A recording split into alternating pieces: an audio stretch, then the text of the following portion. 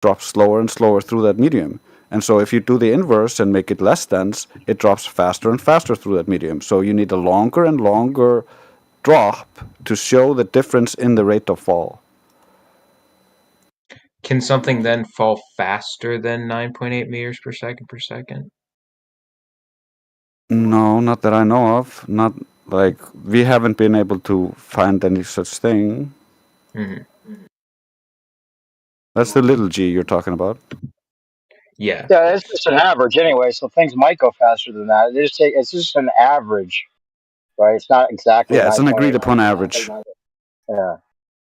So yeah, it could be faster or slower. And the thing is, if you dropped it from a lot higher height, then you might see a difference in the way things drop depending on their density. Yeah, there was also a guy who used the largest drop tower in Europe, the largest vacuum drop tower in Europe, and tested it with different metals and found that they don't drop at the same rate. So that's what I'm You know saying. what's Yeah, funny? right there. Could I see I was that? literally about to say, I would, before you said that, I was thinking in my head to say, I would wager that would happen in a vacuum experiment. But I didn't want Could to I think. see that? Yeah, you could find that. here's There's a a good gift one on from it. Cavendish. There's a good academic debunk of Cavendish I'm about to post. And you can find the rest of the comps I made by Michael Brenner, who's a scholar that's been debunking the globe Earth since 2016 on Quora. And if you just go #Brenner, it's right here in the server. But I'll post what he has for this one here. Go ahead, sorry.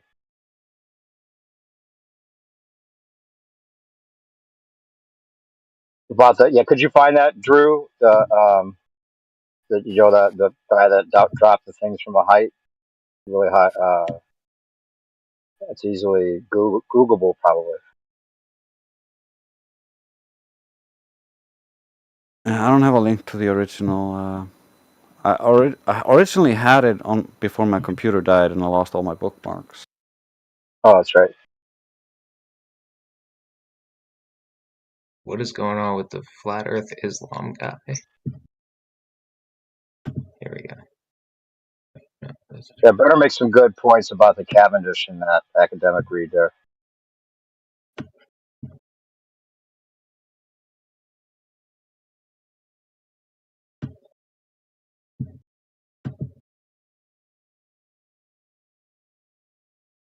Yeah, Brenner's pretty good. I like him.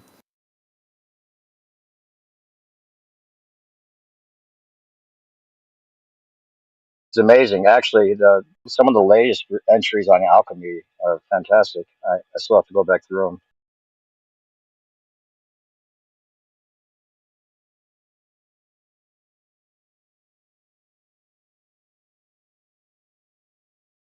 But yeah, bro, once you figure out down, it gets pretty crazy after that. Still haven't figured it out, apparently. Well, if there's a universal up and down to reality, why does it need to go further than that? Because there has to be a universal reason why something goes down Density? as opposed to up. Not really. Who are you Everything saying that? finds its there's a equilibrium. Things universal that are down. denser than the How do you know things that? that are. Well, so well, why do things that are helium goes denser go up down? How come when you look because at it's denser than that? photons? Because their density is they're more dense than the air. Okay, Helium so is if less I dense jump, than the air, if so I it goes jump, up. So it's got a universal up.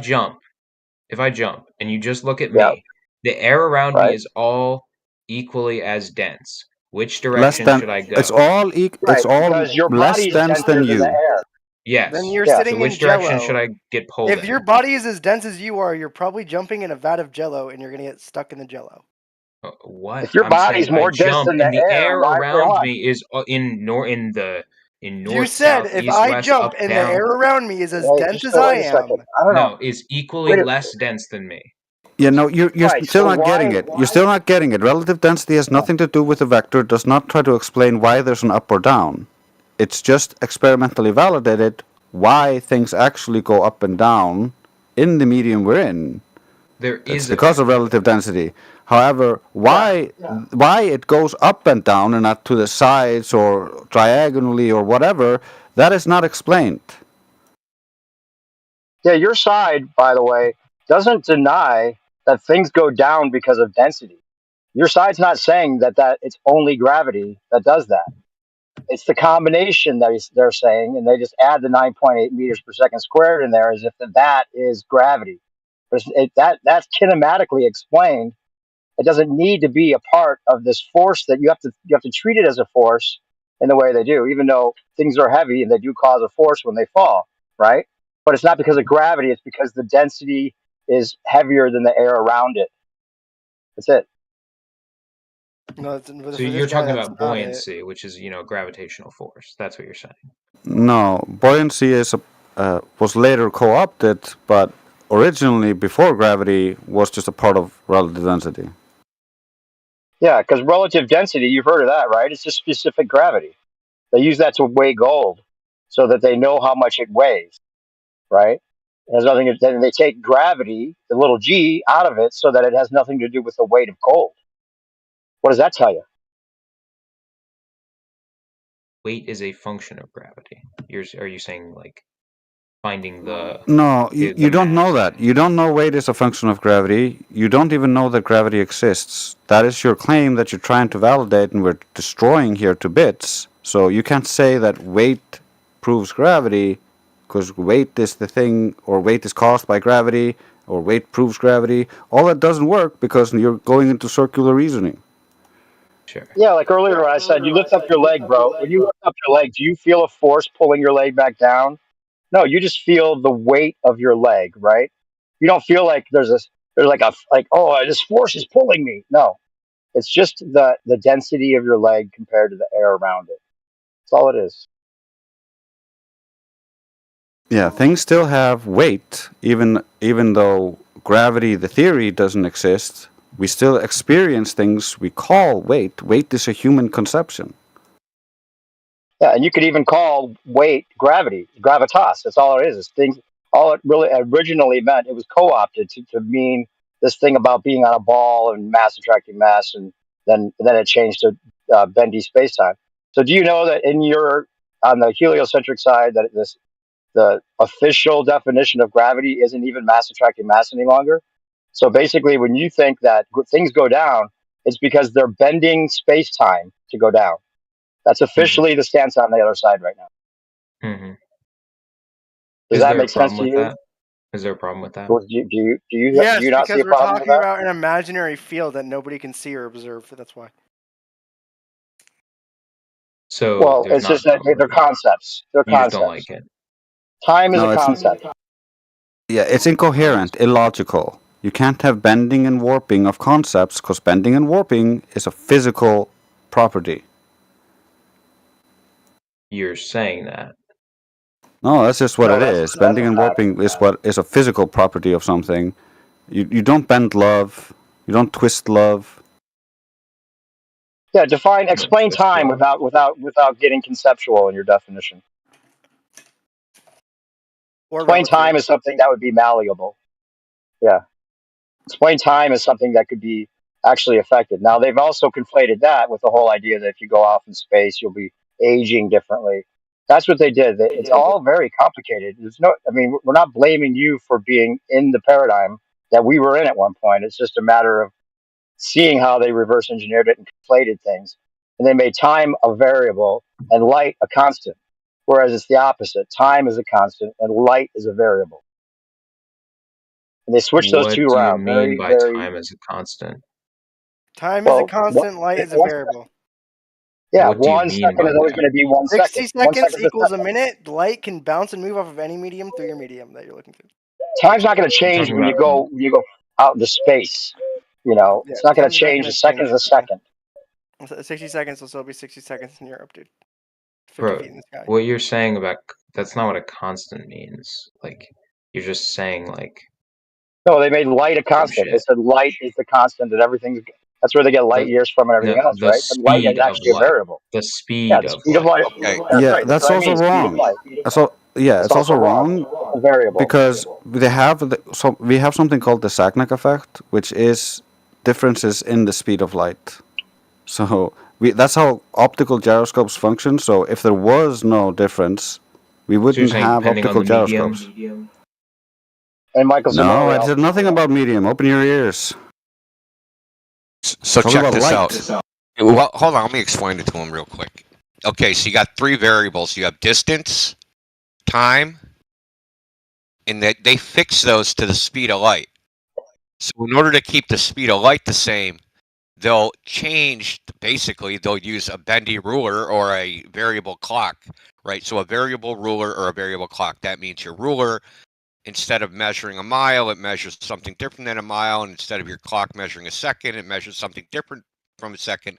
And it has to do this in order to keep the speed of light the same. Exactly. Right? Initially, Einstein had a variable speed of light where the other values were the same. Right, but he abandoned that, but the reason, and without getting like into super technical detail, they didn't like the idea of absolute space, so they Special relativity saved the model, and they had to make light the constant and say that the device itself contracted because of the direction it was going, and the time is actually different. They had to just like totally make these concepts malleable to wedge in their special relativity to save the idea that we're on a spinning ball, where there's tons of other ways to know that that's not true, by the way. Yeah, and the worst part about it is that the contraption is supposed to be warping to hide the effects of motion, but there's no way to detect the warping. Like, you just have to imagine that it is happening. That's how bad it is. Yeah, it's because they have the reference frame. They get away with it by saying, "Oh, in this reference frame, then you could measure it from that reference. But you couldn't because you're in the reference frame, so you couldn't measure it." Blah, blah, blah, blah, blah. It's ridiculous, Yeah, like bro. everything, When you look like into this, everything it's else, ridiculous. heliocentric bullshit. Like you have to imagine it, pretty much everything.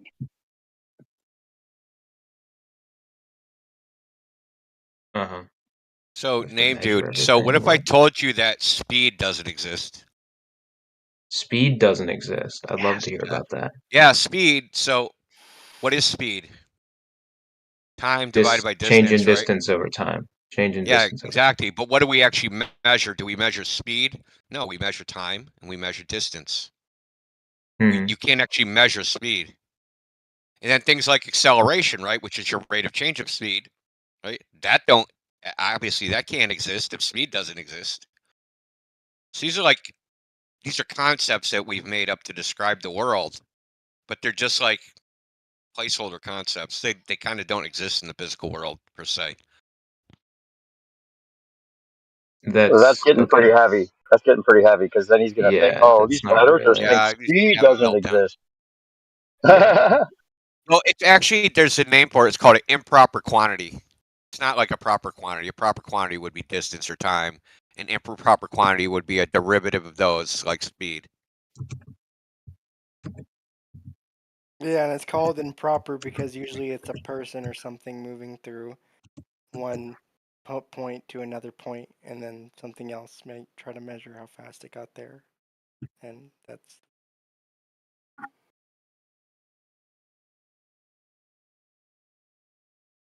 So is fast Anyway, a thing then? If there's no speed, is there such thing as fast? Well, no, it's. I think that he's just thing is saying slow. conceptually, you could think of it as speed not existing. So, and then Doesn't really general mean relativity anything. came about. So, hold on, general relativity, which is also Einstein crap, right? So that came about because of Mercury wasn't doing what gravity said it should be doing. And then they came up with the idea that there must be another planet. But then when they looked and they called that planet Vulcan, there was no other planet. So they had to make up some bullshit in order to maintain the gravitational model of celestial observations. But then that created a whole nother set of problems that they ignore, is that you can model things that are close to the sun using general relativity, but the further you get away because of this speed of light thing, right? There's also speed of gravity. So the gravitational influence also has a time delay. So you can never get a stable orbit because by the time, like, say, Jupiter moves, 100,000 miles, right? So everything that's being attracted to that, some distance away, that gravitational influence takes some time period to reach it. And by that time, the actual physical Jupiter's moved, right? And that gravity vector is pointing in a direction that ain't Jupiter, right? And this is a compounding freaking problem that just gets worse and worse over time, right? So you can never get a stable orbit using any of this shit. So these models are usually used just to, like, tie a bow on it. These So models like Newtonian gravity and general relativity, they're basically like a little a cubbyhole box, right? They're just cubby holes. They're used to explain or describe certain phenomenon and make predictions about them, but they can't explain other phenomenon that's outside of it, right? Even though it's Yeah, the they're same all thing. We'll use like Newtonian gravity for one thing, and then general relativity for another thing, and then those won't work, and then we'll make up some other bullshit, and then give ourselves Nobel prizes for being wrong. yeah. Anytime they're wrong, One they call it a discovery, man. Like, we're wrong. one. Oh, we discovered dark matter. Yeah. Oh, science is always about being wrong and finding out why we're wrong. As long as we're on a spinning ball, we're okay. 4 different wobbles at different rates, by the way. You can have 4 different wobbles at the same time, different rates. Anyway, Oh, yeah, hey, every new part of the perspective. model contradicts another. Did you hear Yeah. me talking about this? That the precession of the equinox can't be applied to the solar system, and that's No. where the wobble comes from, right? The wobble causes the precession of the equinox, so the sun rising in a different constellation. But if they take that and they apply it, right, that wobble to the planetary motions, it's all wrong. Fucks Like, everything it up. won't work. Yep. It don't work. All Of the planets course. would be fucked up from where they are. Perfect example of what we were just talking about. One part of the explanation always contradicts the other parts of the model that are patchwork, keep the spinning ball idea alive at all costs. Well, it's not that they contradict them on purpose. It's because it's an ad hoc excuse to try to solve their issue right now. Like, they found out, oh, well, the idea doesn't work, so we gotta find some patchwork to make it work. They'll never look at it deeper. They don't ever look at it with a critical eye. Like, could the whole thing be wrong? And therefore compare all of their ad hoc excuses and find, wait, those excuses are contradictory. That this couldn't work. Meanwhile, they probably are looking at it pretty hard. They know exactly what it is, and that's how that's why they keep patchworking it, because if they actually were telling us what they're doing, then we would know that it's not a spinning ball and they're actually doing deep work on how things actually work, and they know it, and that's the only way they can reverse engineer it. They have to know it's not a ball to be able to reverse engineer all this shit. Yeah, I And would then say there so- are definitely people who are in the know, but the vast majority are not in the know and just Yeah, operating exactly. on a belief.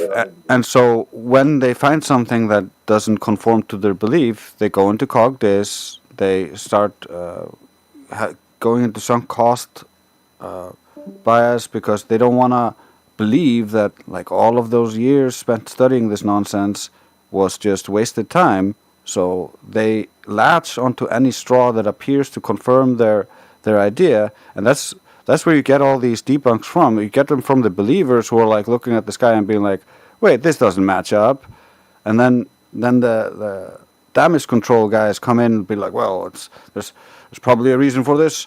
Here's an excuse." Yeah, It's so crazy actually- like that. the guy Go that ahead. came up, the guy that I found out, he's been studying this precession of the equinox thing for almost 2 decades, and he's a physicist, but he's not an astronomer. But he's brought it up to astronomers. He says hundreds of them. He's been to like astrophysics frickin' conferences and all that. And what he says they say is, "Wow, that's very interesting, but it's not my field of study." And they just go about their business. They don't really care. They don't want to know. Dude, tell me about Yeah, it. they're I've been almost. having It's like they're trained. It's like they're trained to make that Yeah, response. there's no way. Because, Yeah. There's people in the know and like in positions of power where if you try to come close to uncovering any of the shit going on, Flat Earth being one of them, you'll just be perma shut down. Like, it's actually ridiculous. Well, if you were in a position of power and then there was information that would bring your position of power into doubt, would you want to know it, or would you want to be, willfully ignorant and continue on as if your power is Wait, legitimate? I thought you just said they know it because they have to, like, so they can make up. He the said stuff. they. Well, if I say if someone says to a freaking astrophysicist, well, the precession of the equinox don't work, or the wobble of the Earth don't work for the planets. They know it now, right? They were just told. And then if they ignore it, right? It's not like they're conspiring to hide it. It's just they're ignoring it because they're not going to stick their neck out for something they don't care about.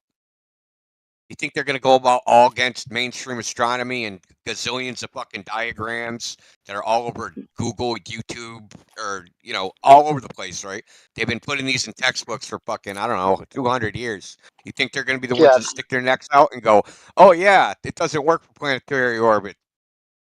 yeah, It's and that's the also compartmentalization of it. What I was saying is that the people that constructed the lie had to know that it's a flat Earth, so they could construct the lie and reverse engineer everything to make it seem like a ball with all of the things we naturally observe with So like who the is that? horizon and all that. Yeah.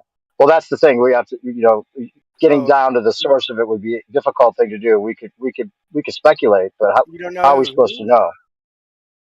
Yeah, I don't even think you need that because if you really look back into history where this whole idea came from, it belonged into very select cults. It was the cult doctrine of secret societies, the globe model, and the public didn't believe that.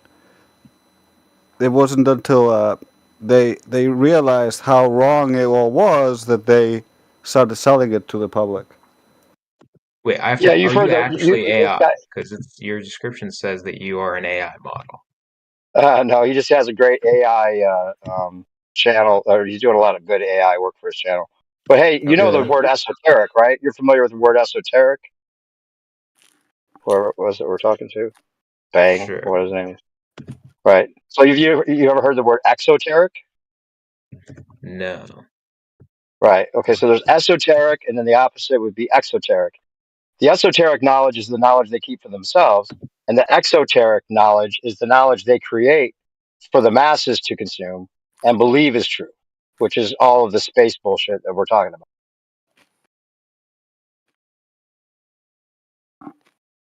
Yeah, but also all cults Hmm. require to have a secret doctrine. It helps keep the cult members in the cult thinking that they're better than everybody else because they have the secret knowledge. That's how they controlled this cult for so long, through the secret Hmm. knowledge and Epstein-like So blackmail. then, but Yeah, then it's funny how they everyone. gaslight us with that too, and So they're it's like, like the "Oh, flat opposite earthers now. think they have secret knowledge." Yeah, they flat earthers think that they have the secret knowledge, don't they? And they put it back and gaslight us with that same exact thing. So funny. Yeah, it is projecting. We're not claiming Yeah. to have any secret knowledge. The knowledge is out there in the world. You can go check it out for yourself. Don't believe us. Check the world out for yourself and know. Yeah, the biggest trick is that they do, whoever they is, right? The biggest trick, I mean, it's not even a trick. It's more like self-preservation. Is they try to convince people that the scientific endeavor and things like the heliocentric will have no philosophy in them. That it's just objective, empirical. They just go out unbiased, make measurements, and that's all they do. And they come up with models and the mathematics, and that's all there is to it. And that there's no underlying philosophy or worldview or assumptions or anything to it. No, there's shitloads, shit tons of them. It's the whole thing is built on assumptions. The entire globe thing is an assumption from the first place because it's not observational, it's not empirical. You can't go out into the world and be like, oh, look out there, man. Look, I see a giant globe, right? Now you can rationalize after the fact that, well, it's a ball too big to see, but that's after the fact, right? And to confirm this ball, it isn't going to be from the empirical evidence, it's going to be from mental constructs in your head. But they wanted to believe, there's people that wanted to believe the ball. It's not like they had metaphysical ideas, aesthetic preferences for a ball over all other forms. And that's and they went out into the world and they looked for the evidence that would support that idea. It is really that simple. And it started thousands of years ago. And now we are where we are now, where we get freaking Star Wars and shit. Yeah, and we're actually at a pivotal point in the human psyche where if we don't understand that the Earth is like flat now and share that knowledge with more people, it might be stomped out forever. So if I asked you when the first science fiction book of going to other planets was written, what year do you think that would be? I don't know. Would you be shocked if I said 100 AD? Not that much. So Wait, 100 years after Jesus, like halfway through the Roman Empire, they're writing science fiction about like going to the moon and fighting, joining an army and fighting people on the sun. Yeah, I mean, I would almost think it would be earlier than that. Of thinking there's land in the sky. Yeah, I mean, like, you want it to be. It seems cool. Like, that's the reason why people write fiction, right? Yeah, but I mean, there wasn't even a lot of fiction back then at all. But the Yeah. fiction, 100 AD, I can't even think of any works of fiction. It was it's the name of it's called True Story, written by Lucian, Roman citizen. Point is that like this globe idea, the idea of outer space, planets, like going to space, predates the evidence by thousands of years. Right. So what do you like? You have to think they just got lucky, right? They imagined something in their head that they had no evidence for, and then Wait, it just came out to be true. was his book saying it was a globe, or was what? no, that didn't start happening until around Galileo. Yeah. Oh Was no. There were cult members who believed in geocentric globes before that, but the general public had religions which all had flat Earth bases, so they would have gotten shunned and excluded for sharing that too widely Mhm. back then. So that those kinds of texts generally belonged within the cult and in the cult circles, and then later. Hundreds, sometimes thousands of years later, those documents get used to say, look, they all believed the Earth was a ball back then, but So you mean everybody like didn't have access to that Aristophanes? information. You got to think about back in the day, they didn't have access to printing presses and stuff like that to make information widely available. It was only available to the rich and powerful. So you're talking about people like Aristophanes? Well, Aristophanes was an idiot. if he existed, to even No, be an he's idiot. If he existed, Yeah, if he existed. really. Well, why do you think he does exist? I mean, I guess you could say that with anyone with back. Well, I mean, he's a special case, right? So there's no primary sources of what he ever wrote, so we don't have anything he wrote down. There's somebody that wrote about him, but we also don't have what they wrote down about him. The best source the closest source we have is third hand, written something like 800 years after he was dead. Yep, and those accounts also contradict each other. They don't all have the same story, so it's like it doesn't really work. Yeah, so sometimes it's wells, sometimes it's sticks and wells. And then there's other like people that lived in the same place in Alexandria at the same time, like Thales. We have his primary writings. We have all his shit. We know all about him. But he was a flat earther, so I guess he don't count.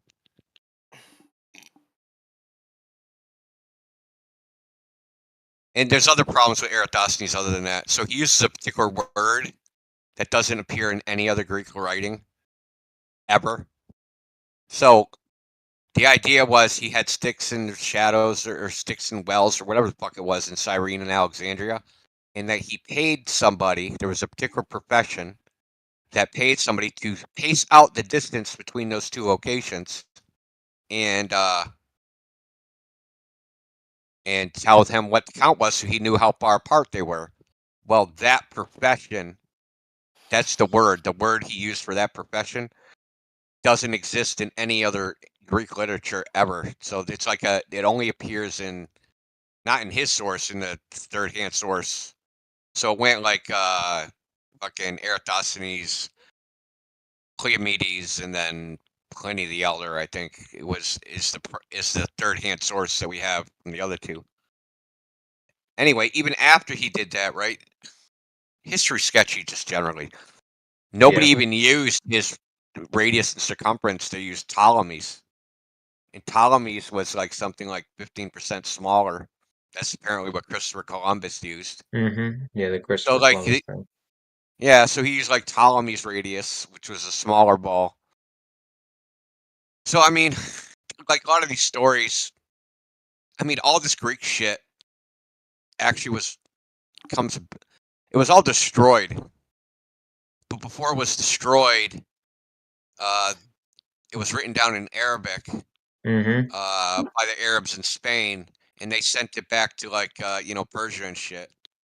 And then it was recovered after the fact. So supposedly that's a story that all the Greek literature that we have today, but isn't like the primary. It didn't come from like Greece. Came from like Iran. Yeah. Well, because all the So areas got taken over by, yeah, so from my understanding is that they had all the books in the monasteries, but they were in like disrepair, to put it mildly. So the Arabs that were in Spain, the Christians let them copy them into Arabic, and then when they got kicked out of Spain, they went back to frickin' the Middle East, and eventually those works made it back into Europe. history is Supposedly, sketchy that's for the real. story. I Like mean, you just hear that. the Arabic language and the Hebrew language are totally fucking sketchy too. On top of that, dude, just the languages themselves. They were both invented in like 18 something.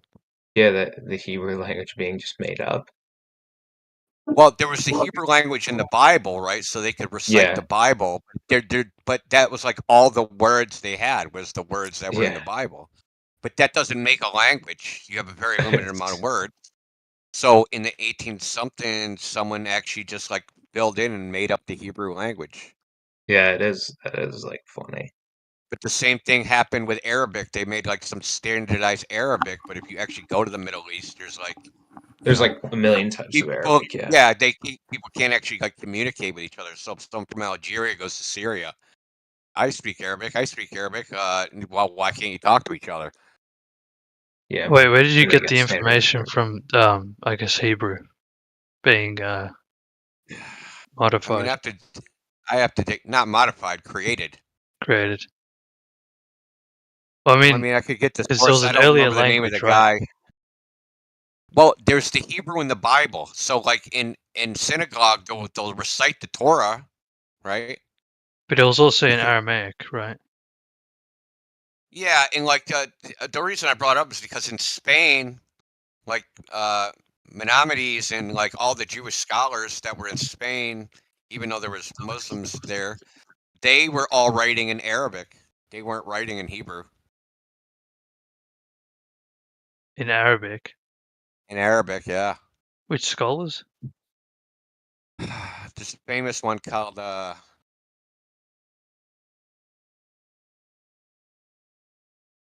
can't pronounce his name. Hold on, I think I can spell it.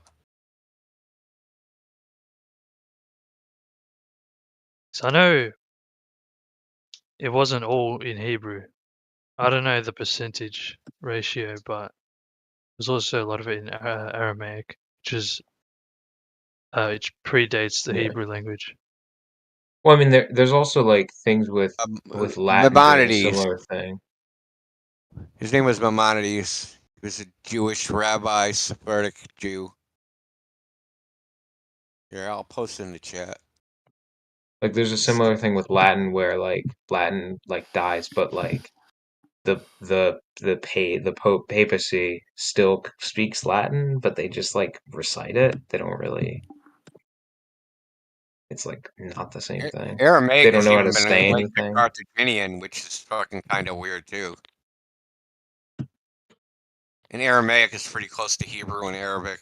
Like I said, history's pretty fucking sketchy, man. Yeah. I mean, if I asked you, like, okay, what happened 3 weeks ago in your town or the next town over, you'd have no fucking idea. You think they know what happened 800 years ago? They're writing it down. Come on, man. Can't tell you what happened fucking last week, but you know what happened 800 years ago? I mean, there's this theory I've heard where they talk about how like there's not really any like there could be like a 300-year gap where they just like changed the years. We would have no idea because the historical record Like is it's so it's shit. 1100 years. It's actually Yeah. 1100 years. And there's a reason for that. So if you look at 'Cause they wanted the year to be better, right? no, it's because if you look at the Almagest, which is a table of eclipses compiled by Ptolemy, if you look at the years that those eclipses happened, they're off by 1,000 years. So it's like they added 1,000 years to the calendar. And there's actually a book by a NASA astronomer named R.R. Newton that goes over it and shit. That something's fucking not right. Yeah, Newton and Fomenko both looked at the same thing and were like, wait, the math doesn't add up here when we look at all this genealogy and these years that are supposed to have passed. They both had huge questions concerning history. So it's kind of funny, you got like historians versus astronomers, which is freaking hilarious if you ask me. Because I think they're both full of shit. Lying liars lie about lying.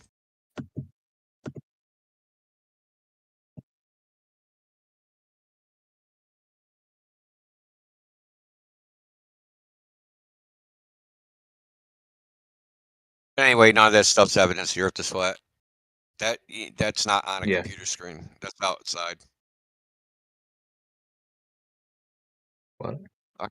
Evolution, what's that?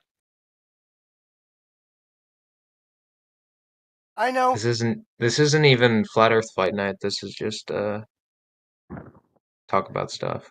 It's actually fun. Evolution is organisms' ability to adapt to its environment. Mm-hmm. So, like, let me get this right. So, if you go to cross the street and you get hit by a car because you didn't look both ways, and then the next time you look both ways and didn't get hit by a car, is that evolution? I'd say so. No. Fuck you, this guy. I evolved. I can cross the street now. Bamboo collector. Well, no one can state what the theory of evolution actually is. That's the problem. That's one problem among many. It's not falsifiable. That's the other problem. It's also just a justification for racism. Like, they're like, well, we're superior to you. We're more evolved. Like, how do you quantify which race is most evolved? You can't, because there's no such thing as more evolved. Exactly. I mean, the ones that are producing Fucking firepower Pikachu and is taking over territory are probably more evolved than people who aren't. You're not gonna evolve your Pokemon, man? What the hell's wrong with you? True. Pikachu to Raichu. The problem with the idea of evolution is that although you may be able to describe some change and due to survival of the fittest, it only describes devolution, like things get worse. We've never seen anything get better due to evolution. We've never seen new information in the DNA. Yes, you have. No, give us an example. It's the same with Right. DNA. So for example, some body structures require new proteins and new DNA sequences to code for those proteins, but that would require new information, and evolution does not provide a mechanism for new information to enter the gene pool. Randomness. Mutation. Wrong. A mutation doesn't cut it. Have you not seen mutations? Single mutations do change DNA. However, to code for a new protein sequence or a new amino acid even, it requires many DNA nucleotides in a row to be exactly right. And so single mutations or even a handful of mutations are way too rare to code for something useful. So you just need 3. Okay, how about you need how about thousands. the organisms? How about for one amino acid? How about the way the organism reaches homeostasis then? Yeah, so That you would could have require- things devolve from existing amino acids and existing body structures to new homeostasis, but you can't have there's no known mechanism for new structures or new amino acids. That's what I'm saying. New information. But when a bear attacks you, you fill up with adrenaline. Isn't that new information? No, I'm talking about new information in your DNA, in the DNA sequence. So, Matt, have you heard about the I wouldn't call it a new argument. It's newish. Probably new to these guys. That so you have all the possible genetic variations, right? And if you just think about how many variations within that, I'll call it like a key space, right? That there isn't enough time, like to get anything useful, because there's so many the number of possible mistakes compared to the ones that aren't mistakes, right? So we have the useless mutations versus the useful mutations, and the ratio of them is something like 10 to the 179th or something. That it's like not even close. Like for every useful mutation, there'll be 10 to the 179 zeros useless mutations. Right. So you can't, you can't. It's basically you have to be the luckiest freaking thing on earth to even have one freaking good mutation. Yeah, and the other thing that evolution assumes is survival of the fittest means that there is the fittest. Like, where's the initiation of life in the first place? So it has zero to say about abiogenesis, which is the creation of life from non-life. You can't have survival of the fittest among non-life because it's not Wait, so Matt, are you a flat earther or are you a globe? That's irrelevant to this specific discussion. But it's still what the server is, though. Right. No, I subscribe to general. the globe Earth theory. I believe the Earth is a globe. Okay, but you don't believe in evolution and stuff, right? I don't believe in unguided methodological naturalism as the source for life and information. He doesn't believe in dice rolling, bro. So no Big Bang either, then, Matt, right? Matthew, no Big Bang either? That's a separate question. I do leave things open. I think the universe, the cause of the universe is intelligent design, and I'm open to the different ways that whatever intelligence. So you believe in God? Ways of doing it. An intelligent creator. How about be open to the Bible then? So you believe in God? Pretty well. He literally has the believe role in Jesus is Lord a and creator. Savior. Yeah. So you believe in God? Yes, I just said I believe in a creator of the universe. That you could define that as God. Yes. Do you any specific one? I think that there's clear evidence that the worldview of Christianity is the one true religion, and it actually got things right about who God was and His plan for humanity. So yes, I think Christianity is true, and the other religions are false. Thank you. What about Islam? Islam is close because it's monotheistic. Yeah, it's monotheistic, but it still suffers from the problem that it's a scheme for how man can perfect himself enough to earn God's favor, but that can never be true. The only way for humanity to make to God is if God makes the first move. But this isn't a religion. Based on this isn't a religion. Yeah, man. I mean, I don't mind talking about it briefly, but briefly. Yeah, we've been talking about different stuff the whole time. So I mean, yeah. I know. Just religion ends up going off the fucking rails, so we try to avoid it. Yeah.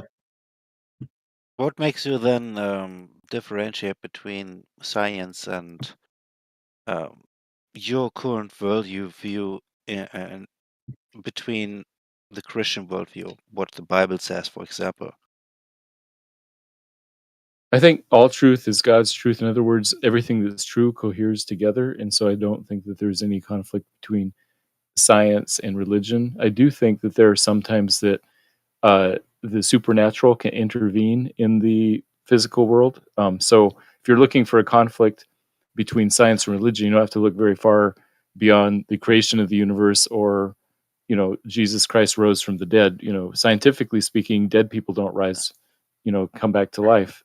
So there are some places where they're in direct contradiction, but I think that religion sometimes has supernatural things happen in the physical world.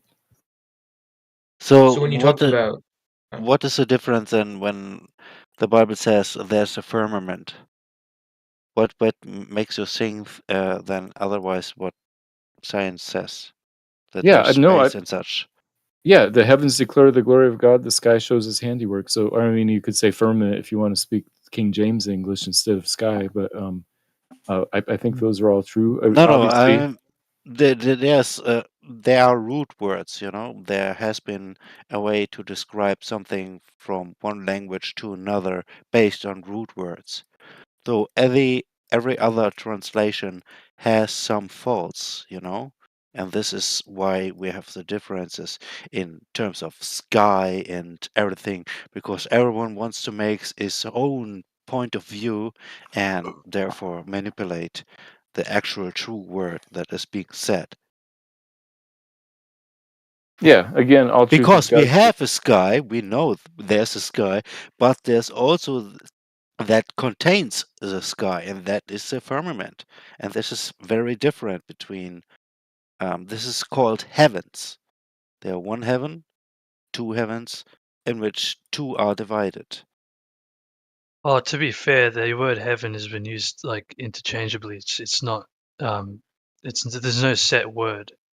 I know you guys don't want to talk about Based religion on too much, but context, it is divided. yeah. Matt, I'm wondering, have you checked out or have you ever read thoroughly Genesis 1, Yes, I I think have. verse 6 to 8? Yes. Yeah, I read it. So when it talks about waters separating from water, what do you think that could mean? Because The sea from the atmosphere, probably.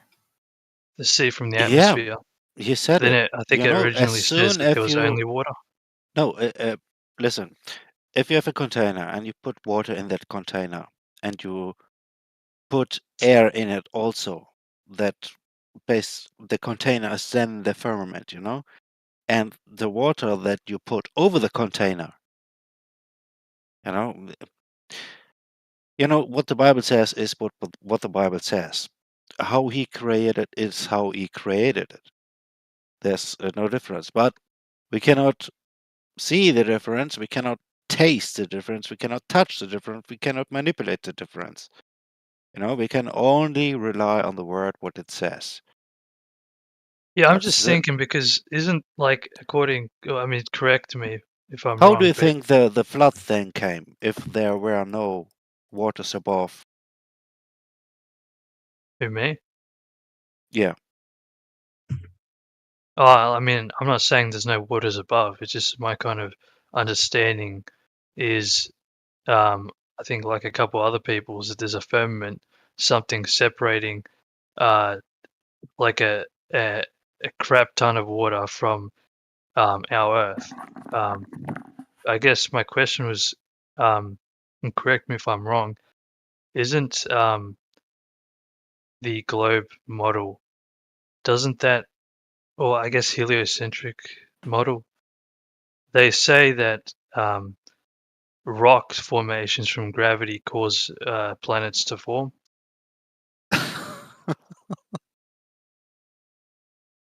Is that No, something they that's do not. correct or wrong? No? It's wrong.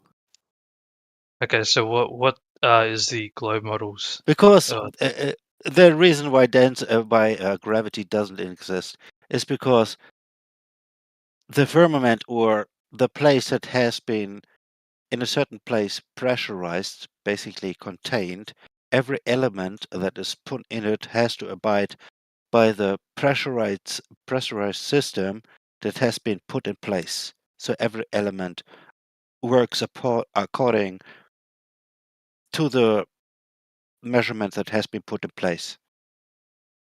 Does it make sense? kind of, wait, are you flat Earth or do you Yeah. subscribe to globe? No, I'm talking about flat globe Earth. I'm wondering Matt's perspective. I'm Sorry, just I because was paying attention to the text chat. Say that again. According to like Globe Earth and any other Globe Earthers, does rock formations from, I guess, like mass attracting mass, is that how planets are formed? I would say that some globe earthers would say that, especially the old Earth creationists. There are also many globe earthers who are young Earth creationists that say the universe is less than 50,000 years old, or even younger than that. And they would say that just God created everything as is, and it's still that form. So I think specifically about how rocks are formed is maybe agnostic to what the shape of the Earth is. It's different. Doesn't matter. Okay, because going back to the Bible, it says, I think there was only I guess you can kind of see it in in a globe way too, but I think how it's depicted is there was only water, and then dry land appeared after everything was separated. Yeah, There was yeah, more so an expanse within water. right. And it could just be that is referencing the creation of the Earth, and doesn't say anything about what God did with the lights in the sky or the planets or the stars. I see. Yeah, I was just kind of questioning about the Earth more so. Yeah, those are good questions. Yeah. Yeah, I was sorry to interrupt you there. I was gonna say that when you made the statement that it could work on a globe too, but no, it cannot work on a globe because we've never experienced life on a globe has never existed. So to say it could work, Oh no, that's I not mean, what I meant. I meant like the description of what they say. That's what I meant. So like, in the yeah, Bible, it doesn't mean anything in the Bible as a way of shape. But they say, yeah, they would be the heliocentrists. But then we know that they are suffering mentally. And remember, there is a deliberate push of this deception. So those who are suffering mentally, the ones who are indoctrinated, like myself, when I used to believe the earth was a globe. And then there are the individuals who know the truth, but are deliberately pushing that globe. So we have to remember that there is a big deception out there. But the globe can never exist. It doesn't, okay, but I understand what you meant now. My apologies for interrupting. Carry on, yeah, no, please. good. In terms of like, I think what Matt described in terms of atmosphere and like, I guess clouds separating from the ocean. Yeah, that can kind of be described that way according to Genesis, but yeah.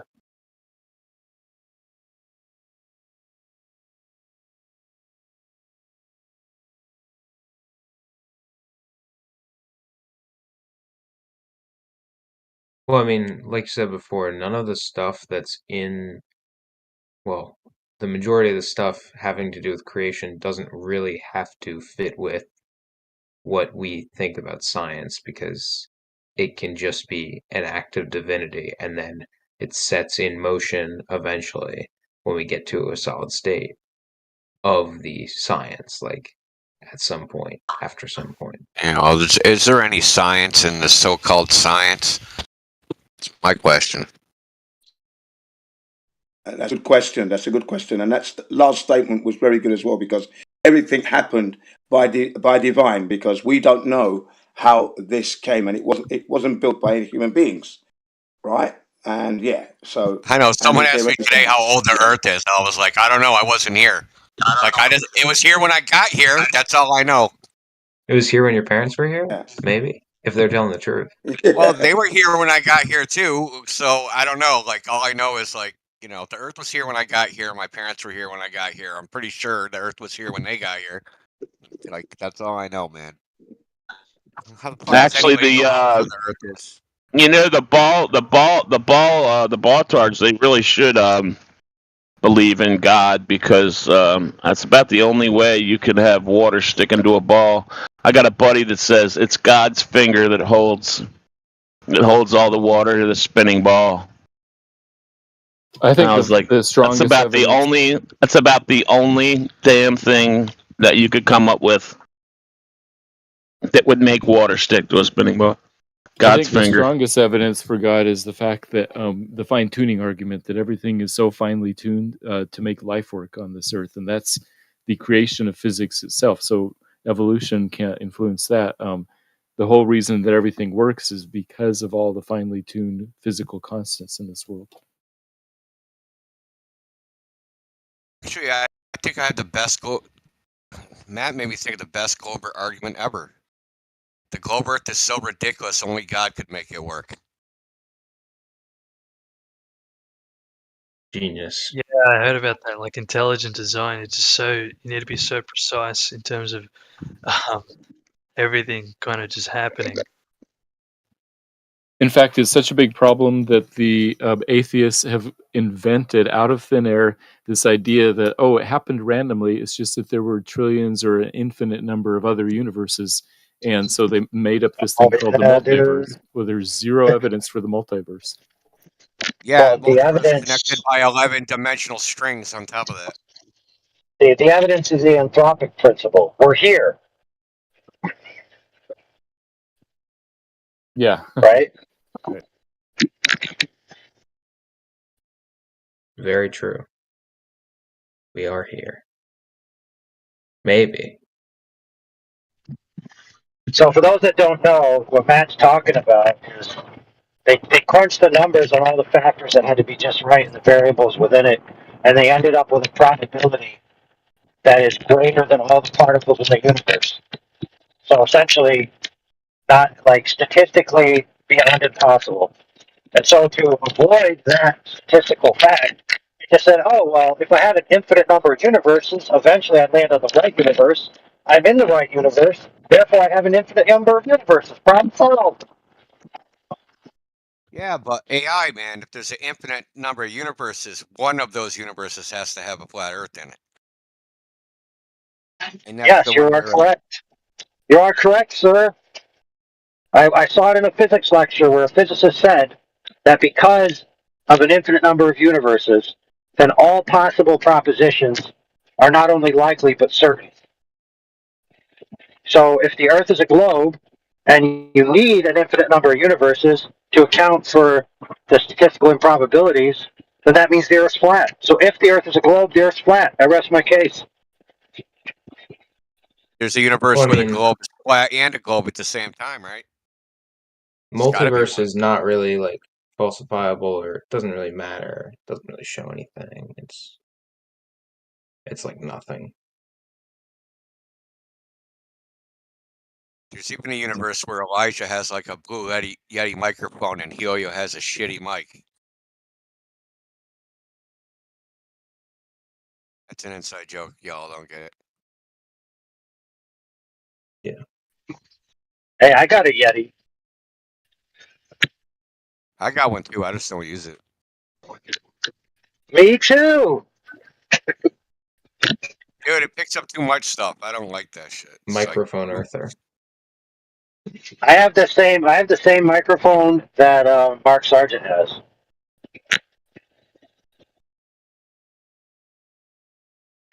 It's called Yeti Snowball, or no, Blue Snowball. Blue's the company. Never mind.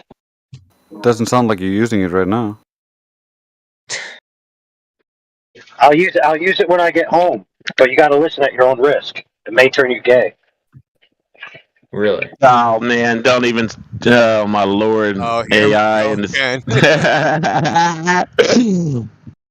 It's Hmm. okay. I just need to look in the mirror for that to happen. Is that the new debate topic on the fight night? Wait a minute, Homosexuality. Drace. Is that why you made an AI after your own image that's in the form of a female to turn you straight again? Yeah, exactly. What? You got it. Guys, that's what's known in the business as an inside-out joke. Oh my. Bro.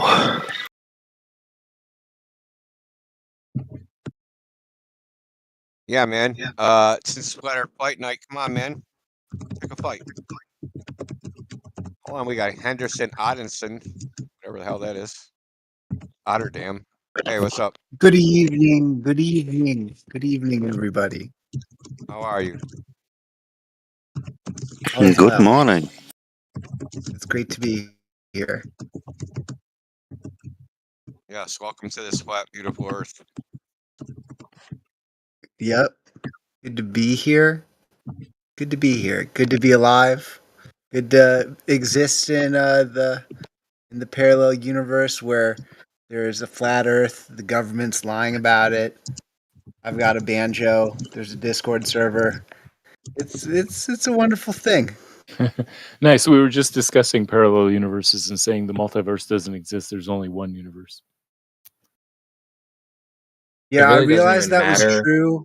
if the multiverse exists because it's not falsifiable or verifiable. It's all just Good point. theoretical bullshit.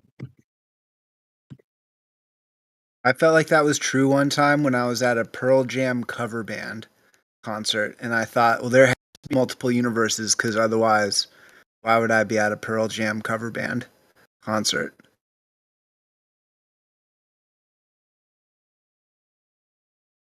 Well, in one of those universes, you were actually at a Pearl Jam concert, and it wasn't a Pearl Jam cover band. I know, that's how I felt too. Yeah, it was a Pearl Jam cover band concert, and Donald Trump was the president. And I was like, okay, I'm in a parallel universe. I'm okay with that. Hey, dude, we can hear you typing, bro. I freaking turned on the no suppression. This shit doesn't work. I have a question. So, what's the biggest argument where everything about globes just falls apart? I mean, because some people have said How flat it I is. guess how flat it is. Yeah, yeah, that's definitely a nominee. Also, Well, I people have have my said, favorites. I would think yeah, my favorite is the Bolivian salt flats. the what? The Bolivian salt flats. So there's like a 43-mile salt flat in Bolivia, but it'll rain and they'll fill up with water, and it'll make a perfect fucking mirror. It has no distortion in it. So you can see further. No, you can see a reflection of the sky. That's a perfect symmetrical reflection. I see. Right. Yeah. So if you've ever been to a fun house, right? They have curved mirrors. It makes everything distorted. Mhm. Yeah, the So- Great Salt Flats do the same thing here in Salt Lake City. It's a big salt flat. Yeah. And it fills it with like 2-3 inches of water and makes a perfect mirror. Perfect. If it was curved, that wouldn't happen. In fact, the water wouldn't even be there if it was curved. Those salt flats are long. They're long. They set the world speed record there. Yeah, that's one of the things I really like is you got all these giant flat spots all over the world. If the Earth was a ball and was causing water to form into water hills, all those flat spots would be effectively lakes.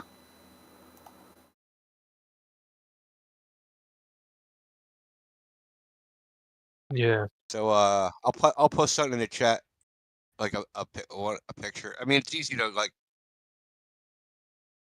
People go there as a tourist attraction. You know what I mean? Just to take pictures and shit there, because it's so like it looks fake. It's so amazing.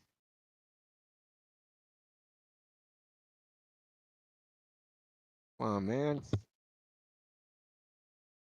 Matt already posted a picture. Oh, you did? Cool.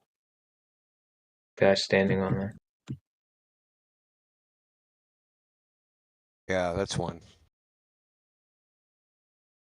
No, they fucked with the picture too much. I don't like that one.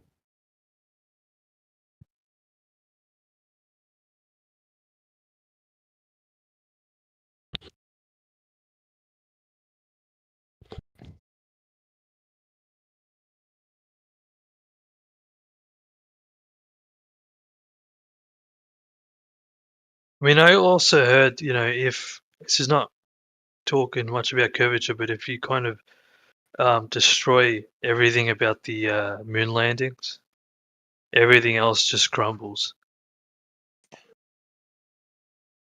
Moon landing is some horse shit. That's all I gotta say. Like, Jin's here. You don't want to get me and Jin on the fucking moon landing. Dude, the moon landings is such horse shit, it ain't even funny. But I don't Look, think that would be the thing that makes things crumble. Like, Depends because if they're lying, then you can't trust NASA. They were Yeah, just feeding into this lie for all these years. it wouldn't Yeah, I would disprove other consi- things; it would make you skeptical of other things. Yeah, maybe. at Yeah, least make you skeptical. I would consider it like a linchpin, like on a train car. If you don't take that linchpin out and loosen all the cars from the engine, they're just going to keep on trucking, getting pulled along by the engine because it's if you the moon landing thing is what they think proves the ball. Like they think they've been outside the ball on a different ball in the sky and looked down, and so when you take that linchpin away, the whole train goes loose, and you just That need would to definitely prove the ball. slowly teach them. But if you don't take that linchpin away, then it's really hard to teach them because they're just going to keep getting pulled away because they have this belief that they think is justified. Yeah, and then also, like, you'd have to ask, why would they be lying? Could they really go there? And then if they can't, what's stopping them? Even after all these years, because I mean, people say it was like a race between Russia, in '69. But what about now? I'm sure we have that technology if they claim they actually went there. Yeah, they say it was a race with Russia, but what they don't tell you is the NASA scientists were Nazi scientists recruited after the fall of Germany, and the guys in charge of the Russian space program were Nazi scientists recruited after the fall of Germany. So you had Nazis on both sides pretending to be fighting. Yeah.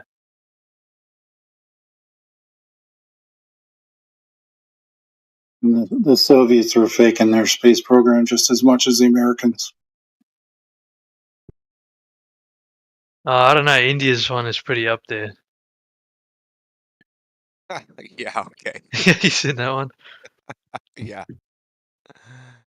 We got a bunch of memes for the Indians. People claim they're racist. They're not racist. They're funny. Making big pot of curry on the moon.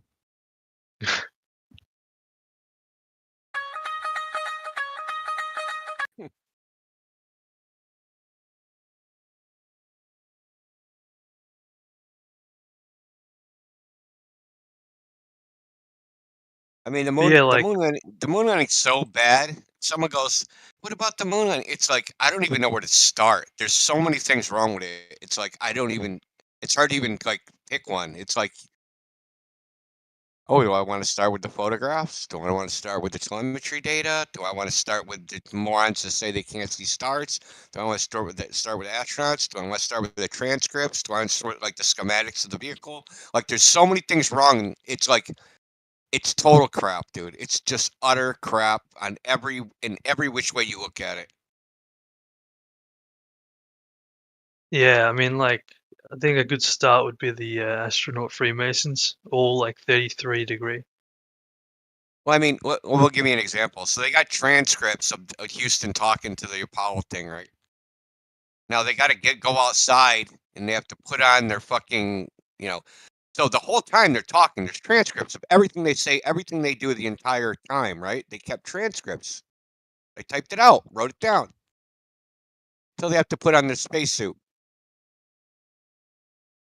which should have took 2.5 to 4 hours, whatever, because they have to put it on each other, right? You can't put it on yourself. One astronaut has to put it on the other guy, and you have to put it on you, right? And then you have to make sure it's all sealed up and all that crap. Nothing about it. Nothing in the transcript. They literally never fucking talk about it. Really?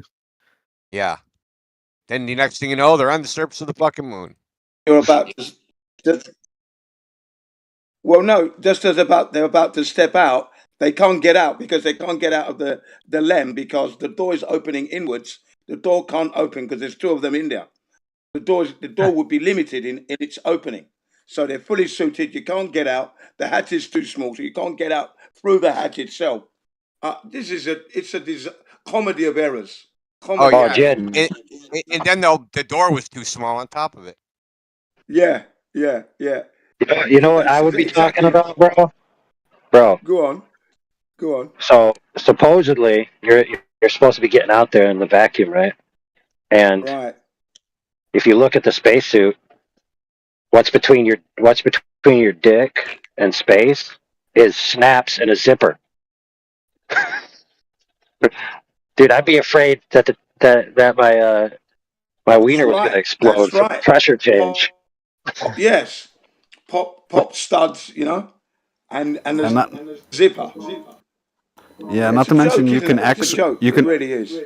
you can X-ray those That old suit suits, and they should have have. just ripped. Yeah, the suit should have just ripped apart. Should have just ripped apart the suit. Well, you can X-ray the suits as well, and the X-rays go straight through them, so they would have zero protection against the radiation supposedly there, and they would have just died. Yeah, and the other thing There's I don't quite X-rays? understand is in submarines, right? You know, there's airlocks. Shouldn't there have been an airlock between the inner of the LEM and the outer of the LEM? There should have been two doors to go through to keep it pressurized because everything's been run on batteries. So that means they would have depressurized that thing, and then they would have had to keep the machine running to keep it pressurized when they want to leave. What happened there? Right. True. Yeah, I mean, it also, doesn't make any sense. you know, how long did it take to get there? 12 days? I think, yeah. Well, no, it's 3-day journey. It's a 3-day 3-day journey, journey? approximately what they tell us. Yeah, 3-day journey. 3 days. Then the whole missions last 8 days or 12 days, depending on the mission. Oh, okay. Yeah. Yeah, weren't they sitting in the same spot for 3 days straight? They would have been in the same place. Exactly, yeah. They couldn't They get wouldn't up have moved. from The the LEM seat? did not move at all. Supposedly, yeah. I'd like to hear what Matthew thinks about the moon landing and such. Yeah. Well, obviously, I think space is real, and the Earth is a globe, and satellites exist. So the moon landings are not that much of a stretch beyond that. So, sorry, I think so. I think that they're real. Yeah. So let me ask this, Matt. So you think they're real? Yeah. You think Well, they're just real. hold You on. don't know they're real. Yeah. You don't know that they're So real. You believe they're real. Yeah. Right. I You mean, believe I think George Washington existed. I think the Eiffel Tower is real. Those type of things, but I don't know. Right, so let me ask you this question, Matthew. So when they tested a guy in a vacuum chamber, he started screaming in pain and his tongue started to boil.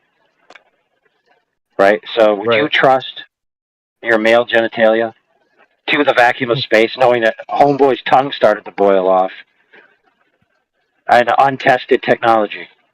What do you think? Yeah, I think humans would die in a vacuum. No, dude, the guy that was in the vacuum was in a spacesuit, Holmes. Yeah, Oh, he did was it in a leak? spacesuit. It leaked? I mean, I guess they better make the spacesuits so they don't leak. They would be in big trouble. You know what's interesting, Matthew, is it's not only that, but it's like they succeeded in their mission like almost too perfectly, you know. Basically. Wasn't there a bunch of failures before and after? Oh, yeah, there was no. like 7 people who died from a explosion. But then, like, we can see who they are later because they're still alive. Have you guys Oh, that seen would it? be the shuttle. That would be the shuttle, Challenger shuttle thing. Yeah. Yeah. I was going to say about the vacuum thing, the vacuum test. The astronaut's name was LeBlanc. He went into that vacuum chamber and within 1.7 seconds, he'd collapsed because the hose that was feeding that suit disconnected due to the expansion of that suit. Just expanded and it was gone. And the thing is, right, that simulated only 7 miles from the Earth's surface. So you haven't even got to space yet. You're still in Earth's atmos at this point. Okay, 7 miles. Yep. That's all that was, and he collapsed. 7 miles. The journey to the moon is supposedly 238,000 miles away. 7 miles. Yeah, hopefully they fix the problem with his suit then. I mean, isn't that why they do tests, to like figure out the flaws and make improvements? Well, okay. What about this then? According to the National Oceanic and Atmospheric Administration, NOAA, they said that NASA would have needed 2 meters thick of shielding just to contend with the cosmic ray particles. 2 meters thick. That's 6 feet thick of shielding all the way around the spacecraft. Now, they didn't have that because these cosmic ray particles, which are leftovers from when stars go supernova, die and explode, and they shoot this material across the universe, traveling at almost the speed of light, which is, 616,629 miles per hour. And for every square centimeter of your spacecraft, you're going to be hit 4 particles per second every second. So it would be like flying a spacecraft through a monsoon, yeah? That spacecraft would have been shredded if it didn't have the 6 feet, 2 meters thick of shielding. And they never had that. So how did they cope with that? Yeah, it's like riding your spaceship through a microwave oven, or maybe more like an X-ray machine. They got exposed to a lot of radiation. Right. And this is cosmic ray particles, material that would shred the aluminium completely to nothing. How they didn't have that? That's one clear clue there that they could not have gone. And the radiation that you mentioned, there are 3 that they had to contend with, which is one was created by NASA and America and Russia, firing up megaton bombs into the Earth's atmos, creating an artificial radiation belt, which was said at the time to be 100 times more lethal, more dangerous than the Van Allen radiation belts, according to that British astronomer, Sir Bernard Lovell, in 1962, okay? So if they've gone through that, 250,000 rems, they would have been killed instantly. That means there's no time to have a dosage. As soon as you've gone in there, you'd be killed. The equipment should have just exploded. All the everything should have just been bang at that level of radiation, 250,000 rems. NOAA state that only 500 rems would kill you. 500 rems would definitely kill you. So imagine what 250,000 rems would have done to a human being and to the equipment. And that's just the first radiation belt, which is, what is it, 250 miles from the Earth's surface. 250 miles. You're not even beginning to get to the moon yet, and they should have been killed. Then they would have had to have gone on to 400 miles, and then they would encounter the first Van Allen radiation belts, which have 2,500 rems apiece for those both of those radiation belts. So, it's just amazing how they could have got through all that, to be quite honest. No radiation protection on the suits, no radiation shielding on the spacecraft. This is according to Bill Woods, the rocket propulsion engineer. He said that NASA could not have fabricated 10 centimeters, which is 4 inches thick of aluminium shielding around the capsule, in particular, around the capsule. That would be the nose of the Lunar Command Module. It would have needed 4 inches thick of aluminium all the way around. If they had done that, he said that the rocket wouldn't be able to lift off. That would be, what's his name? Bill Woods, NASA's rocket propulsion engineer. Dude, speaking of thickness, I heard that the actual flooring and stuff was so thin that they had to be careful not to drop things because they might pierce it. Absolutely correct. Bill Wood stated that. Bill Wood stated that they had to run it under less than Earth's air pressure because the fear of ripping that thin foil aluminium. It was. Can you imagine that? Thin foil type aluminium. Crazy.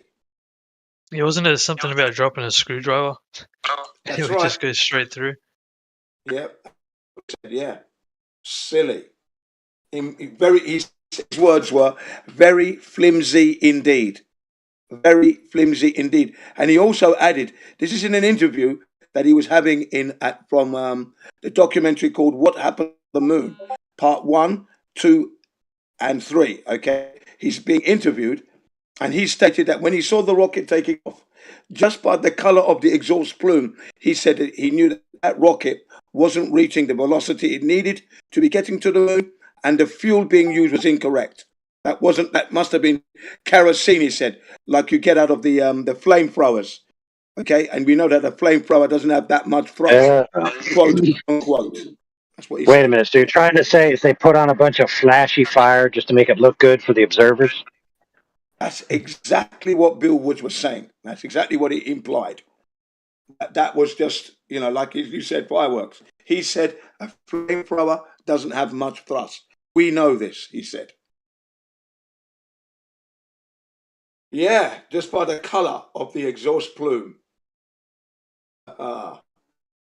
Hey, Jen, speaking of colors, do you remember the toy model that was being pulled with a string? And as it pulled away, they lit off some firecracker compound, and it has that flash of bright colors. You know that little, like when it's supposedly leaving the moon.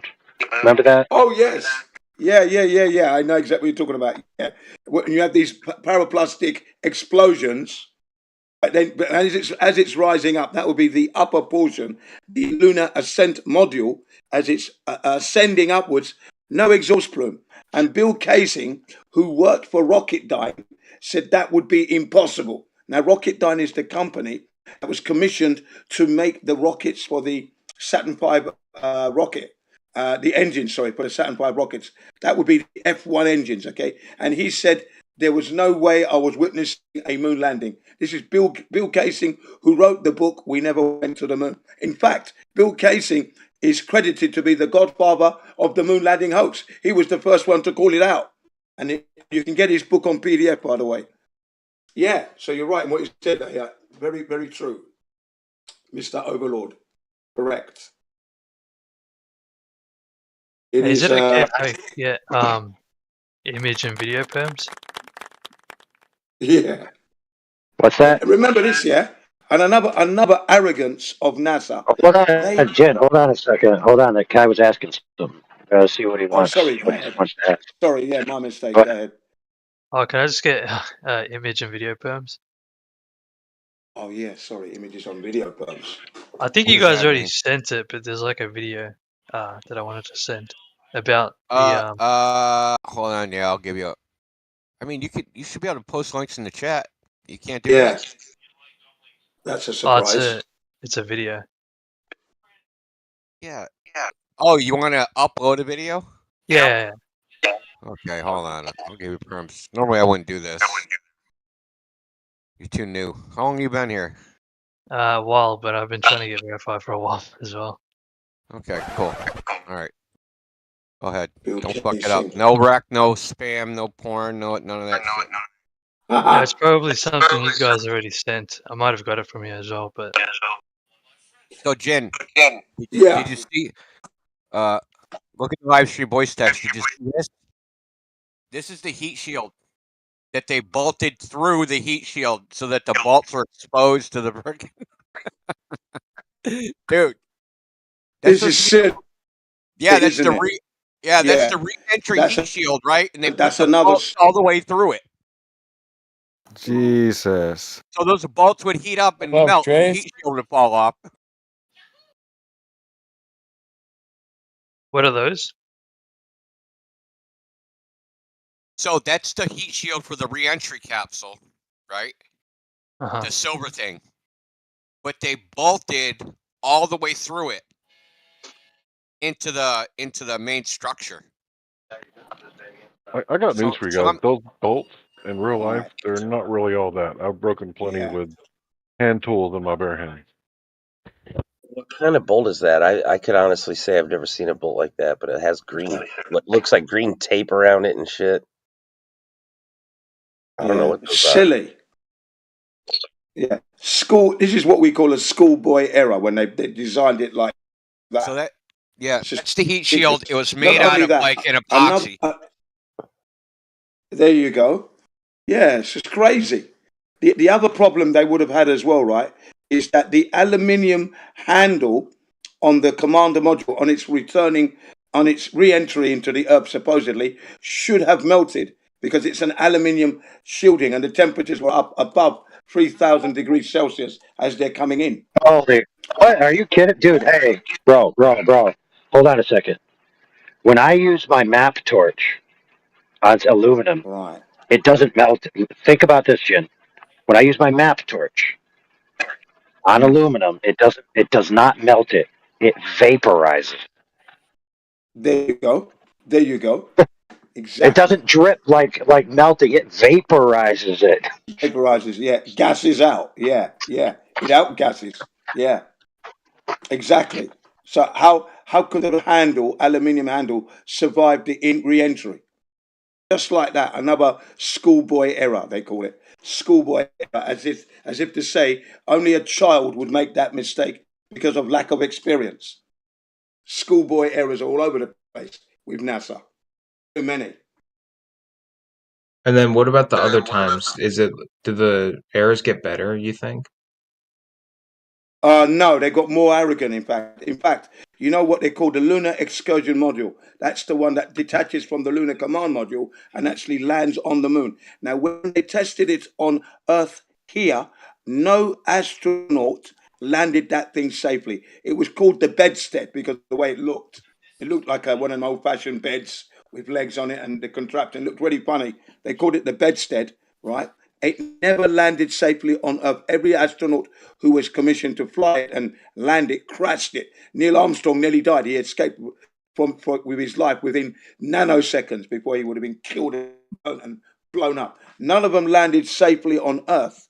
So they're telling us that they could go to another environment, a place we've never been before, and land it perfectly 6 times. I mean, this is the arrogance of NASA. They just got more arrogant with their I'm just sick and tired of them. Because that's just impossible, I mean, that alone that's just shooting, what is it, flying in the face of danger. Too gun-ho for my liking. Never landed it once safely, but yet they landed it 6 times on the moon.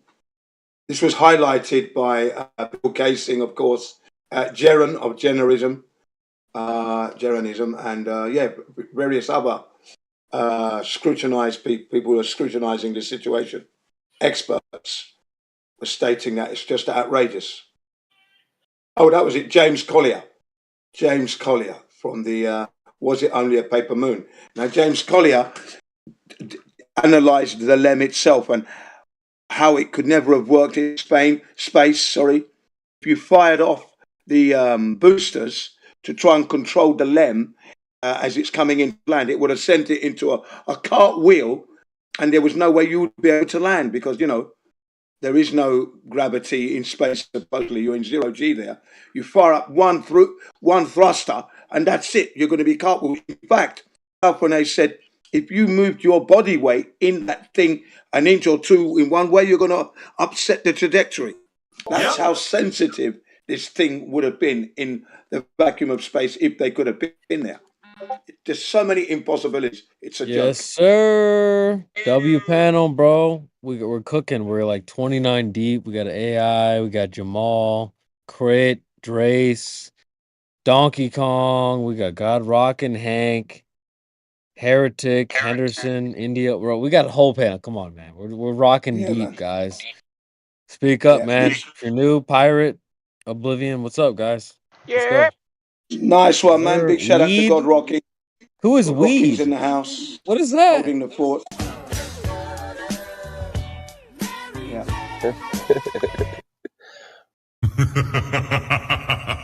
Yeah, bro. This is a W panel right now. What's up, Hank? What's up, Migo? Wego, my boy Migo in the chat. Migo, let's go, boy. Hello, everybody. We're rocking Ja nine Rule? inches deep. Come back, Hank, my man. Where's Ja? Where is Ja? God rocking, Hank, man. I'm here, brothers. Ja Rule is here, bro. So I'm telling you, man, this is a W panel, man. Let's go. We got the best of the best today. Bro, come on, man. This is home base. We're cooking in 24/7. Let's go, boys. Talking about aluminium as a Aluminium? person who is, yes, or aluminum, as you call it. Talking about someone that did their apprenticeship in a die casting factory. It's not just the melting point of aluminum at 660. It is the malleable point of aluminium, which starts at 150 degrees Celsius. And it depends which LM you have. So LM is the base which is given to aluminum. It depends on what other substances or other metals are present in the aluminum. You can heat treat aluminum based upon what LM properties you give it. But one thing doesn't change is that it's malleable point at 150 degrees Celsius. So, yeah, just wanted to add the 10 cents. Let's go. Yes, sir. Yeah, no, I can add this as well. I'm gonna back this up with an article from the United States Herald, and it's stated in this section there. It stated that aluminium is the worst material to take to space and to use it as the body panels. It's the wrong material to use because when the radiation passes through the aluminium, it intensifies the radiation on the inside where the occupants are. When the radiation passes through aluminium, it makes that radiation intensified. Well, yeah, So that's why it they makes it use very, gold very bad foil. on the occupants. They use gold foil Yeah. instead of aluminium. So When you look at the aluminium has spacecraft Yeah. itself, when you look at the spacecraft itself, it is not covered in gold foil, is it? The spacecraft itself, lunar command module, and the capsule itself, the lunar capsule, both of those are not covered in covered in gold, are they now? That's raw Well, aluminium. I just think you just deny science, and if the experts knew the truth, they would tell us, and you just don't believe the experts. The experts are adhering to the scientific method here. You know, we're questioning the validity of what NASA claims against the environment that they went into. They don't seem to be properly prepared at all. And they're making schoolboy errors which are unacceptable for the money that the taxpayers are giving them. Currently today, $80 million a day. That's now, but back then, the money they were receiving and the errors they were making is a total unacceptable situation.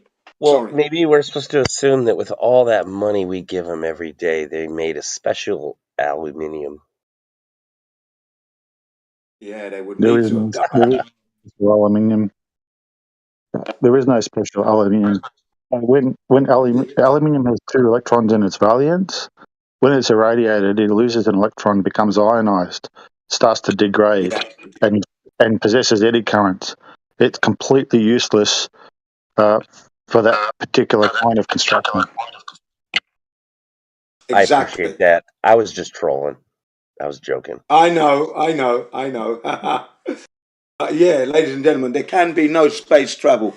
The idea that they went through all those obstacles. Remember, solar flare particles coming from the sun coincided with the Apollo missions on the 11-year cycle, apparently. Okay, so NASA chose the worst time to operate those missions.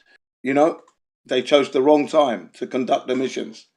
And then you have all these cosmic ray particles, radiation, and then the real killer is the vacuum of space itself. The vacuum will kill your equipment. In the terminology we call the phenomena called outgassing or degassing or off-gassing, all the same thing. The molecules that make up the equipment begin to outgas vaporize, in other words, in a vacuum. So, there was just too many unsurmountable obstacles for NASA to overcome, to surmount. They could never have surmounted any of them. They never did. Okay, I'm gonna get off soon, but I just want you guys to go through, like, you went through a lot of the older stuff. Can you go through, like, the recent, like, satellites now? What is that? Why is that? Like, That's Lights in the that, sky. that, Lights in the sky. yeah, that's all they are. Lights in the sky, exactly. well, it's not there before, and then it is, like, it's a new addition to the sky. Interesting. But lights does not a satellite make, and they're meant to be supposedly geostationary around a globe Earth at 22,000 miles from the Earth's surface. Right? That's where they congregate mainly. Well, we don't see that in any of the images that they give us.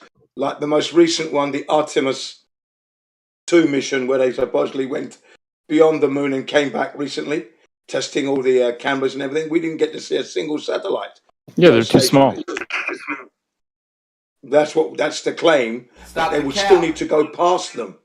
They're going to go past them, and the cameras were peppered everywhere. In fact, the satellites should have captured this spacecraft, and the Lunar Reconnaissance Module should have captured it. Don't get any images. Stop the cap. All right, no one in here can tell me that's not the best clip. Go ahead. Can tell you what? Say that again. Never mind. The images that they have to date are the worst on record. They're worse than the Apollo missions. They're as bad as India's image, if you will. Which images? Images of what? The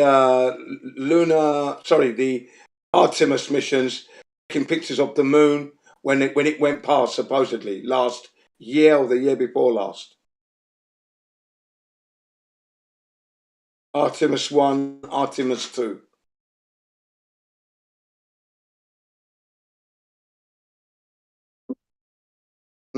Artemis 1. I'm referring to Artemis 1. That's what I'm referring to. Artemis 1. The images that they gave us that it brought back were the worst on record for NASA. So when we see like spacecraft, like when we see like Elon Musk send up a rocket or something, it is going up, right? It's fireworks. That's right. It's just fireworks. It's going up and then it's coming back down again, right? Yeah. So you just say it comes back. That it's just coming back down. Yeah, it's coming back down. It's not going to space as such. Yeah. They're just lying there for it. It's just another lie, man. And they always go horizontal, and then there's an explanation that they have to go horizontal because it has to exceed a certain speed, but then it gets beyond the line of sight, and then they have to switch to onboard cameras to make the appearance that it's in space. There we are. That's exactly how they do it. And remember, the Starlink, they're just like bits of equipment tethered to helium balloons. And apparently the people who are claiming to be using the link, the Wi-Fi link, or whatever it is it's doing, it's very poor quality indeed, they said. It's not very good.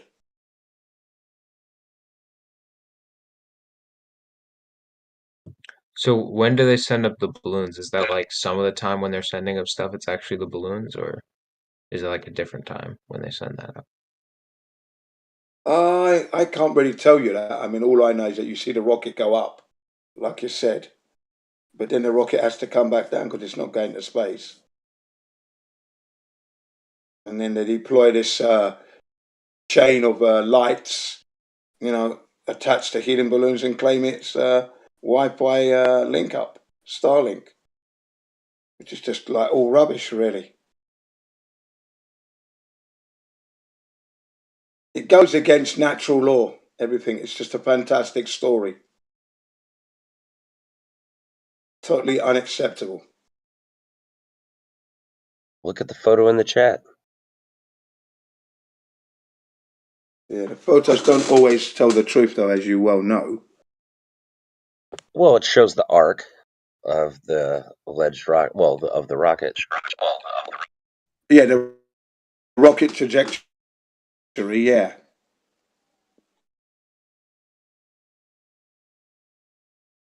Natural in itself, and that doesn't prove anything, by the way. You know.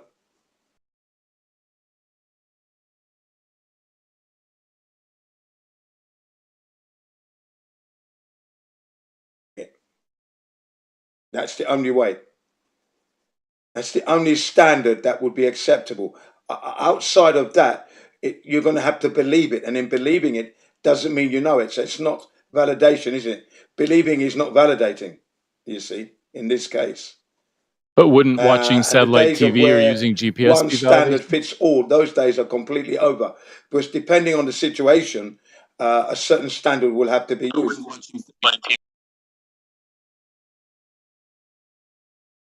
You said satellite TV. You know, back in the 80s and early 90s, they called it dish. It was just No, they dish. called it satellite. They call it Dish Network now. They called it satellite TV in the 80s and 90s. But now you have Dish Yeah, Network that's and just the name. Hey, listen, I've been in a satellite. Again, all that information is coming via fiber optic cables under the ocean. 95% of our communications happen under these with these cables. There are 460 bundles of these cables under the earth. Yes, you're right In the about ocean, that, hang on, about in the ocean, internet communication. covering 700,000 miles of the ocean bed under the earth, under the ocean there, and 10 trillion each day. This is 10 trillion.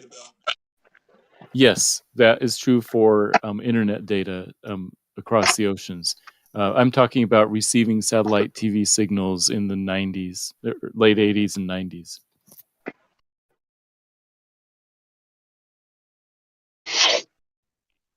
Yeah, again, there was no TVs, no satellites in space. What else? Then you've got your cable TV, you've got your email and internet, all happening via these cables. And that's 95%. Then the 5% that's left is wind turbines and what they call those, the cell towers. So we really do not have satellites that are in space geostationary. They're not there. Equipment's tethered to helium balloons exist, and we know this because they've landed in people's back gardens around the world. Well, what happened? What happened in the late 80s and 90s, early 90s? Did someone ask about satellite television in the What 90s? happened? Yes, I posted a Okay. picture of satellite dishes pointing straight up at geostationary satellites. Yeah. So you have to bear all that in mind. You can't substantiate the fact that satellites actually do exist. Yeah, It's but not satellite possible. TV receivers are pointed into the sky, and they Again, get it a goes signal. against natural law. Yeah, satellite TV works. Where was the satellite? Where was the receiving dish Something pointed? that's going to get. Pretty much straight up in the picture I posted at 26 past the hour. Yeah, I'm losing this. Yeah, so My internet connection's not good. so the satellite dishes, depending on what supposed satellite was being received, what was sending the signal, the dishes were pointed at a particular angle and set a course depending on what supposed satellite was being received from. Correct? Right, because geostationary satellites are 22,000 miles above the equator, and this picture is from somewhere in Indonesia, which is right near the equator. That's why I picked that one, because there they point straight up. If you're in the northern latitudes, they point slightly down. Yeah. So you set your angle of your dish depending on your angle of latitude, depending on your latitude. Your latitude and which satellite you're aiming at, because it's a big ring around the equator, about 22,000 miles above the equator. So you got to point somewhere on that ring. Yeah, but how have you substantiated that the satellites are there? Have you actually seen the satellite? No, Have you but been there the to actually have a signals look? work. The signals come in. Yeah, but the signals can be coming from anywhere. The signals can coming from anywhere. These are You know parabolic that. dishes pointing straight That's up into not. the sky. So they must be coming from the sky. Yeah, but I then, can like I said, did I you can go explain up it to you if there? you Did want, you because actually? Yeah, this is sure. my Go ahead. Yeah, Go ahead. Let's hear your explanation. yeah. Go ahead. yeah. So Yeah, this go is on. my cup of tea as a electrical engineer doing a mobile cell phone tower design and distribution for many years. So what we have is an issue, is where they're saying their satellites are would require a particular power output to send and receive, so TX and RX. That's not capable over those distances. So whatever those dishes are pointing at, they're not the distances that satellites are said to be at. It's completely implausible. What part's implausible? So when you when you transmit and receive a signal, so in the instance of a satellite, there's two components. So you with satellite television that relied on a dish, you would have to have a transmitting signal from your set-top box to the satellite, right, to mesh you in and confirm you have authorization to receive the signal. That's one part. The second part is the actual transmission of the signal. And the transmission of the signal from a satellite to where it's said to have been would require more output than is capable from the power supply of the satellite that's supposedly in orbit.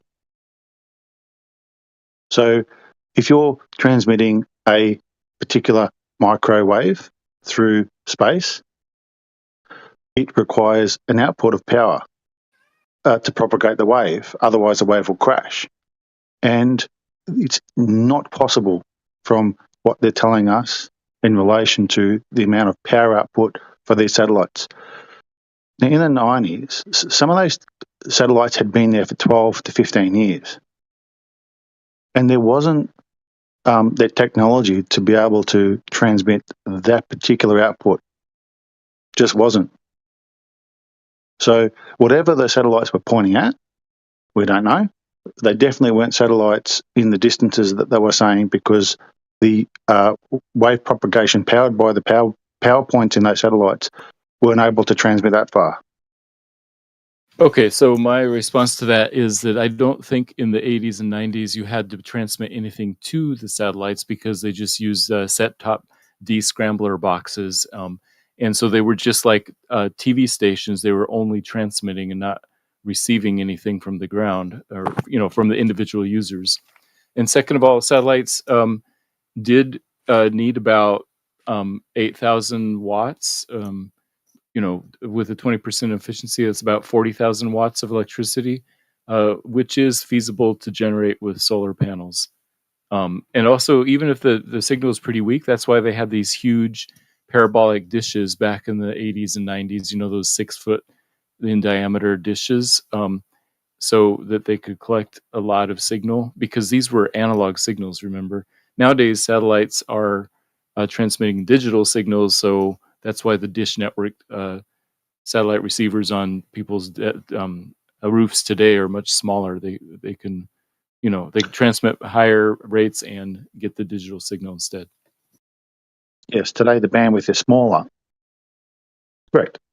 But what you're failing to take into consideration is one satellite would do how many receivers.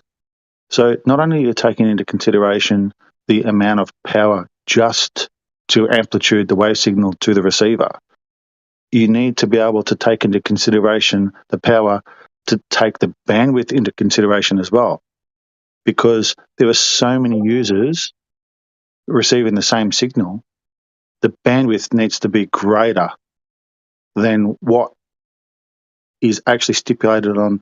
If you look up any of those satellites information, the bandwidth to produce to all those receivers and the power required to do that, it's impossible with the solar panels that were provided at that time on those satellites. So these were broadcast transmitters, kind of like your TV signal or your radio signal. So if somebody's problem listening is, to the Matt- radio, it doesn't matter how many people turn on the radio. You don't need more power to transmit. The problem is there's this bitch called the inverse square law. As you get Right. further away, you need more power to transmit. You don't have Yeah. that. Yeah, that's why they had to have 40,000 watts of power. No, but they didn't. That's the problem. Go and look You at got one of those solar satellites. panels on your house now, Matt? Yes, but I don't know how much they... Do you have 40,000 watts? Because seriously, look it up. Half of the street would be covered in solar panels. How much does it? How much the technology of the day that existed that we know of? How big would the solar panel have to be to generate 40,000 watts? They would need 22 kV of solar panels to be able to distribute what they needed to distribute in the early 90s. It's just impossible. What they're saying that they can. What 28? What 22 kV of solar panels. So that's 22 kilovolts. So that would be say if the standard solar panel nowadays is about 380 watts, right? So if you divide that into 22 kV, that's how many solar panels would needed to have been on one of those satellites. Not to mention that those satellites were always partial to the sun. So they needed to have a battery backup system. And the battery backup systems of the day weren't technologically advanced to be able to distribute the power needed to produce a signal. It's just an impossibility. Not to mention you can't have satellites in space in the first place. But they are not where they're saying they are. The signal is derived from another method, not through satellites. 40, 1, 2, 3 divided by what? 300. So they need 300. Let's say 130. 400. Rounded off at 400. 400. So they need 100 panels. How big are the panels supposed to be? Surface area. The panels are around about 1 meter by 900. 1 meter by 870, roughly, the panels these days. Right. 1 meter by 870 meters. No, 870 millimeters. So 1 meter by 0.8 of a meter. Okay. 3 foot by 4 foot. Close enough. I just did the math, and I have a 550 or 5,500 watt heating element that I use on my still, and that would 40,000 watts. That would require 7.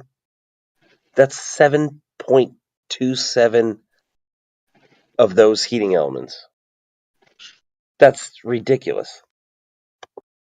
There's also a massive problem with solar panels actually take in the solar radiation and so heat up. And so heating is a massive problem when you're dealing with concentrated light and solar power.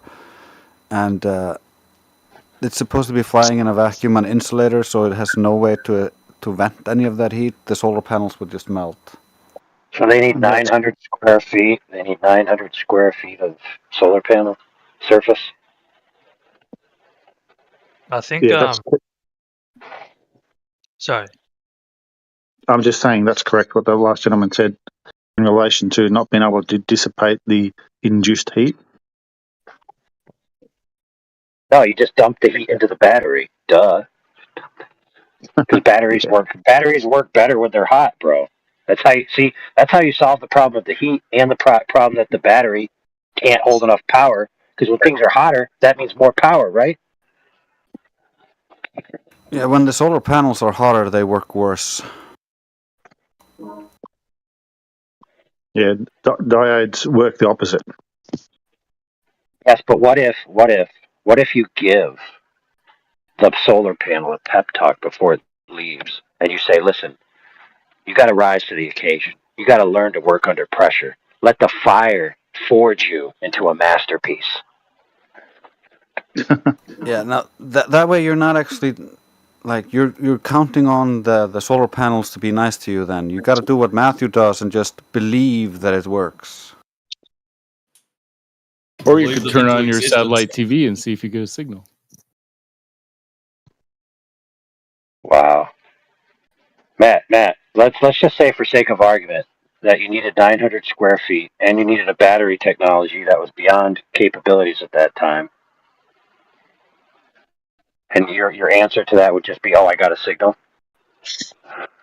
My answer to that would be, I don't know because I don't know specifically how much solar panel you need per kilowatt or whatever. But it does seem like it's an engineering problem, not an impossibility. A lot of homes have like what 200 amp service boxes, something I around don't there. know. Yep, sounds reasonable. I don't know the specifics. Yeah, this satellite of yours has way more than that. Generates more power than that. These satellites, to generate the power required to do what they needed to do, is an impossibility. Not to mention, they're in a intrinsic environment and they're non-maintained. Just an absolute impossibility. Why do you Hey, call you it an ever- impossibility rather than a hard engineering problem?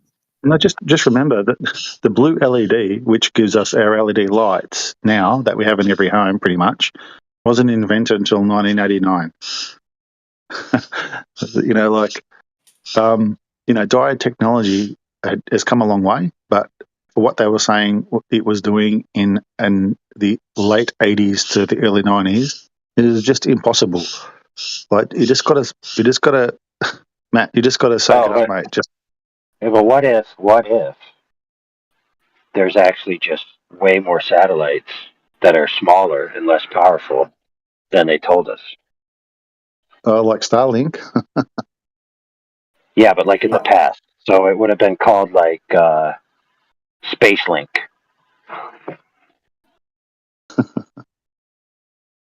Yeah, maybe. I don't know. Well, I don't know wait about a that. minute, I got an idea. What if, just go with me on this, what if they're lying about the amount of satellites, they're lying about the amount of power, and they solved the problem by having way more satellites with less power, and they were closer, and they were able to be swapped out and serviced, because you said they can't be serviced, but what if they were able to be serviced so they could come down and service them and then they could send them back up? What about that? Would that solve it? Yes. Yeah, it was solve it. There's still an issue That about. would actually address the problems that make it impossible.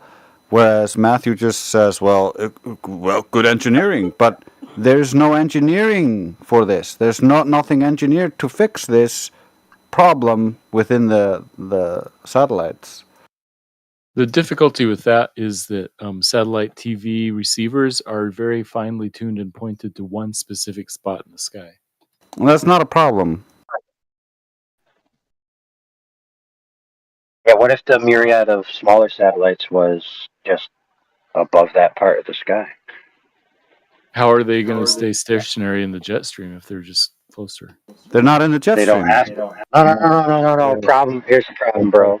Yes, one, they're not in the jet stream, and two, there's so many of them that they don't have to be stationary, because you, the receiver, can't tell whether you're getting it from satellite A or satellite 490.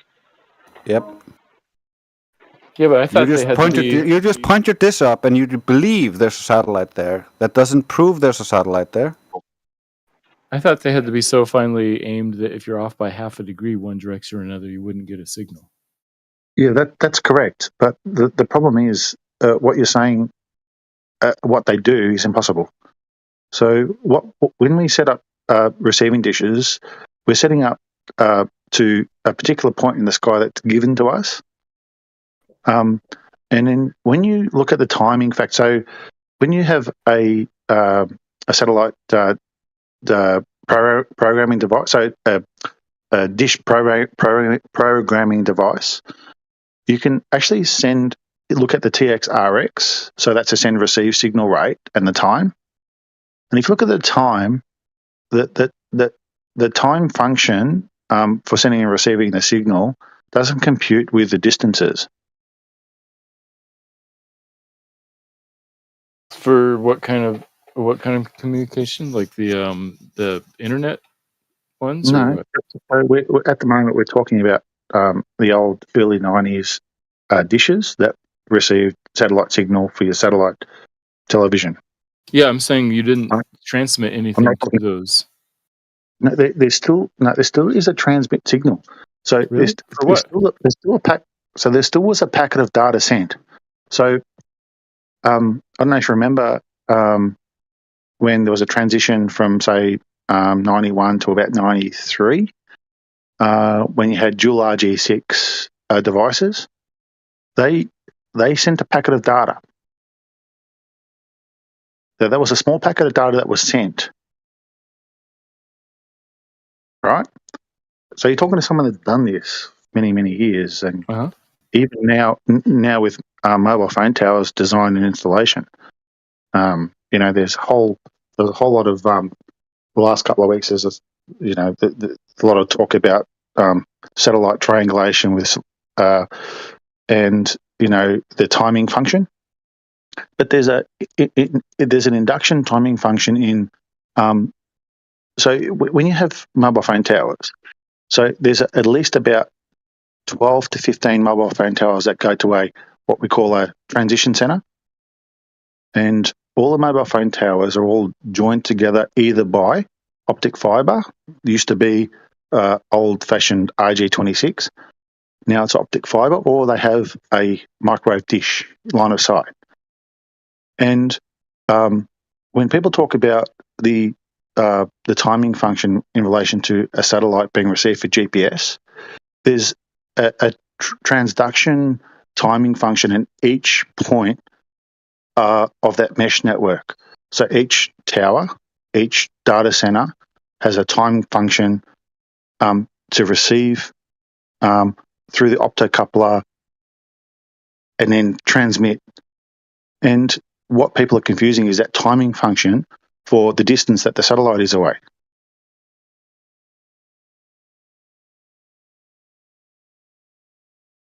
So you're talking about GPS satellites specifically? No, I'm talking about GPS in general and how it works now. But what I'm talking about back in the day, early 90s, is there was one small packet of data that was sent from about 93 onwards. The early receivers, the late 80s, 90s, purely analog. But those satellites didn't have the technology that they are saying that they had. It was just impossible to do what they needed to do.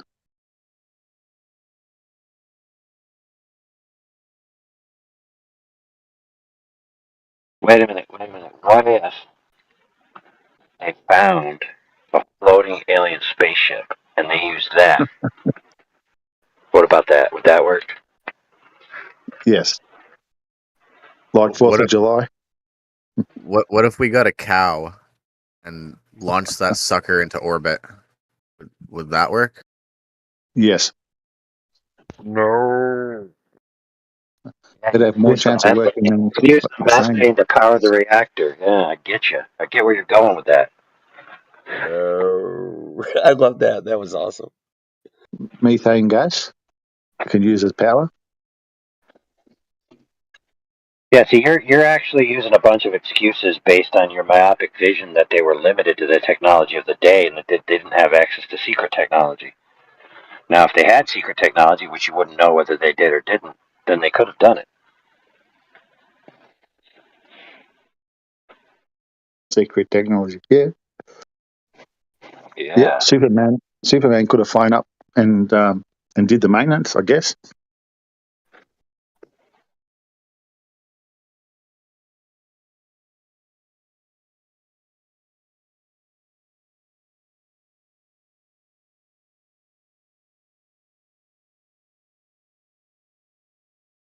You got a couple new people.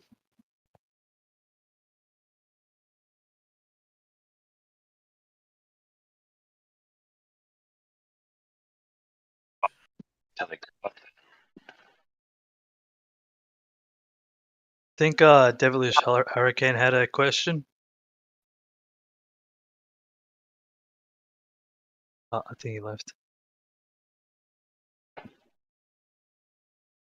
guess why would they keep it secret? All these like secret technologies. Why do liars lie? Yeah, Is that what you're asking? pretty much.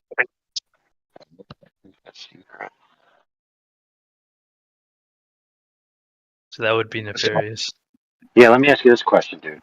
You ready for this? I don't know if you are. So before I give you the secret knowledge, you need to let me know that you're at least willing to listen to it. I don't know if you're ready, but if you're willing to be listened to it and it explodes your mind, you know, I can't be held liable. So do you consent to this download of information? Who? You. Me? Okay, go for it. Yeah. So why? Now this information is actually a question, but it is information and it is secret. So here's the answer. Why do girls want to look at your phone, but they won't yet let you look at their phone?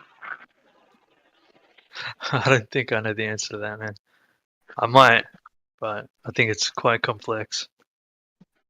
Because they want all the information while simultaneously withholding information, Yeah. right? So since you know for a fact that this is how people behave, let me ask you this question. The question is not why would they hide technology? The question is why would they reveal technology? Until it benefits them monetarily, under power control.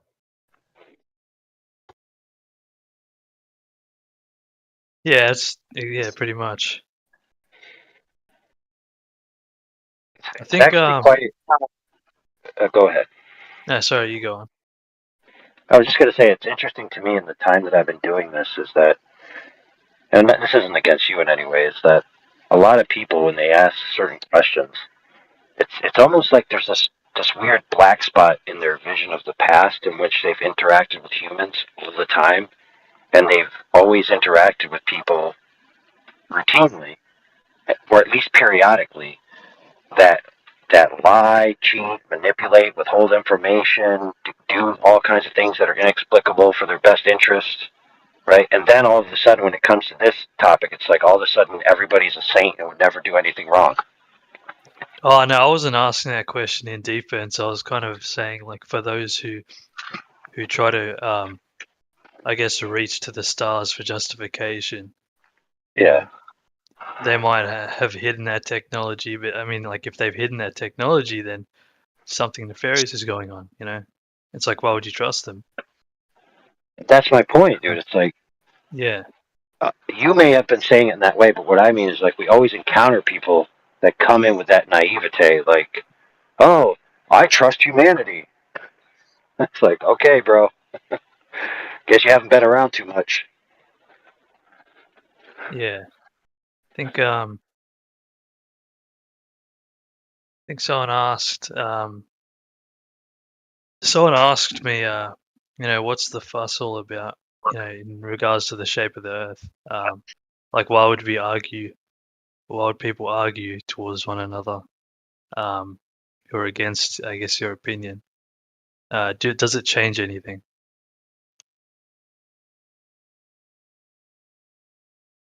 If you don't want to take that one, I can take it. So, does it change anything once you realize that you've been lied to about something so big that it changes your paradigm and your worldview? I would say, yeah, it would have to. Because if you believe, like your whole life, that we are the, apex of predators and humanity, everything all at once, and then you go see the pyramids and you're like looking at the pyramids through an architect or engineer's eyes, right? You're like, that there's no way that we could do this today. And then you realize that we are not the apex of society that we once thought that we were. Because you went to college and they said that we came from monkeys and now we evolved and now we're really smart and really strong. And then you look at the pyramid and you go, well, no, we're not. We're not as smart and as strong as these people were because we could not recreate these things today. It would be impossible. So, yeah, same thing happens when you realize I went to the beach and I didn't see the curvature. And I looked for 3 days and 3 nights. Like, why wasn't there any curvature there? Why did I see that from 10 miles away when there should have been 66.6 feet of curvature over 10 miles? So, do you live near the beach, sir? Me, yeah. Okay. Can you see buildings from 10 miles away that No, are that are lower than 66 feet? no. Well, I would say go look again. And the Earth curve calculator, they got this thing to help you calculate the geometry of the Earth, right? Because you have to take in the height of the object and the observation height and the curvature rate. Well, they fudge the curvature rate because they say that it's refracting. It's refracting, right? The light's refracting down around the curve, and that the Earth is curving at 8 inches per mile squared. And sometimes the light does too. But when it looks flat, it's because of refraction. Now, that sounds like an excuse to me, but I'm done. Yeah. That was just a question from someone else. I mean, I guess my answer would be, um, you know, why live in a kind of it's a closed little bubble, you know what I mean? Where we just kind of rely on other people for information. And there's no sort of um, research on our own. People do that, and they might even go to the conclusion that there is a globe. But you know, a lot of people in society, they don't like to question. They think it's uncomfortable, and they become easily fooled by people with authority. I think that's even in religions and cults and all these other doctrines and beliefs. It's not just about the government, but that's I guess a big point. People just don't want to question. Yeah, I hope that answers the question.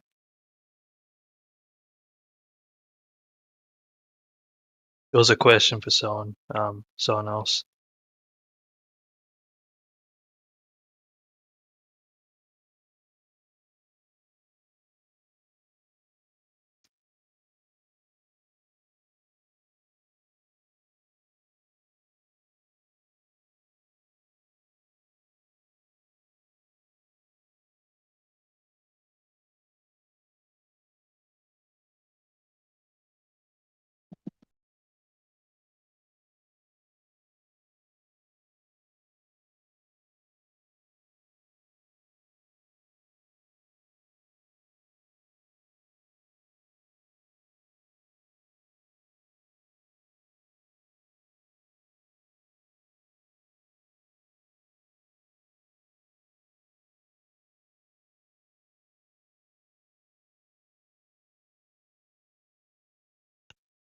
Any more questions?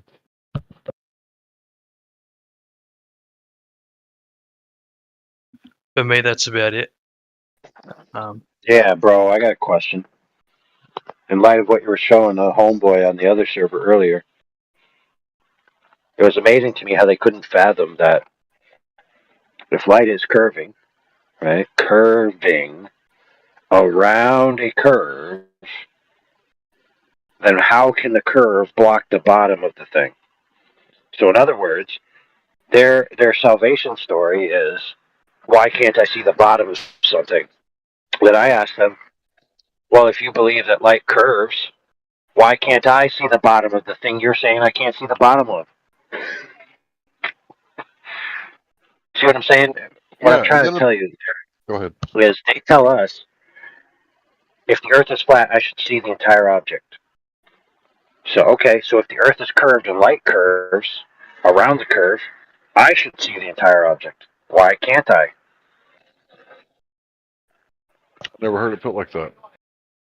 So at the very end, you know, after I spent like an hour doodling on paint and showed them these things, they said they never said the only thing that can cause obstruction from the bottom up is Earth curvature. Yeah. Wow. Wow. Wow, dude. That's a win, bro. You freaking beat him to death. Well, it's because if you see too far, it's because the Earth is, you know, or I'm sorry, if you're seeing too far, it's because light's bending, you know.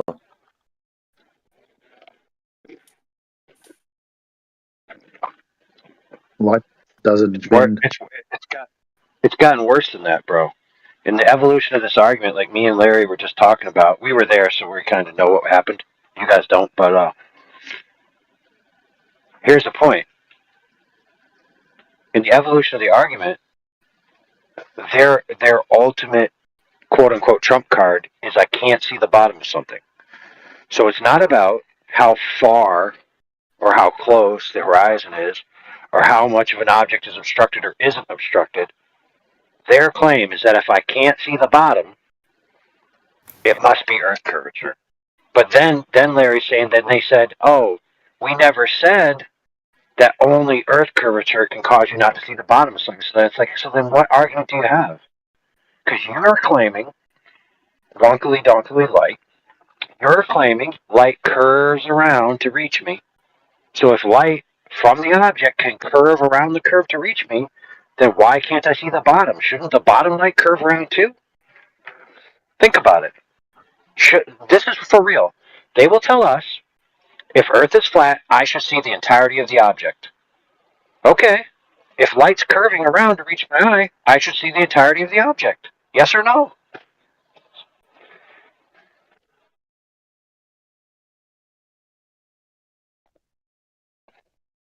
And what am I missing here? And anybody? The only thing you're missing is my explanation. Yeah, in order for the top of the sun, the light to reach your eye, the light has to curve less than the bottom of the sun. And so sometimes the bottom of the sun, it doesn't curve enough and is blocked by the physical ocean. That's why we see sunsets that are blocked by, the halfway down.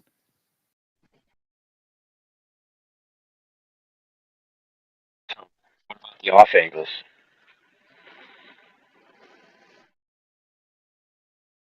Say that again? Can you What about explain the how light angles? curves? Yeah, go ahead. Yeah, turbulence in the atmosphere causes the path of light to bend sometimes. Do you have a citation? Because light doesn't bend. No, the path of light bends. Look up Skunk Bay and then watch that time lapse. You can see turbulence I know. causing. No, I was saying Skunk Bay. Do you have a citation that says that light bends? Yes, the fact that you see those buildings moving into different locations from that Skunk Bay animation, even though No, the that's building not a is citation. stationary and the building is stationary and the camera is stationary. Yeah, that's not showing the path of light bending, buddy. What is it showing? It's showing turbulence in the air and time lapse of things changing in the distance. It's not showing what you are assuming, or that light is all bending down uniformly like you claim. So the path of light from the top of the building to a certain pixel in the camera is at one moment one path, and then you're saying what about that? You got to understand that the light is not just a continuous path. Like, it's a bunch of light getting projected again and again and again, a bunch of photons, and so the path of light is not bending uniformly around the globe to hide the globe. That's not how light works. Yeah, I wasn't saying uniformly. I'm saying turbulence. It changes. Well, you've been saying uniformly for years, saying that it only needs to refract a tiny bit uniformly, constantly to bend around the globe to give us what we see. However, No, that's not how your refraction works. Refraction doesn't bend uniformly, doesn't bend endlessly in the same medium. That's not how it works. It refracts at the boundary of two different optical densities, provided you have the angle of refraction required to refract it. Otherwise, it'll get reflected. Or if the angle is normal to the surface, it won't get refracted at all. And so your globe goes out the window. Yeah, I'm not saying it's uniform. I'm saying it's turbulent. And by citing a certain number, we're saying the minimum number has to be this, but sometimes more, sometimes less. Does anybody mind if I read out a definition of refraction? Yeah, go for it. Refraction in physics, the change in direction of a wave passing from one medium to the other, caused by its change in speed. Whereabouts is the two mediums in this bending of light? Yeah, the two different densities of the same medium has the same effect. So refraction is the change in direction of a wave passing from one medium to another. Where's the two mediums? There's just one medium, and so Right. So it's not refraction. Not So it's something according to else. that definition. Yeah, well, this is the physical definition of refraction. So what you're saying is the light is doing something else, but it's not refraction. It also requires a boundary. If it doesn't have a boundary, he can't refract anything.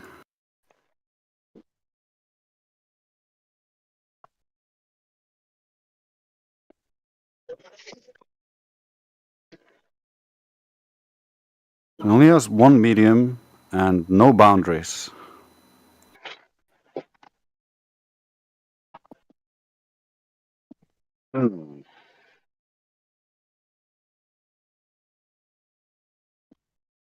Right. So refraction is a specific case, right? So an easy rebuttal to just claiming that one medium can't redirect light would just simply be a lens, right? Yeah, it's the boundary of the lens and the optical density difference between the air and the lens and the angle that the light hits the boundary that causes that refraction. Matthew likes to post this little video here of refractive properties of gradient index optics, which is created with layering a bunch of different optical index things until you get something to do this, but it's not one medium. Yeah, it's a polymer that's one medium with different densities of that same medium, just like the air with different temperatures. Right. It's not just like the air with different temperatures, not at all. It's been artificially created with multiple layers and boundaries. Wait a minute. So you're saying it's not a continuous substance? It's actually like 5 layers that are separate and then put together? I mean, it's just some polymer, and that polymer has different densities in it. It's a gradient of densities, and that gradient of densities causes the path of light to bend. Now, obviously, the atmosphere is way less dense and way less different, so the path of light is not going to bend hardly at all in the atmosphere. But there is different temperatures do create different densities in the air. And so, what is the required gradient for you to bend the light down? Do you know? Oh, I have no idea. I mean, it's just enough to bend it 0.015 degrees per mile, something like that, some small amount. Yeah, the problem you have here is to bend light down, you need a temperature inversion. So that doesn't really compute. There's not a temperature inversions getting progressively worse between you and the target. Hold on, homie. Hold on a second. I'm looking at his image he's got here. It's a rectangle, horizontally held, and the light is curving down in the rectangle, horizontally held. So how's that analogous to a curved Earth? I mean, this would make sense if the atmosphere was horizontal. Yeah, so the green light is going in the middle of that polymer, and it's bending within that polymer. So it doesn't matter what the shape of the boundaries of that polymer is. We're just looking at what's happening to light on the inside of that. Okay, so let me ask this question. What is the vector, quote unquote, of the gradient in that rectangle? Yeah, to be honest, I'm not sure if the more dense is on the top or on the bottom. My point is Yeah, that I don't know the how. I'm just talking about the what. I mean, I don't know how much refraction or gradient you need, but just the what. Let's say that's true. Okay. Okay. Let's agree that we have a variable gradient atmosphere, right? Yeah, I mean, obviously because of temperature, that's okay. So let's just say, for sake of argument, that this guy has a rectangle. He's holding it essentially horizontally. You could imagine his hand to be the ground, right? Uh-huh. And you're seeing the light go down towards the ground there in the variable index, right? Uh-huh. Driving light into the ground, right? Right. So if all my hypotheticals carry so far, then that means a distant object, the light would be coming towards you, but some of the light would be driven into the ground and never reach you. In other words, the bottom of the thing wouldn't be resolved, right? Right. All right, so thanks for proving that on a flat Earth with a variable atmosphere gradient, you can have things driven into the ground where you can't see them. Good point. Right.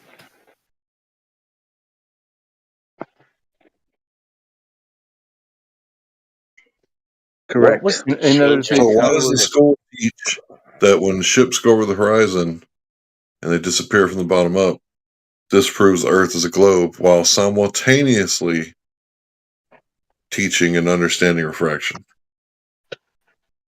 So on a flat Earth, what this bending of light down towards the ground would do would take things that are on the ground and make them appear higher than they really are. But the sun on a flat Earth is always above the horizon. It's always above the ground level. So what would have to happen in order for the bottom of the sun to be blocked off? Well, according to you, all the light from the sun is going down and hitting the ground. Yeah, which would make the things on the ground appear higher. Well, if the light is bending down at 10 inches per mile squared, then the bottom of the sun would hit the ground, or the bottom of the sunlight. The light from the bottom of the sun would hit the ground and never your eye. I've always been curious, Matthew. Why is it in the Black Swan that it's just the horizon that pops up, not everything? That's a good question. I mean, it depends on what the turbulence was like that day, I guess. That was exactly my question before I got interrupted. Matthew, in your video, what was the what did he say? Change in hold on.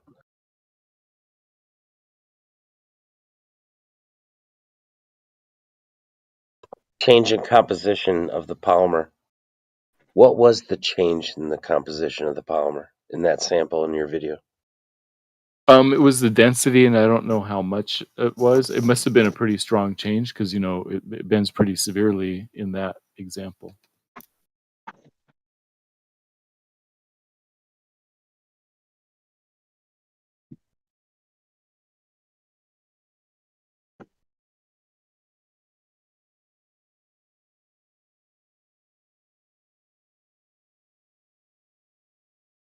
It's also very annoying to hear you talk about that. Like, why is the sun going down? Like, you see the hallway ceiling appear to go down, it isn't actually physically going down. You know this very well, Matthew. We've told you this 1,000 times. Yeah, it's not about the sun going down. It's about the bottom being obscured, even though it's closer to you. Yeah, so tiny bit of refraction, far less than would be required to bend the things around the globe, is enough to block the bottom of the sun. So you destroyed your own argument before you even made it.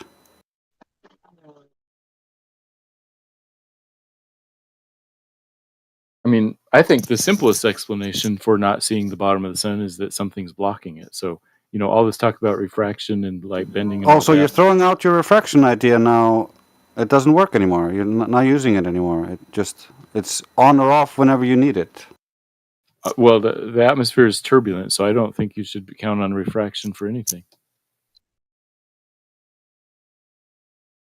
Well, we can always, or generally, see further than the required geometric sphere edge, and so in your worldview, that means all the light is always going down. Hold on, I got a clip for that. You guys keep talking, but I'm going to find my clip about how you can count on refraction. It's great. All right, keep talking. Well, yeah, I mean, we're not, you know, I don't use observations of the horizon and things appearing or disappearing to mean hardly anything, because I already have a preconceived notion the Earth is a globe, so I just merely am trying to explain how those observations fit my preconceived notion. You know, I'm not trying to justify it. Yeah, you're trying to rationalize and justify it. And right. Bringing contradictory ideas like all the light is bending down to try to explain one thing, but no light can be bending down to explain the other thing. Like, yeah, it's contradictory. No, yeah, there's turbulence sometimes, so you see different things at different times. Turbulence sometimes, so sometimes we see the geometric sphere edge. Right. Sometimes we see it, sometimes we see it in a different Where? spot. When have we seen it? Can you Every time the point sun to sets over the ocean. Is that a geometric sphere? I thought all the light was bending. It stops bending when the sun is near the horizon? The geometric curve blocks the bottom half, and then You're pre-assuming that. You're begging the question. You're using circular reasoning. That is not a valid argument. Yeah, I'm not arguing anything for the... You are, though. You are arguing from a stance of belief. Like, all you can really do here is say, well, I believe this, that's it. You can't really continue to try to argue this without being fallacious like you are right now. I'm saying that the best explanation is the simplest one, Occam's razor. Matthew, yeah, it's not the best explanation. That's just what that's just your belief. It's your opinion. Bingo. It's not the best explanation. It's not the most simplest explanation. No, it's not. It requires 10,000 times more other explanations, other contradictions, in order to fully flesh out your globe ball, which is inconsistent and contradictory in so many ways, and you just have to accept all of that to try to justify this. That is not Occam's razor. If it looks like the water is blocking the bottom of the sun, the simplest explanation is the water is blocking the bottom of the sun, because that's what it is. Yeah, that's not reasonable. Like, I look down a hallway, I see the floor and the ceiling appear to come together. They are not coming together, actually. Do you understand that? Right. That's perspective. That has nothing to do with... Yeah, that's perspective. That's exactly what you're looking at when you're looking out at the horizon. You're viewing things still in perspective. So the ground ramps up and the sky ramps down. They meet at the horizon or the vanishing point.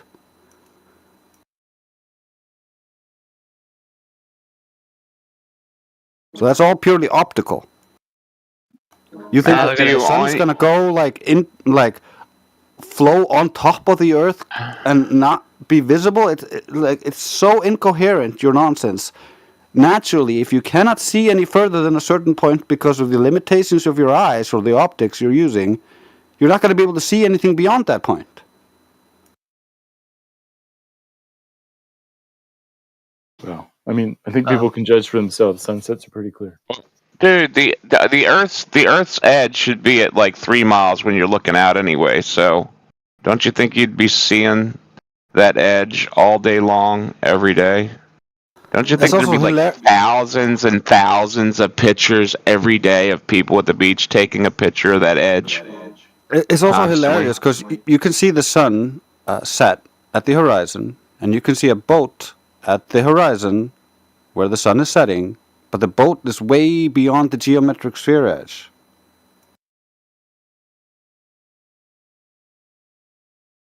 Yeah. I mean, sometimes. Oh, okay, so it wasn't the geometric sphere that's blocking the sun then.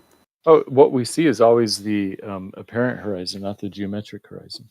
Well, not according to you earlier. You were saying we would see it sometimes. I gotta go, boys. It was nice listening. Hey, Take Mike. care. Catch it, man. Take it easy.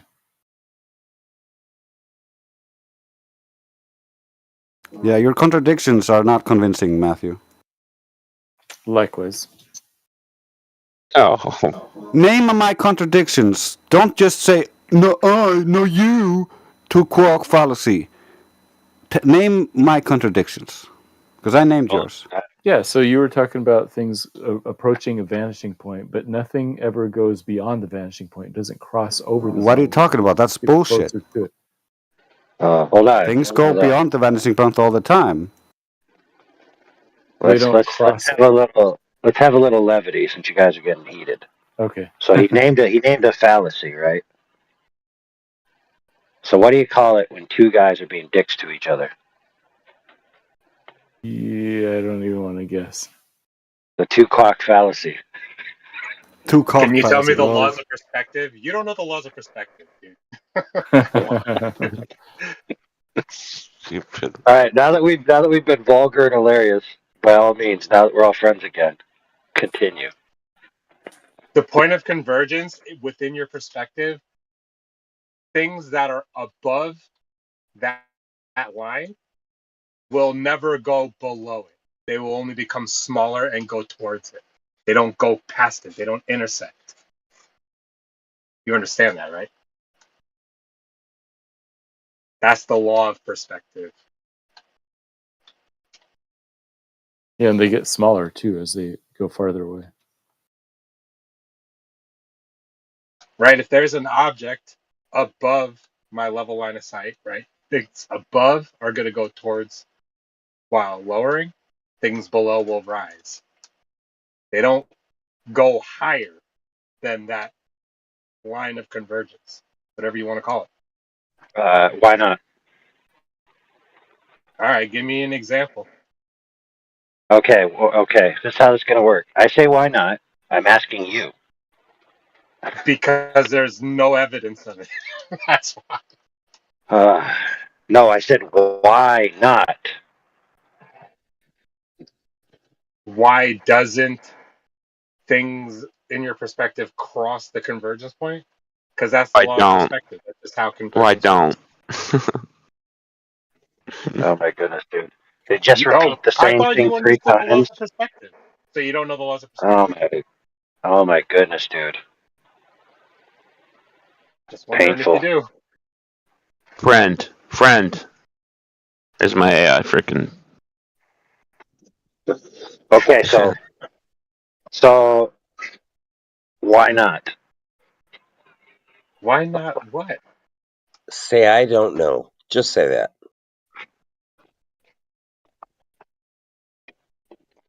Here, watch this. Watch this. Trucks never go above 100 miles an hour. Why not?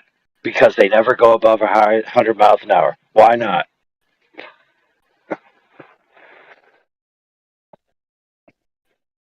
Does that answer the question? The electronic ignition shuts off with the governor, and it can't. Ah, there you go. Maybe that's why. So see what he told me was an answer to why the truck can't go over 100 miles an hour. He didn't just repeat the fact that they can't. The amount of irrelevance is just insane to me. Right? Like we're talking. Yeah. So let me know. Let me know when you're ready to tell me an answer. Why not? That's not a real question. I don't know what you mean. Okay. So if you can't understand how it's a real question, that's not my problem. Okay, you told me something. Let's even say that we both agree that it's true. Okay, fair. Why not?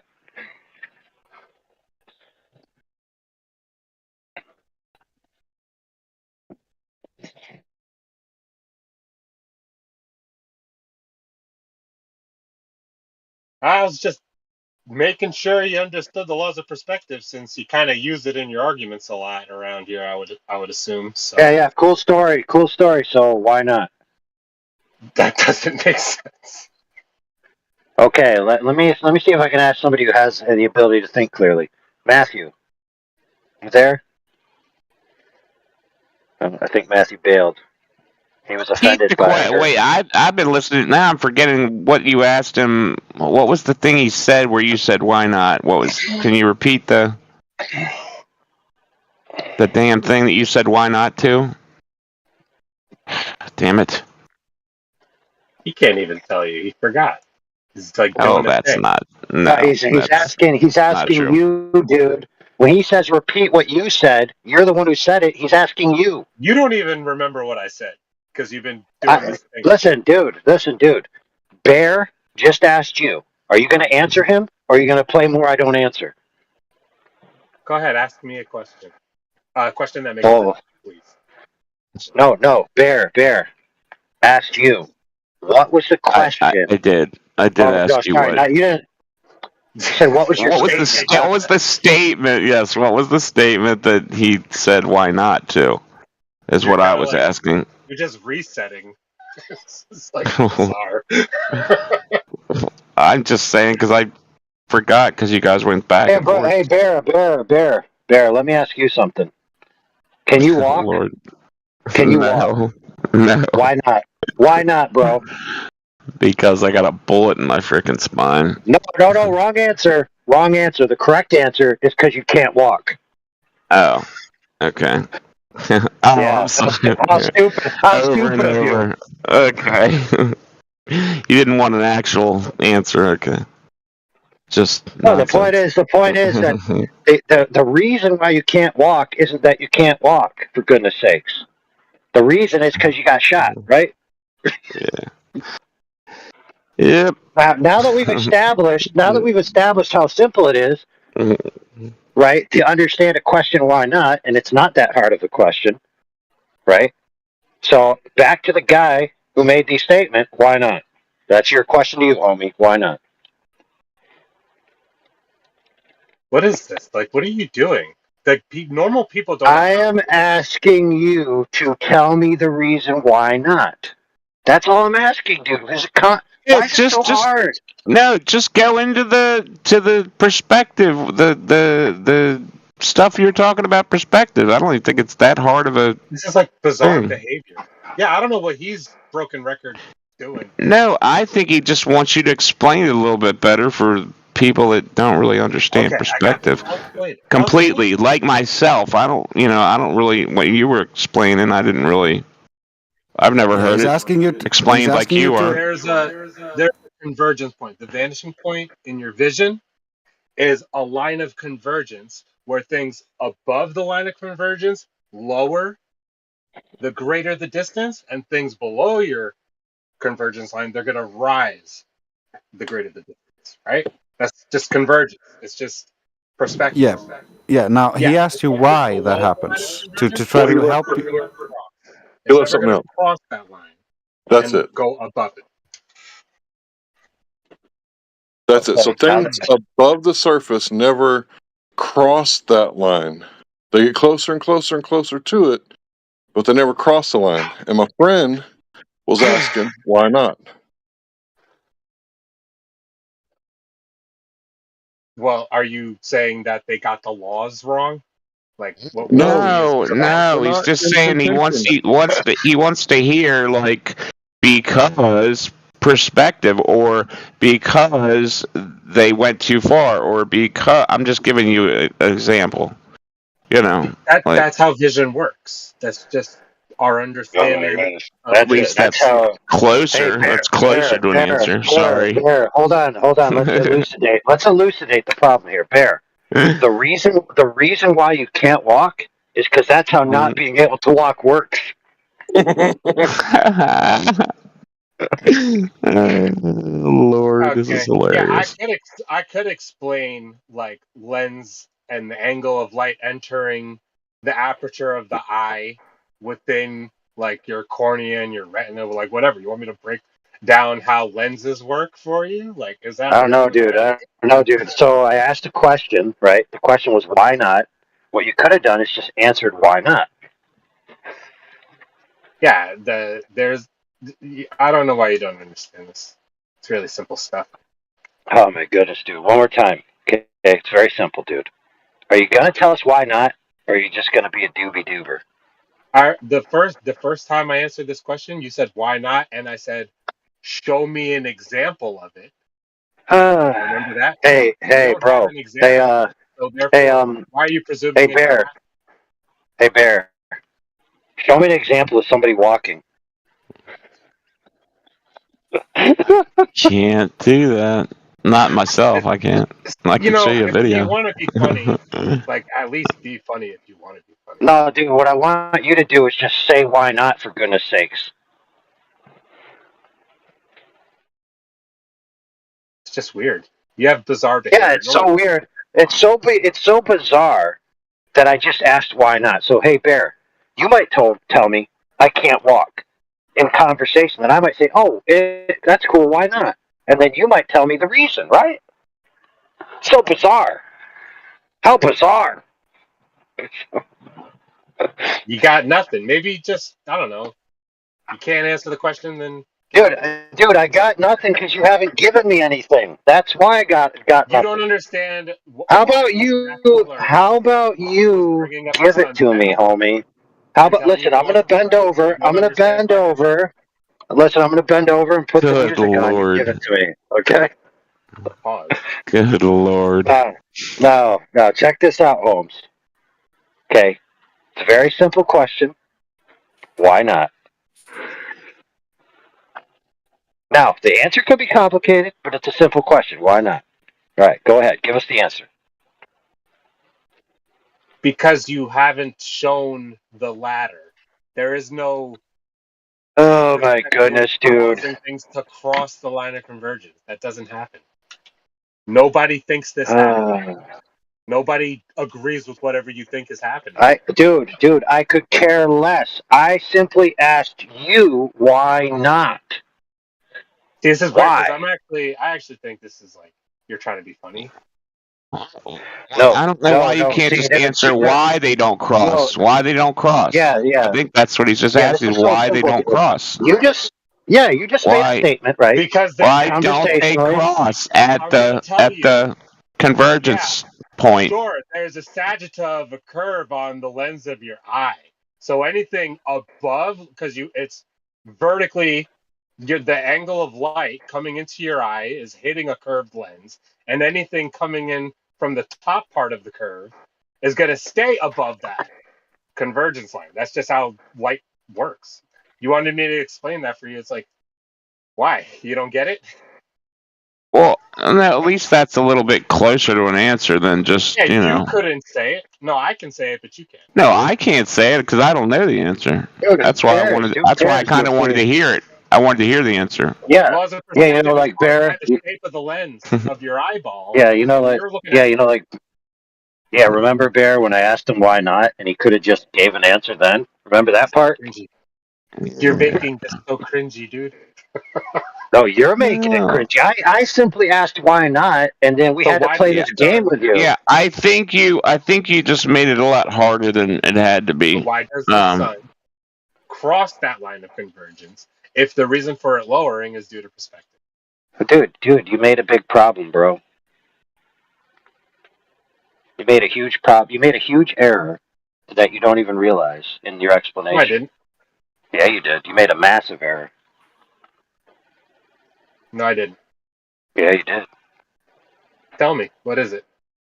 All right, I will tell you. So, when you gave your explanation for perspective, you described it because of the shape of the lens, because the light that enters the lens, right, from the top portion is going to be rendered on the bottom, and the bottom portion will be rendered on the top, and those angles, once they have a certain convergence, they're not going to crisscross. So it's assuming the angle of arrival of the light, correct? It's not assuming, it is just it's exactly what it is, dude. It's just the light entering your eye. Yeah, okay, so it's all dependent on the angle of arrival of the light, correct? Yep, and light from further away is going to have a lower angle. Sorry. Right. So okay, so that's cool. But no problem there. So in your worldview, light takes alternative paths, right? It's not my worldview. It's what we observe. It's repeated data. Okay. So yeah. So then the angle of arrival of the light is all you have to work with when it comes to defining whether something can appear to quote unquote cross, right? So the only thing that's necessary to make it counteract what you would appear with ideal geometry is that the angle of arrival of light at that instance is different, right?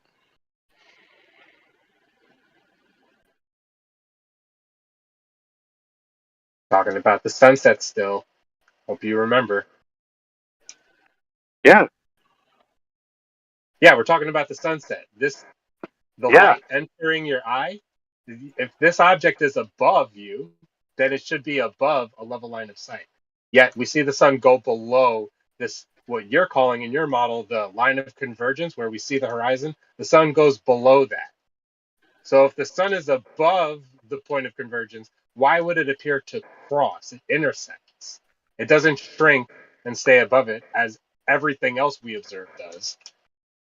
Yeah, the angle of arrival of light changes. There's your answer. Right. So that's why we say that the sun, it's not lowering because of perspective. That's it. Lowering because it is lowering. Yeah, that's your claim. That's what we observe. No, what you observe is a differential in the angle of arrival of light. That's what you observe. Okay? You don't have an orthographic God's eye view to know the relative location of the object in free space compared to you. You just know the angle of arrival of light at the optic. That's what you know. Now you're making inferences and geometric claims, right? Well, let's use a theodolite. We can verify where we think things are based on when we look at them. Dude, what is it? Yeah, so a theodolite operates on what principle? It's an optical measuring instrument. All right, so what does it measure? It's measuring angles. Of what? Objects in the distance. Wrong. It's measuring the angle of arrival of the light. Right. Yes. Same thing, pretty much. No, it isn't. It's not even close, dude. If you're going to have a visual of an object, you can presume it's because of light. Dude, what are you talking about? Dude, that's a tautology. What are we even debating about, dude? We're talking about the sunset here. No, what we're debating here is that you're making inferences and assumptions about angles of arrival of light and converting that into geometric locations in free space. Can the sun go below the Earth on the flat Earth model? Does the sun actually ever get lower as it sets on a flat Earth model? Is this possible? Or is it always due to perspective in the model? Throughout times of the year, I'm sure it raises and lowers. Nothing wrong with that. No, I'm talking about day and night cycle. I'm talking about when the sun sets at night. Yeah, what about it? The cause of it being perspective, there's a flaw in that claim because the object apparently intersects what would be the point of convergence. That's okay, no problem. No. What you mean to say is the angle of arrival of the light. Sorry, go ahead.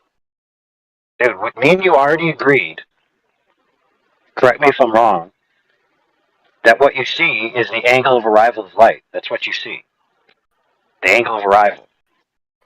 From an object. Okay, so you can't just draw a necessarily straight line from object to object and assume that that ideal exists at all, like a kind of continuity. Now, if you actually had a direct measurement of the object in question relative to where you are, then yes, maybe you could make that claim. But what you actually have is just nothing but the angle of arrival of light at your location. That's all you've got to work with.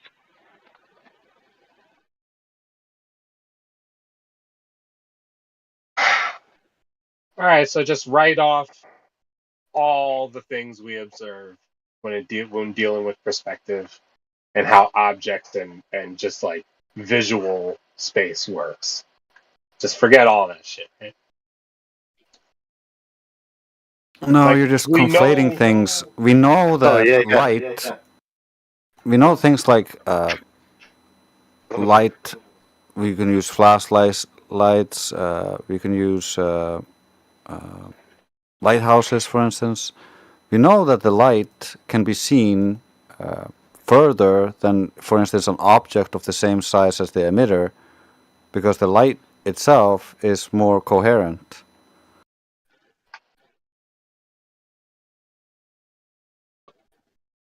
Yeah, keep in mind what we're actually talking about right now is things that may appear to be in a geometric relationship optically that isn't necessarily where they are physically. Now, interestingly enough, the globe Earth paradigm requires that fact ad infinitum to explain all the observations that don't fit their geometry. They're always appealing to optical effects displacing geometry, day in and day out. But when a flat earther does it, all of a sudden it's a cardinal sin. Get real. It just contradicts our understanding of the laws of perspective to say that this happens for just one object. The sun is like a special perspective law. No, we're not doing.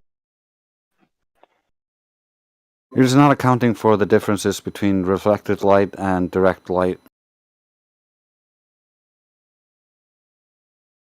So you think the sun is reflected light? I mean, the sun is a very intense, strong light source, similar to a very strong flashlight or a laser beam. Whereas reflected light off of a person or an object is not that strong. Listen.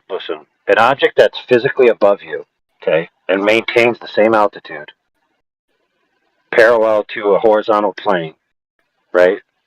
All that's required for it to appear in a different location, right, is one, it could be law of perspective, or two, it could be a differential media, or it could be a combination of the both. For example, Rob Skiba has an example where he creates a tabletop quote-unquote experiment test where he takes a sun at a fixed distance from the surface and draws it away, right? And then he just puts a magnifying media in between, and guess what happens to the image of the sun as he draws the sun away from the camera? It goes down and disappears from the bottom, and then can't see it anymore.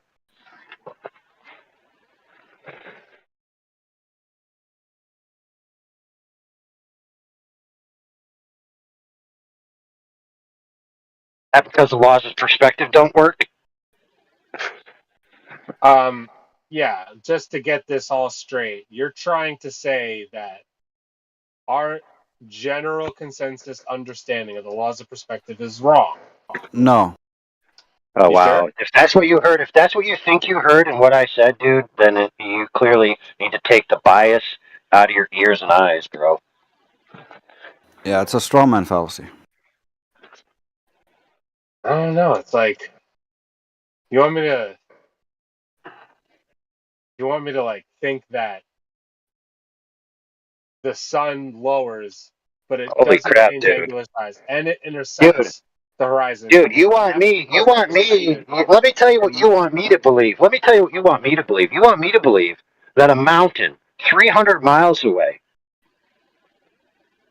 right, that should be occluded by the big hump of Earth curve, can still be seen, but I can't see the bottom, and somehow I should be able to see that, right? You want me to believe the same crap, dude? Yeah, and you say you should see something. I was like, I don't know what example you're talking about. I don't know if you're. Dude, I know it's irrelevant. Let me tell you why it's irrelevant. I'll tell you why. And me and you both know this is true, and everybody in this room knows it's true. Whichever example I show you, which there are hundreds, your uniform response will be optical effect. Without fail. What?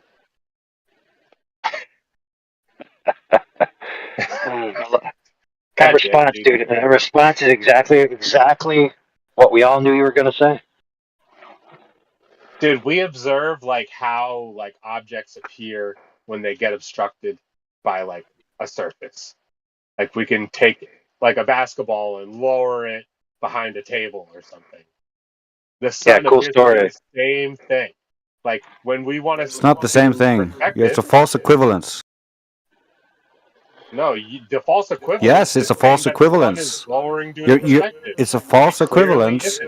You don't have the scale or the compounding air in between you and that ball. That ball is not a illuminated object like the sun. It is simply reflecting the ambient light. Do you think the sun is lowering due to perspective? Yes or no? It clearly is lowering due to perspective as it moves away from you. It just depends on the conditions between you and the sun, how that's going to look to you. If there's very little humidity in the air and you look at the sun, like for instance in the desert, then the sun doesn't do what you would expect when you live near the sea and you look at the sun.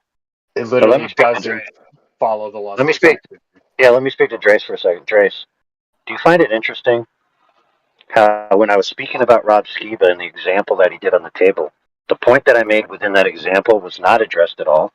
And then when I told him that in his own worldview, there's hundreds of supersediary observations that defeat the globe geometry, and the universal reply to those observations is optical effects, right? Completely ignored. I never said that. Both times, my point was completely ignored for some reason. He doesn't want to address it. I've seen the Rod Skiba video where he slides the Fresnel lens or whatever that thing is with the picture of a sun on the little piece of paper. The sun changes angular size in that video. So it doesn't do what the sun actually does, which it doesn't change angular size throughout the day. It doesn't change angular size as the sun gets lower. No, that's fine. That's a different argument. It's actually, when you look at the video, you can see when he draws the sun away, the sun does change angular size, but when he puts the lens in front of it, then it doesn't change much at all. The sun does not change angular size throughout the day as it sets. No, it does not. Yes, it does. Go and watch a few YouTube videos. Get yourself excited. Those YouTube videos more than likely don't use the solar. I've posted two videos. I've posted two videos in there for you to look at. So please look at the videos I posted. Maybe they're not using a solar filter, man. All right. Okay, Jen, do you know if they are or aren't using a solar filter in the videos you posted?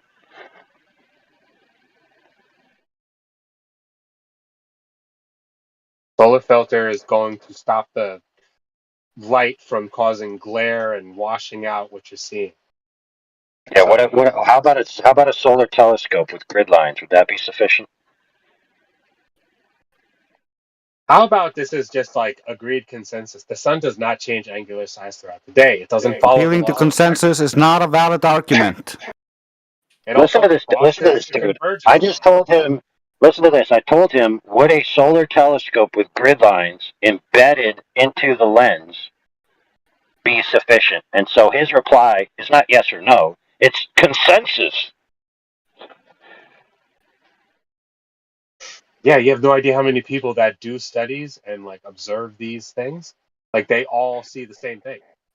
Cool. Point them out so we can have a chat to them. Yeah, the sun appears the same angular diameter. No. You were talking about these people. Degrees per hour. Stop yapping. Yeah, you were talking about these people. Please point them out and bring them in here. That's a. Hey, what did I? You made the claim. I actually have. Well, listen, I actually have a video saved in our bot here, if I can remember the title. Let me think of it. What did I call it? Sun size, maybe? Let me try that.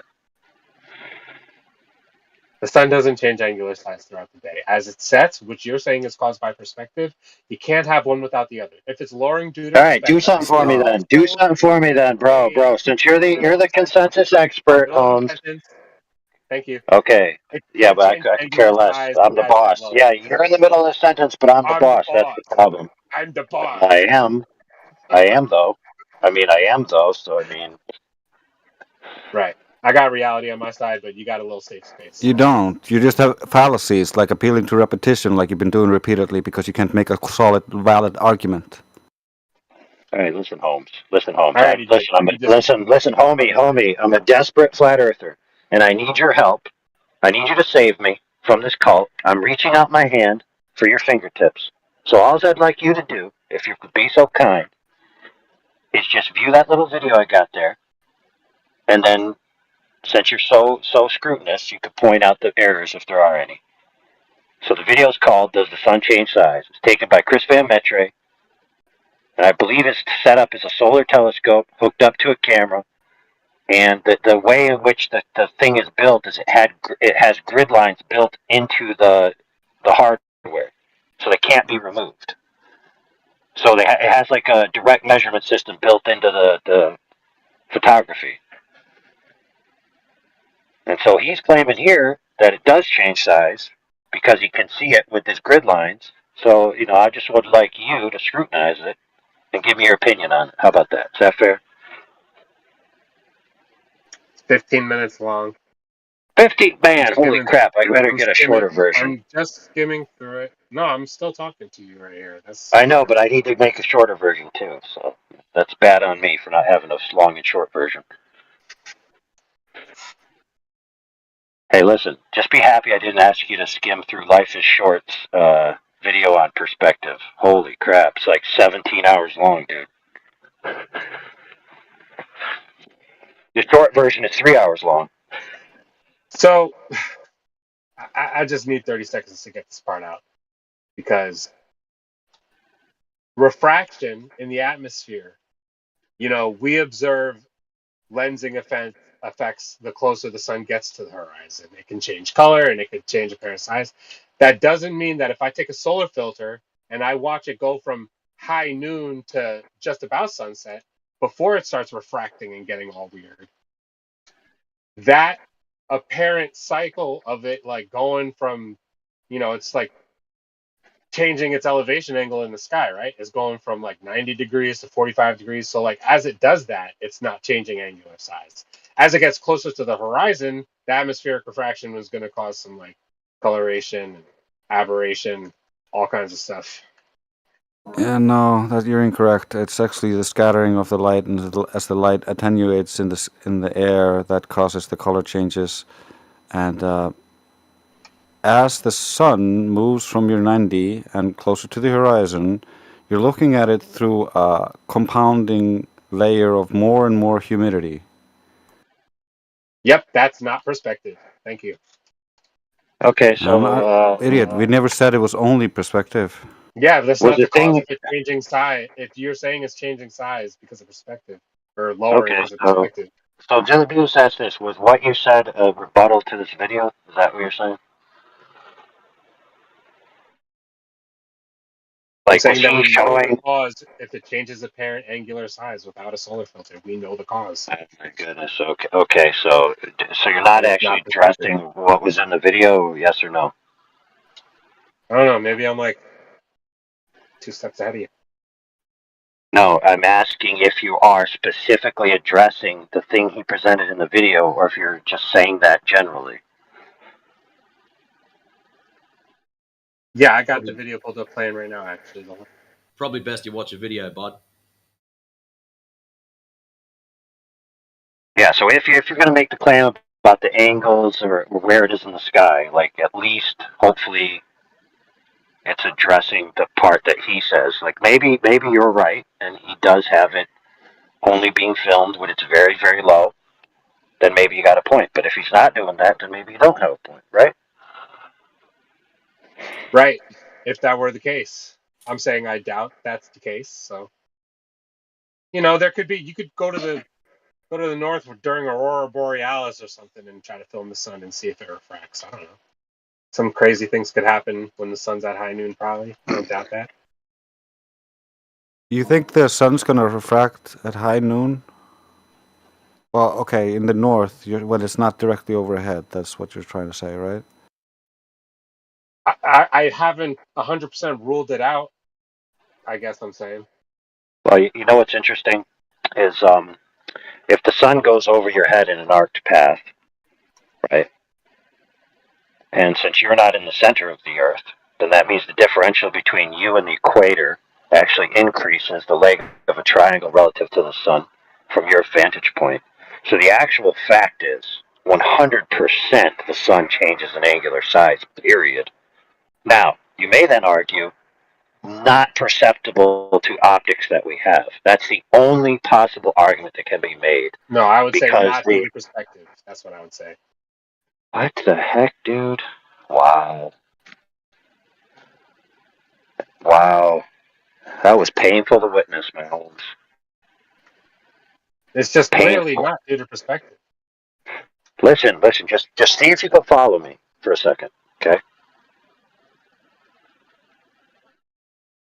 If you change the angle relationship, right, then the angles have changed. It's that simple. So, if the sun is traveling around the Earth in a circle, in the manner in which it's said in the globe model, then that means that there will be a portion of time during the day that from where you are, which isn't the center of the Earth, that the differential in a triangle traced from your position to the location of the sun would have a different angle. Therefore, necessarily, the sun would be at a different angular size from that vantage point at different times during the day. Now, the only argument from that point that can be made, the only argument, is that the optics we have, whether it's our eyes or some other type of device, are not, I'm not going to say strong, but you know what I mean, sensitive enough to render a differentiation in that angle because it's such a small angle. That's the only claim that can be made. The fact that the angles change is 100% a fact.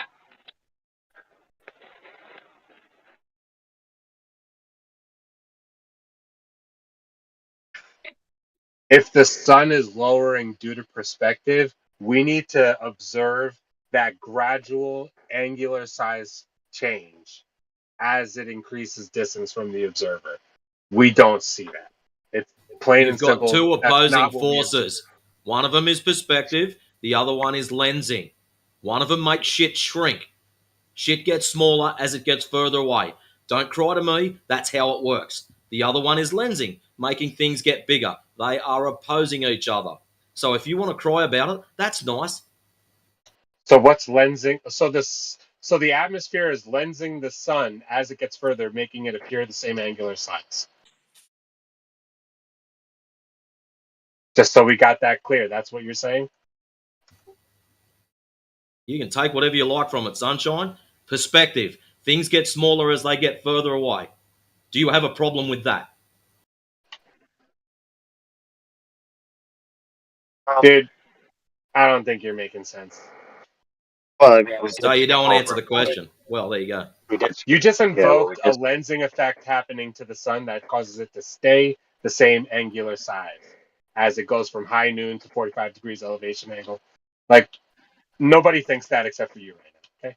Wait a minute. Are What you is saying what that is this there's lensing there's in the no atmosphere you're talking about? are you saying that there's no refraction and light bending in the atmosphere?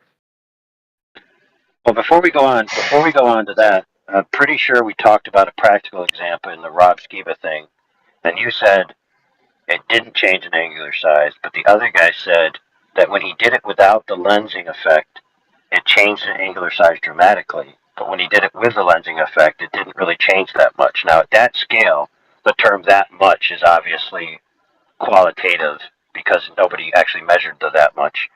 But let's just say that maybe that qualitative stretch of quantity might be present in something that is bigger and further away than simply on your table. So now earlier I said that if the sun, right, is a fixed size and a fixed distance, but traveling in an orbit around a central point, which would be the center of the Earth, and you're not in the center of the Earth, you're on the extremity of the Earth from the center, or radiant or radial from the center, right? That means that necessarily if the Earth is traveling in an orbit and there's a differential from you to the center, then that means, of a necessity, the angle relationship from the sun to you changes, period. It's not possible otherwise. It cannot be otherwise. That means necessarily, if you had a sensitive enough device, you would see a necessary change in the angular size of the sun throughout the day. That is a brute fact of reality, if that's the case. Now, you could argue no such sensitive device exists, and that might be fair. However, you can't argue that it's not occurring. Now, that being said, you just have to scale it appropriately. So your claim would then be it's impossible to scale that to match in any way, shape, or form, right? There are two people right now, two different locations, like 7,000 miles apart, and the sun appears the same angular size to both of them. And they're 7,000 miles apart. Okay, cool story, dude. So It's not a story. This happens every day to everyone. I could care less, dude. So address what I actually said, please. I just did. No, you didn't, dude. Honestly, it went from the sun does change angular size to the sun stays the same angular size due to a lensing effect in the atmosphere. Oh my goodness, dude. Man, are you capable of thinking two things simultaneously? Like seriously. You know, this is just me thinking logically of a flat Earth model, like versus a globe model. This is all I'm doing, dude. Well, you're not Try to thinking act logically. You've just like been using I'm trying to make fallacies me as sound have been crazy. exhibited multiple times. Fallacies. Okay, check this out. When I was talking about the sun in angular size in relationship to the alleged claim of the globe Earth and its orbit and the location of an observer, okay, from that particular observer, the orientation of the sun relative to the rotation, relative to your position, is going to change. Okay, that means the angles are going to change. That means the triangle that you draw to the extremities of the sun are going to change. That's necessarily the case. Now, if it appears to be the same angular size, then that would mean that the scope of the ability of the sensitivity of the object you're using can't discern the differentiation. But that doesn't mean there isn't one there. It just means you don't have a sensitive enough piece of equipment.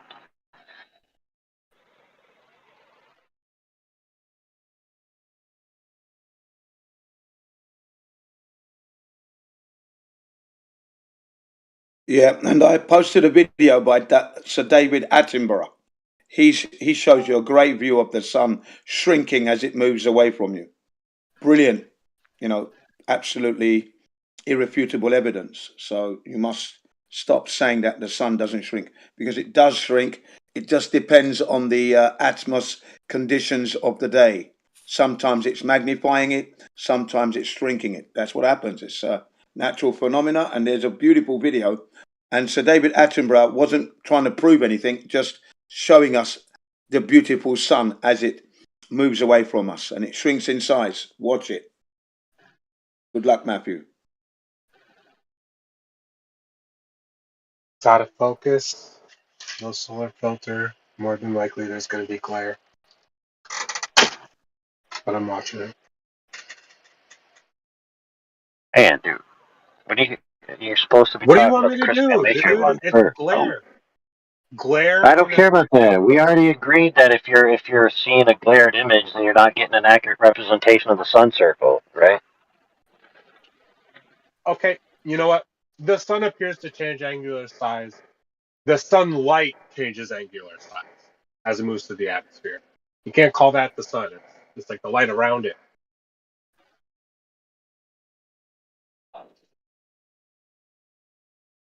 Yeah.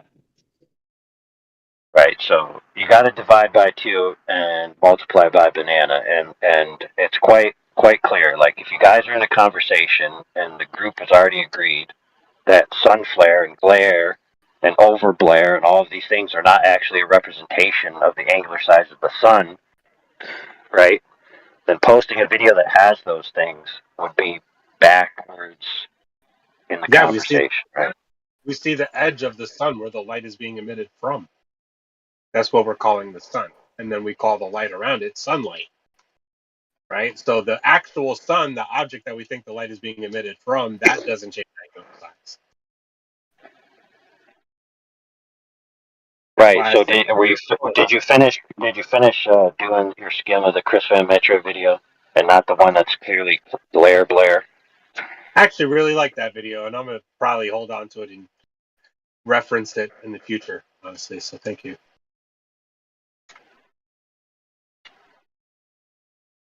Yeah. So in the Chris Van Metro video, did you have any critiques of the video itself or the content in there? Anything? No, solid. The sun didn't change as much as it should if it was lowering due to perspective. Oh, okay. So it changed, right? Yeah, but not how it would if it was due to the laws of perspective.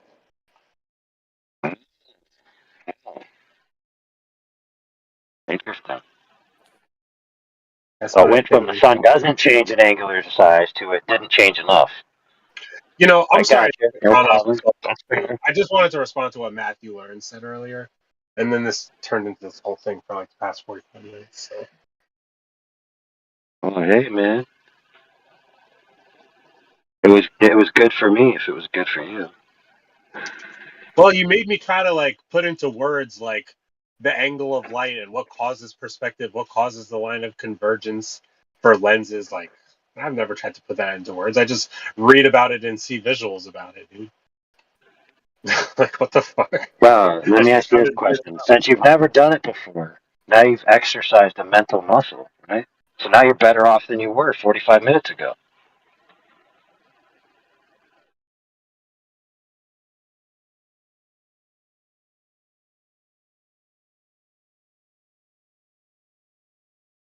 I really question what I even be doing up in these fucking servers, man. Like, at this point, I'm just fucking... Bert, can I ask you a question? I've been listening to you for a while. Are you a skeptic? Was that for me? Sorry. Yeah. I consider myself very skeptic, actually, yeah. Cool. What is it about the heliocentric model that you're skeptical about? Well, they say that there's dark matter within our solar system, which is helping, move space-time to form this... Gravity, right? Yeah, Right, so that ad hoc theory of dark matter is there for the shortcomings of gravity. So if you doubt that dark matter really truly exists, then you doubt gravity itself, because everywhere there's a gravitational anomaly, quote unquote, that just happens to be where the dark matter is. And the amount of gravitational anomaly, that just happens to be how much dark matter is there. So what it boils down to is gravity is so weak that they need black holes and dark matter halos. So black holes in the center, dark matter halos near the edges of the galaxy, in order to make gravity work mathematically. So you just admitted yourself that you're skeptical of Einstein and gravity. Of course, everybody should be, because things can be better explained as time goes on and we increase the amount of data we have and accurate, make more accurate our predictions of things. But check this out, dude. What if the amount of mass that they say is missing, the 83% mass that we need for the galaxy to be held together? What if... Now, I had my friend that works at NASA propose this to me, so this isn't even my idea. So shout out to my friend that he works for a satellite manufacturing company, and they license their technology to satellite manufacturers, whatever. He said that the dark matter problem could technically be solved if you presume that there's like multiple universes all stacked on top of each other, kind of like spaghetti bowl string theory kind of thing going on. And you just give the right amount of mass based on like potential, like probabilities, like things can happen. So like the mass of it being able to occur is there. So we think we're looking at mass, but we're actually looking at the probability of lots of different states of mass.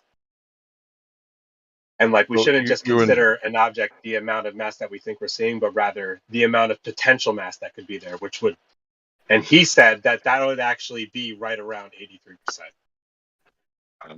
which is so insane to me. Yeah. So you're invoking extra dimensions or multiverses or both in order to make gravity work.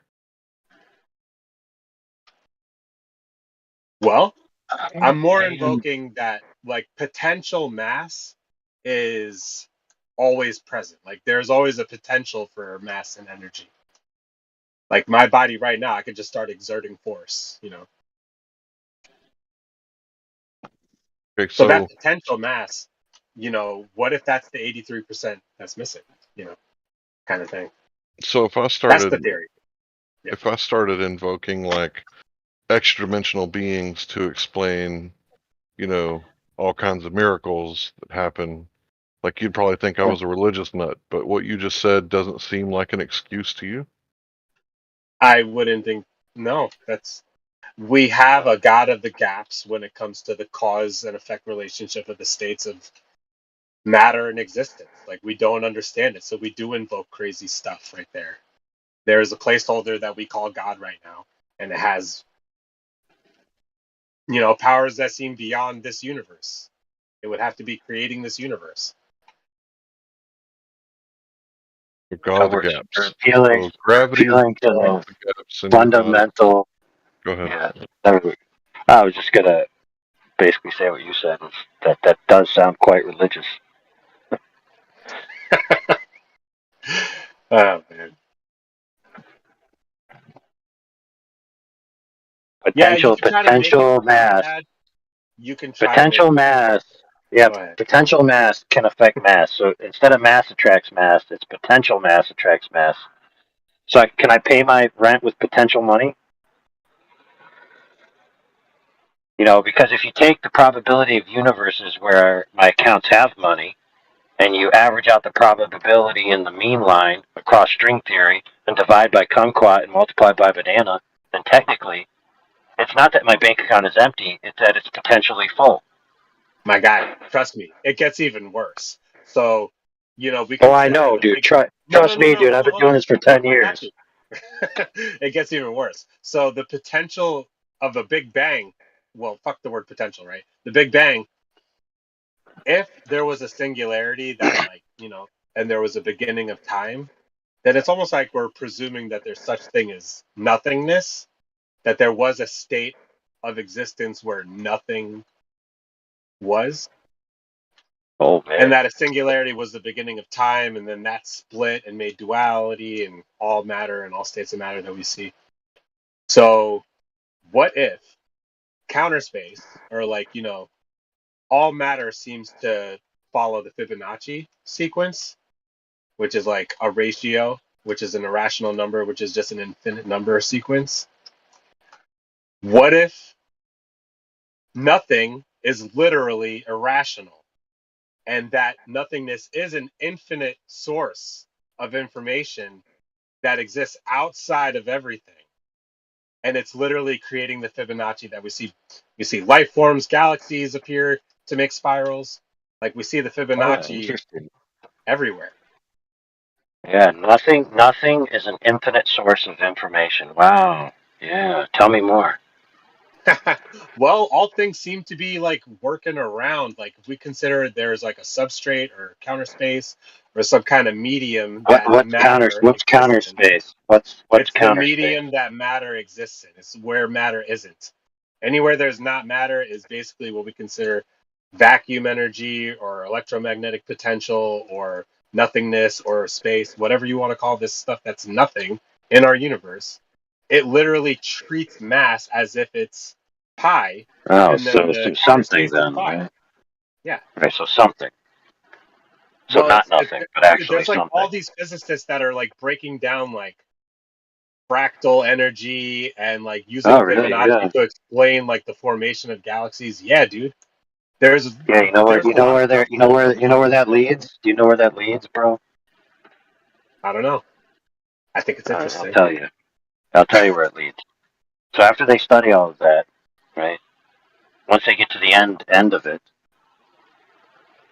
what they realize is that matter, energy states, and temporal states are derivative of sentient entity in the first instance. That's where they end up. So in other words, the nothing, quote unquote, that's really doing everything is an eternal sentient mind.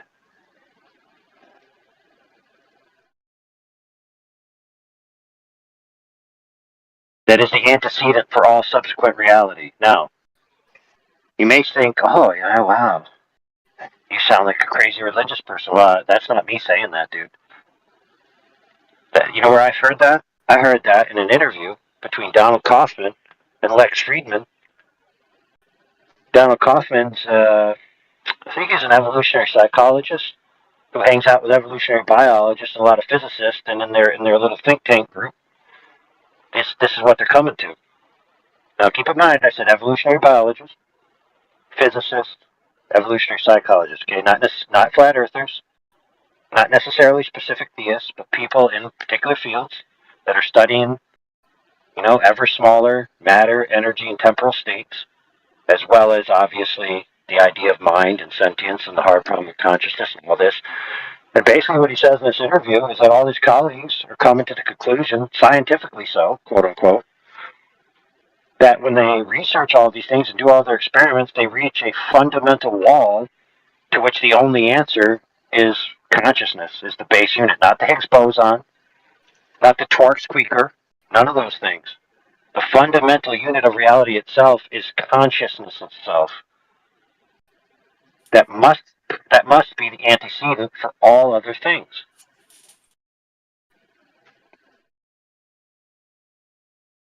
Now, this guy posits the idea, you might say, okay, so basically if you have an eternal sentient mind being necessary for reality, that sounds kind of like specific theism.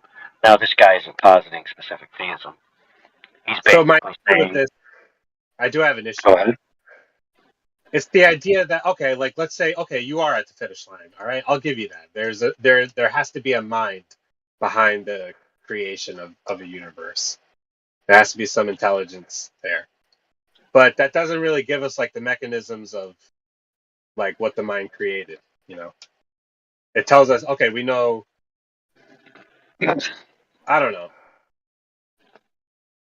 Well, let me ask you this question. Have you ever heard of the concept of materialism? Probably, right? Well, the philosophical, like literal term, Yeah, materialism, I don't know. yeah. What is it? That basically all that exists is matter, energy, and temporal states, right? So the mind is essentially an illusion of that, which doesn't make sense because how can a mind be an illusion? Because an illusion is a concept that exists within a mind that's alternate to reality. So it seems like materialism can't be true. Now, on the opposite end of that, hold on, I gotta clear my throat. Excuse me. All right, so on the opposite end of that is idealism, which is exactly what you would think. The opposite, idea, mind, all is mind, right? So matter, temporal states, energy, all of that just exists within a mind. And then, obviously, in the middle, you have a mixture of both, right? That both the matter and the mind exist, right? Now, when the more towards you go towards idealism, the more fantastical reality can become because it's not as fixed and concrete as it may seem at first glance. Now, the way the argument goes from these guys is that our quote unquote fixed first glance is informed by a process that cannot arbitrate for truth. For example, evolutionary biology and psychology ideas, which this guy, Kaufman, specializes in. By the way, he wrote a book, Case Against Reality, where he talks about these ideas. And it's essentially that the mechanisms by which we've come to our faculties don't account for truth. So we can't trust them that they're accurately representing reality. Now, of course, there's some metaphysical and philosophical mumbo jumbo in there, but it's basically, he calls it a multimodal user interface. Or in other words, when you interact with a computer, you're not interacting directly with the components, you're interacting with a graphical user interface that then exchange the information with the subcomponents that you don't need to know what they do. You just need to know what the icons do, right?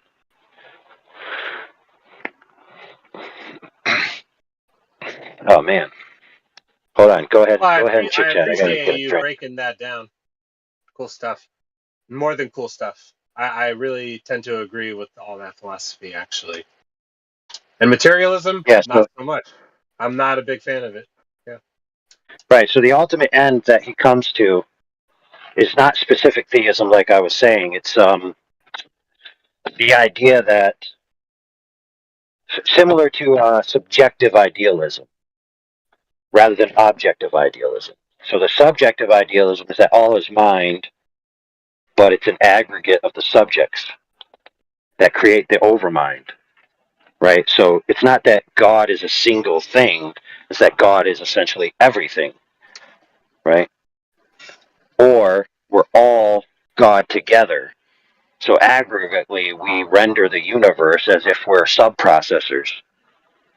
You know, and there is a lot of key turning points in the history of technology and certain sciences that seem to give credence to this idea. Like, for example, you might remember having heard in the past of the quantum eraser experiment, right?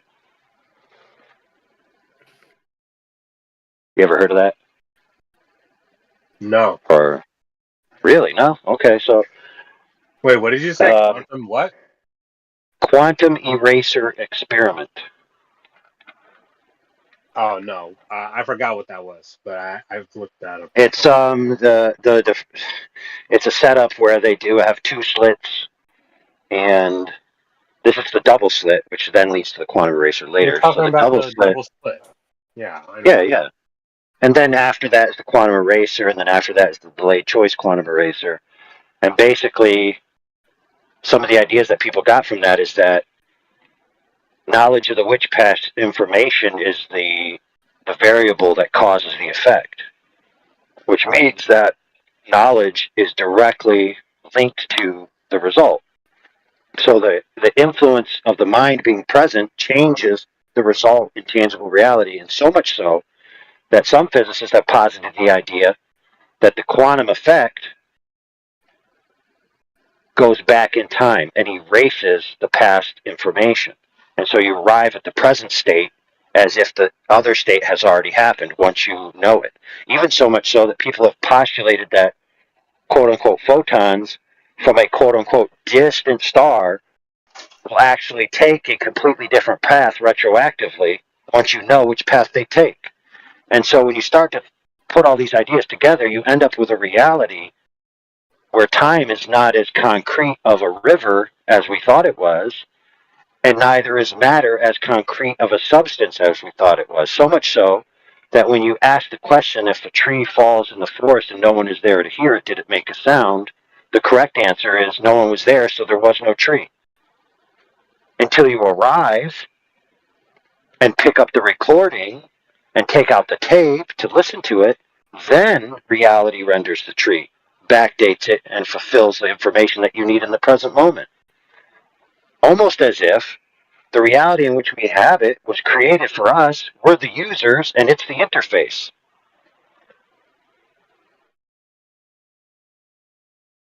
A lot like a simulation.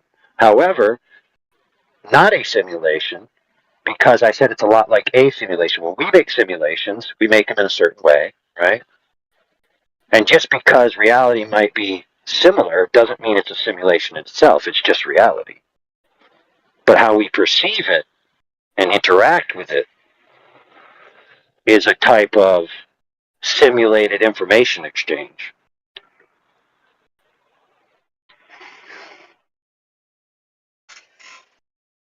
I absorbed all of that. I appreciate you. Well, the reason you appreciate him is because you had labeled him in a box not even 20 minutes ago as a stupid flat earther, and you were questioning why you were Never here. use those words. Don't put words in my mouth, please. Oh, come on. You were thinking. Dude, I was a flat earther. I don't think flat earthers are stupid. Okay. What do you mean were? Did you start I watching was a TV flat again? earther, yes. Oh, you started watching TV again? Okay. No, I didn't. So where did you find the curvature at if it wasn't on TV? Some celestial navigation, magnetic declination, latitude and longitude as curves. Longitude We have and two celestial latitude's poles. curves? We have a celestial sphere, you know. So you said the sky, the space, and the sky. That's where you found the I curvature don't of the believe Earth? anybody goes flat and then goes back. I think that's just nonsense. Well, I was on 1,000% the nonsense. Alright, I I was on the appreciate fence your for a while, opinion. but I never went back. Dude, come on, man. Do you think we went to the moon? Then all of a sudden you're like, no, I we didn't get never to the believed we moon. went to the moon, even when I was And then, smoking. like, we went to the moon, dude. Like when Rogan flip flopped. Don't take offense to this conversation, please. Dude. I'm a real person that was a flat earther. Stop pretending like you gotta attack me. And you really went back because there was so much evidence for the globe. Yeah, we don't have to believe you. Like it's irrelevant. This doesn't make any sense. Why would you argue this? What? He's talking to me. He's no, right. I'm talking to him as well, mainly because it's completely irrelevant if you were or were not a flat earther. You're asking Yes, us it to is believe you. No, it's not. He just tried to say that I was thinking that AI Overlord is a dumb flat earther. No, I think actually Bro, that's how you were talking to him earlier when he was asking you why, and you were talking all that shit using ad homs to try to justify your position. When we were talking about the sun, I expected him to understand the laws of perspective because I think he's smart. Like for him to act like he didn't know what I was trying to say, I was like kind of boggled. You know, sometimes I ask people questions I already know the answer to just to hear how they answer it and just to provoke thought. I'm thinking that's what he did. It's the Socratic method, right? Just ask questions and kind of let it unfold in their mind. Like you're on the internet, so you're getting away with all these weird games. Like I'm just trying to be real with you guys. I'm just sitting here talking about the laws of perspective. And yes, I was a flat earther, so don't ad hom me because of it, please. Okay. We're not ad homing you. We just don't believe you. What made you become a flat earther? Because I realized that a lot of my base beliefs in the globe are based in cartoons. And ancient aliens and stuff.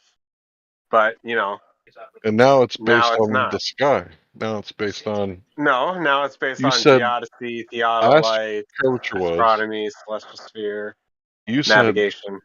You said the sky, space, the sky. That's where the curvature is. It's really not what I said. So It's kind of was. It's close. you did Magnetic say declination. Well, that's space. Like magnetic declination is what? That's space. Right? Space, yeah. What? How's that space? So it gives you direction, right? Magnetic declination, right? No, magnetic declination is when you're orienting your map. So, okay, I'll Well, give you that. Maybe I was wrong. From Polaris. All right. Okay. You got it. Or the sun. I guess you could use either one. Yeah, there's true north and there's magnetic north. So Right. there's going to be a difference between the two when you're trying to find your location, and you could use Polaris in the north to aim your compass at geographic north. So if there's a magnetic north, does that ipso facto mean there's a magnetic west? Technically, no. I don't know, dude. What? No, come on. That's a good question. That's pretty fun. But keep in mind, just for Larry's benefit, okay, is that even if you had a polar or radial coordinate system that was planar, and you had a magnetic field that pointed to somewhere generally in the center that wasn't the true epicenter, right? And you had maps, for example, the military grid map, right? You'd have a rectangular map, right? And usually when you hold a map, you hold it up right side up, right? Right. But the first rule of maps is orient the map to the territory, right? Right. So you'd have to. So you're looking straight ahead of you, and so you take the map and you arrange the map to the territory, so that when you're looking straight ahead, the map represents which way you're looking. Right. You could take your compass and you can get your declination. So Yep. even if you had a map system on a planar surface, you would still, because you're using a compass to get your orientation and then orient it to the territory, you would still have to do some type of declination. Never heard it put like that. Now, the globe claim would be that the way the maps are made, they have a, what is it called? A warp, like, an extended warp, to where they're not truly representing a planar grid. They're actually warped. And so the grids actually aren't square. They just approximately square, right? And so in the warp is where you get, okay, this amount of warp you must have because it's a globe or something, and then therefore the magnetic declinations are not just radials, but curved radials. So they're not just straight radials.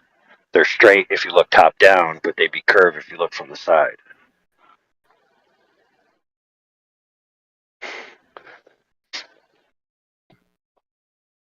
Always just, well, use my phone. But before that, when I would actually use a map and atlas and all that stuff, I just always held it straight north and then in my head flipped it to the terrain. So I never actually used the map like that. Yeah, but see, like, it's not that easy when you're in unfamiliar places. Yeah. Geographic north is based on latitude and longitude. Especially if you're like hiking up a mountain and you got one of the topographical maps and you're like, where's that peak at? And then you kind of point the map, you got to figure out where you're at with that. You know what I'm saying? That's like a dumb blonde joke. It's dumb. It's dumb So blonde. the top of the map is north. Right. So whichever way, so she's holding the map, Right. and she just starts walking. And you're like, which direction are you going? North. I'm going towards the top of the map. You better bust out the compass, man. Figure out where the hell you're at. Yeah. Dude, I used to be able to navigate just from my plugger coordinates, because the coordinates are essentially left, right, left, right, left, right, right? So you know this much left, this much right, this much left, this much right, and so you can actually arrive at another location through dead reckoning methods and charting off your paces, and you can arrive where you need to go. I've never tried that, bro. I've never tried that. Well, those coordinates are based. They're based on the military grid system, so they're squares.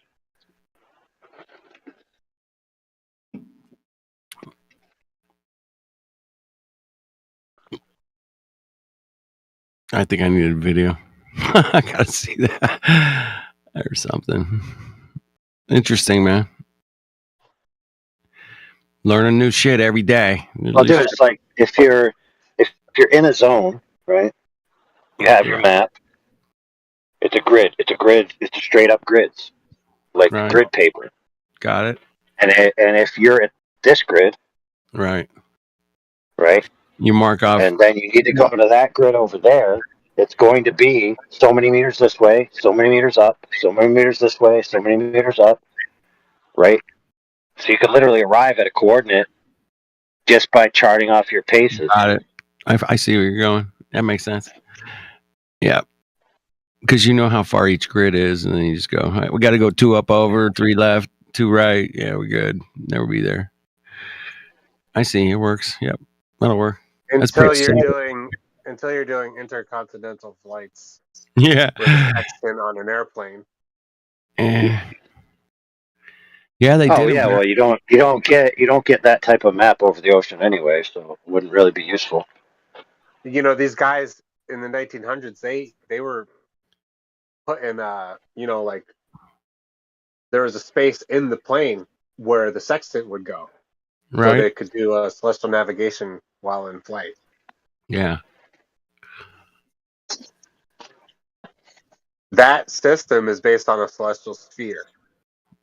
Well, So, the like there's sphere. 6 positions around the sphere, Right. and Got it. every star has a position relative to the other, and all those positions are fixed indefinitely around the sphere. Well, it's the sky that you're looking at as it's a half circle basically. It's not a complete sphere. It's just from east to west. Uh-oh. It's just, you know. I don't want to have to argue against that, brother. It's what our vision sees exactly. You know, it looks like it's making an arc over our head. Everything, right? Dude, Like the it's- celestial sphere isn't fixed anyway. You have to have the time. Yeah. The sidereal rotation, yes, there is such a thing, but all those stars are fixed in the rotation. That's what's rotating.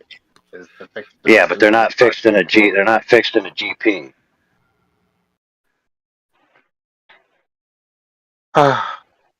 Except maybe Polaris. Every I know. star has a zenith. Every star has a GP on Earth where it'll be at your zenith. At a particular time. Right. Yes. For sure. So at All right, some time, this was so it's actually not. very nice. I must take a break and go to bed and wake up at 7:30, dude. It sucks. All right, man. Go to I gotta bed. wake up super early. Okay. Take care of your biz, man. Good talking. Yeah, Cheers. man. And just so you know, I'm really not like a fucking super glober like you might think. I know you're not. You're cool, bro. Thanks for hanging out, man. Yeah, I Appreciate it. apologize. I was wrong about that too. I It's all really good. was a flat earther, man. All right. Right on, man. Welcome. Hug your globe, man. Hug your globe. Good night, man. Kiss your globe. Yeah, Good no. night. Give it a. Dude, you don't even know, bro. I be telling people about flat Earth all the fucking time. even though I'm a glober. All right, man. Well, keep it up, bro. Appreciate it. I still don't believe him. I still don't believe him either. I'm with you, Drace. Like, I don't know, man. He could hear him kind of laughing and smiling when he was saying what he thought took him back to his life. Hey, brother. Not last week. We had a little thing on Nathan Oakley's show where we gave our predictions for where Flat Earth was going to be in a year. Like, where do you see Flat Earth being in a year? Yeah. And I made my initial prediction, but then I came back the next day because of what had been happening over the past 48 hours was a lot of quote-unquote old-timers. You know, we've been doing this for like a decade now. Right. There were people we used to know years ago that I haven't heard from in a long time. Years. And they started showing up. Like they showed up at politics, they showed up here, they showed up at the other one, and they were basically coming in hot. In fact, India had to deal with one of those guys just a few days ago, right? Where they're basically coming in with all these sky-based arguments, right? Yeah. And these are guys that we knew years ago, or that were very flat earthers years ago, but now all the Interesting. sky arguments are resurging, and then we have some of the big name flat earthers buying into, or at least giving some kind of credence to, this idea of the final experiment, where if you go to Antarctica and see the sun, then it's a globe. Don't fall for And that. it's like, That- and now we got dudes. Think about it. I'm evolving the story. Now we got dudes coming in saying I was a flat earther, but then the sky arguments convinced me. Ah. Right? So my prediction, right, that I The gave sun. on that show was that there are going to be, in the next year, essentially, big quote unquote names or presence flat earthers, which are essentially going to Yeah. just basically say the sky argument convinced me it's a globe. Yeah. I could see that happening. That's a good prediction. Might even happen this summer, bro. Before the election. I don't know. And part of it, in my opinion, part of it is the synthesis paradigm. It's like, okay, you have a certain paradigm and a certain set of rules and certain beliefs. It's taken away from you, but then you end up back where you started, but with a new set of beliefs in the same old thing.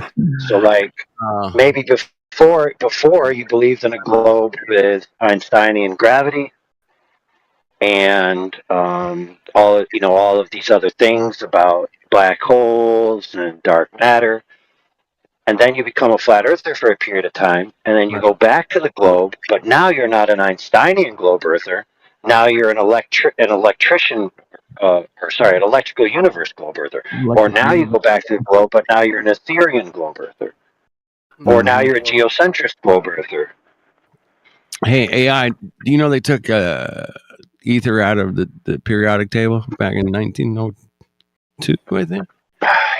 1910? Well, that's because too many. That's because too many people were using it to knock girls out. Well, you could have, this is a Tesla era. Tesla was going. Like, I don't know. It's just I found that interesting. Do I have any evidence that that there's actual ether? No, but they took it out of the periodic table. I just found that was weird. That was all. Hundreds of years of talking about it, and they just we'll get rid of that shit, man. It's got to go. They haven't gotten rid of their Big Bang Theory either, man. They were hanging on to that one for a while. I see what you mean, though, AI. It's kind of like with the level earthers or Bev. Some people just want to be in a different group. Yeah, that makes sense. That totally, most people are right. like, Check this out. There's going to be a lot more people stepping up and being more comfortable with being a transitioner. So it's going to be like, see that guy right there?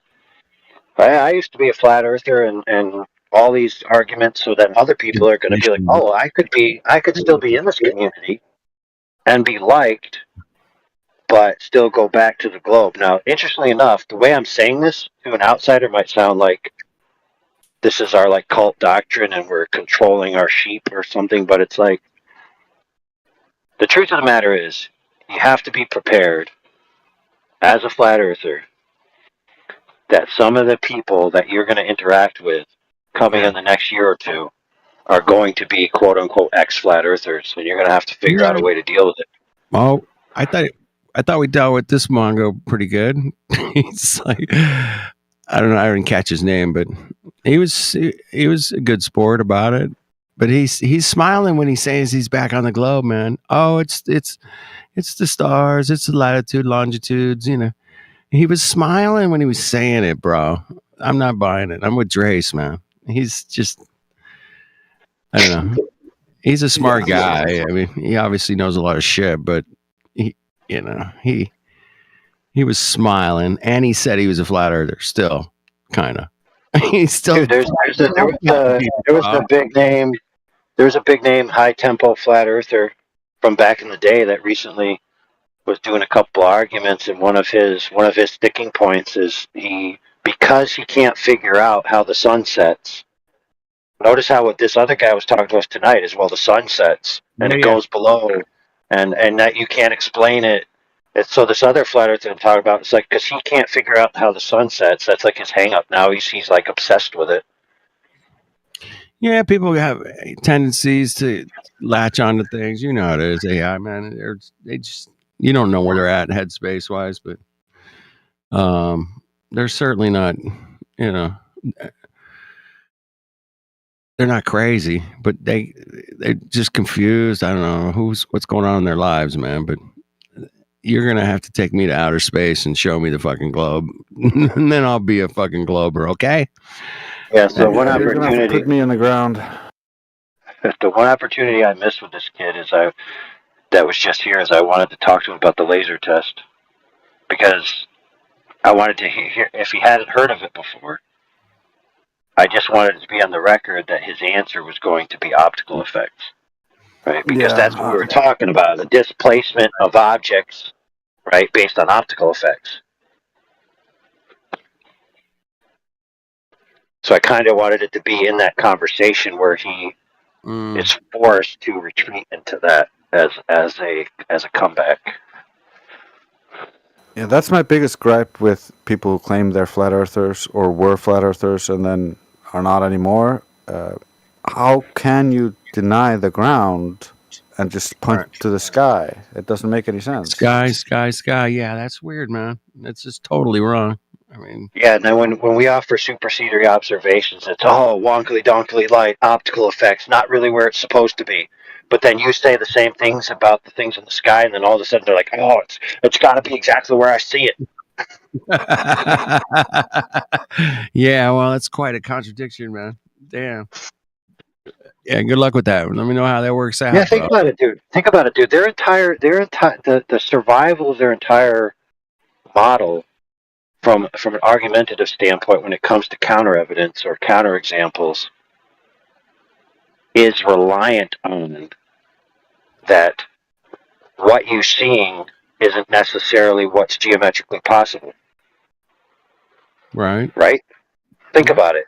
Mhm. Well, most of their excuses for the evidence that any flat earther presents is what I'm seeing isn't necessarily what's geometrically possible.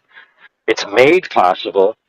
It's brought to you by the letter K, the color blue, and the magic of refraction.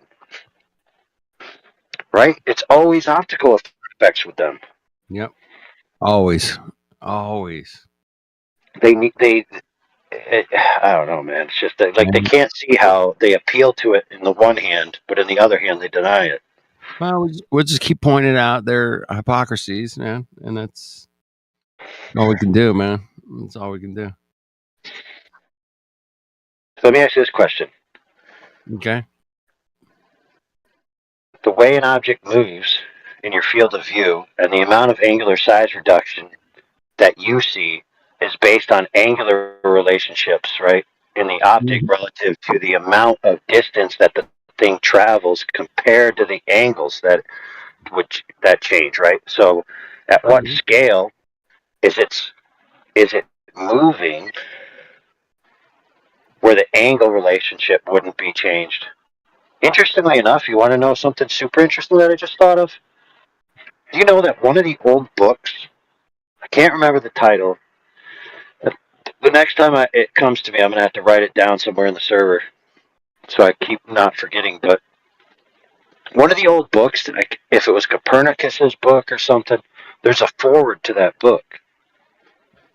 And it basically says in that foreword that what you're about to read, if it was true, then based on the laws of perspective, these celestial objects would change in size eight times by a scale of 8.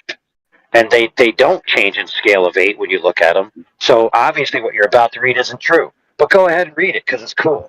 That's like awesome. literally, dude, I just want you to listen to this. Please listen and understand what I'm telling you. Homeboy just argued with us that the sun doesn't change in angular size, and therefore our claims can't be true. A foreword to a celestial book, one of the pillars of the heliocentric model, the foreword of it says, these objects don't change in perspective like they should. This isn't true. Isn't that interesting? Super interesting, yeah.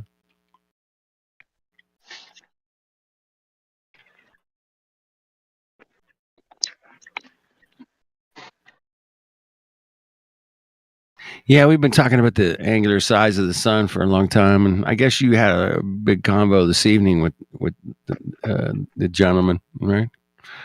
About that. Was that one of his arguments? Well, his main argument was that in a classical sense of perspective, the things above your eye line can't go below your eye line.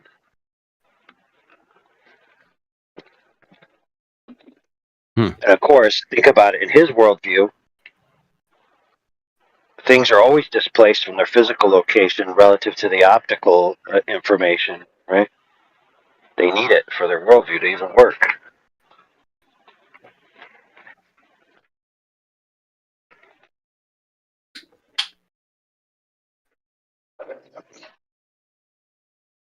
Which is why I wanted him to answer the question, why not? Right? Because I wanted him to mention the angle at which the light enters the eye is the real important factor. Right. It's something that Not most people necessarily correct. So it is where the object is relative to your location. That's part of it. And then the other part is the angle which the light enters your eye. And what I wanted to bring out is that in his worldview, things are always being seen where they're not, based on what? The angle the light enters in your eye. Right? So he's basically imputing us for believing that something can appear where it may not geometrically should be. Right? So think about it.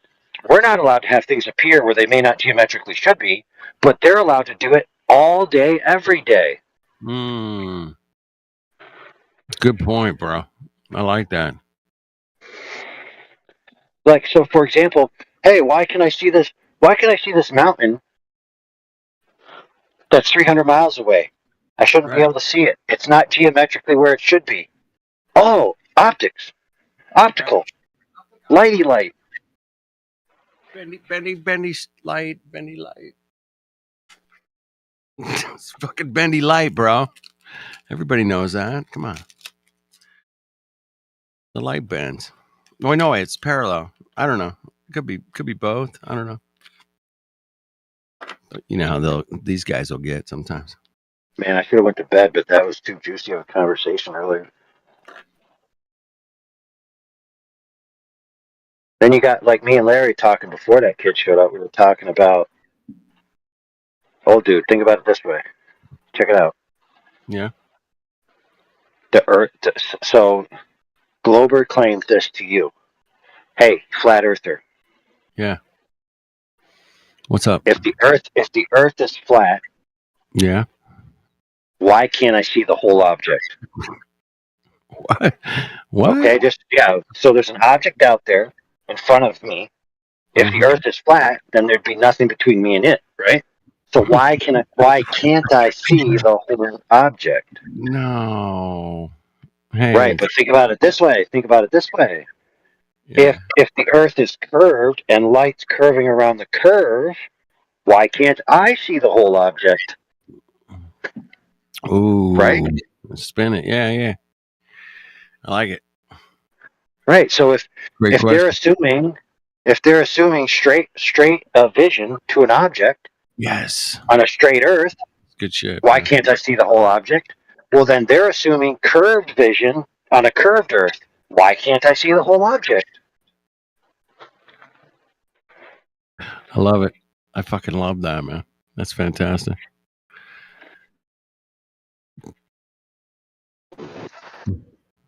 You know what Matthew said in return? Matthew, what did Matthew say to that? Yeah, I want to know what he said to that. Yeah, go ahead.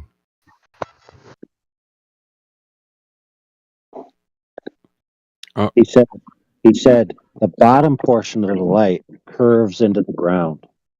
The top portion curves around. The bottom portion curves in the ground. Then you know how he showed it to us?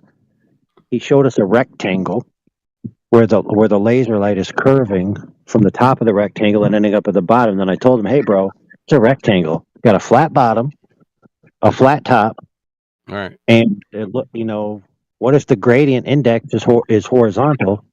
Oops. Right. So if you're showing me a horizontal gradient index with a flat bottom where the light is being driven into the ground, and you just told me that the reason you can't see the bottom is because the light is being driven into the ground, then how is that telling me it's a globe? It's just telling me you can't see the bottom because the light isn't reaching me."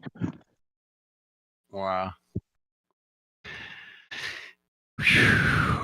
That was. I don't know what to say to that, man. Wow, that's awesome. I wish I had a clapping sound effect. I don't know. I thought today as well. Gas pressure without the container. What about it? Well, apparently you can have gas pressure without container. So Right. You can't the do example in the container where you have gas pressure, in the middle of it, the 1 cubic inch doesn't have any container. So the gas doesn't need a container to have a pressure. This is Brenda, of course. Yeah, that sounds about right. She was saying that in the container, in the middle of the container, the 1 square inch doesn't have any container. So you don't need a container to have a gas pressure. Like I said, that sounds about right, man. This whole container thing. Yeah, but the logic is she's saying in the container, in the middle of the container. I mean, and she cannot say that what she's saying is completely contradicting what she's saying. Oh yeah, dude. Hey, it's the gravity's the container, bro. Everybody knows it. It's the gravity's the container. Okay? Got it? All right. Go back to your normal positions, everybody. Go back to your normal positions. Yeah. Okay, I actually have to take off too. I gotta try to get some sleep. It's late for you, man. Yeah. Good night. Thanks for the chat, man. Peace. Good stuff. Peace out, bro.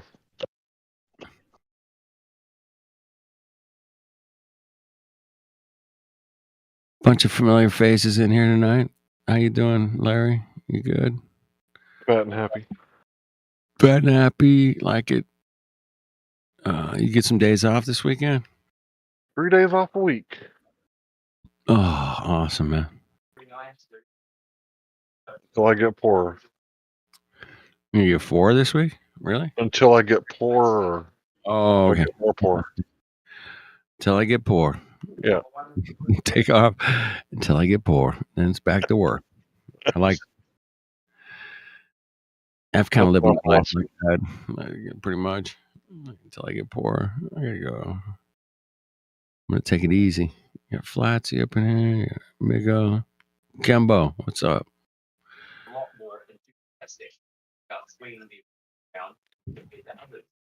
Any antipodal outer ponders? Upside down antipodal outer ponders? No. Rare. They're not here tonight. Darn it.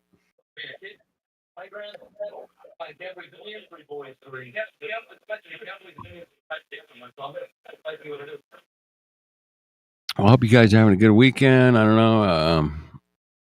I was listening earlier today. I don't know what I was listening to. I was trying to do work and listen, but I appreciate you guys keeping it going and getting out there, talking to people, man. It's work, man. I get it. It is work. Well, we don't have anybody new in here, so we'll just talk to each other, I guess. Huh? What do they call it? Satire Saturday? Well, hey, it's Speculation Sunday. We can speculate on some stuff. Hey, how about that? We can do that. I'm going to speculate that there was some kind of reset in our past that they didn't tell us about, man. And we've been going around looking at different places in the world, man, and going, hey, man, their story's it's a little whack. It's a little whack, a little funny. Doesn't quite make sense, but it is super interesting to look at. Do I have it figured out? No, for sure. But I'm willing to look and keep looking and going, hey man, what's up with all the World's Fairs or whatever? What's up with the incubator babies or what's up with the orphan trains and it's kind of weird, man. There's a lot to look into. So I'm going to speculate somebody was watching my lunch break. Yep, I was. I've been watching fucking John Levy for years, bro. This guy's just like bringing it together a little bit better. Man, he's got his own. Yeah, I like the beginning and like when the what is that, like a freaking, is that a oh gosh, what's the cello? Is it a cello? That freaking little string instrument when it comes into his kind of beginning after he does his little intro. Yeah, it's freaking slick, man. So I was watching the airship one today, which is interesting as hell. I mean, I didn't know they had so many pictures of them docked at these places. Right. And dude, docked at these freaking ships and like, dude, and these ain't just like, it ain't just like some place. I mean, I guess you could say, oh well, they were just parked there for a minute just to give them a break, or I don't even know what you could say. What could you say? I don't know. It was windy and they needed a place to tie up for a bit. I don't know. I mean, what? I'll be curious to watch that one. Check that one out for sure, man. Airships. Yeah, airships are a whole thing, man. I mean, think about it, man. Pretty luxurious way to fucking travel Earth, bro. I mean, yeah, but dude, if they were like, well, obviously, you know, the Hindenburg thing was like a definite false flag, you know, like they wouldn't fill it with anything freaking flammable. Not on a regular one, but they did that one, you know. Well, just to make them look horribly dangerous, you know. Hydrogen's dangerous. I think that was the message. Maybe, I don't know. Yeah, but I don't think they filled them with hydrogen. I don't think they filled them with hydrogen. Yeah, they did. That's the thing. That's what they say in the Hindenburg. I'm pretty sure. Correct. Well, no, that's what I'm saying. But what I'm saying is, all the other ones, it probably wasn't. Okay. You know what I'm saying? Like, I don't think it was in the other ones. Yeah. Man. I don't know the old ones. Yeah, it was probably helium. Yeah. I mean, even think about this. Like, if there was some kind of free energy type shit, it could have just been filled with freaking air, and then like free energy's like heating it up or something. Who the hell knows? Could just be heating up air, just making it, you know, heating up the air. Who the hell knows? Because I don't know, man. They sure look like they were docked doing something in those pictures. Hey Hank, man, you got something in your background? What are you watching? Dude? Sorry, bro. Wife's got TV going. I'll mute. All right, just heads up. I don't want to dox you, bro. All right. Anyway, there was something in the background there. Yeah, man. Could have been helium. I don't know, man. I never looked into how they make helium and where it comes from, man. But I did work in oil fields and I drilled gas wells and oil wells many years ago. I can tell you this: they say that we're running out of it. But we're running out of it, and it's not gonna like. It's like they just made a deal for the last bit of it to be sold by this one company. They brokered the deal for the last reserves, supposedly, right? So, did you know that all of our MRIs machines are filled with helium? Do you know that? Yeah, helium's used in some liquid, different. liquid helium, right? Because it cools it down, and like some of them, some of the older ones, you just fill them, and then like they would chill, and they'd be good for freaking a couple of years. Well, apparently, like the newer ones, you've got to fill them up like more often or something. Right. I don't know. It's freaking sus, man. I'll have to check that out, man. Well, that does sound a bit suspicious, man. No, it's just what they use. The magnets have to be cooled. I get it, but the price of helium's it's through the roof, man. I know that. Right. Why wouldn't you use CO2? Why can't you use CO2 to cool it? Why not freaking refrigerant? Why can't you cool why with that not? shit? You could probably. Why is it gonna be helium? Dude, I don't build that shit. I don't know, but Neither do I. keep the. I mean, I like Good thing. Wouldn't work if I build it. You know, I know that these machines got to. You got to keep it cool, man. You got to put something through something, man. Whether it's water or air or ice or dry ice or gas or helium or something, man. I mean, something's got to be cold, man.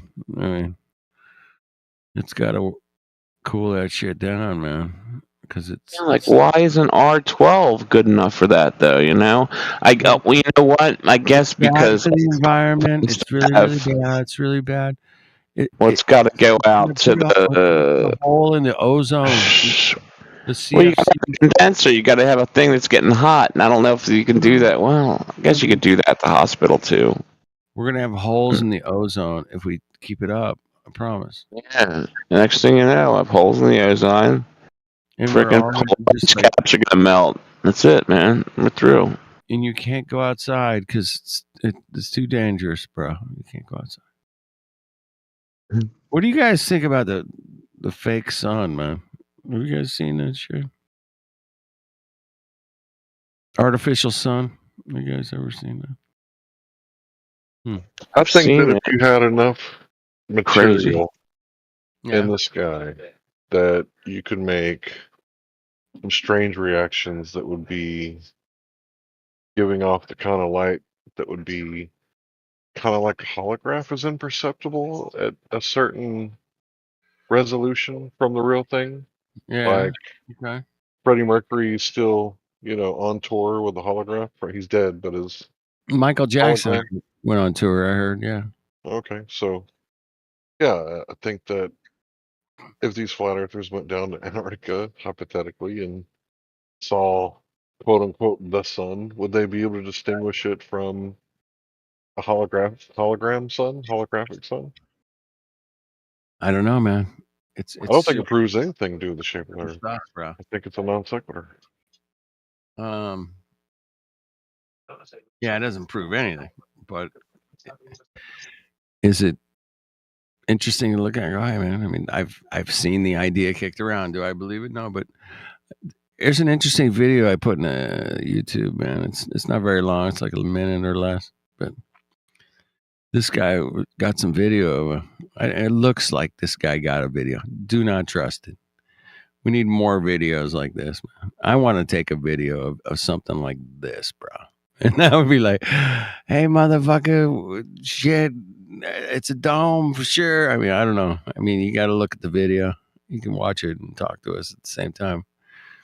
But yeah, that's some weird shit going on. If that's, photoshopped, I don't know.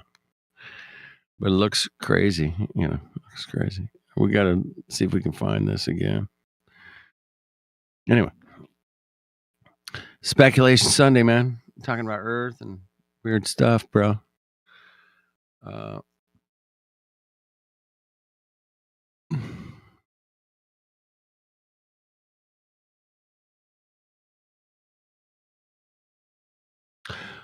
do you guys think of like all these giant banks buying up all the real estate? And now you can't really buy a house less than a couple $100,000 or something anywhere in the world, literally, almost. I mean, it's crazy.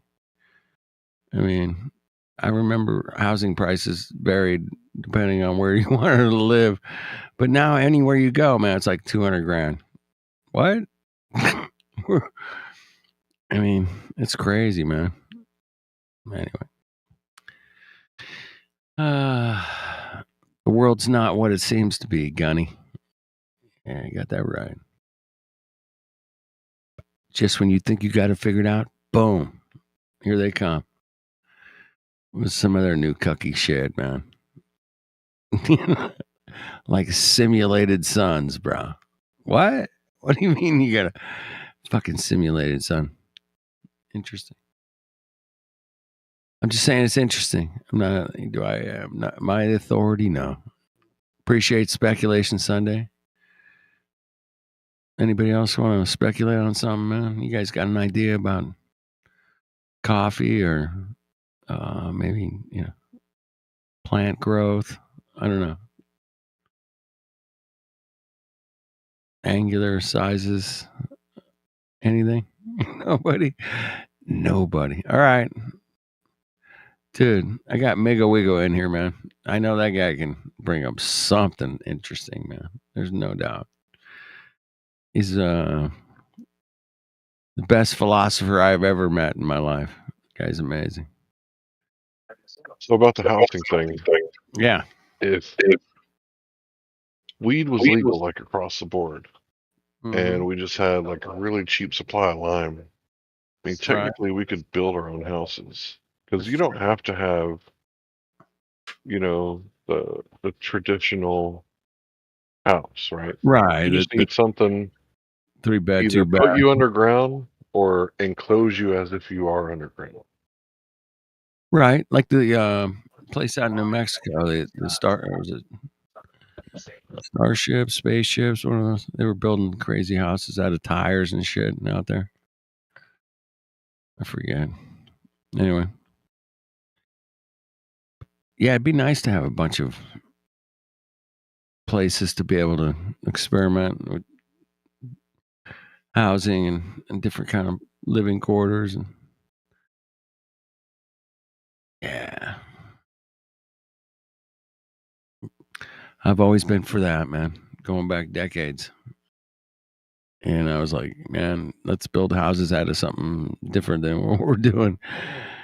But what we're doing, man, is just, feeding the system. And the system, man, is kicking back and saying, so here's what happens, man. And like when I go to buy a house, or if I go to sell at my house and some rich investment firm buys it, like BlackRock or one of those, and they put it in like those little trust funds, and they just keep buying up. When they go to buy that $1 million house in my neighborhood, then they're creating, like, I think it's, like they're going to create that money out of nothing, man, out of thin air, bro. But yet they own the house, but they created the money, and it's an investment firm that is doing this for investors. And and it's just disgusting, man. It's disgusting capitalism, bro. It's the worst kind. Well, this isn't capitalism, bro. This isn't free market capitalism. If this is free market capitalism, then tell me, what is the black market? Look, you can't just create money out of nothing and call that like capitalism. That's just craziness. That's just it's putting it's a byproduct of capitalism. You guys got to remember, man. It's stacking the deck against people. Like we can't do that. Somebody try to the closest thing we can do is declare bankruptcy. That's where we can make a little money from nothing, or discharge it. Whatever. Say your question again, Hank. Sorry, if we're in a free market capitalist society right now, somebody tell me what is the black market? No, that's like the people that grow weed in their backyard, or they got it in the forest or wherever, and then they sell it underground for cash. I mean, is that black market, or is that like capitalism, where you just like capitalize on people who want weed because you have weed? Yeah, I don't know, man. I mean, I live in California. They grow grapes, but there's no grapes growing in the hiding underneath the bushes of Northern California in Eureka. That I mean, I knew guys that worked those farms up there in the mountains, bro, hiding from the cops, afraid for their lives. That's the black market to me. What do you think? Well, that just sounds like the free market to me. That's free market capitalism. I think what we have here is what they call word wizardry, right? Oh yeah. Where what's really going on is what we're told is the black market is a bad thing is actually free market people contracting with each other. Like a conspiracy? Yeah, it's it's double speak. It's double speak. It is, man. Because the black market is actual capitalism. Yeah, you're right. I mean, I've done so many trades and deals and shit, over the years. I mean, yeah, I'm just really using capitalism to my best ability. I can There's do it. nothing wrong with that. You want your shit fixed? I got you, bro. You want your pizzas delivered? I got you, bro. Let me deliver it. Go. And we just do that, man, every day, and we're actually involved in real capitalism. But yeah, there is some shady deals going on out there, man. And there's a laundry list, man. I could probably fill like 20 terabytes of lists of shady deals, bro, from city to county to country, whatever. Doesn't matter. Yeah, just shady. Super shady. 20 terabytes of that shit. Easy. Super shady deals. And, just look at Nancy Pelosi, man. She got an office. She was worth like, a couple $100,000. And now she's worth like a couple $100 million. And you're like, well, that's weird. I don't know. I live in a different world, I guess. I just live in the real world. I like fixing people's shit because I can. And it's just what I enjoy doing. But do I need to have $100 million? No. That's crazy money, bro. It's crazy.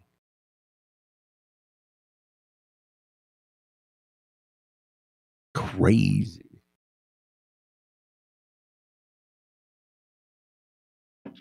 So there was something that said what you need to make per hour in every state to afford like an apartment, by yourself.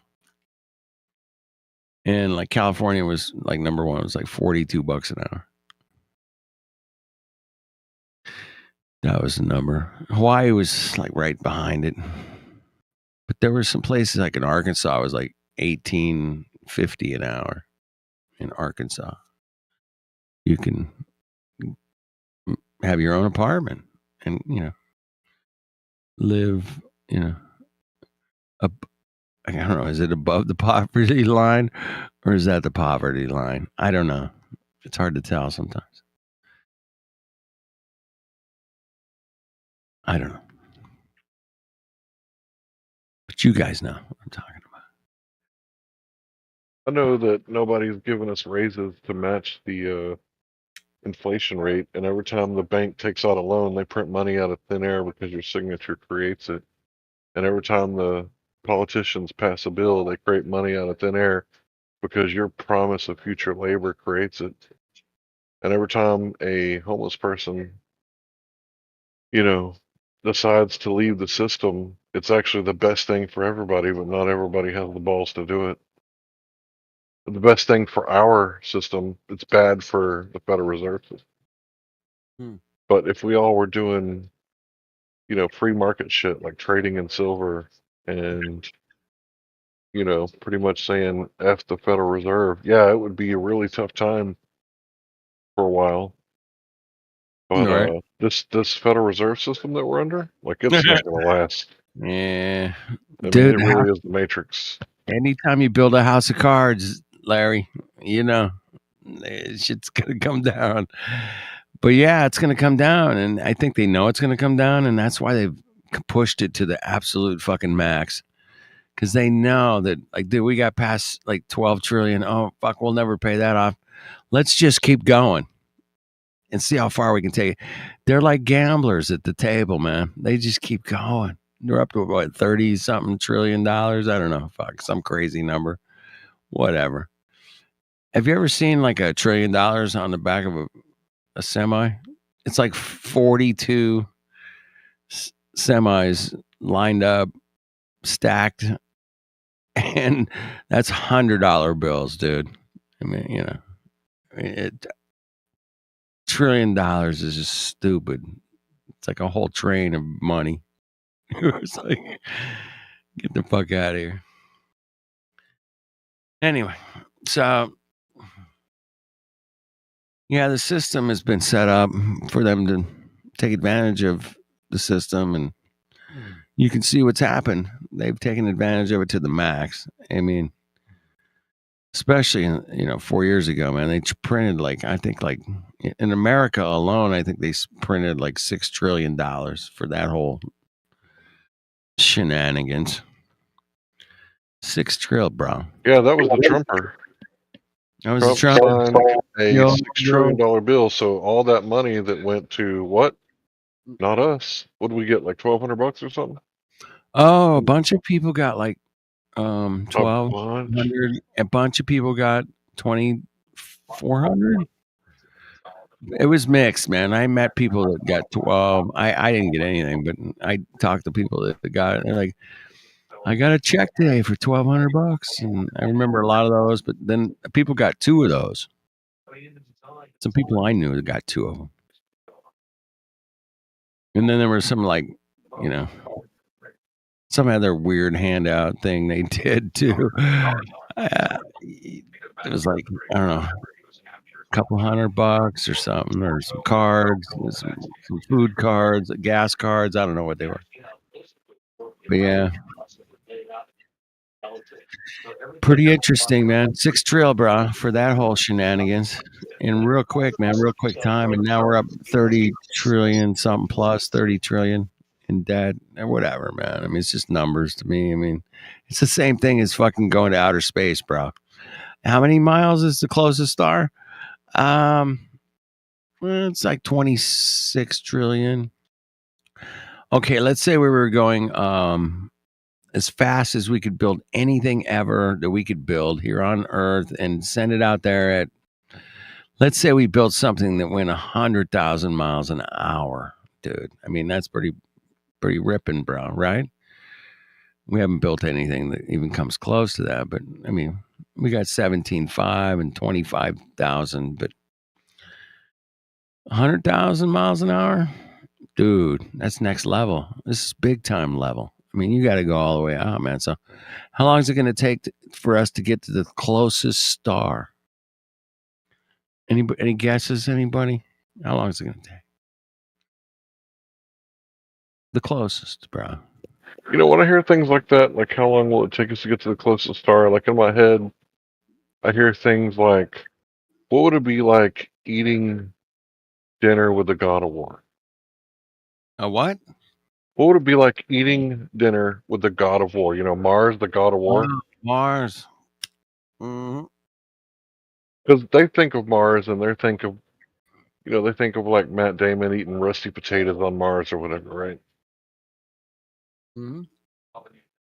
You gotta eat potatoes, the poop potatoes. Yeah, you gotta eat those. Gotta science the shit out of this, bro. Literally, he said that in the movie. Can you believe that? That was pretty funny. We should get a clip of that, man. We should play that. We gotta science the shit out of this. Yeah, that'd be good. Anyway, I think it takes like thousands of years to get to the closest star. Even if you were going 100,000 miles an hour, it'd be like it's crazy number, bro. And that's the closest star ever to us, apparently, in their model. So I don't want to hear anything about the space travel shit ever again. Fuck off. Ain't going nowhere, bro. Ain't going nowhere. Now, yeah. Elon Musk, man, he's going to bring us to Mars. Hey, Northrop Grumman got the contract to build the railroad on the moon, man. Did you guys hear that? Or was it Boeing? It might have been Boeing. One of those. They're going to build a railroad on the moon. I mean, that's big news. I just want you guys to know that. Yeah, and the country that got it, I'm sorry, the corporation that got it was Boeing?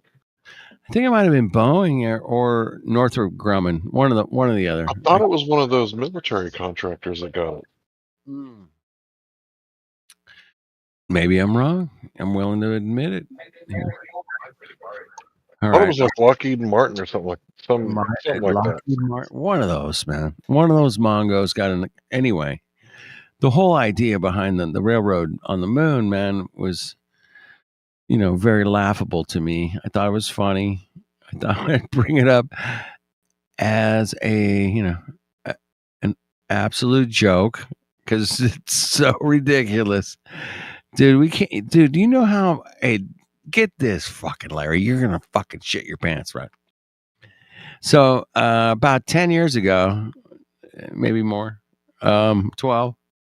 The California voters, man, voted for a bullet train, man. Did you ever hear about the California bullet train? You probably have. Uh-uh. Oh, okay. Well, they voted for it. It was going to cost like, I don't know, like $4 or $5 billion. I don't know. It was going to go from Los Angeles to San Francisco. It was going to get you there in like a couple of hours or something. I don't know. Anyway, they've spent about, I think, $15 billion so far. It's way over budget. And how much track do you think they've laid, bro? Wow. Dude, it's like they literally laid less than a fucking mile of this shit, bro. It's absolutely one of the most outrageous thing I've ever seen a government do in my lifetime, bro. It's like they spent billions of dollars and they got nothing, man. They got fucking speed, nothing. And it's been like, 12, 13, 14 years. It was, yeah. It's crazy, man.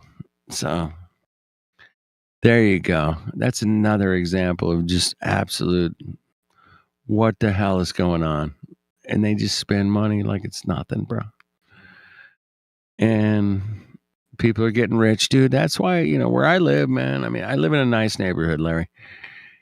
From my house to like a mile from me, man, there's $1 million homes, dude. Like $10, $20 million homes. Not that. I mean, they're just fucking, and they just stack the hills, dude. I live in a house that costs like, when it was first made, it was like, like $42,000. Two car garage, 3-bedroom. Nothing special, bro. Believe me. Formica countertops. Fucking anyway. It's 42 grand, but up the hill here, bro. 10, 12 million is not unheard of, and it's like 2 miles from my house. There's $20 million homes. I'm like, damn, there's a lot of them. How did they get that, man? Damn. Not that I want to live in one of those. Don't get me wrong, man. I'm happy down here scuffing it out in the, 3-bedroom, 2-bath. I'm good. I'm not greedy. I'm happy. But to watch these other people spend, $10, $20 million on a home, I'm like, how the fuck did they get their money? They own like 42 McDonald's or I don't know. It's just crazy. The amount of richness in California, especially. You see all these ranches and fucking $1 million homes and shit everywhere, bro. And you're like, all right, where's this money coming from? It's crazy. What's up, Brad? I hear you. Yo, I have a theory I wanted to run by you guys. It's just a theory, but kind of interesting Hey, to me. Speculation Sunday, bro. Speculate, please, please. It's All right, encouraged. cool. It's encouraged today. It's speculation. Great. So the heavens declare the glory of God, and the firmament shows His handiwork. Oh, Psalm 9. So we're talking about stars. So my theory is that, as the Bible says, there are lights in the sky. But further than that,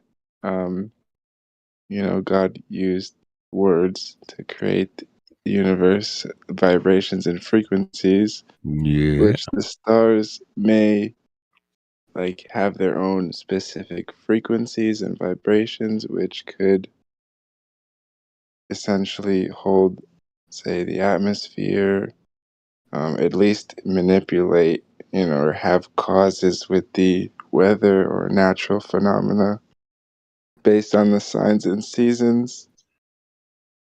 And yeah, every frequency has its own color. So Yeah, I'm into frequencies. I like cymatic frequencies, especially. And that's something that's a real phenomenon, man, for sure, man. I mean, if you play the C note, you can actually see the patterns vibrating like sand or water. You can see the actual frequency patterns, man. And then the most beautiful ones are like 432. Is a really good frequency pattern. and then they could be, each star could have multiple different and then sounds. yeah, it goes deep, man. It goes deep quick.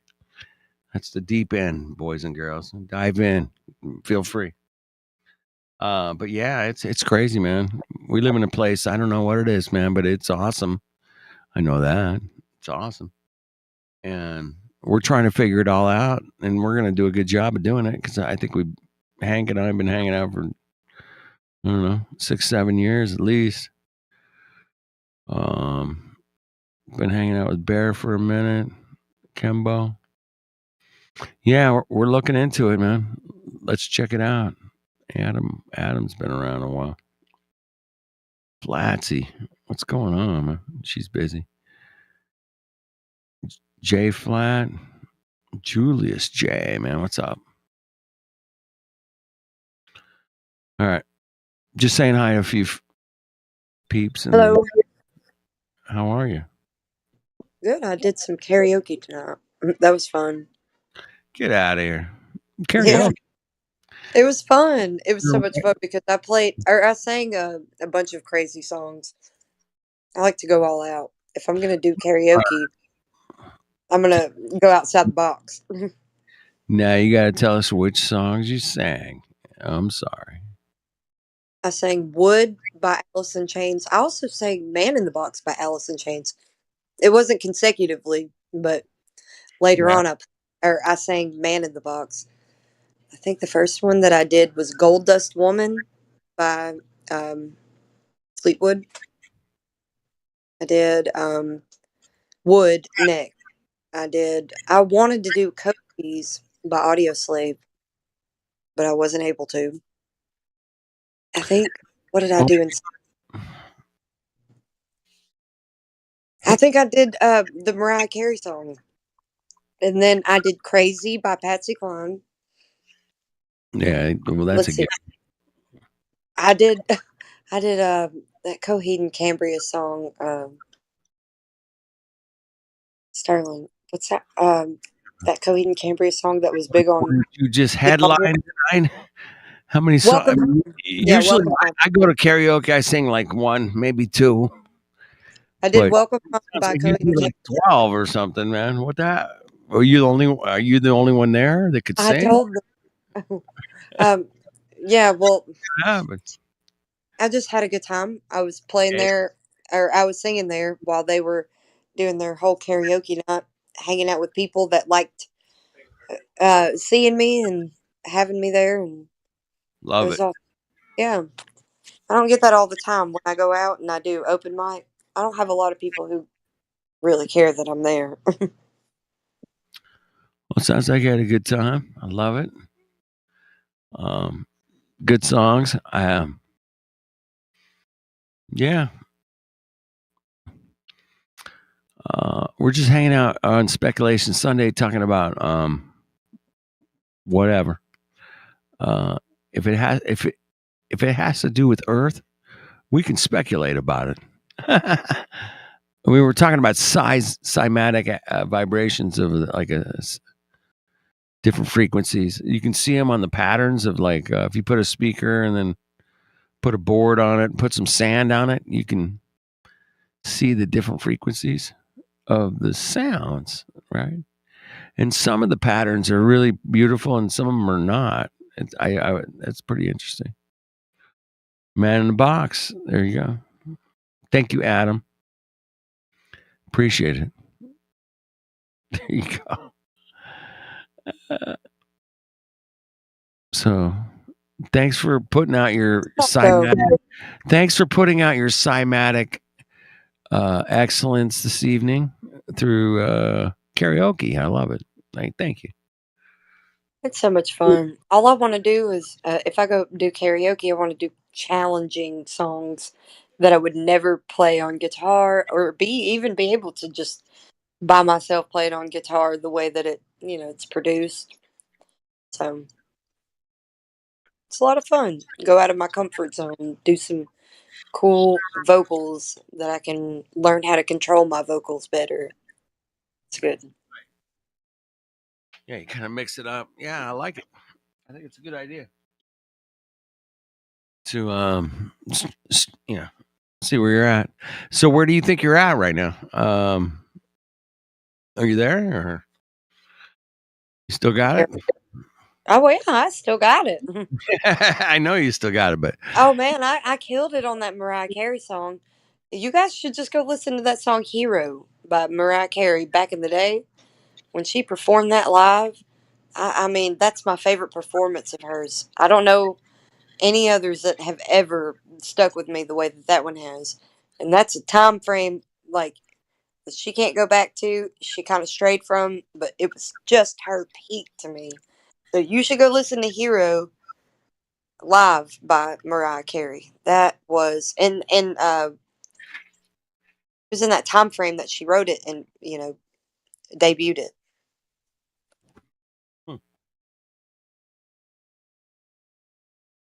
That was like it's good. It's really good. Like one of those things that no matter what kind of music you like, you can't deny that it's good. Exactly. You can't deny it's good.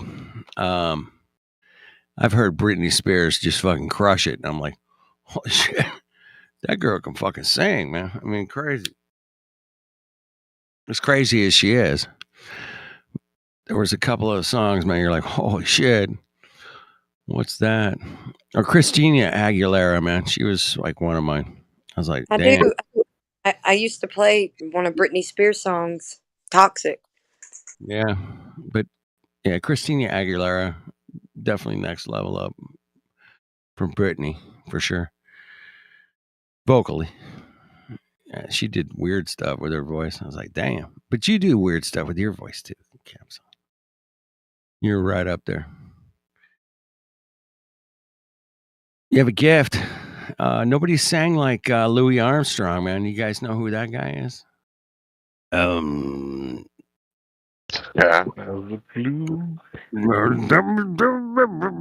Yeah. I mean, dude, I've talked to people that said when they first heard Louis Armstrong when they were young back in the day, they're like, what the hell is this, man? How is this guy singing? The fuck is this guy singing? He's not a singer. It's no different Bob Dylan, man. Nobody thought Bob Dylan was a good singer at all. I mean, but he had a message. Louis had a message. I think. I don't know. I think a lot of it has to do with the messaging over the music sometimes. But who the fuck sings like Louis Armstrong? Nobody ever has since, really. I mean, just one guy. I like Boston. More Than a Feeling. Boston? Yeah. That Boston? Yeah, man. He spent years and years like developing that album and that first one by himself in the studio for like years. It was a really long project. I saw him live in '94. Awesome. It was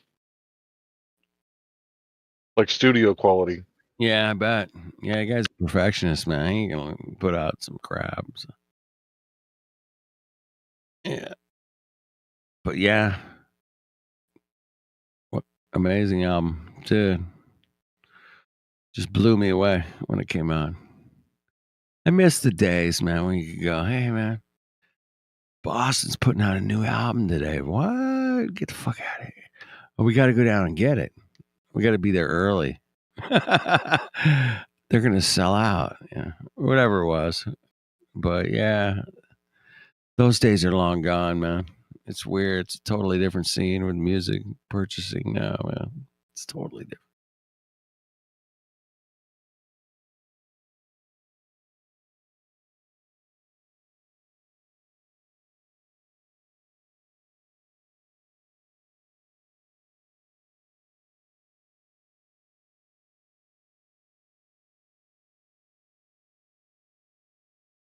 Man in a box.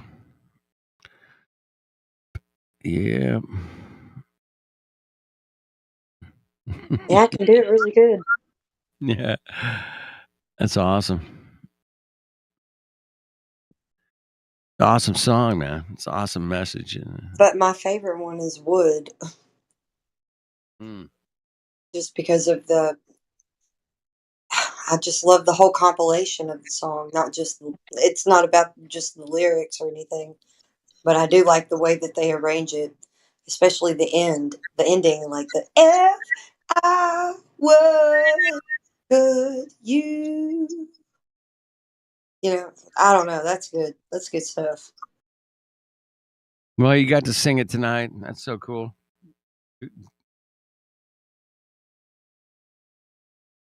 Fantastic.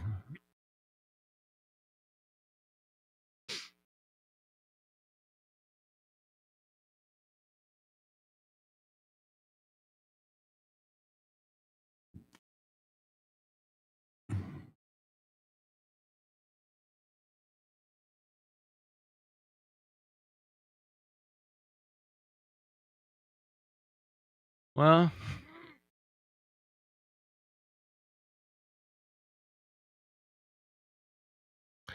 anybody else want to speculate on something? Anybody have any ideas on how water boils or something? Or, I don't know. And well,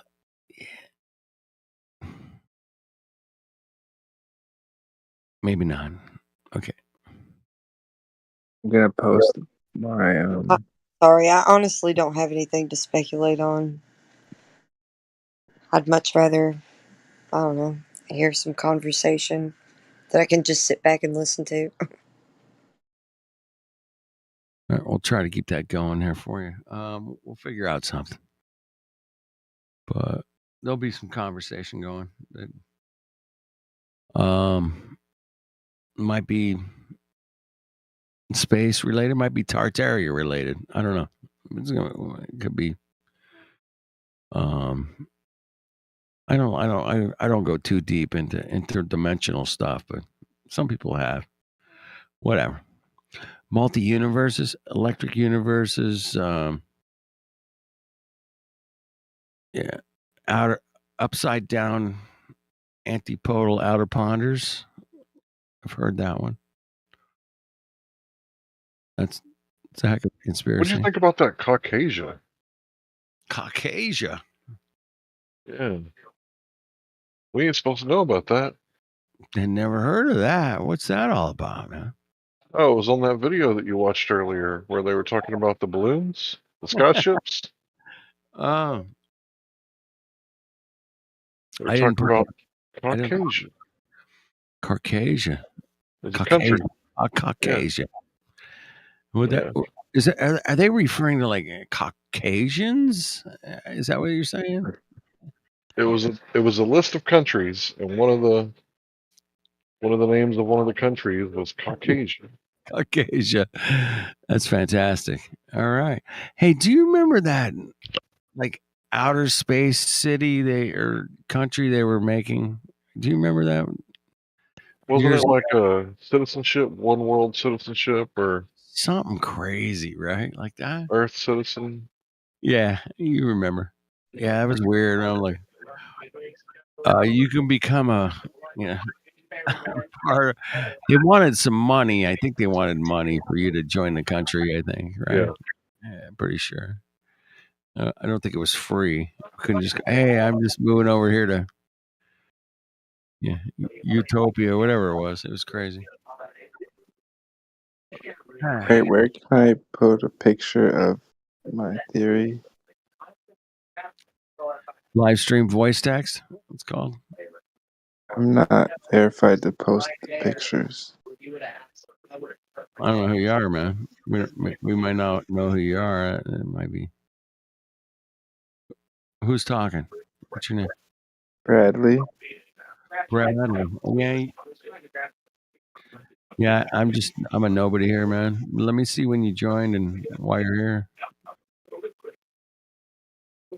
A little over a month ago. All right. You've been a member since 2022 on Discord. All right. I don't know, man.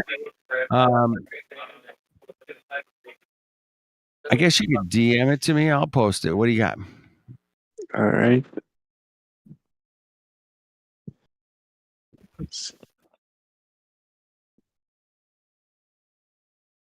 I don't want to deny your freedom of speech, man. I'm just not like that. Freedom of theory. I'm in here all the time. I just changed my profile picture. Freedom of theories. Like that. Yeah. Bradley. Oh, all right. Yeah, you can post it. Cool. Yeah. I'll see if I can post. It's a. Whoa, what is it? Hold on. Let me go back. There. Oh man, that's some small print, bro. What do you got? I mean, you got a whole. I'm gonna let you. I'll post it, man. Give me a second, man. Damn, it's kind of small, bro. What the hell you got here, man? What does it say? I can't even read it, bro. You can't zoom in, bro. I mean, it's so fucking small, bro. It's like microscopic print. I don't even know what. It's like 0.5 on the on my. Dude, I cannot even read it. That is too small. You gotta click on it. It says I'm clicked on it, bro. It's still too small, bro. I don't know where you clip this from, your phone or whatever. I don't know, but it's just too small to even post. You're on a computer? I'm on my computer, yeah. Oh. So, make it bigger, figure it out, man. Let me know. All right, back to our regular scheduled programming. Speculation Fun Day. Speculation Fun Day. There you go.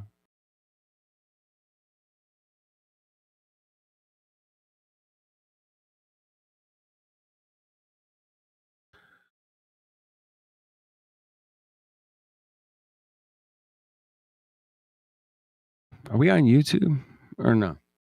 We are live 24/7. Okay. Or Discord 2.0. All right, man. Everybody be on your best behaviors. Let me check out the chat over there on YouTube. See if anybody's around, man. Hold on. Check it out. Hold on.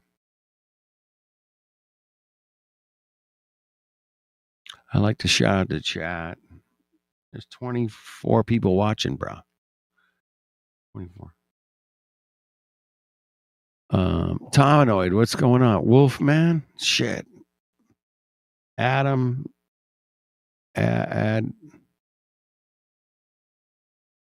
Admiral. Dickey. Admiral Dickey. Good on you. Who else is out there? You got Flat Plains Drifter. Shout out old school OG, man. Flat Squatch is out there. All right, man. You guys are killing it. All right. Give them big cheers out to the YouTubers, man. Yeah. And don't forget about the Rumble. Don't forget about the Rumble. It's hard to, because they don't, Rumble's chat doesn't save as well as YouTube's, you know. But I'll go over there real quick. Hold on. All right. I'll give a cheers. All right. Cool.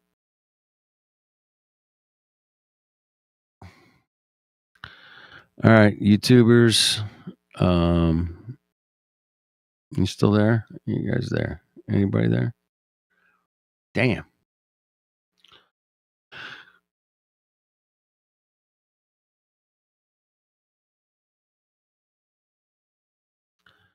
All right, we got a guy out there that says, "Hi, Mars, Hoimar. The Earth is measured as a spheroid, bro." Conspiracy music gurus out there, bro. Get out of here, Alex. Get the fuck out of here, bro. Dude. All right. All right. Cheers, mate. Jump in here, bro. Jump in the VC, bro. Join the VC. Yeah, I haven't seen him in here in years. He's come in and say hi from time to time. I haven't seen him in a while. Alex, he's been in here. I think he was in here like a few months ago, maybe like 5, 6. I don't know.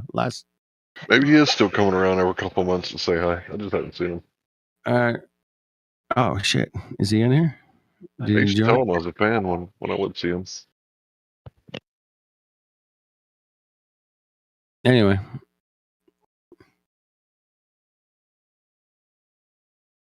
Cool, man. Good to see Alex out there. Keeping it real. So we were Speculation Sunday, man. You want to come speculate with us, Alex? It'd be fun. You can throw out some ideas that maybe you have no proof for. Or whatever. I got no proof for some of my crazy ideas, but it's just crazy ideas. But yeah, nobody's going to outer space. Nobody's going to see the Earth in its entirety. And nobody's going to... Think of the audacity to even think that you know what the Earth is like in totality. Like, you know what's underneath it. You know what's above it.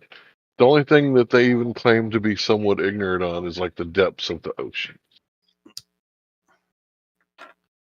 Yeah, that's weird.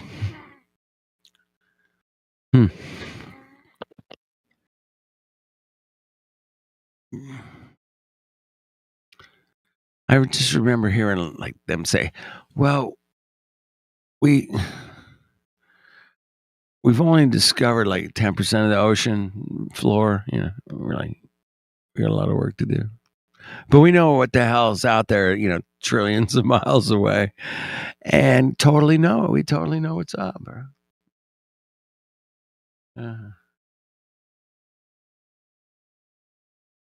What? Show me a tree on another planet or a lake or river or something, man. Give me something, bro. You got nothing. It's just rocks. Didn't one of the people in history say that they thought they saw rivers on Mars?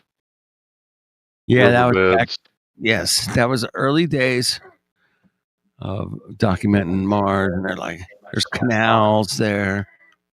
I remember canals. That was felt like some bullshit to me, bro. Oh yeah, it was total bullshit. We found out later that the guy did some drawings of all these canals that he was looking at through a telescope or whatever.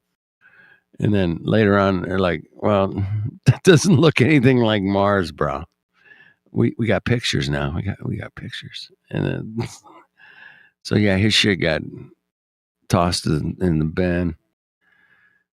And he was like way before NASA, obviously. Back in the day, they had Google Earth, right? And it was a program that you could download. And it was Google Sky, Google Moon, Google Earth, and Google Mars. I was sitting there creeping on Mars, you know, just checking out the surface. All of a sudden, I see something that looks like a whole bunch of habitats. You know, like if somebody were to make like little biodomes, that's what I saw, Yeah. or what I thought I saw. And I'm Right. looking at this shit going, what the fuck? You know, believing in it and buying it and just num like Pac-Man, just chewing it up. Yummers. Yeah. Pac-Man. Yeah, that's funny. I remember when Google Earth came out, man. I was like, what the heck is this, man? It's all high altitude footage. But we've Yep. had we've had balloon footage since the Civil War. Let that sink in. Right. That's true. Yep. Yeah, since 1860s, bro. Balloon footage. High altitude footage. I like it. I'll be right back. Anybody chime in, man, with some speculations? Come on.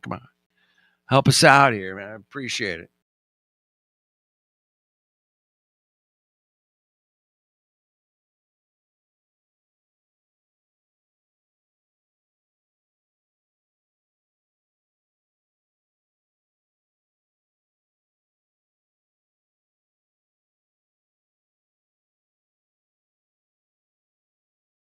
Man, Elon's followers are not going to heaven to live on the Hallelujah Mountains of Mars or anything like that. There's no place to walk on up there.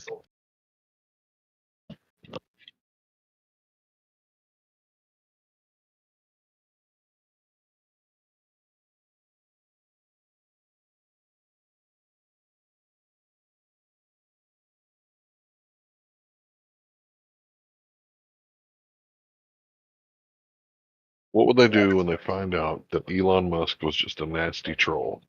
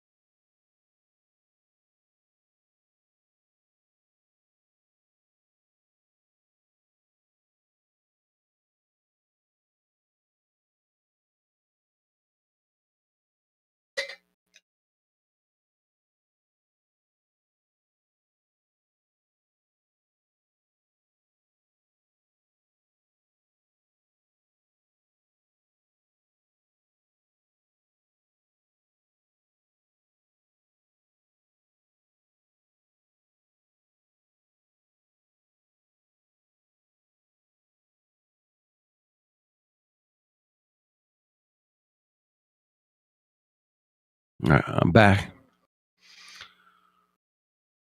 I clicked on this meme here at 46 past the hour, and it's flat earthers experiment to disprove the globe, and then glowhead experiment to disprove the flat earth. One's a laser, and the other one's a picture of a basketball. What? 46 past the hour. Yeah, I'll go ahead and reply. Bring it down to the bottom for everybody. I see.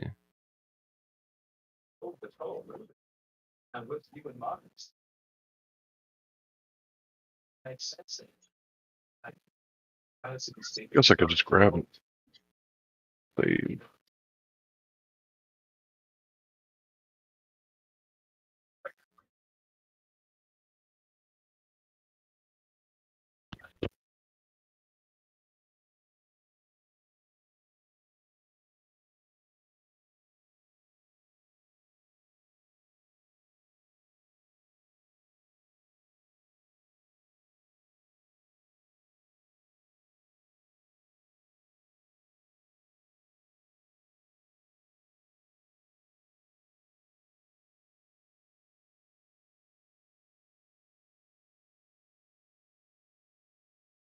Oh, there it is. Yeah, I see it. Yeah, I've seen that before.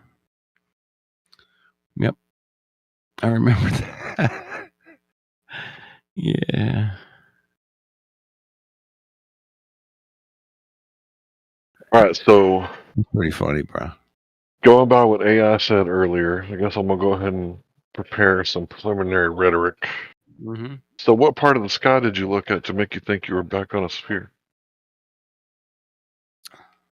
Was the longitude and latitudes and the celestial dome that totally makes sense.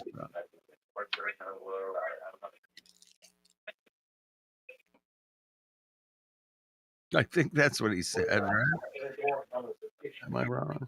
I don't know.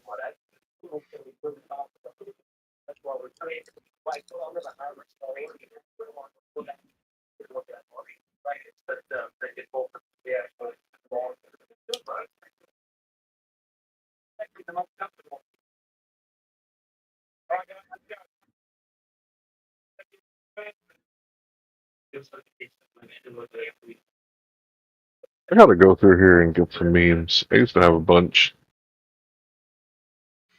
Why did I have the desktop? What?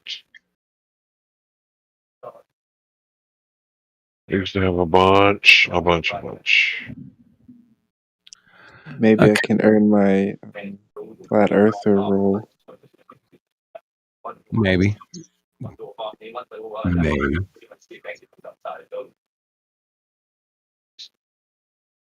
Are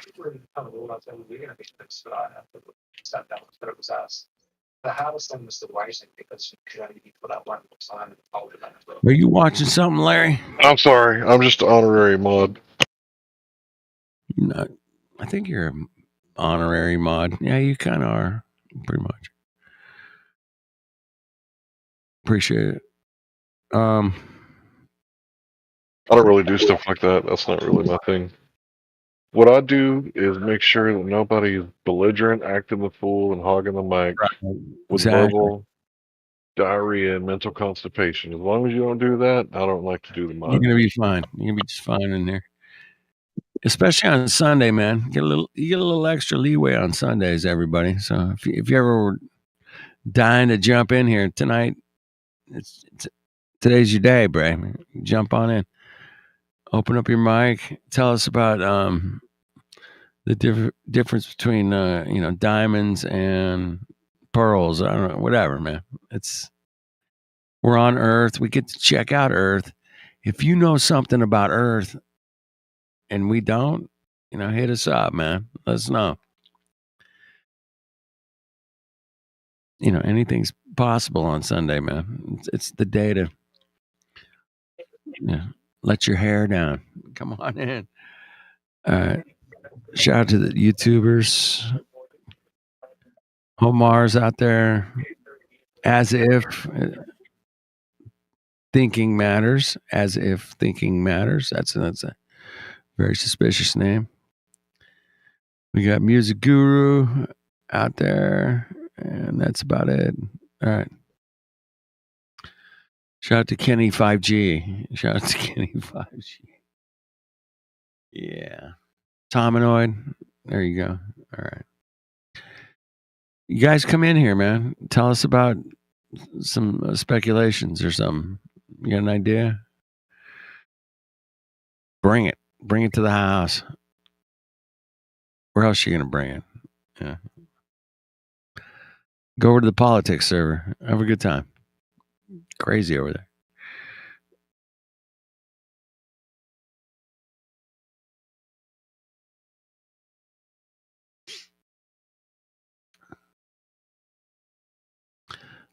Good to see you, Tominoid. Upside down antipodal outer ponder. Yeah, pull over, man. Yeah, pull over, bro. And yeah. Hyamar says he's Hoimar says he was banned by Hank. I doubt that, bro. Unless you were a complete asshole. Maybe you were banned.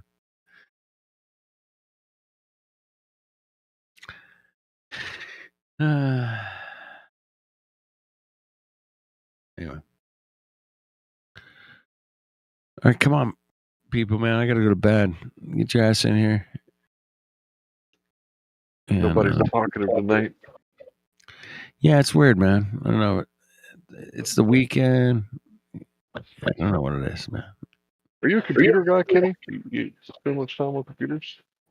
Just, typical, Or are you just an average user? I got. Casual user. I use I love like Craigslist and eBay, and I'm not a big Amazon guy, but I buy a lot of parts like for my work online. Gotcha. Well, I had a memory card go bad for the first time in like 30 years. I've been playing on PC games since like Really? 1990s, and Damn. I had a memory stick go bad. That's never happened before. I've had that happen a few times. Yeah. It's like shit won't work, man. I tried everything. I may have overclocked it. Yeah. You just burn them out. Eventually, you're gonna burn out. Probably can be fixed so it'd work again, but I don't know how to do that. Not by me. Not by me either. All right, that dude, man, in the chat, he's acting weird, bro. If any mods in the YouTube chat, man, where you at? I don't know. I don't see any in there. OBP, maybe. Just weird stuff, man. I think there's a lot of AI shit going on out there. And then guess what? I don't know if you guys know this, but have you guys ever heard of like it's a grocery store? It was put out by Amazon. And you go in the grocery store and you scan in when you go in, right? And then like any item you pick up, you just put it in your basket and then you walk out, right? Or whatever. Put it in your bag. You don't have to check out nothing, right? Have you guys ever heard of this thing? Yeah. Amazon Fresh, I think it's called, maybe. I saw one at an airport one time, man. I was in an airport, and I think it was Salt Lake City. And they had this store, man, where you could just walk in and just grab whatever you want. There was nobody in it. And then, you know, it knew what you grabbed, and it knew that you took these, and put that in your bag or whatever. You guys have heard of that store, Amazon? So you have, Hank, right? They ran commercials on television about them. I don't know if you ever saw the commercials, but it turns out, Larry, that technology doesn't really exist. There was 1,000 people in India watching people take shit off the shelves and adding it to their little app, and they hired thousands of people to fake this shit, man. It worked only 30% of the time, dude. Their AI grocery store where you could just go in, go out, and just push your card. That's it. You don't have to check out, nothing. Yeah, it only worked 30% of the time. It was a 70% failure. So they hired 1,000 people in India to keep track of their little purchases. Anyway, they're shutting the whole system down, man. All those stores that work like that, made by Amazon, done. I don't know how many hundreds of them they put up, but yeah, the whole system doesn't work. Anyway, I thought that was an interesting fact that I learned today.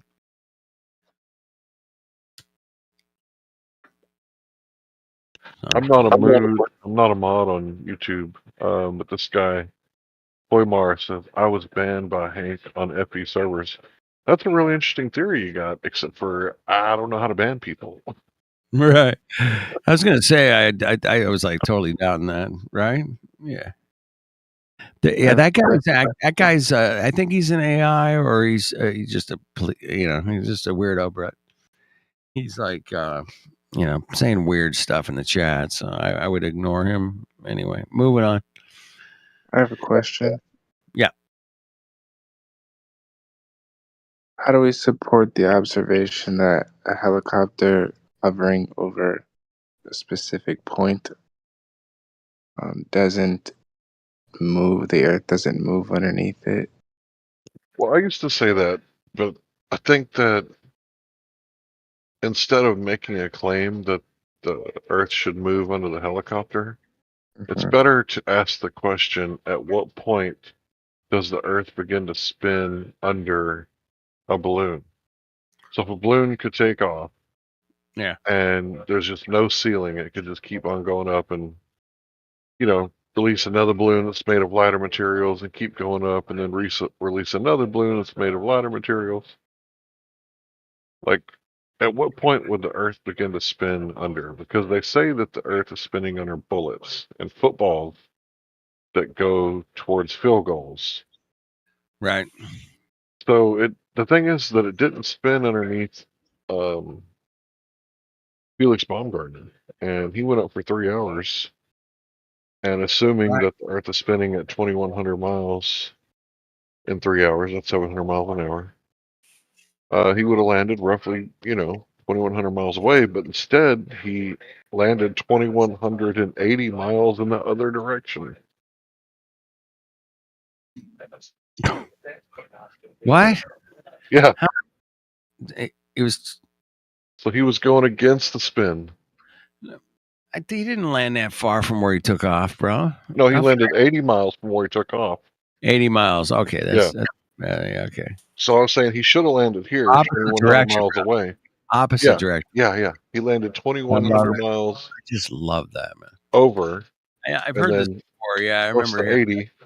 That was I didn't know how many miles, but it was like he went the opposite way.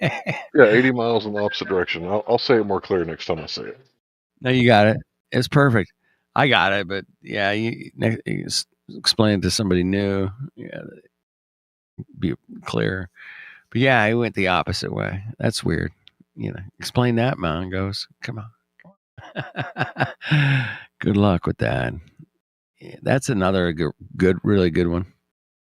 I do like the one that New Perspective's been bringing around, and I've been pushing it too. Is that if you take off from Toronto, Canada, at 500 miles an hour and fly to the equator where it's spinning 1,000, I just want to know how they mathematically or even physically figure out how they're going to make up a 500 mile an hour spin, bro.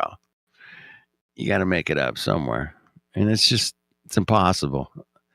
Even just remember, an explanation is just a fancy word for an excuse. They got an excuse for everything. Oh yeah, it's called the no wind. That was a physicist explanation. The no wind. What? I mean, the no wind. Yeah, pretty crazy. It's pretty fun out there this time to be alive. The no wind explains it. It's like the dark matter. It's the same thing, bro. Dark matter explains it, everything. It worked. Well, it has to be some kind of matter out there, bro, holding everything together. It's got to be dark. Let's go dark. Let's go dark on the matter. We couldn't call it the light matter or the absence of light matter. No, we got to call it the dark matter. Like they're Darth Vader. Dark. The dark side. Damn. Dark matter. Really? Okay. Not in your face. Not totally in your face, but totally in your face. Yeah.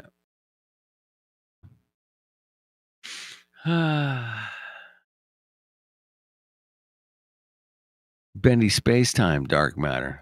Got that too. Got a little bit of that. Got a lot of excuses, man, to make this stuff work, bro. Now, on a flat Earth, man, everything's moving above us. We just go, everything's moving above us, and it works. The flat Earth works because they fly airplanes across the flat Earth, man. I mean, yeah.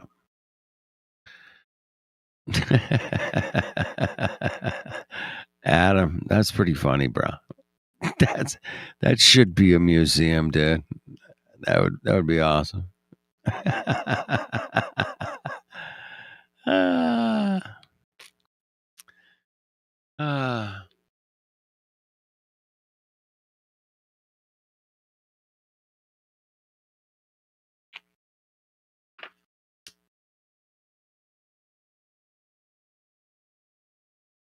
So yeah, that's an excellent picture of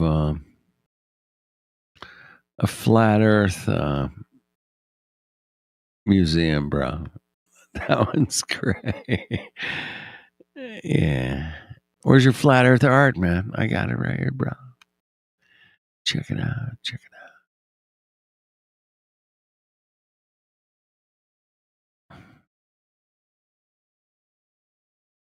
That's a hell of a picture, Hank. What the hell that come? That's awesome, bro. If you look at the very beginning of that GIF, there's Yeah. a boat that passes in front of it. I see that. Just barely in the first couple of frames. Yeah. I can see that. And I don't think you would have been able to see that boat without the sun behind it. So, how much of things disappearing has to do with not only what the light's doing, but us being able to even perceive it. Yeah.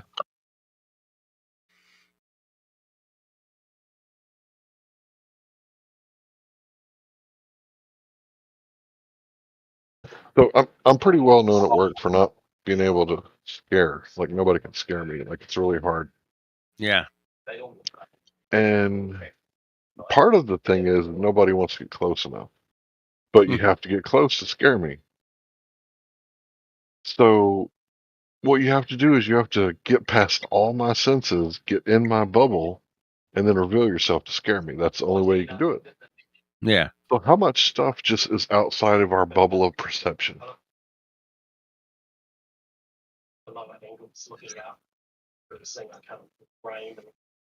Wow. Not only flat Earth stuff too, but also like in general. Like how many times are you not paying attention to what you don't see? Oh, it's endless, bro. The things we don't see. Have you ever seen that little short video? It's like a minute long. And it's a bunch of people on a basketball court and they have a white ball. And then I think there's like a red ball. Yeah, and the gorilla. And then yeah, with the fucking, and then you say, hey, count how many times they pass the white ball or whatever, right? And then the gorilla goes right through the motherfucking middle of that, bro. That so pissed me off, bro, that I missed it, bro. And why do you think I missed it? I'm going to ask you because I really appreciate your insight into the mental gymnastics of that, bro. I mean, it's crazy. So with the gorilla experiment, it's all about your ability to focus, right? You have a limited ability to focus on things. You can't just focus on everything all at once. Right. So you're told in the beginning of the experiment to count how many times they pass the ball. So you're focusing on that ball. Meanwhile, a big ass gorilla costume guy comes out in the middle of this basketball Walked right court, through the middle, bro. walked right through it, and most people never perceive him because I they're didn't. focusing so hard on that ball. Fuck So yeah, that's well. kind of the thing, right? You have a limited focus. Right. And there's a lot of Hindu teaching about the monkey mind Yeah. and the ability to focus and be in the now and focus on the right things instead of focusing on the past, focus on the future, focus on the girl in the pretty dress, the red dress like the Matrix. Go ahead. Hey, you know what? I can open up a book and see the whole page of words, but I can't perceive all the words at once, right? You know what I mean? I'm not going to be able to comprehend all the words by just looking at the whole page.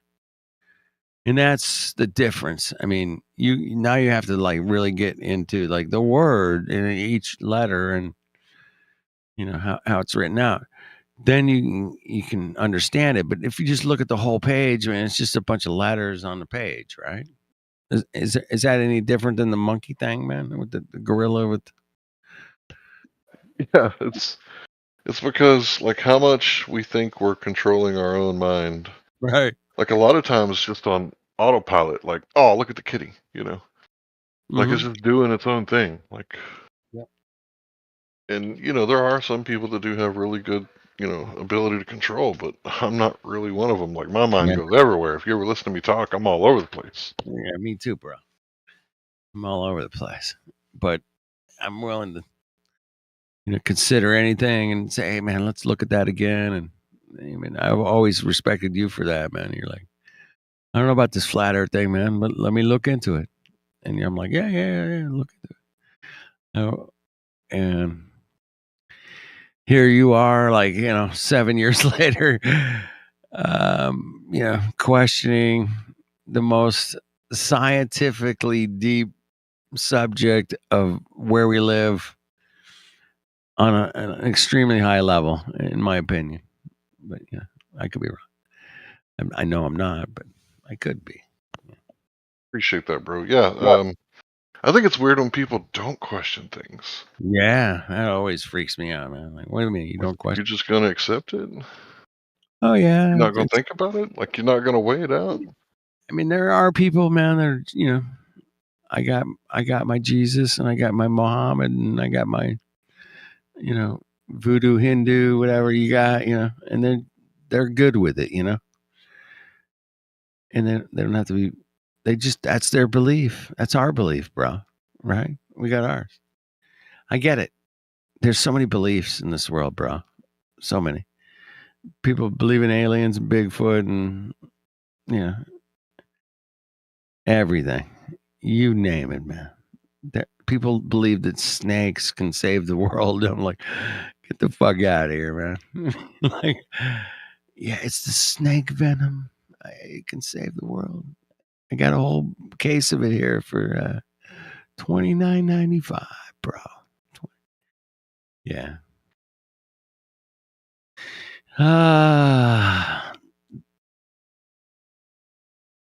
For a lack of a better word, I call it the cockery of our world, man. There's a lot of cucks out there, man, hucking their shit, bro.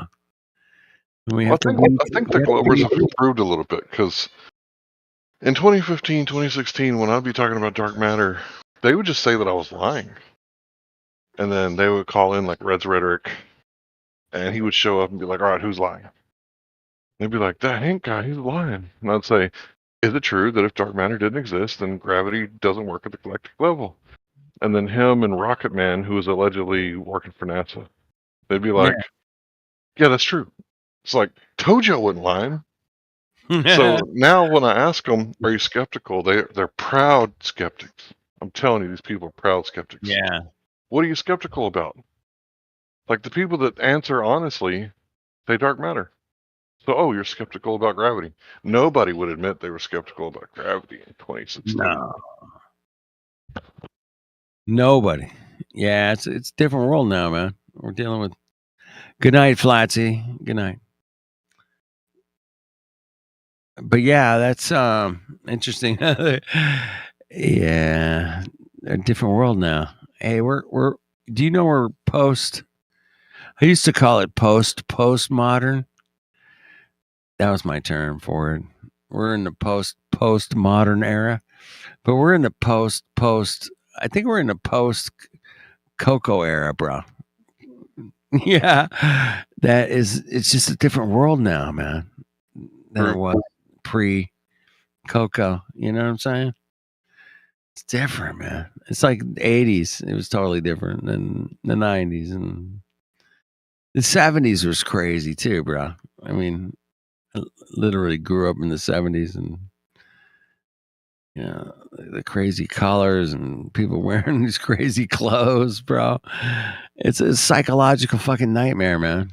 In my head, it's okay. What are we doing here? What the hell's going on? But yeah, we got Kim Kardashians now, and I don't know who else. Probably a million of them out there by now that are just as popular that I don't know about because I've never looked into it. But yeah, they're out there, man. There's influencers, man. Do you know 56% of high school students want to graduate and they want to become an influencer, Larry? 56% of them, bro. That's it. Oh, that's like the rap thing. Like, how many people wanted to be a rapper, basketball player, football player? Right. Yeah. But it's 56% want to be an influencer. I thought that was interesting. Statistic I learned earlier this year, I think. I saw that. Wow. Okay. But have you ever seen documentary called Fake Famous, bro? No. Oh, you gotta check it out, man. You probably find it on BitChute or something. You don't have to pay for it, but yeah, you gotta see that, man. It's an absolutely insight into an influencer, and yeah, I'm not gonna give it away, but yeah, check it out, man. Fake Famous, amazing documentary about an influencer and what she went through and to do it. Yeah, it was cool. Fake Famous. Oh yeah, I mean, I remember. I don't know when it was. I realized that you could be famous for just being famous. And I always thought that was an interesting dichotomy. It's like, dude, you can be famous for just being famous.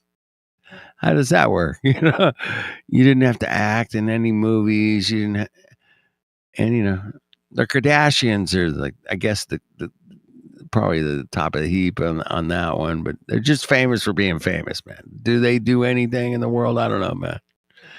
Maybe they host some charity events that, you know, raises money for muscular dystrophy or something. I don't know. Fuck, I don't know what they do, but it's just weird to think in this world that we have people that are famous for just being famous. Always thought that was kind of crazy, bro. Anyway, but they make a lot of money, you know, being an influencer. Now that's influencers are different than like OnlyFans, right? Different kind of spectrums. Am I wrong on that? Tell me I'm Yeah, wrong. I think influencers are like people that go to meet at the White House and have dinner with the president. That happened recently, and they all came back and, you know, hush hush. Took a selfie with the president, bro. I took a selfie with the president today.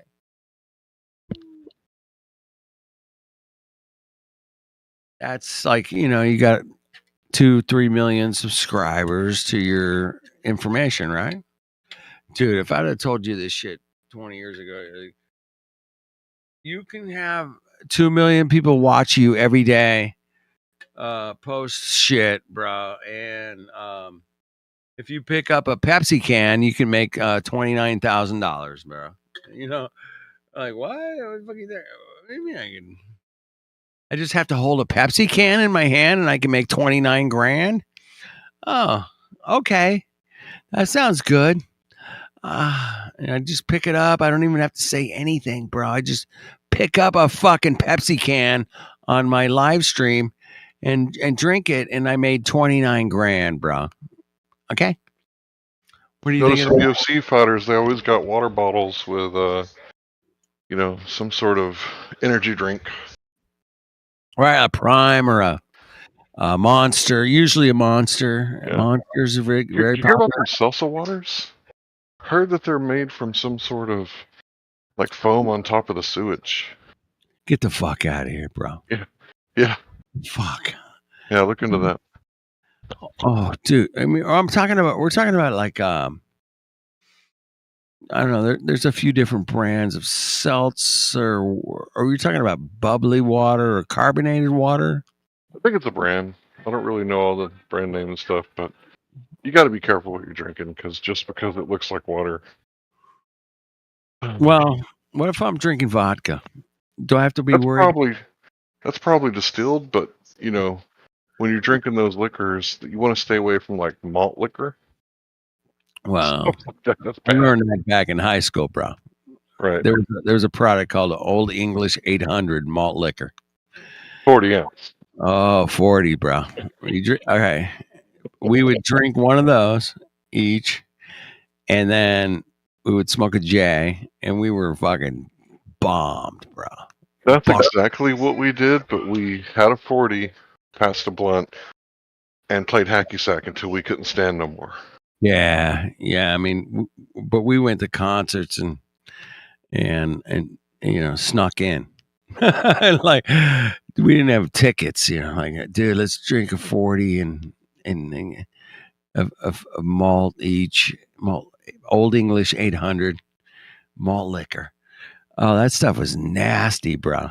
I mean, I don't know. It's the Boone Farms of wines, the worst of the worst of alcoholic beverages, man. It had to be.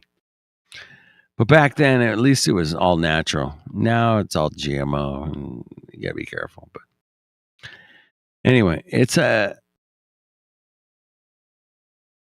crazy world we're living in, bro.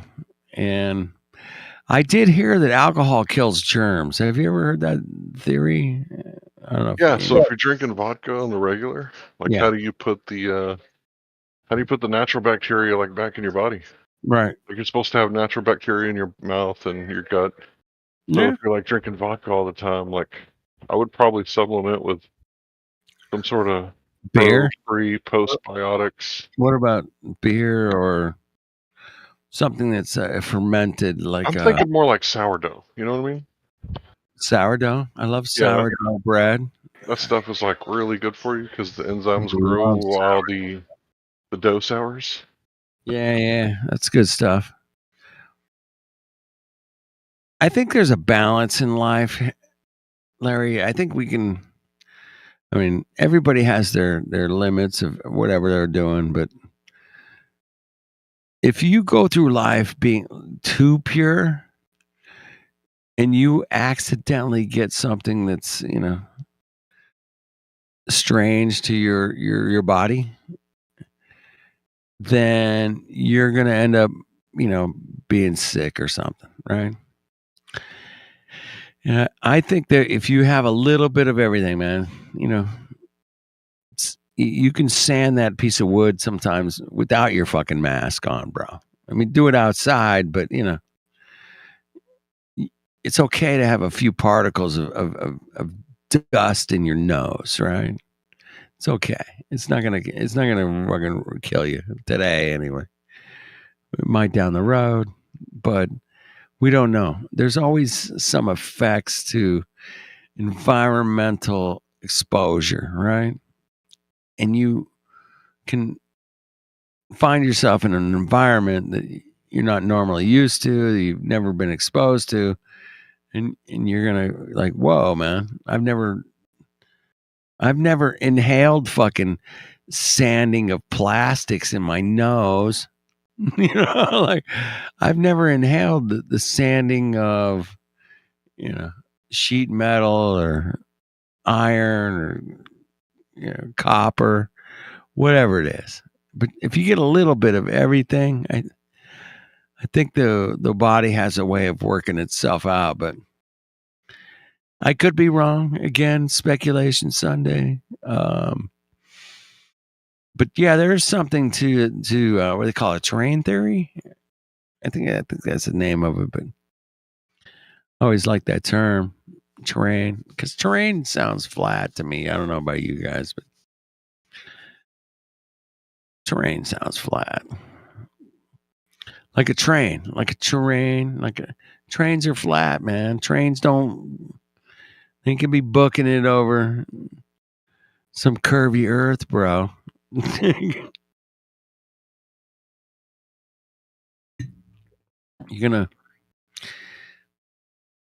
train is the terrain. Not in. Yeah, I learned about terrain theory a long time ago. Kept getting like this buildup on my battery terminals on my car. Oh yeah, I was like, put some axle grease on it. You got to put what on it? Axle grease, he said. It can't grow with the axle grease all over it. Oh, yeah, yeah. The buildup around the acid from the terminals. Yeah, I know what you're talking about. It's the corrosion. It's actually it's called a process called electros. How do you say it? Electrolysis. That's it. Electrolysis. And it just comes from the moisture of the water that gathers around your battery. It depends where you live. Rainy season or whatever. And it takes the water molecules and it creates that electrolysis situation. That's what's happening. But yeah, if there's grease all over it, man, it's probably not going to work. Yeah, it's not going to work. Definitely. Grease would be a deterrent from electrolysis process. Yeah, it'd be a problem. Got it. Correct me if I'm wrong, man. Yeah. I don't know. Hey, have you ever done electrolysis to create hydrogen or? Yes.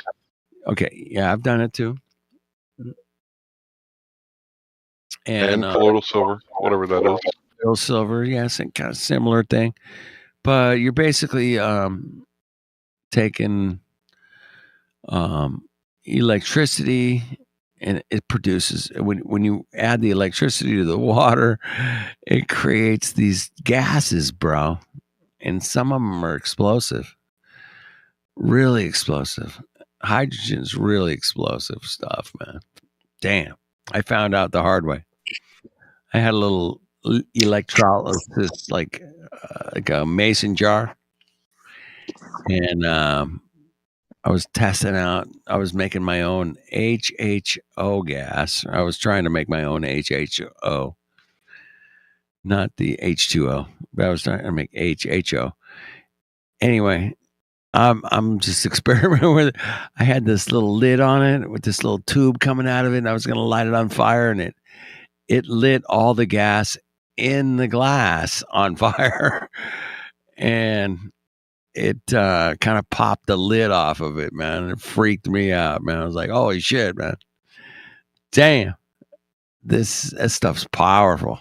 So, yeah, you can create a very explosive gas from electrolysis just using water. Yeah, you got to use blowback valves, those valves that only go one way. Yeah, exactly. And you're supposed to use a bubbler. And then from the bubbler, you put more blowback valves. That makes sense. Yeah. But I was just, seeing if I could do it. It was kind of one of those experiments that was like, can I make gas explode from water? Oh my God, I can. I did it. Fuck yeah.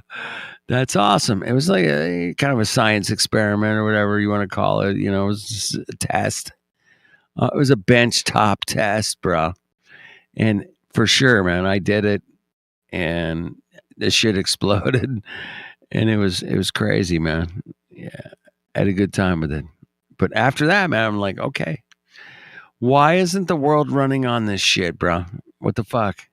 I mean, I'm like, hey, if I can create, an explosive gas chamber in my garage, the world should have figured out this hydrogen thing a long time ago. But nah, we like oil, bro. We like oil, bro.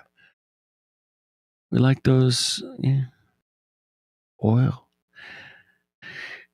So where I live here in Southern California, I've seen probably like 20 to 50 cars that run on hydrogen. And we actually have a hydrogen gas stations here in Southern California, where if you drive a hydrogen car, you can go fill up your tank on hydrogen right here.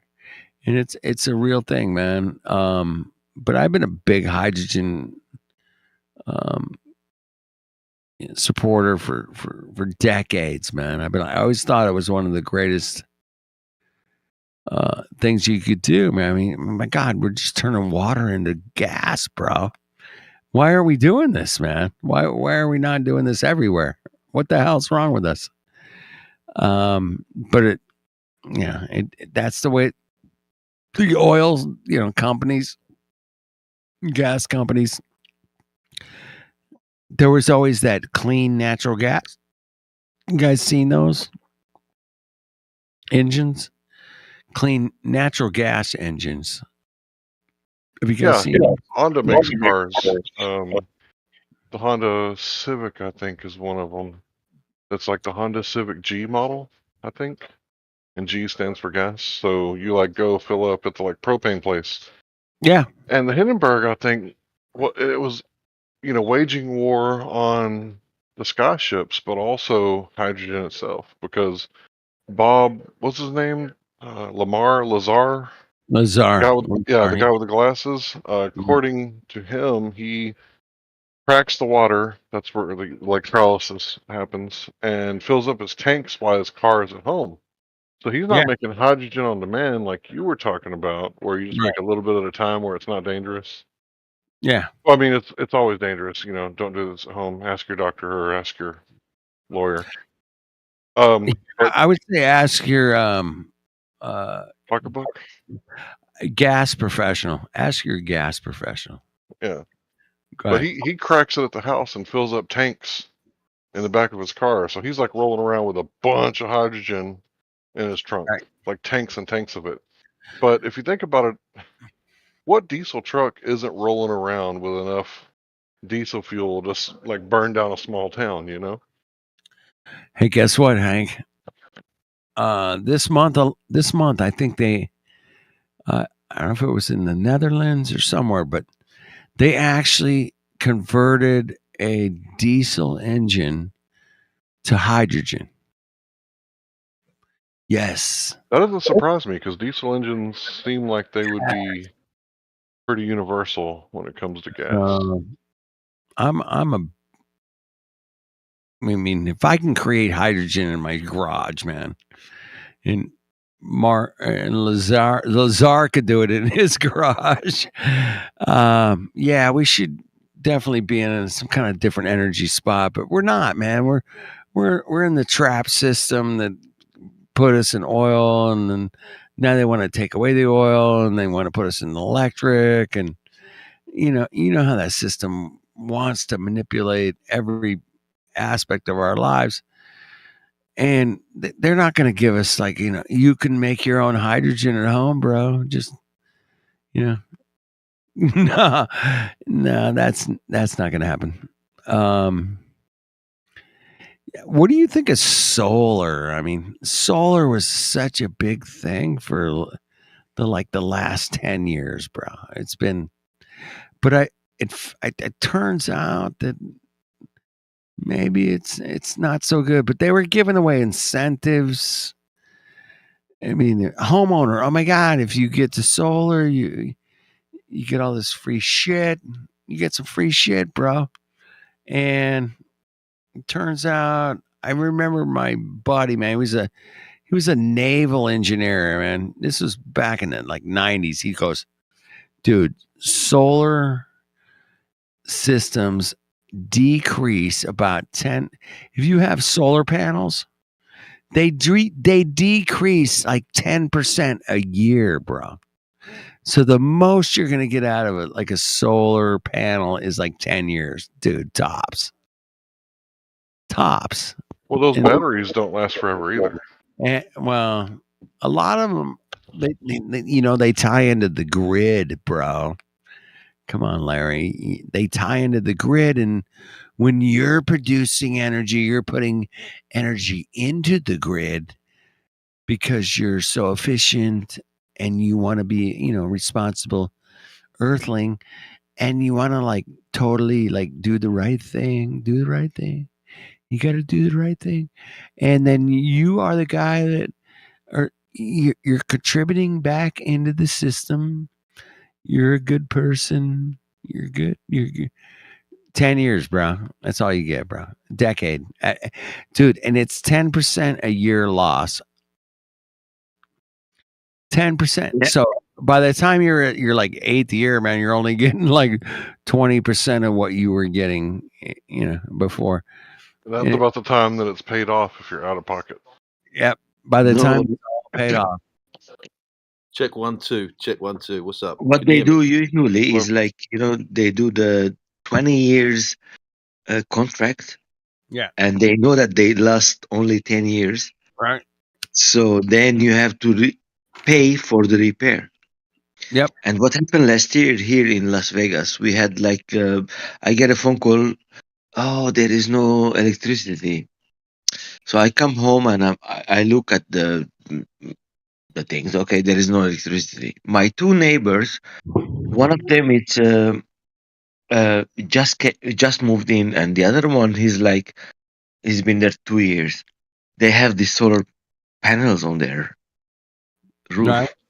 Yeah. and they didn't have electricity too, because, as you said, they didn't have They batteries. don't have it, It bro. is it goes to the grid. Goes to the grid, bro. Yeah, Goes to and the the guy grid. is happy that he's going to pay for the solar panel $160 a month Right. for 20 years. 20 I years. told him, "Oh, that's too much, man."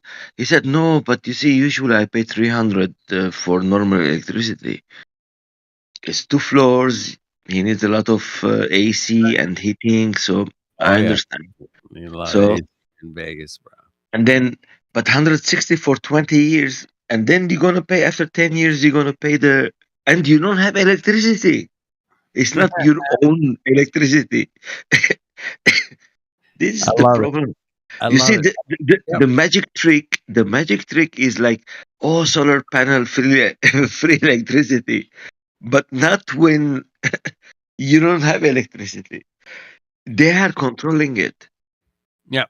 Yeah, it's a total control situation. You know, and Yeah, that's where the conversation system was is so starting. clever. The system is so clever. It's clever, I man. mean, yeah. I Yeah. mean, look, they Very they good. It's they very make good. they make us believe that we live in a in a water ball Hey spinning. man, come on, Migo, bro. You're shooting through the outer space at 1.3 million miles an hour, bro. I mean, everybody knows Last this. How dare you even go against it? I mean, everybody knows we're shooting through outer space at millions of miles an hour. We know. Yeah. It's crazy, bro. I mean, to think that for 1 second, bro. You are shooting through infinite space at 1,000,000 miles an hour right now, bro. Do you get it? Imagine this. If What? you are playing, Totally get it, if you bro. have What? What do you mean you if fucking you get have a football game on the equator, and the field is facing north to south. If imagine this. Oh, I know this, bro. The I know. quarterback Yep. has, for example, if he throws the ball for 3 seconds, so every second on the equator, you're moving 464 meters. Yeah. Every So second. he has to throw 1,392 meters away, I love so that, man. the player gets it. I love that. That's the ridiculousness that we I have mean, to deal with every day, bro. What do you mean? No, that Mongo ain't throwing it fucking 1,000 fucking meters away, bro. No, get out of here. I mean, it's ridiculous. I mean, the obvious is always the most ridiculous. Have you guys ever heard that term? Ever? The obvious yeah, is the most ridiculous. And it goes back to what Larry and I were talking about 30 minutes ago. The fucking damn monkey the damn monkey suit dude walking through the middle of the fucking guys tossing the ball around, right? Mhm. Have you seen that video, Migo? Have you seen that? Where, hey, pay attention to the white ball. They're tossing the white ball. Yeah, of course. I fell for it as well. The monkey suit walks through, and Yeah. I did not see it, bro. I did not, and I I want fell for it too. to admit it. I did not see it. And if you guys saw it the first time, I want to praise you because you guys are amazing, bro. But I didn't see it, and I just want to be the first to say, hey, man, that shit fooled me, and that's the same thing as the globe, bro. The I globe. fell for so many magic tricks, but the biggest one, it was in front of me, and I could not see it. The flat Earth. That was the biggest magic trick, man. Because it's in front of you. You see, I mean, There you go. they have to put you in a way that you will not trust your feelings anymore, your senses anymore. It's like,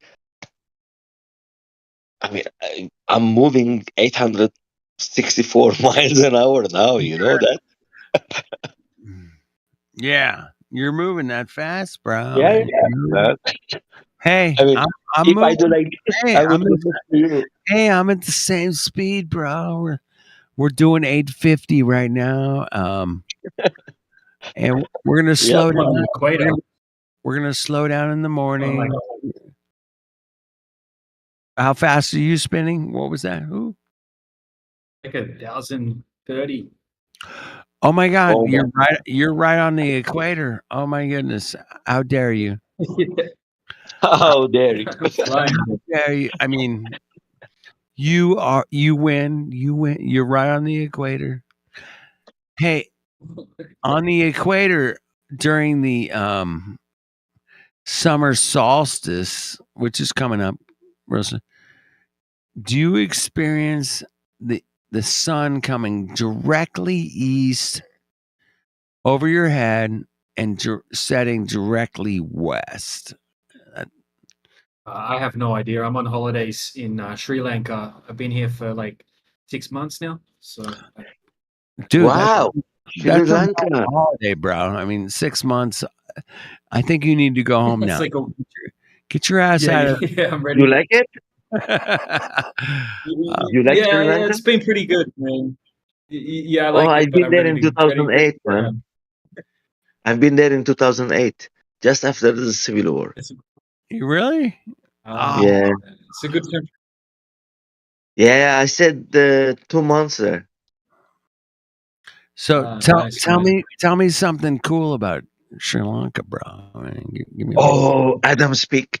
Adam Speak. Give me some love. Give me some love, bro. Give me some love. Sri Lanka. There Sri is a- Lanka. So, Sri There is a Lanka's place great, it's called man. Like, Adam Speak.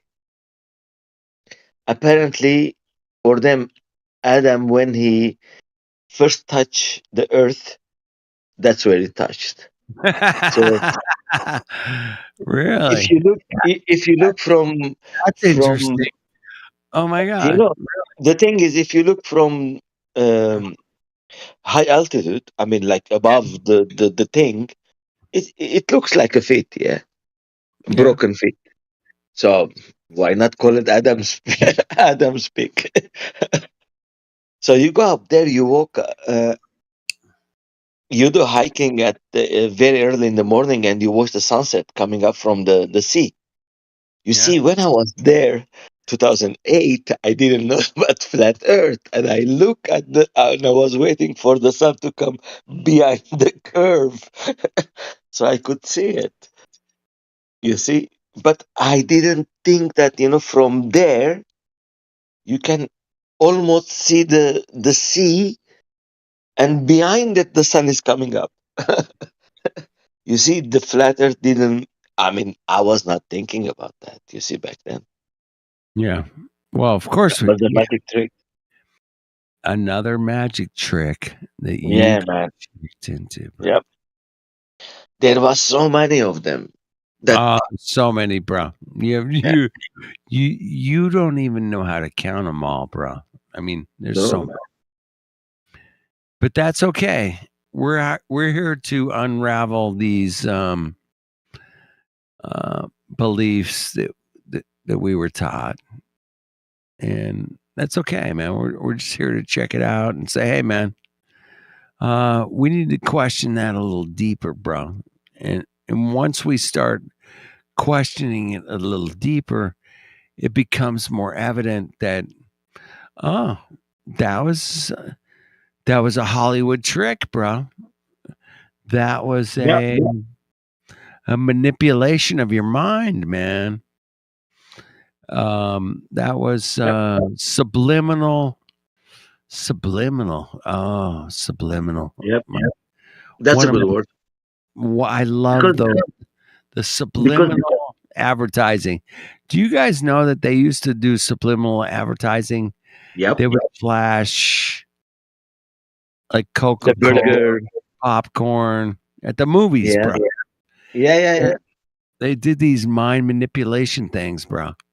And they tricked people into buying their people's, Pepsi Cola or Coke or whatever it was, popcorn at exorbitant prices, by the way. I mean, a Coke at the store costs $1. If you go to the movie theaters, it's $5, bro. I mean, $5 for a Coke? I mean, come on, man. You're killing me, bro. Anyway, they tricked so many people into so much shit, bro. They tricked you into outer space, bro. They did. That one always gets me in the ass. Damn, they tricked outer space, bro. They just made it up. Like, like a movie. They made it up like a movie, like a Star Wars movie or a Star Trek movie. Yeah, they made it up. They make me buy their magazine, man. I was like Jesus, subscribed to Astrology the magazine.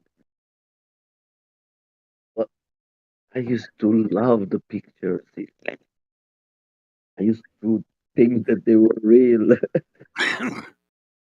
Yeah, me too, bro.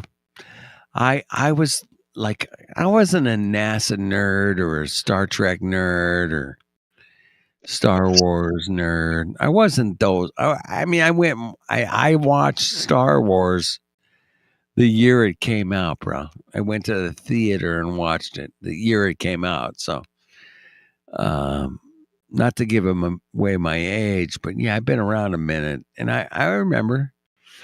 But I wasn't like, I want to do that in my future, bro. I want to fight the galactic, overlord, Darth Vader. I mean, I never thought that was cool. I was like, it's interesting, man, but it's not reality, man. It's not what we're gonna actually do. I always knew that, bro. I always knew it. That I'm not going to be, Luke Skywalker, killing the Death Star, bro. I'm the man that killed the Death Star. The Death Star, bro. Yeah, looking at it now, I'm like, oh my God, what a fucking cock shit show, bro. But I didn't ever buy it as reality.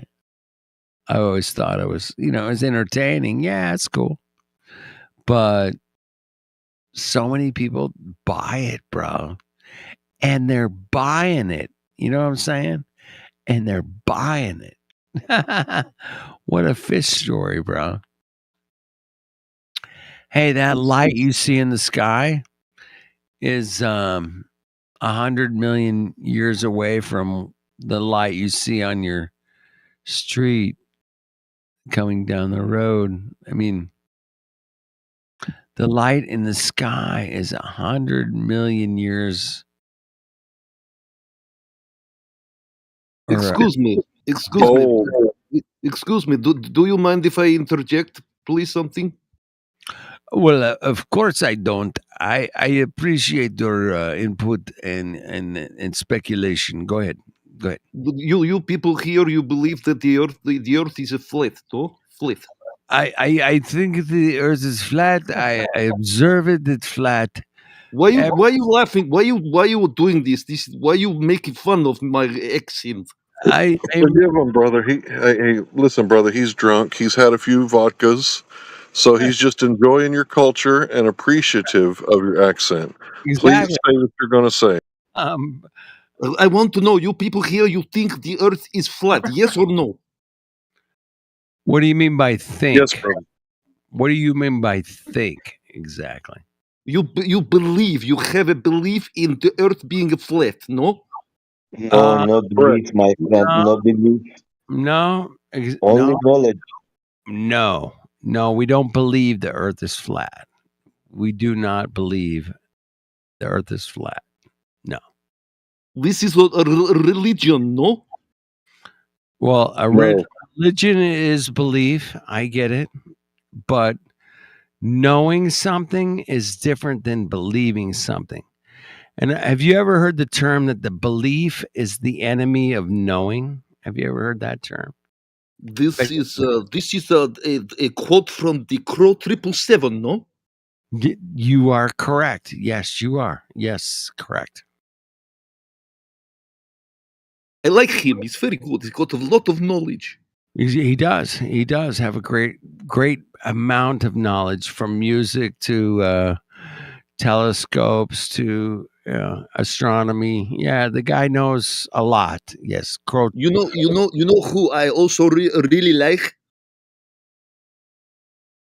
Go ahead. The conspiracy music guru. Very good music. I like him a lot. Yeah, I like Alex. I love Alex. He's a good guy, man. He's a good guy. Thank you, Alex. Don't believe in the gravity. Don't believe in the fantasy. I like it a lot. It's good. Dude, are you totally faking your Russian accent, bro?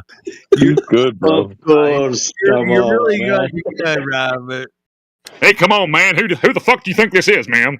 Same guy. Oh, fuck me, man. That was awesome, bro. I haven't laughed that hard all week, man. Thank you. You are a Mongo from another Mongoloid outer universe, bro. I mean, I like to have my fun. Yes, I like to have fun. You have to have fun. You must have fun. Hey, It's very good. It's very good. How you doing, people? All right. This is my real accent. I told you so. I told We don't you believe so. you. You have to talk more. We don't believe you. Now we don't know who you are.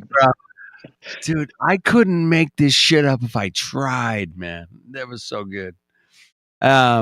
So the outer space universal spinning, we're shooting through outer space at millions of miles an hour, bro. I mean, you guys you must make this millions of miles an hour thing stop. I mean, you guys gotta No, help. oh, dude, the water is sticking outside of the bowl.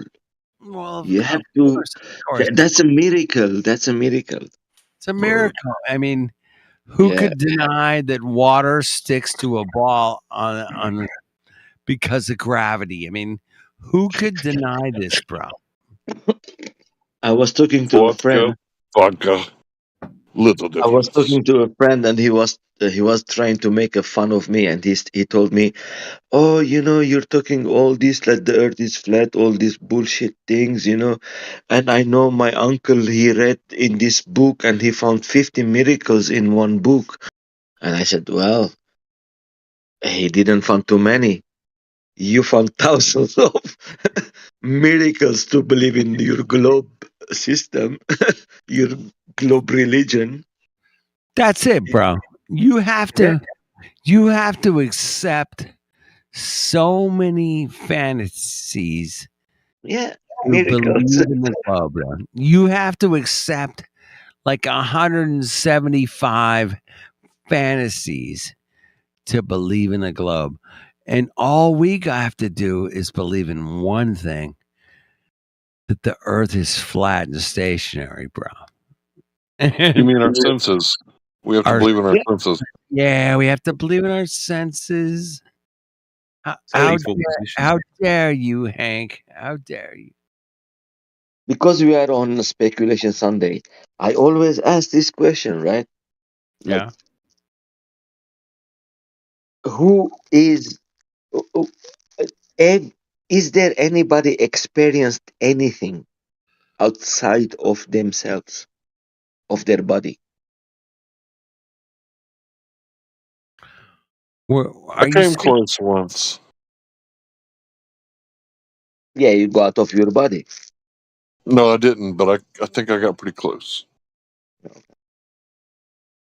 But you see, everything we experience, it's unique to us. We experience inside in ourselves. I Wow. can see the same movie as you are seeing. I can cry on it and you are laughing on it. I can eat the pepper, hot chili, spicy. I love it. You hate it. Or the opposite. I don't know. You know, everybody has its own experience, and all of us, we have it inside of us. We never experienced anything outside of ourselves, of our body. Any heat, any cold, you think you experience outside. No. What happens? The cold touches your skin. Your skin sends the code to your brain, and your brain says, "Oh, your outside is cold." The same with the heat, the same with the taste, the same with the seeing. The light comes to your retina goes send it to your brain translates it inside your brain that this is red, this is blue, this is green, this is bird, this is whatever. Yeah, our connection to the outside, but our all experiences is bound to outside, to experience outside. Okay, so let me interrupt. So this goes against my religious beliefs, so I'm going to say it anyway. If we experience the world through our senses, when we are disconnected to the breath of life and the heartbeat, and we are no longer connected to our senses, how would we experience anything? And the only thing that I could think of, logically, is that it is not our body that causes the experience, but the mind. So when I dream, I can fly in my dreams. I have lucid dreams sometimes. And I can create landscapes, I can fly, I can do all kinds of things. Yep. But we all do. I wouldn't be able to do that without the mind. So I'm not using my senses to do these things. But guess where the information comes from for me to paint my reality in my dreams? My senses. And how do I know this? Because I tried to go to the desert. I've never been to a desert in real life. I've been to the East Coast, never been out west. Yeah. So when I created the desert, I didn't have a desert in my memory to create it from.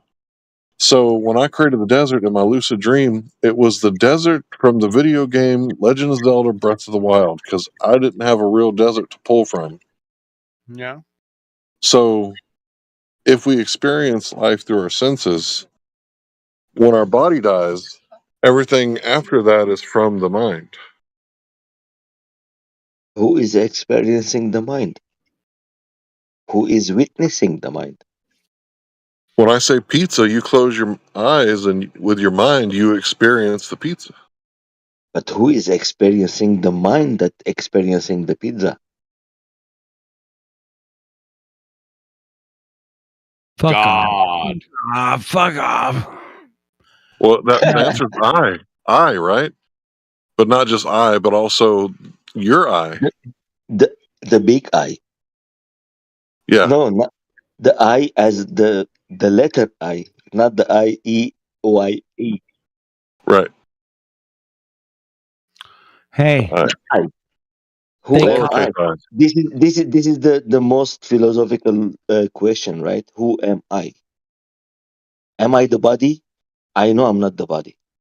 No. My body is made of whatever I consumed from the Mother Earth.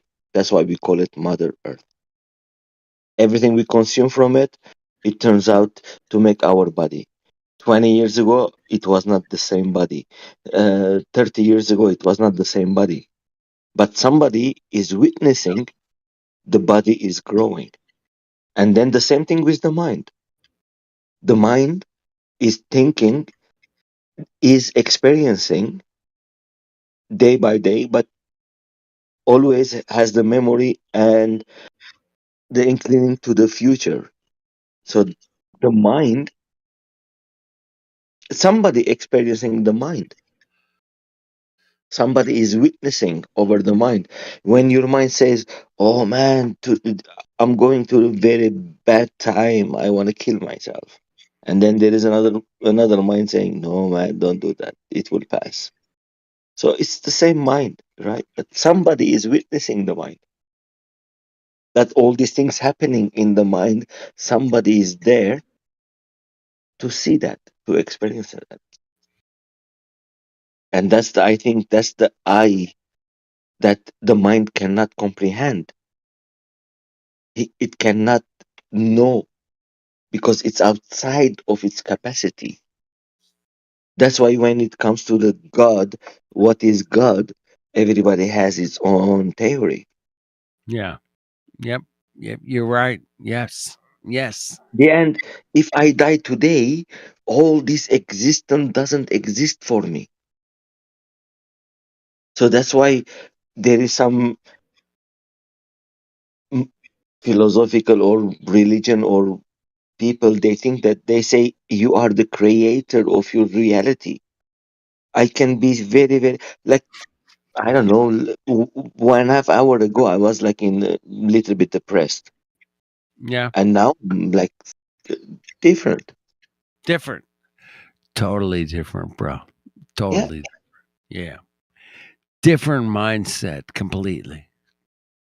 But you see, there is something or somebody or some Yes. entity, energy, or whatever you want to call it, is controlling that mind. Yep. That, uh, man, I don't Hey. have to think bad things anymore. I have to go for the positive. Or I'm too much happy. I want to go back to my old habits, whatever it is, sadness or worries or whatever. But something is there. Hey, not to be the bearer of good news, but in your own consciousness, you can experience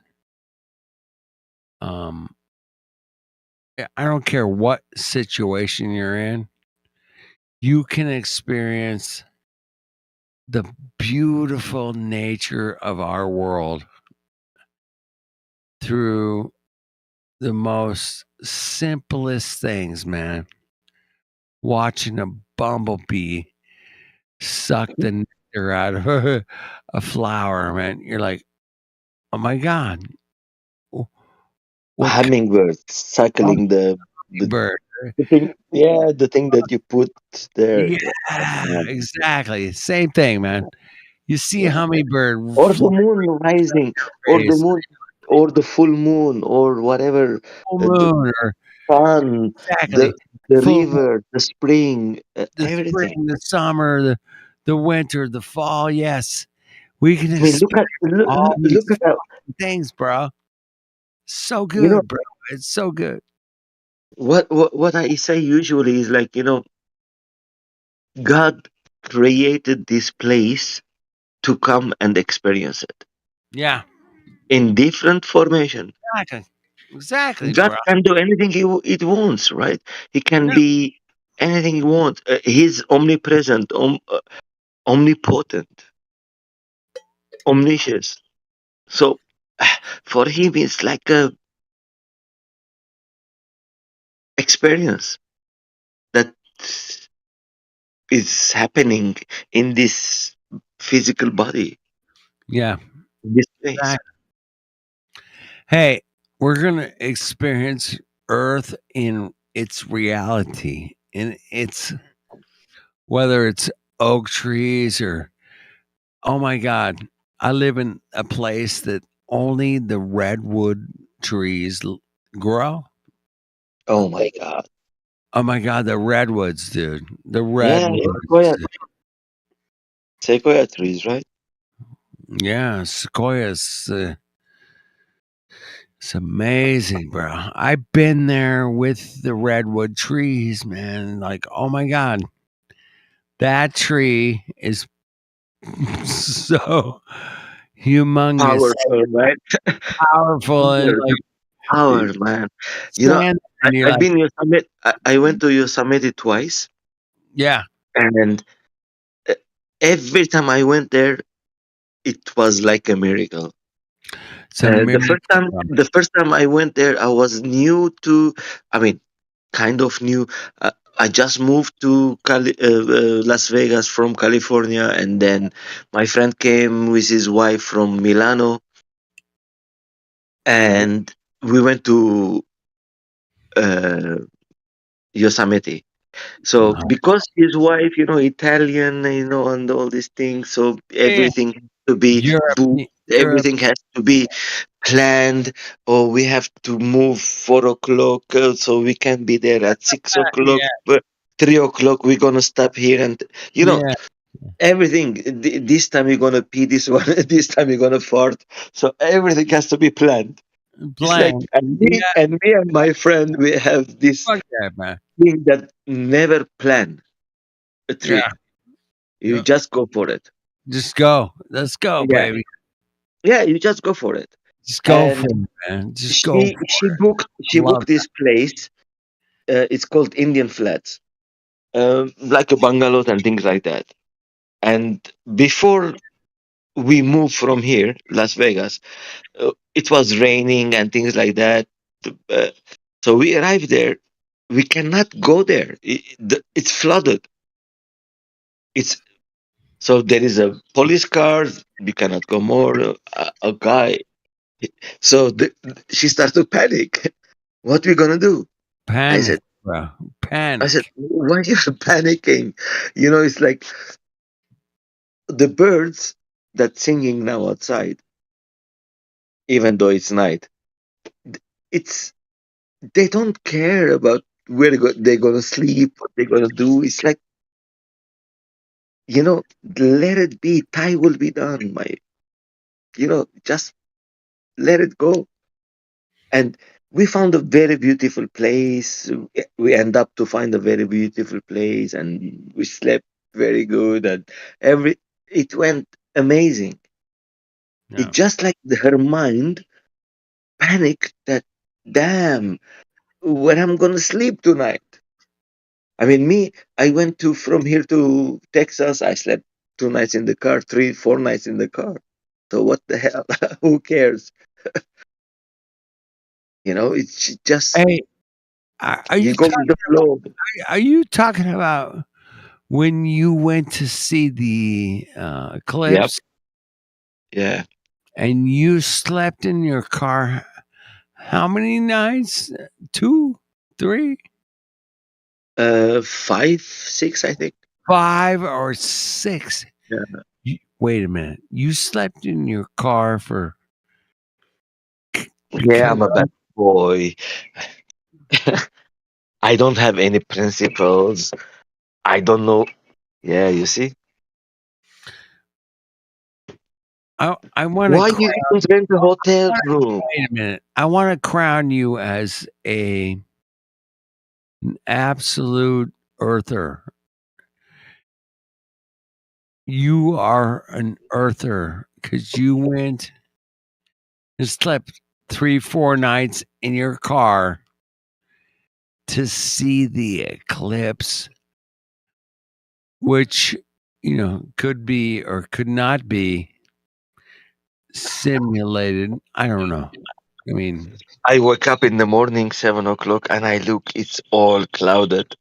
And I'm thinking to myself, damn, I went to the Ring of Fire, which is my avatar, and I'm like, damn, it was so clouded I couldn't really witness it. And I said, did I sleep 2 days in the car just to come here, and even raining and everything? And it's like, what the hell? I said, okay, who cares? If the eclipse will show itself, it will show. So I started to take the pictures. I took hundreds and I don't know pictures. And just before the eclipse, maybe a minute or 2 minutes before the eclipse, there was no cloud in the sky. Nothing. Nothing. All clean. Until the end of the eclipse. The eclipse ended, I don't know, maybe half an hour later it was raining. It was a miracle, right? Yeah. It's a miracle. I mean, exactly. You saw the pictures, right? I put a couple of pictures, I think. Yeah. Let me put some more pictures in there.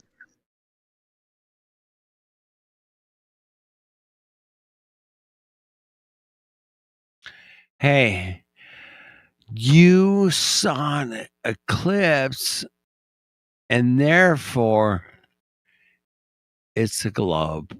Dude, I mean, how could you not present the most amazing evidence for the globe? I mean, oh my God. I mean, you're amazing. Thank you. I mean, I'm a glober. Everybody knows I'm a glober.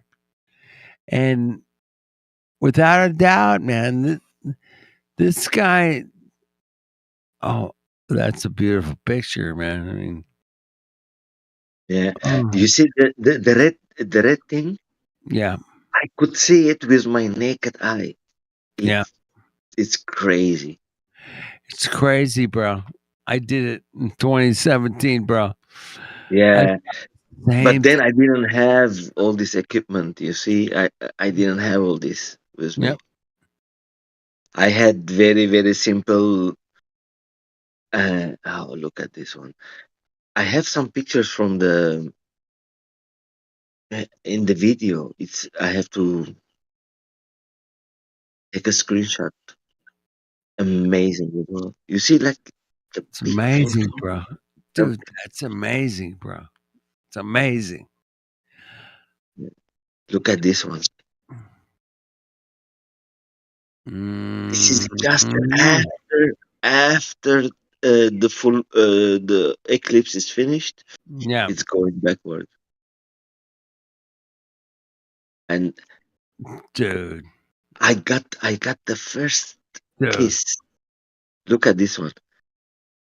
This is the first kiss. Whatever is touching the sky, right? This is Yeah. the first time I put. So I thought it was at 11:28 starting, and so I was like kind of there 26. I was like trying to put the thing and trying and looking how it looks and taking a couple of pictures, and then I see this, and I'm like, damn, started. Just the kiss. And you see, there is not physical there is no physical thing that coming in front of the sun. I mean, you it's very hard to explain. Look at this one. Like where is the moon in here? Where is the moon? There is no moon. There is no physical thing.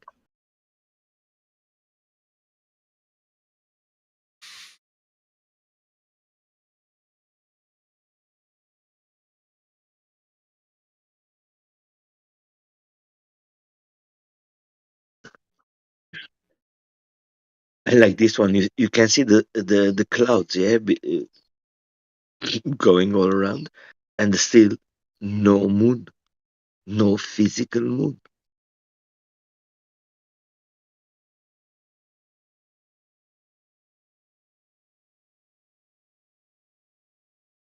And this is like almost going to the totality, but well, we still have a long time to go. Still no moon, no features, nothing.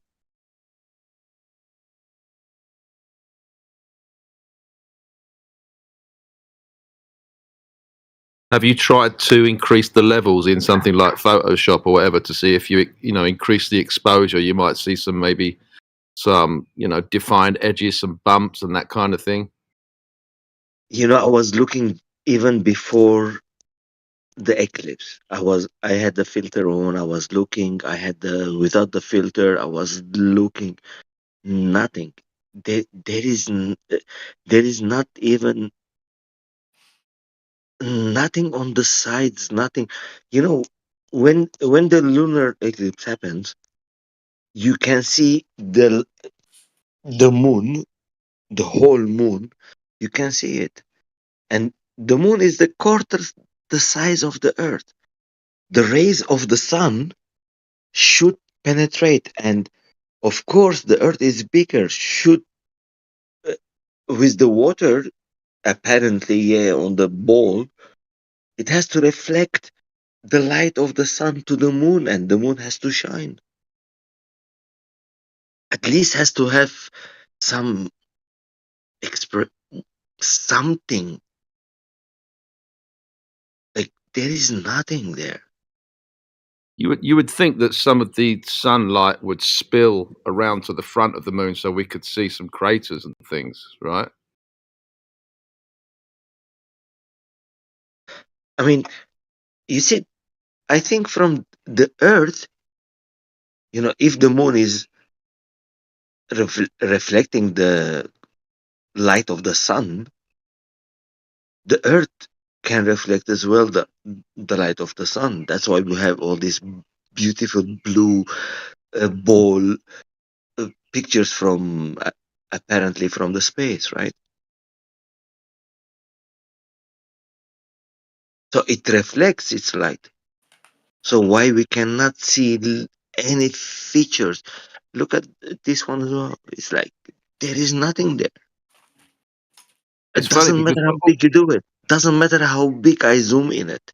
There is nothing. It's And funny then because there's a lot of people that say that the moon is transparent, right? And you can see through the moon. We can see stars through the moon. So if that was the case, if it passed through the sun, we should be able to see sunlight through the moon or something.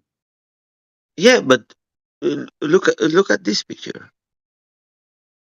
I mean, look There's at nothing. not the last one. Let me tell you how many.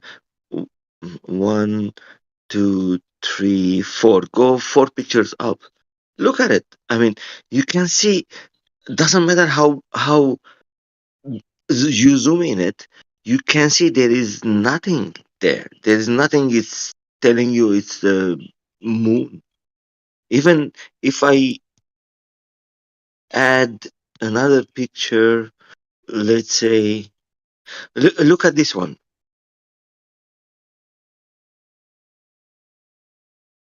This one is on my way back from the eclipse, which is like the first day of the moon. And if you little bit zoom out, and you can see already some features of the moon in it, with that small light that is penetrating there. You can see some features of the moon. And there you cannot see anything. It's, I don't know. It's whatever happening is happening, but I don't know. I this is my third solar eclipse. I saw it. I witnessed, and I never saw the moon coming. Sometimes you have to be almost content in not knowing. I mean, I know Oh yeah, people yeah, that yeah. No, I'm not complaining, but I'm just when the people telling me that this is the moon, it is coming in front of the sun. That's when I have a problem. I'm not saying anything. Whatever it is, it's beautiful. Whatever is happening is the mystery of the sky. Yeah, and I don't think anybody can really claim to know what it is. I know people that have studied the moon for years and years and years and known that they know everything about its path, the waning, the waxing. They know absolutely everything about its movements. But when you ask them what it is, they cannot answer. I don't know. I think we have to get to a point where we're comfortable with not knowing, because I don't think, because if something that's out of reach, we can only observe it. How can we ever possibly know what's really truly going on if we can't touch it, we can't manipulate it, we can't test it? It's just this magic light show that's happening in the sky, and I don't think. I mean, it's been a mystery for God knows how many years. So maybe we're still trying to figure it out. I don't think it's a thing that can ever be figured out, is what I'm trying to say. We almost have to get comfortable with going, with shrugging our shoulders, going, we don't fucking know. It's out of our realm of consciousness, Yeah, that's what I said before. You have the mind. The mind cannot know who is witnessing the mind, because the witnesser, or let's say the consciousness, or whatever you want to call it, the spirit, the soul, God, but whatever you want to call it, the mind cannot comprehend that. So we have to be very well adapted that we don't know. It's good that we don't know. That's what makes I wonder if there are interesting. people that actually do know. I wonder if in the Vatican Library, for instance, they've got absolute they know what's going on, and they can manipulate those energies or whatever. We're of course left in the dark like fucking mushrooms, right? We Oh no! fed If you're shit. talking about energy levels,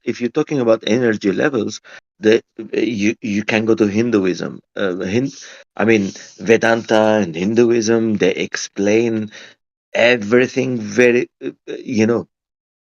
But they couldn't much possibly know, better. could they? Because they're only observing like us. It doesn't No, matter. it's not knowing. You see, there is things that you cannot know. You can only experience. Yeah. You see, if you are the spirit, you can experience that. When you see a beautiful something, when you go like, you see that feeling that of just experiencing that moment. It can only happen when your mind is not functioning, because all the mind wants to do is to solve and see if there is any danger to your survival. That's what is tricked to. It will protect this body, because the mind exists only because of the body. If the body is not there, the mind is not there. But the consciousness who's experiencing the mind is there, or the spirit, or the God, or the soul, or whatever you want to call it. The Trinity, right? The body, the mind, and the soul. The Son, the body, the mind, the Holy Ghost, and the Spirit, the God. Let's say. That's what it's happening. We're So going to lose the mind and the body because they are not eternal, but the soul is eternal. Do you Like think God. the sun and the moon is part of the Holy Trinity? I mean, the soul is the soul. That's Spanish word for sun is sol, right? No, I don't think so. I think all the sun and the moon is made to activate and generate and guide the physical realm that we are in. Those are to guide us. The celestial, they are not the physical. The physical is only on the ground. And they are like metaphysics. We cannot know exactly what they are there, or we cannot really touch them. We cannot go to them. They are the metaphysics, but they are there. They are there for something. They are showing us the seasons, the days, the weeks, the months. It's Do you think a clock. do you think that one is positive and one is negative, like a battery system? Do you ever think of that? Oh yeah. Of course. Because you see, God is one, but the one cannot experience itself because it's one. There is nothing to experience with it. If I am one, there is nothing to experience with. There is no two. So God divides itself to experience itself. You know what I mean? Because everything is God.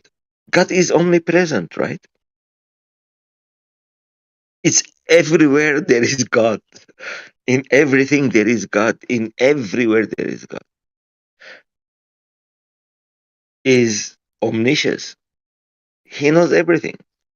Or it knows everything. Or she knows everything. Or whatever. Yeah, it could be it. I mean, if this is just you know, and sometimes I like my mind to go there, but I'm not sure if I totally agree with the whole simulation thing. Everything seems to be frequency, whether you like it or not. Everything seems to have a frequency, and you know what's controlling that. I mean, the Hollywood is very good at telling you that everything, you know, and they've been pushing AI, and what if, you know, beyond this realm, you know, the gods or the god or whatever is not, you know, what we were programmed to believe it. It is AI, and it is something, you know, something like the Matrix puts forward, you know, that kind of, you know, not necessarily a benign creator. Why do we always assume that God is good and evil and the devil is evil? Why can't God, you know, why do we assume that the creator of this world is benign when you look around and you see nothing but suffering? Oh,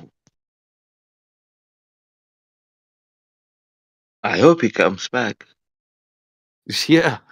Oh Yeah, yeah, you so still do I. here? Oh, sorry, I thought you left. That's exactly okay. When we say God, we mean the beginning of everything, right? He's the creator of everything.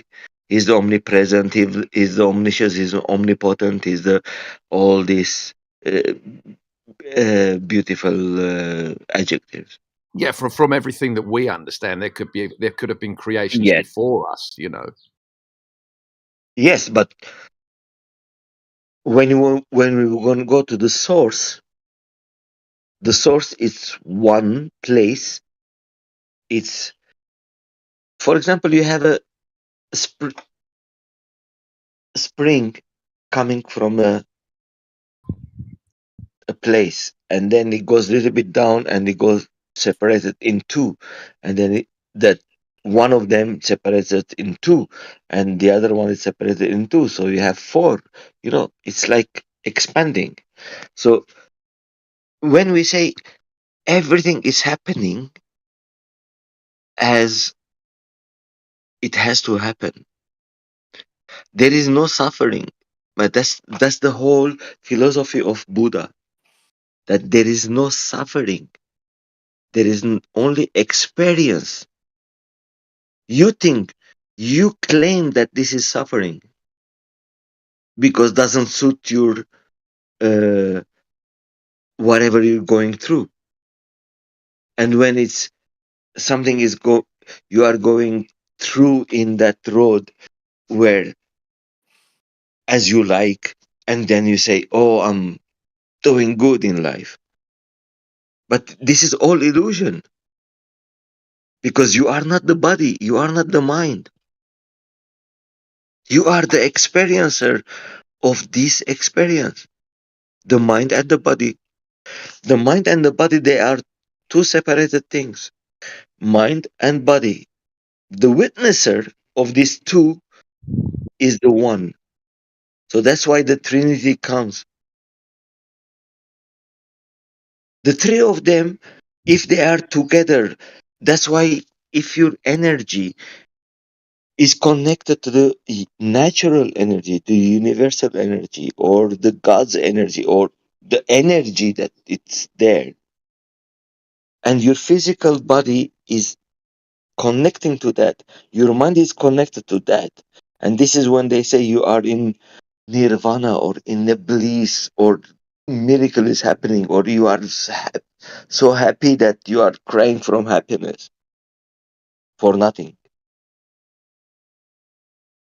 Just being alive and breathing, it's already a huge experience. Just breathing, it's already huge experience.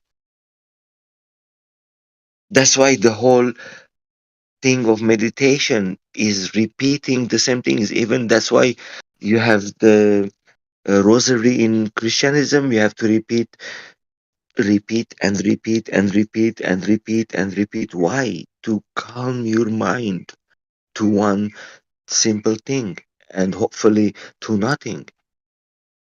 Because It's the tough. mind, Isn't that tough though for people living in the Western world and people that have had a Western education and a Western upbringing like myself? You oh know, yeah, who of course. for those concepts for me are completely unachievable.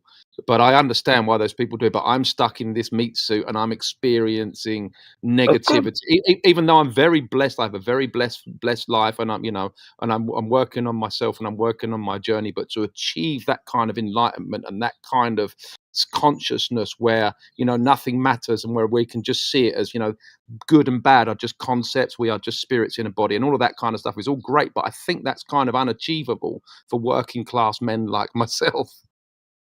Yeah, you see, it's like Ford, when he built his thing, he said, when, what was the sentence?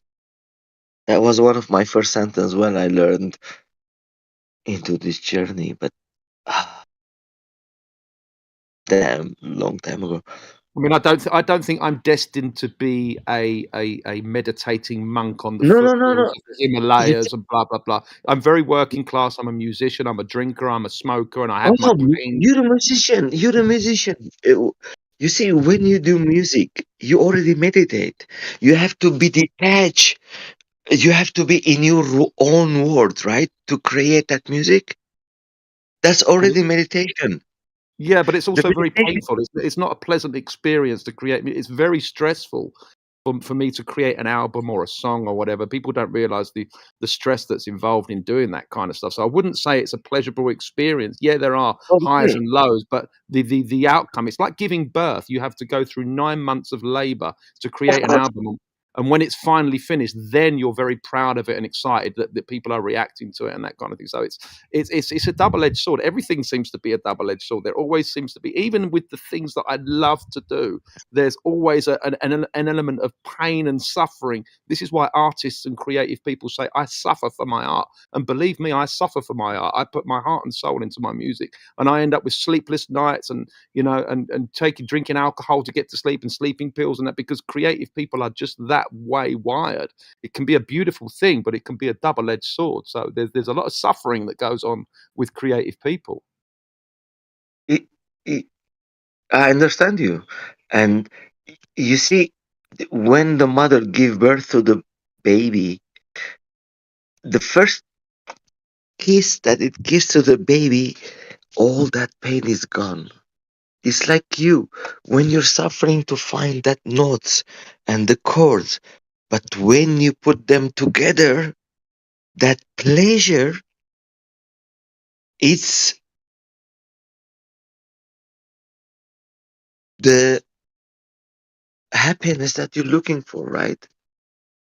Because before that, you thought that there was suffering, but it was not suffering.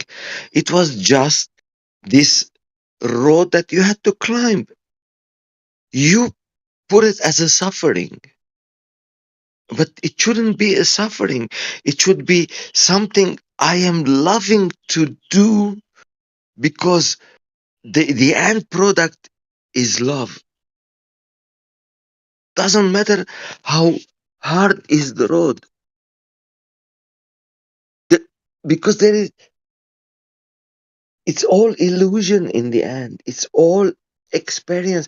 You see, the pain in your body that you're feeling, or usually our worst pain is our emotions. It's not the physical. It's our emotions that we suffer, because it's all created. The physical one, it goes much faster than the emotional one. The emotional comes from the mind which is saying to the brain, oh, now you see, if she left you, you have to feel pain. Oh, this or whatever you failed in your job, so you have to feel bad. Oh, you didn't find the right chords, you have to feel bad. Now you didn't find the right words to go with that chord, you are bad. So it's all mind thing. Why you don't think like, okay, this one didn't work.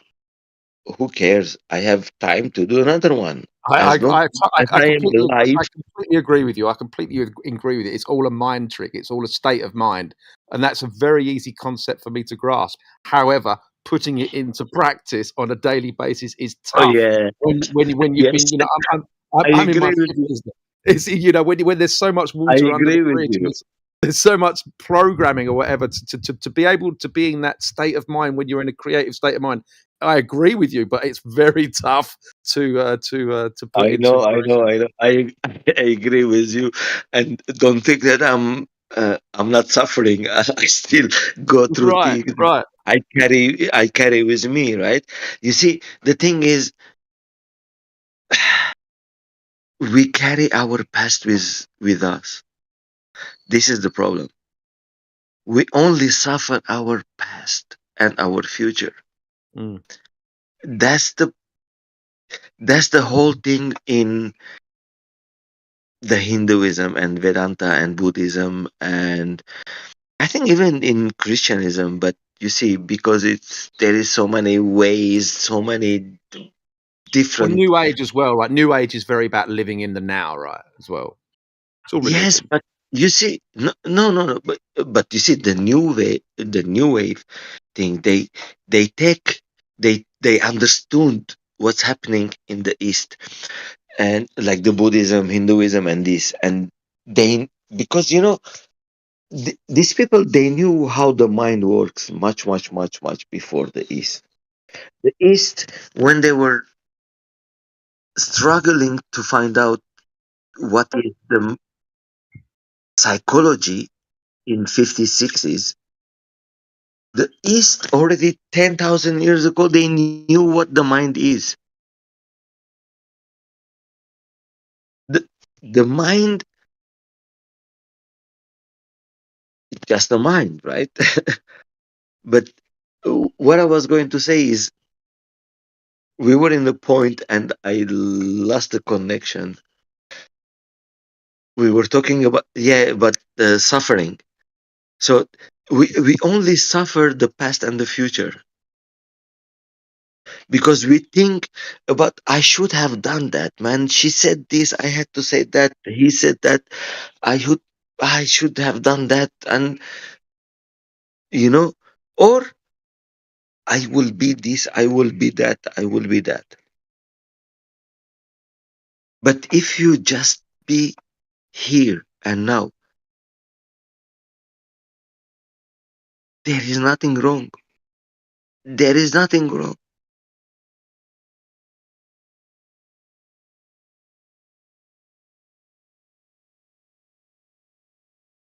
We are in a place that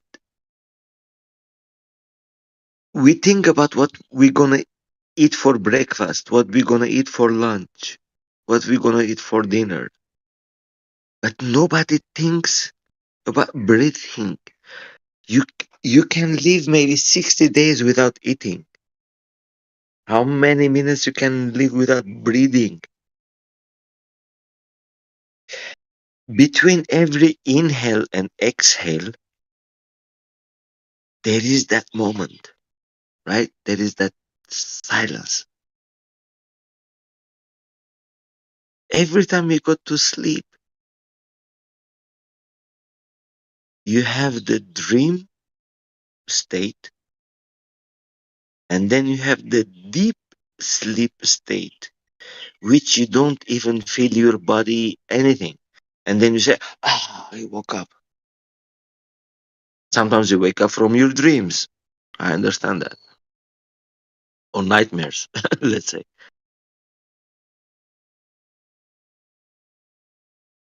But the only thing it exists is now, nothing else. And nothing else will exist ever except the now.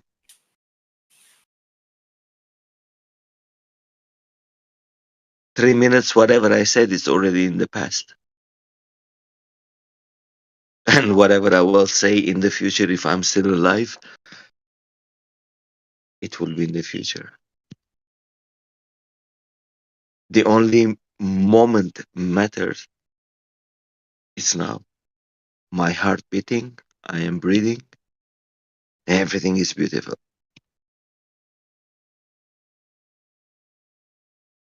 When I put myself in that, what I'm going to eat tomorrow, I have a problem. Oh, yesterday I didn't do this. I should have do that. I should have done that. I have a problem.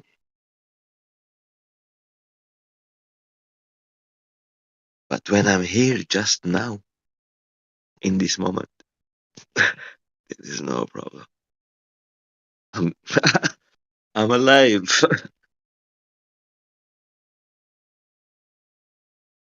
Well, if you're So then, if you're able to achieve that state of just being in the now and I'm alive and next week doesn't matter, even though I have all of these appointments that I'm not even going to think about, because if you're a content creator like myself, or you've got an interview or whatever is coming up, you have to kind of think about the future.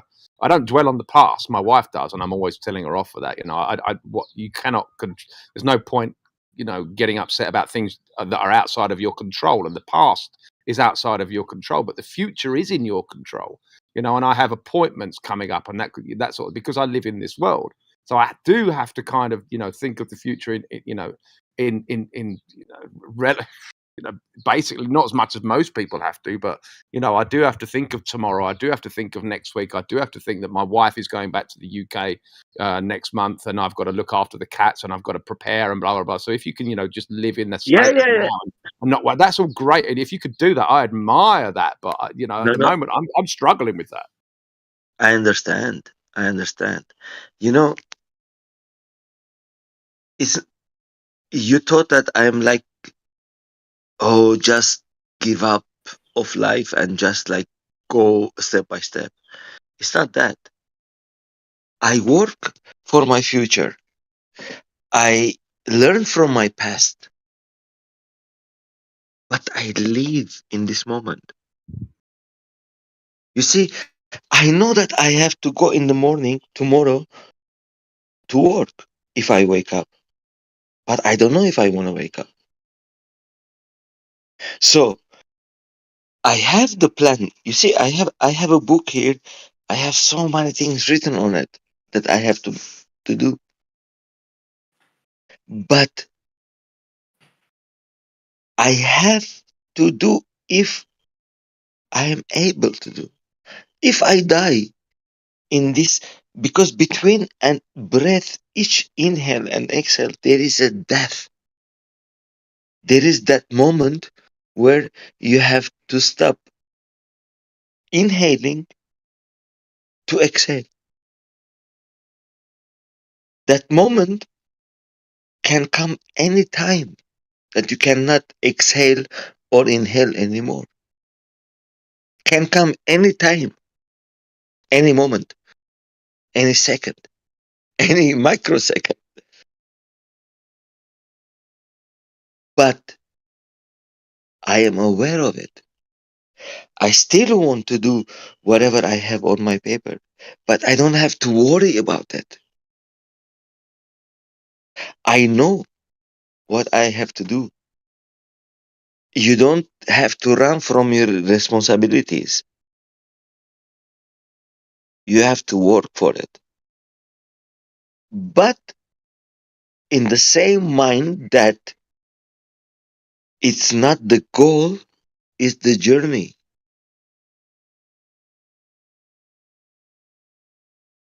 Because you never know what is the best. There was this saying that I was in love with it. The best traveler never has a fixed plan and never intend on arriving.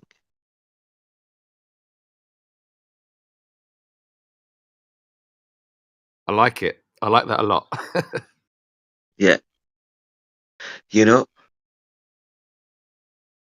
I never have a fixed plan. I am going on this road.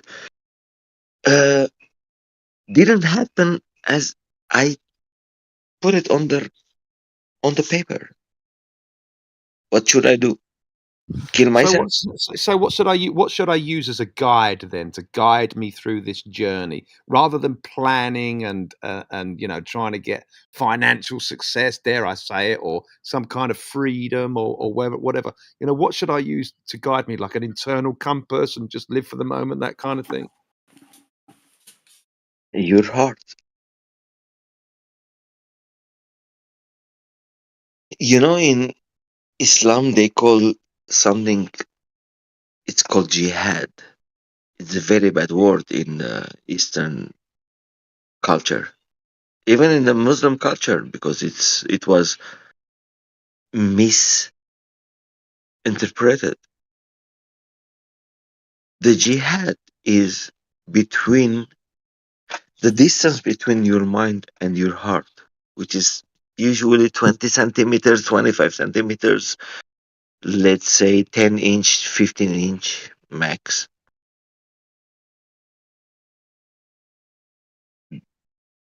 Your mind and your heart has to connect.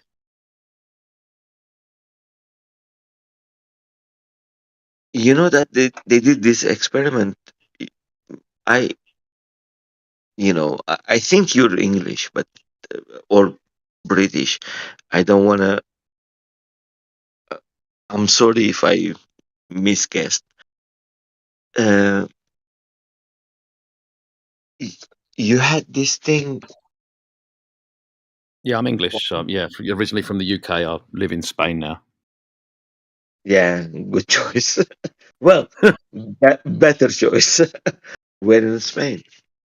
Definitely. My God, it's beautiful here. Where in Spain?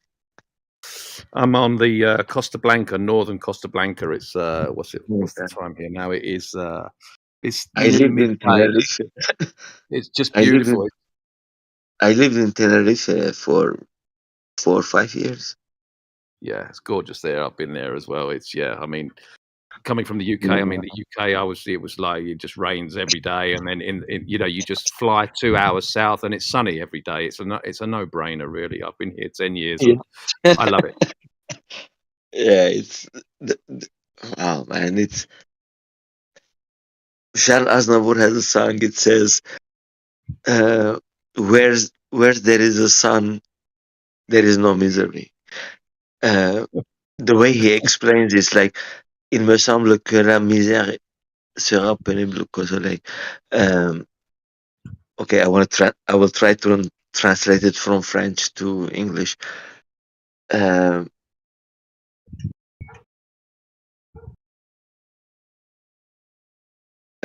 It looks to me that the misery, it only exists away from the sun.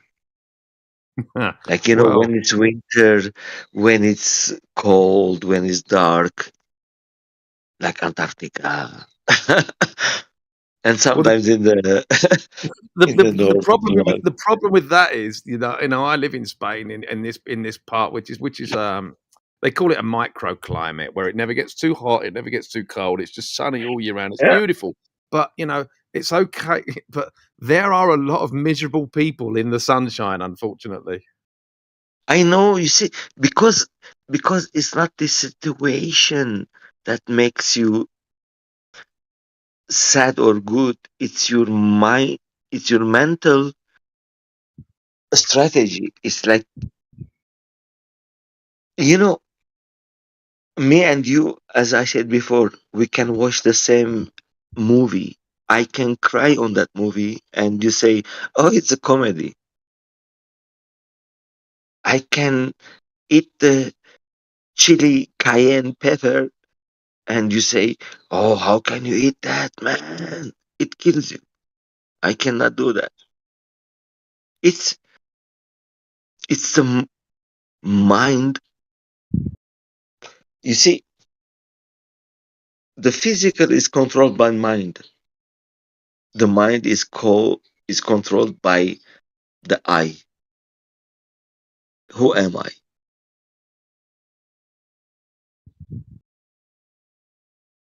Isn't it interesting that we say when we refer to ourselves, we refer to ourselves as I?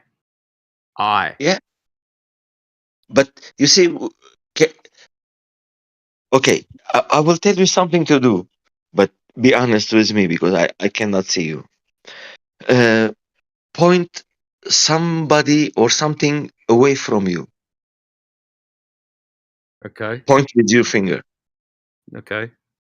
Okay. Now point yourself. Where are you? Where did you point? I point at a tree which is about sort of southeast of me. Okay, but when I said point to yourself, where did you point? Oh, well, you're going to point at the heart, right? Yes. You don't point to your mind. You see, the heart was the first organ that was active before anything else. Well, if you look at the word heart in Spanish, it's corazón, which is core Yeah. zone, the core zone, right? It comes from Latin. Mm-hmm. It's if chakras exist, that is the chakra. That's like an electromagnetic field that's pulsing, that's pushing and pulling and pushing and pulling.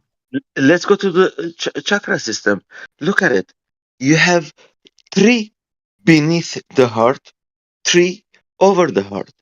Allegedly. 3 that are beneath the heart chakra. They are the earth chakra, the solar plexus, and sacral chakra, which they are physical things. Yeah, the first one, the life chakra, is related to life. Yeah, breathing and all these things. And the next one, but before we go forward, how can we prove that chakras exist? Because no, wait. Okay. No, that's not that was not my point. My point was the heart is in the middle between the 3 physical chakras, and then you have the throat chakra, the eye chakra, and the sahasrara, which they are metaphysical things. The voice is not physical, it's vibration. The sight is vibration as well. The sahasrara, the crown chakra, which is, let's say, the mind, is as well, it's not physical. But the life, the pleasure, and the manipura, which is the will to do things, the activation chakra, the 3 of them, they are connected to physical, and 3 above is metaphysical, and the heart is in the middle. So when you connect the metaphysical with the physical in the heart, and then you are connecting the duality to one. God is one, but there is female and male. There is the hot and cold. We live in duality, but God is not duality, it's one. So to understand and be connected to the source, we have to connect the emotions with the physical. you have to be physically healthy as well. Because when you're sick, your energy is not moving well in your living system. It's like when you have a car that you don't change the oil for years and years and years. In the end, the engine, one of them is liquid. And you say, oh, man, liquid. But the physical is much stronger. The other one is like energy. Who cares about energy? But they are all related to each other. We have to connect them and become one in this experience that we are living in. It's not easy. I'm not saying that, I am doing it. I'm still not enlightened. I'm still not living that thing, but I'm Yeah, I still was on I was going to say I road. was going to like how I was going to ask you like how's your life going? I mean, are you at peace? I mean, do you have bills and stress and debt and children and a wife and all these other things? I mean, how's your life going? If you don't mind me asking. Oh, my life is, I live day by day, as I said. Um, yes, sometimes I worry, sometimes I don't. But I tell you one story. About 4 or 5 years ago, maybe just before, 2018, let's say, or 2019, just before the Hilly started, if you know what I mean. My brother lives in France and he came to visit me to Las Vegas. So I was, taking him camping and hiking and this and that and blah, blah, blah. And he told me one day, he said, "Uh, you're not working. It's been like more than 15 days. And how are you going to pay the rent and all these things?" I said, uh, something should turn out because, I feel good. I feel happy. I'm happy that you're here now. I mean, why you are worrying about that? His friend comes over and then we go to Venetian and then I sit on one machine. I put like, I don't know, maybe 20, $80 maybe altogether. And I come out with $1,300. And everything went, came from somewhere. I don't know how it happened. The only thing is I didn't worry. I was just like, I knew something is going to happen. And it's like, there is this beautiful sentence in Christianism or in Christianity, not Christianism, Christianity. Thy will be done. Every day I wake up, I wake up again. Man, what a beautiful day. Thy will be done. Please, God, all these problems that I have, take it from me. You are better puzzle solver than me. You're God anyway. I cannot do it. But let me go through my day. You know, however you go through your life, it's up to you.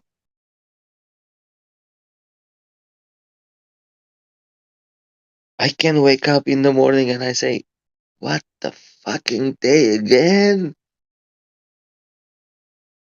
Or I just can say whatever I said before. It's up to me.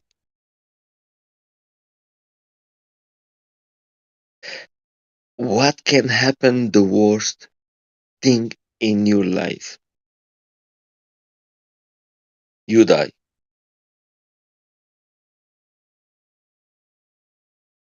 Once you make peace with that, a lot of things will change.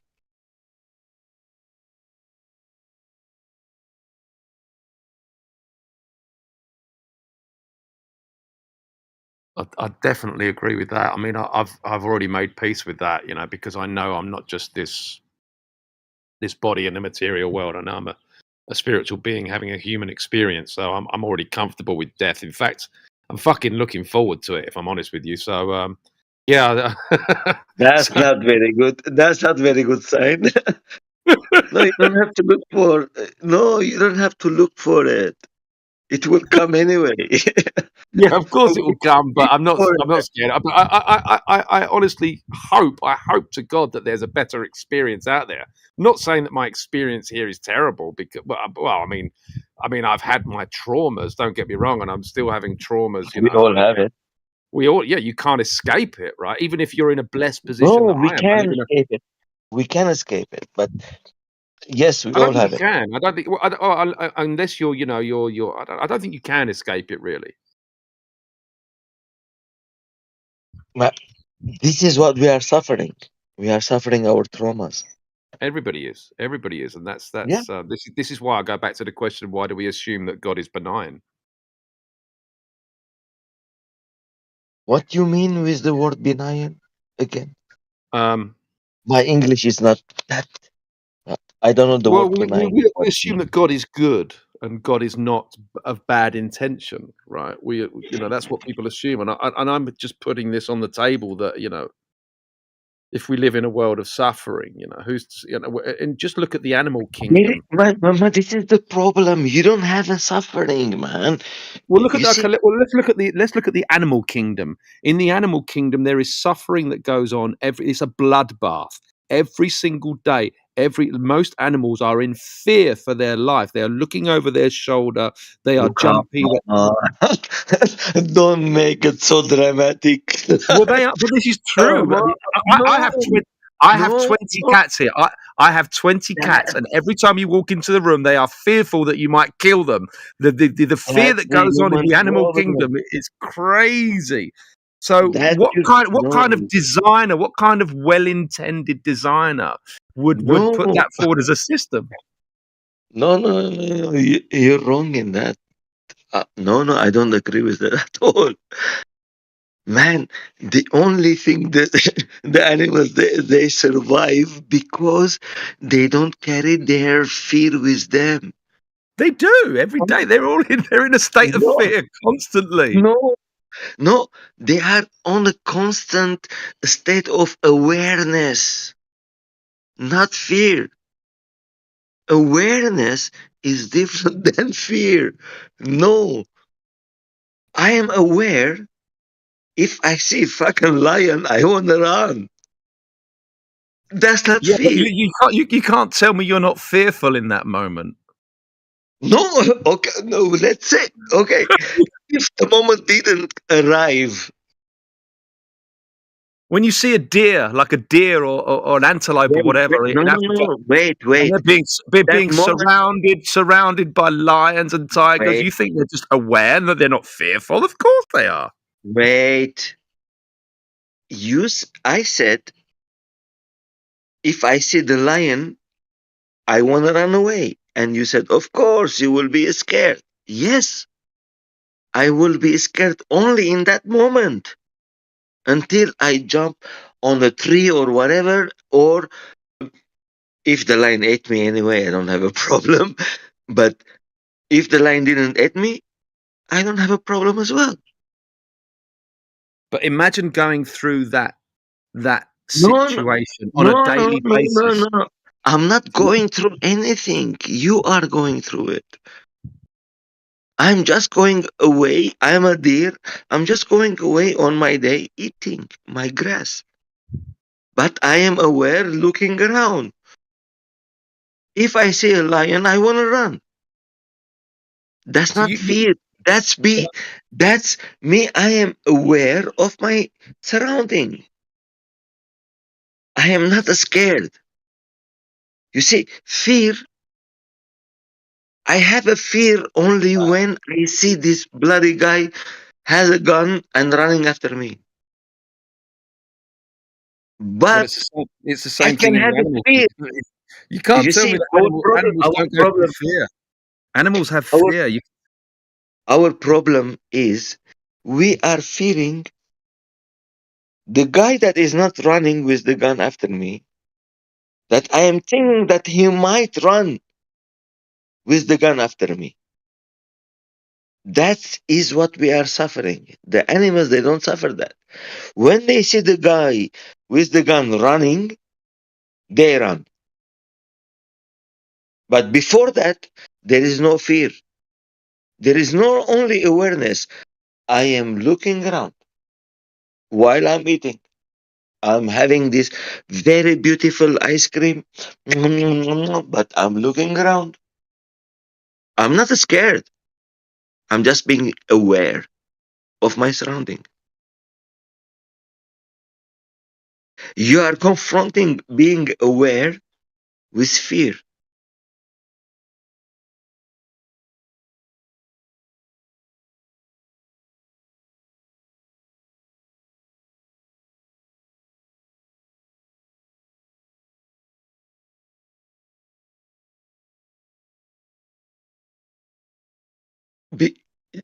Human carry fear with them.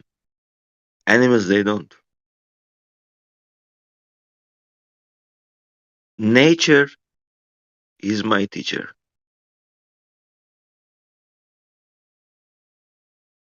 How many times you see? How many times I see the birds? They are scared from the cat. Yeah, so this is what I'm struggling to understand, that you're saying that animals don't experience fear, just awareness. No. I'm struggling with that. No. The fear is momentary. When the lion is running after the gazelle is in fear. He's shitting himself. He's running for his life. But when it passes that I survived, I don't carry that fear with me again. Only I keep my eye around. Because if I see another lion running, I have to run before him. Because I don't want to be catched by the lion. So what about when the deer is being eaten by the lion? Is he experiencing fear then? Oh, probably. Fear, sadness, misery, and everything. Because nobody wants to die. No, so that's Nobody what wants to brings me die. back to the question. Like, we assume that God is good, but what kind of God, what kind of creator with good intent would design a system like that puts these little creatures that eat each other in such fear and terror? How can God, if it's all His love, can experience something different? If God is everything and everything is happening through it, before He create something different, there is only God, let's say. How can I explain this? There is an entity, nothing else. What's the fun in that? What's the misery in that? I'm alone. There is nothing to do. I'm alone running where? What? I am everywhere anyway. I am all knowing anywhere. I can do anything anyway. Why can I not do this? Separate myself. Yeah, because I know what you're trying to say. I know you can't experience the good without having the bad. You can't experience the bad without having the good. But what I'm trying to say is that the good and the bad, it's not balanced, because you could have the most wonderful experience on earth, but the most tragic experience on earth is like being ripped apart by a lion. I mean, those two, that seems to be like incredibly unbalanced to me. You know, just experiencing something good. The horrific outweighs the good. It doesn't seem to be a balanced system, in my opinion.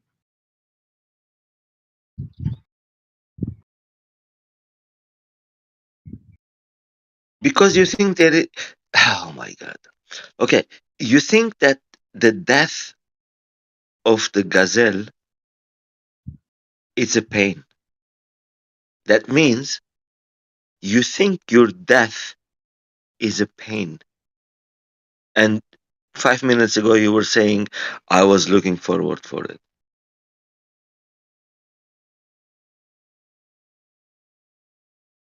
I don't understand. Sorry, say that again. You said the death of a gazelle is a pain. It's a suffering. Well, yes, it's But traumatic. 5 minutes ago or 10 minutes ago, you said, yeah, I'm looking for death as well. I'm looking forward for death. Well, I'm saying I'm not scared. I'm not scared. Well, I'm not going to go through the same traumatic. I hope not. I hope I don't go through the same traumatic experience as a gazelle and be eaten by a fucking lion. I hope my transition is peaceful, and if it is, then yeah, I'm kind of looking forward to it. You want to choose your transition, right? Well, wouldn't everybody want to choose their transit? Of course, we're not that blessed to be able to choose our transit, but Okay. I hope that I'm not ripped apart by a fucking lion. What's the problem if a lion ate you? It's fucking your body and you are living it. Who cares? Anyway, the moment you are going to leave your body, I think you would care. I think you would care. I think if you had a choice between dying in your sleep peacefully and being eaten apart with a lion, you're not going to go, who cares? Who cares? Of course, we all want to die in our And that's sleep. all I'm saying. That's all I'm saying. I don't want to be eaten apart by a lion, but it is traumatic for a deer to be ripped apart by a lion. Traumatic. And you see most of the pictures or videos that if you watched Animal Planet or all these things, as I did for so many years, you see when sometimes they come and they try to defend themselves or whatever, and when they realize that they cannot go anymore, they just give up and they say, "Thy will be done, God." Like Jesus, when he was on the cross, he was trying to talk whatever, and then when he was there, he said, "Thy will be done." If you can do something else, but whatever you choose, it will be done. Well, I hope that one day, if I get eaten by a lion, I'm in peace saying, time will be done. In the end, you will be eaten by worms. If it's not lion, it's worms. The maggots. All I'm saying is that system of kill or be killed, law of the jungle, kind of that whole system that we see in nature is to me to look upon it. Beautiful nature, man. It's not beautiful, in my opinion. We have to differ there. It's not for me. It's not beautiful. That's not beautiful at all. That's not beauty.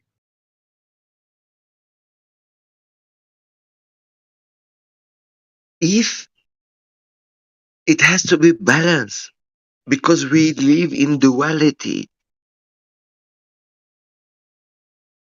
The duality has the good, the bad, the male, the female, the sweet, the hot, or the sour, or whatever you call it. It's I'm just saying, you know, I understand. Yeah, okay, dualistic. I understand that, but it seems to be if we're looking at a scale here where you have good on the right and bad or evil on the left, the scale seems to be very tipped heavily towards the evil, in my opinion. That's from my perspective. So, what is our mission in life? Oh, to experience and to learn, I guess. I don't know. Yes, to learn that there is no good and bad. Everything is happening. It's happening because God wants to happen. When I say God, remember when we were talking before about the body, the mind, and the witnesser of the mind, or the soul, or the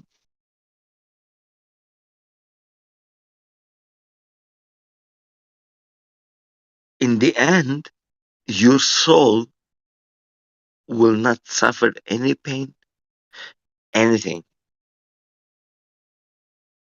And you know that you are not the body. And you know that you are not the mind.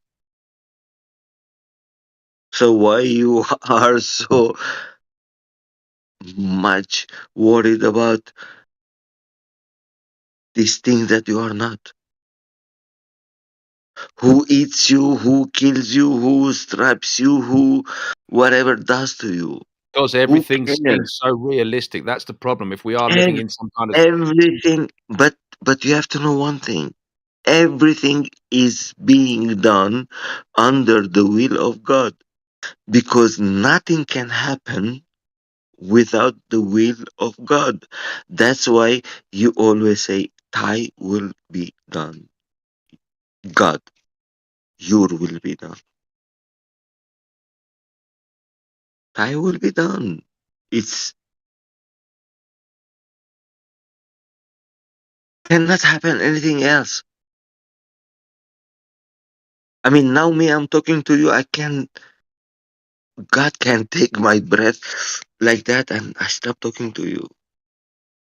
Or a snake comes and swallow me and goes around and breaks my bones and everything, and put all that acid and breaks my uh, meat and everything, and swallows it and digests it and everything.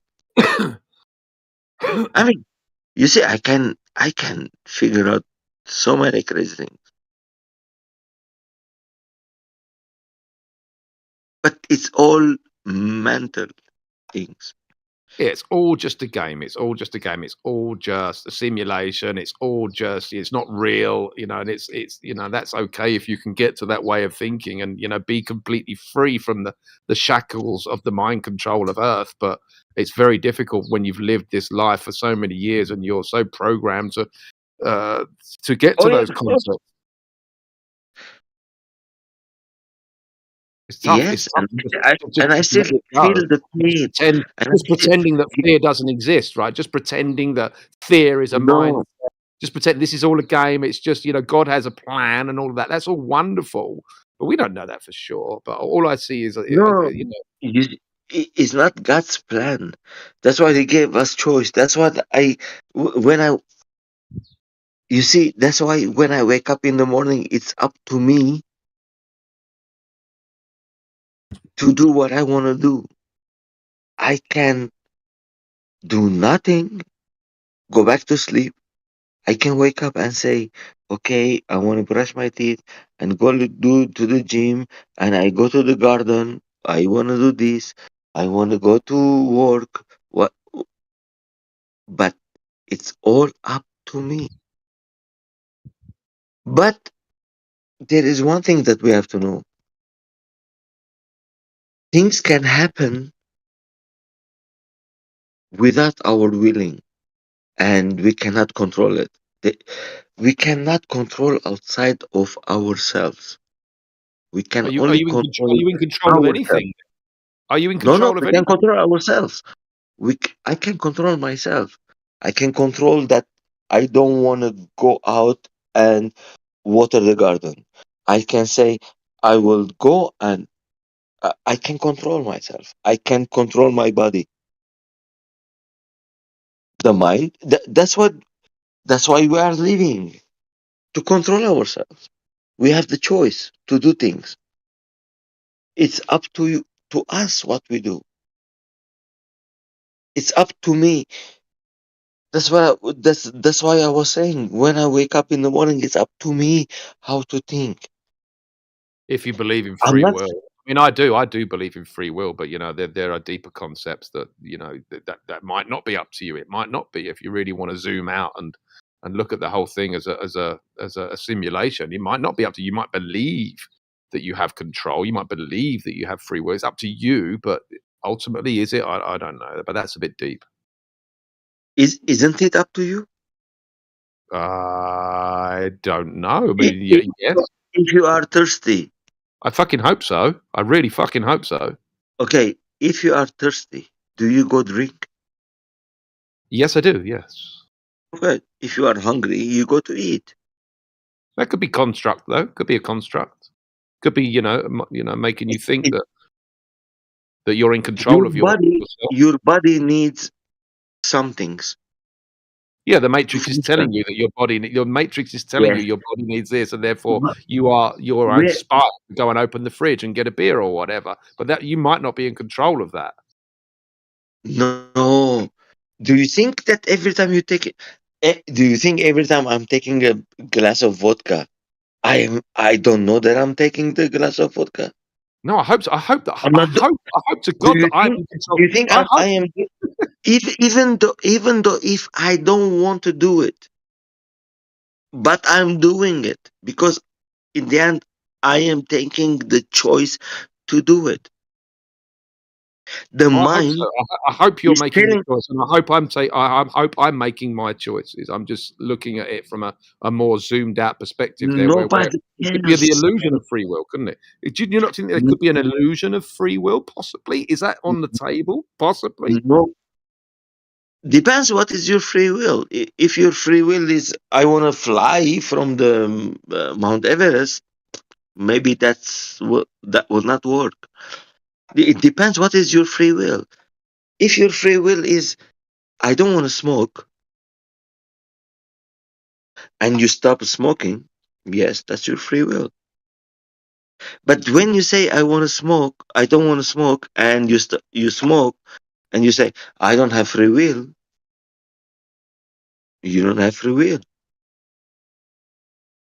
It's it's all up to us. We have the choice. God gave us the choice. Hope That's so. why in Indian American Indian, one of the quotes, let's say, it says there is two wolves inside you. One is black, one is white. Imagine. And who grows better? The ones you feed it more. You want to feed the anger, the jealousy, the hatred. That one will grow. You're gonna feed this happiness, uh, compassion, forgiveness. That will grow. It's up to you. It's up to me. That's why we have the choice. That's why things. You see, you always bringing the thing about lion. It's very bad, very thing. One of my beginning the research that when I was waking up, let's say, or waking up, I don't know if I'm awake, but when I was seeing something different than the mainstream, Yeah, you're stirring. yeah, it was this lady was talking about her experience, and man, I lost it again. It's coming.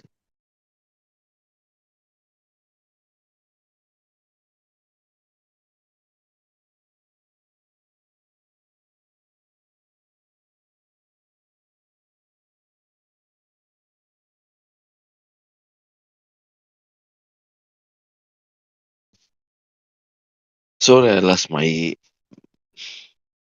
thought. Damn, I cannot find it.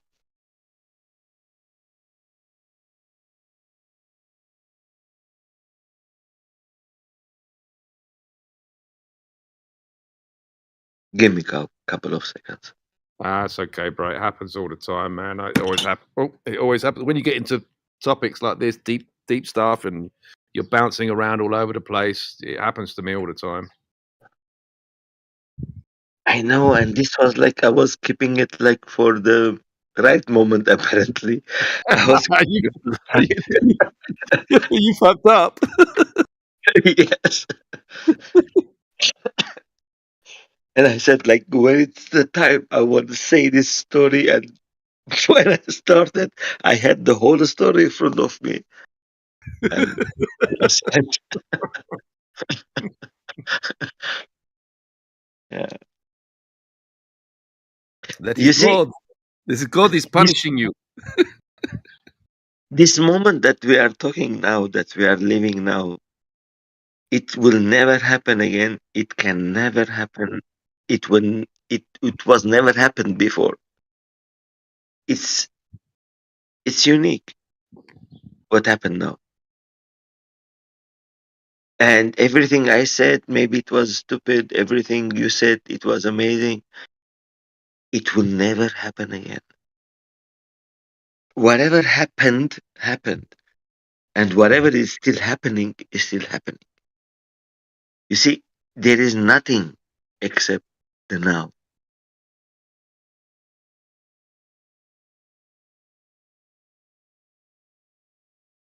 I can bring, I can start tell you about my story. You will tell me, oh man, what are you talking about? I lived civil war. I saw so many things. My mom got shot. This, that. I can bring so many things and make my life miserable. And I can stay in that.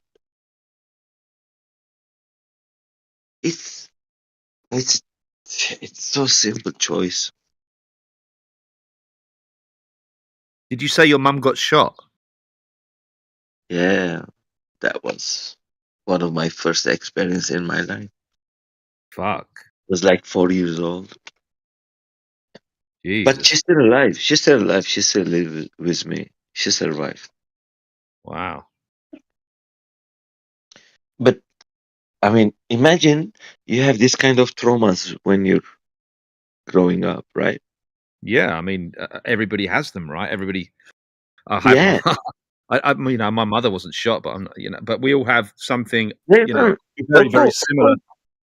Of course.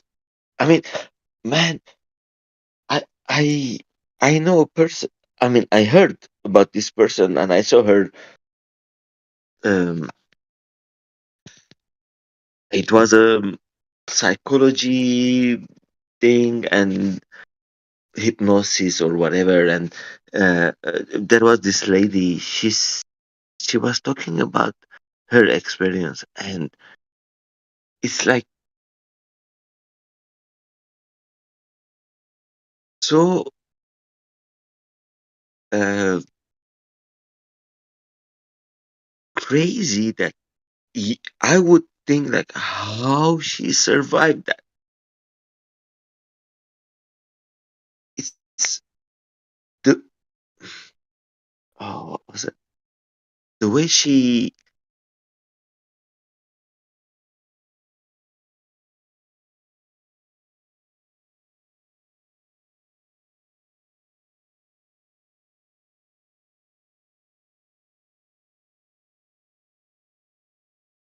give me a second.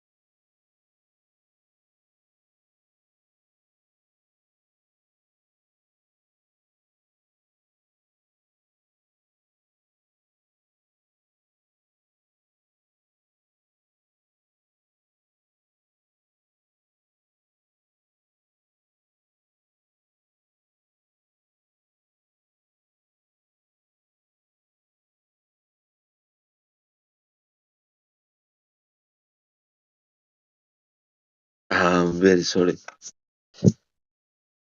Look at this coincidence. We talk about my mom. She called me. It's like crazy.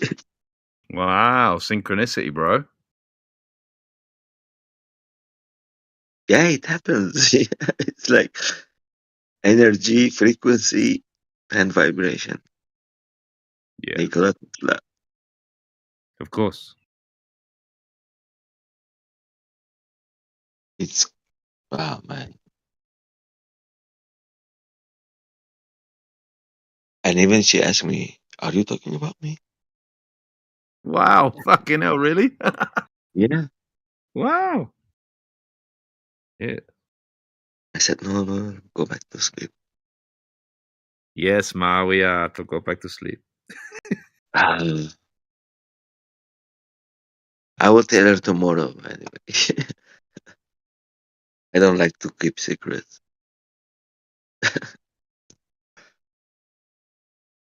It's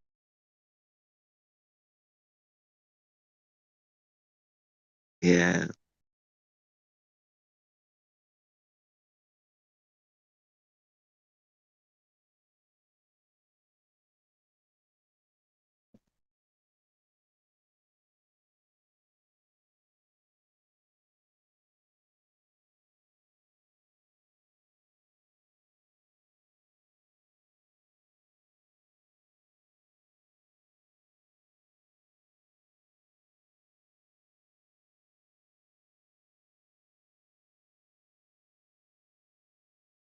Man, it's crazy. Like it's almost 4 o'clock in the morning, and there is birds singing. Man, they want to mate. Huh. Where are you? 4 o'clock in the morning. You must be. Where are you on the plane? Las Vegas. Las Vegas. Ah, viva! It's 20 to 1 in the afternoon here in sunny Spain. The sun is shining. It's beautiful. It's clear. There's no chemtrails. Ah, it's gorgeous. No chemtrails. Not today. Not today. Very Man, lucky. I have a friend in Spain. Oh man, I like this guy, but the thing is, he's so much into the consensus that he cannot go out of it. He doesn't believe himself. And the other day, when I was going to the solar eclipse, I drove from Las Vegas to Texas. Took me 2 days, 3 days to go, 3 days to come back. And it was my birthday in that time. And I planned that, if this group, they tell me happy birthday, I want to send them a song. It's called The Earth is Flat. Living an Living illusion. an illusion, the Earth is flat. Great song, man. I love that song. I love that song. So I sent it to them, and the group went crazy. Everybody wants what the hell you're talking about, man? What you saying? The Earth is flat. People don't know what to do. The Earth Yeah. is flat. Living an illusion. The Earth is flat. You're living in an illusion. The Earth, man, amazing song, yeah. Yeah. Have you seen any of And my music? Are you aware of what I do? no, man, probably, but I don't know. Bro, I'm gonna send you my channel, right? Just see if you recognize this channel. I put it in the chat and see if you recognize this. You may have come across my work. I don't know. Maybe not. I don't know. That's my channel there. I mean, I listen a lot of the songs, but you see, I don't. it's been the last 2.5 years. It's been very bad for me. So I don't know. I listen, but I don't keep in mind. And Oh, I did you so put much. the I did so many Flat Earth songs. I did a whole character of. I did a whole album of Flat Earth stuff and NASA. Maybe you saw this guy. Hold on. I did like a character of like this Texan guy who was called the Flat Earth Man. oh, I know that one. I think Yeah, I know that one.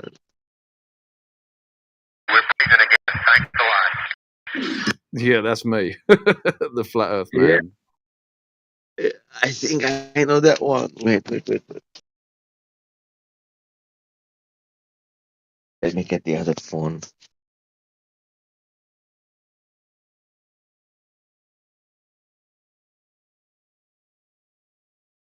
Yeah, I'm all about the music, man. I'm all about the conscious music and exposing all the shit that's going on and putting it into music and music videos as well, so I can show what I'm trying to say. You know, so I've been doing that for 7 years, man. I when the seating started, the I don't want to say the name because I don't want to get banned or whatever. You know, the 2020, whatever happened there. Yeah, And the experimental. yeah. So I had, you know, the song Bob Marley, Natural Mystic. I did. I changed the lyrics about the stuff things happening that day. There's a natural healing instead of the mystic in the air, and things like that. About not flat Earth, about the other thing. I Right, did yeah. a couple of things, and then I wrote them down. Well, that's when I was going into these bad things, and my ex, she was like, "Oh, this is stupid. What the whatever." Ah, anyway, things happened, but yeah, I was doing a few things, and I shut it down. I think I have to open it up again. It's crazy, man. You know how we let things affect us. It's crazy. Oh, It's crazy. I've never let anybody tell me what I can do musically. I don't care if I offend people. I don't care if people think it's crazy. I'm doing it as you know, as a creative person. The way I communicate with the world is through my music. I don't like to do Yeah. interviews or shit like that. Or my message is in my music. I don't give a fuck if people think it's crazy. Or that's why I invent characters. Like when I was singing about NASA, I put on a voice like, "Oh, NASA's faking everything that you could ever." I was really creating a character to deliver that message. So people couldn't say you're crazy, because then I could just say, "Ah, it's just comedy, just a character," you know. Yeah. It is in the end. Yeah, we're all doing our characters, man, personas. We all take our personas. I mean, it depends what is our traumas, right? And we create our personas because of our traumas, and that's the healing that we have to do, like we did with the flat Earth. And you know, when I found the flat Earth, it was like, for me, it was like, oh, how did I didn't see all these things, and I was paying money for these bastards. I was member of their fucking magazine. I was buying them every month. Paying Sucker. from my yeah, from, man, paying from my bread. I was not eating. You're Wait, paying for your brainwashing, which is what everybody does in the school yeah, system, yeah, college yeah. and university. They're paying for their own brainwashing. It's so inverted. It's it's amazing the system how they put us in this situation. It's And so hey, inverted. you are beautiful musician, and probably I could be beautiful musician too. I don't know, maybe poet, maybe gardener, maybe fucking carpenter, maybe whatever. I could be, and I mean, I am. I'm not complaining, but I'm just saying, like these people that they are running on this hamster wheel, they cannot leave it. It's crazy. It's crazy. I mean, all my suffering it was because my ex, like, she couldn't understand. She couldn't understand that this is all a big game. Just like have fun in you. Let's have fun in our life. No fun. Drama is much better. That's what I know. Okay. Drama. Damn.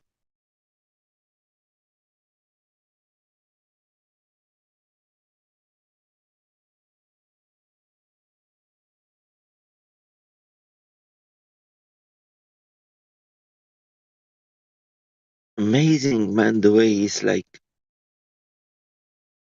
they control these people. They are so clever, man. How, I mean, well, if they got me, they got you. They got billions of us. Oh, they got for sure. I mean, it's evil genius. You kind of do have to Yeah, take yeah, your hat off a little bit and go, "Holy shit, we never saw that coming." You know, they know the yeah. human form. They know how to manipulate us, right? They've known this for I don't know, God knows how many years, but you know, they can manipulate us right down to the frequency, right down to the music that we listen to. I think it was 1559 when the bloody um, one of the Jesuit priests said, "Give me the child, I make the man that you want." Yeah, give me a They child knew, before he's 7, and I'll give you the man, right? And that's very true. yeah, because I can control. I mean, you know, in in my situation, I should have been suicided already. I don't know, 10 times maybe. Whatever I witnessed, I lived, and it's crazy. And maybe you as well, maybe other people as well. They will say like, "Oh, I had a crazy life." It doesn't matter where we grow up,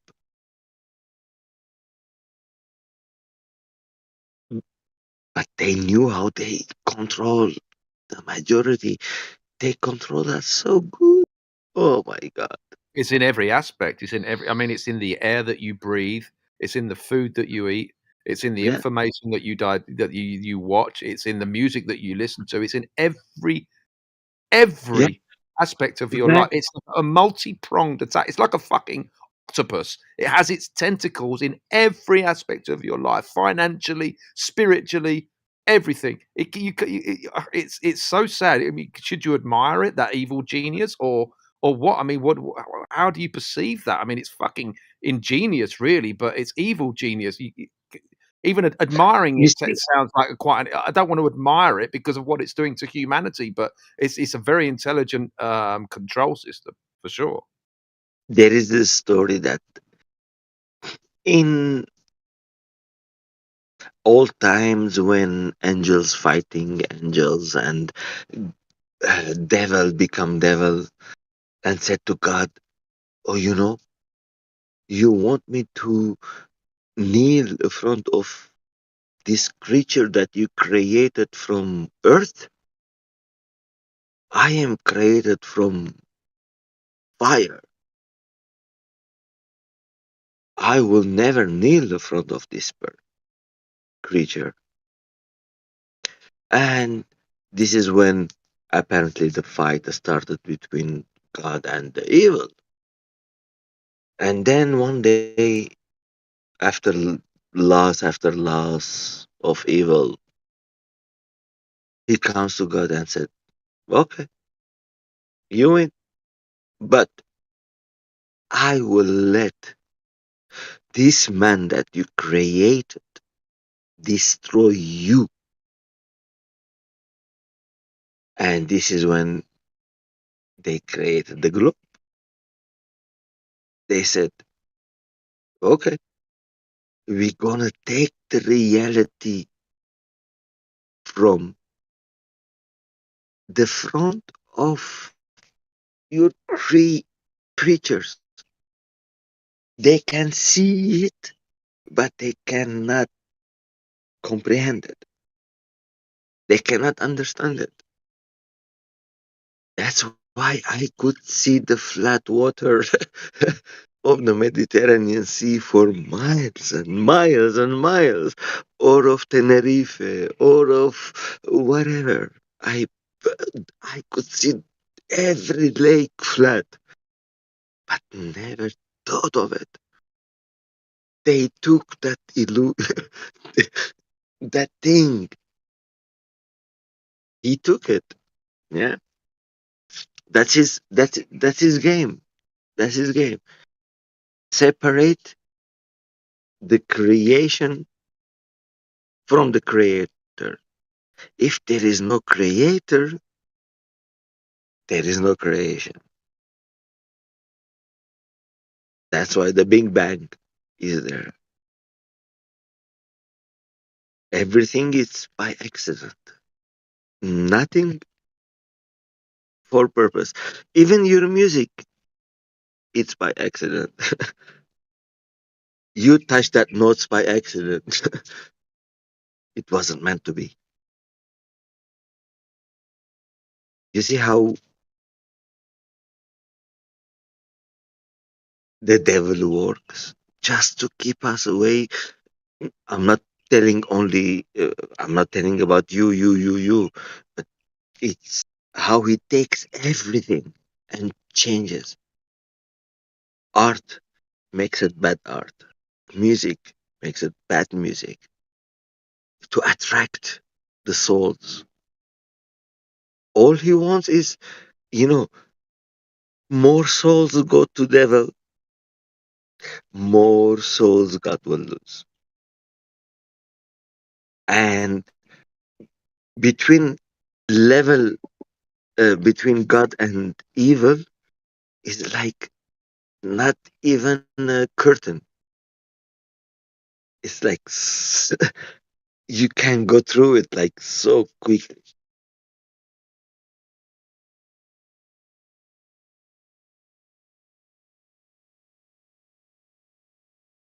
But Bro, all these, will you just excuse me for like 2 minutes? I need to go and get grab a smoke and a piss, if you don't mind.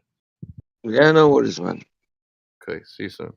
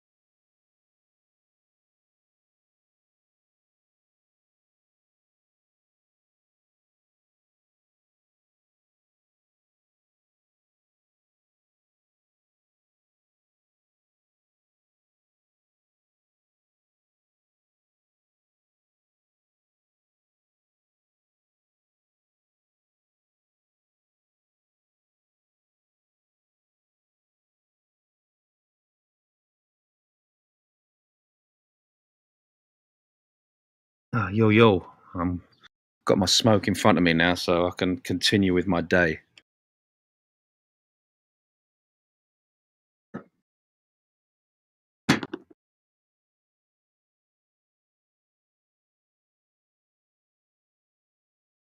Yeah, I'm trying to make my smoke too, but I have to go sleep after that. I think. Yeah, it's late there. Huh? I'm just starting my. Well, it's actually halfway through my day now. But it's Sunday, and I'm just sitting on my terrace. I'm looking at the mountains. It's sunny. I've got a little drink, a little smoke, and I've got a little back pain at the moment, but I'm getting through that. But no fear. Is it No fear. is it legal in Spain now? It's what? Sorry. Is it legal in Spain now? Yeah, to grow, you can grow cannabis in Spain. You can grow, I think it's 2 plants per person, or maybe 4 plants per person. I'm not sure, but yeah, you can grow it as long as it's not on public view. As long as people can't look into your garden and see it, as long as it's hidden away, then it's okay. I mean, the law is very grey when it comes to this subject, but yes, you can grow. We have shops here where you can buy it from. You have social clubs, cannabis social clubs, so it's very relaxed. It's one of the Yeah, things I love about Spain. It's I'm sitting on my terrace now, and I'm growing 8 plants on my terrace, and they look wonderful. you know, I was in Tenerife in 1992, so there was one pub that we could go and smoke there, and the police they used to come always there. Just they want to see if you give a piece to somebody, because they will charge you as a dealer. You could smoke because it was stupid to take you for just a joint, or like because you're smoking, to the judge. They're gonna stop you for a couple of days. They're gonna feed you, and then they're gonna take you to the judge, and then after the judge, couple of days to let you go. So it's stupid. Yeah, it's It no costs criminal. money. It's So not criminal offence, is it? I mean, you're not causing any loss, harm, or injury to anyone. No, it's just a fucking plant at the end of the day. but this was in 1992, man. And Yeah, I'm not sure the laws back then. I but was in Tenerife in '92. We might have bumped into each other. oh really? Yeah. That is. I used to go to Dennis bar a lot. Oh, I can't remember the name of the bars, but I only went there for like a couple of weeks. For drink and Yeah, drug, women, and all that sort of thing. Cristianos, Las Americas. Yeah. Which one? Oh, it was Playa de las Americas. Yeah, it was. Yeah. Las Americas. Because I was more in Los Cristianos. I used to live the last hippie days, making hair wraps and selling jewelries and things like that from India and Pakistan and things like that. Oh, you was a proper hippie. Yeah, I was living the hippie days. I came from Greece. I was living in Greece before that, from 88 to 92. 92, I came to Spain, to Tenerife, not Spain, because Tenerife is different than Spain. Yeah, it's different. Yeah, it's very different. Because even in Tenerife, they say somos chicharreros. S- Nos, nos, we are not Spanish, castellanos. No somos castellanos. Yeah, there's a big divide in Spain about that. There's so many different dialects and regions that are fighting amongst themselves. It's almost like a civil war in a way. It's quite sad to see that, really. When you say that in another way, that why this motherfucker, he has to have control of all these places, that it doesn't belong to him, like the king of Spain. Why It's he has to classic. have them? Yeah, it's classic divide and conquer, right? Yeah, that's why. Yeah, but what he did, he got the divided people, he put them together. Because actually, well, I was with this lady and she was pregnant, but not from me.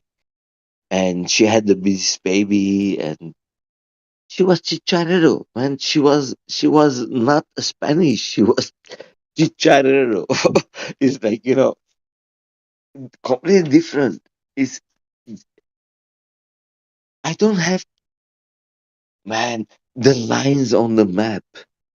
They're not reality.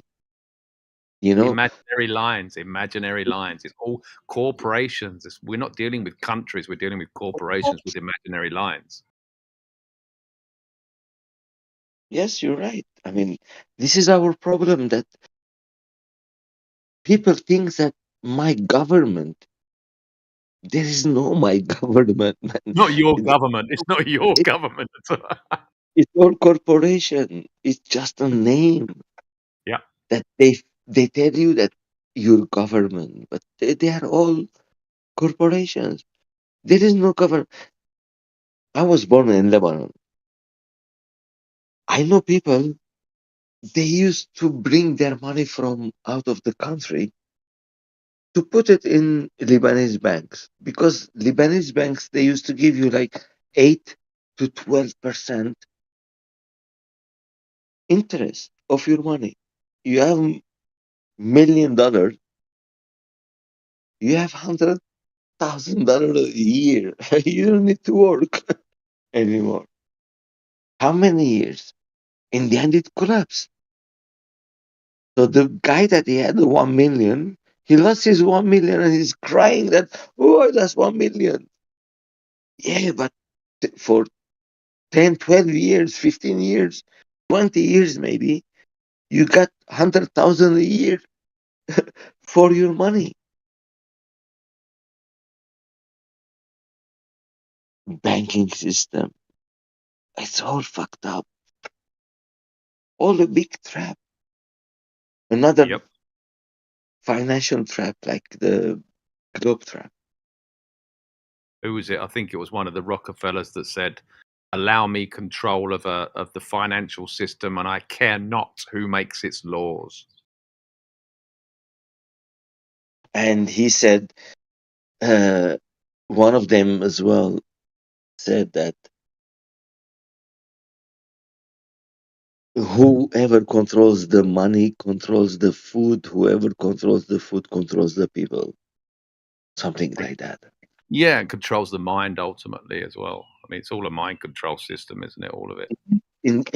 Yes, but in the end, when you think that people, that they are the body and they are suffering, they are doing this, they are doing that, you can abuse them.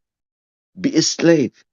If you don't work, I will beat you, I will slash you, I will do this to you, I will make you suffer. And you think you will suffer. Instead of going through that, you can go once and say, I don't want to do that.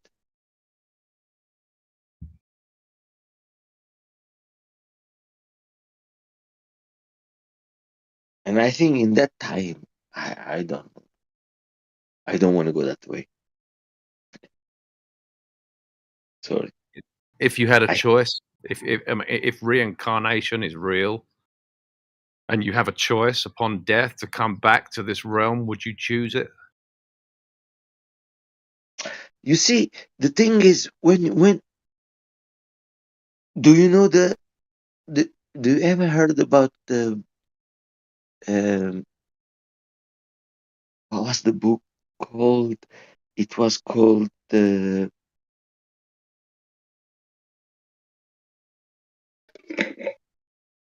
Conversation with God by Neil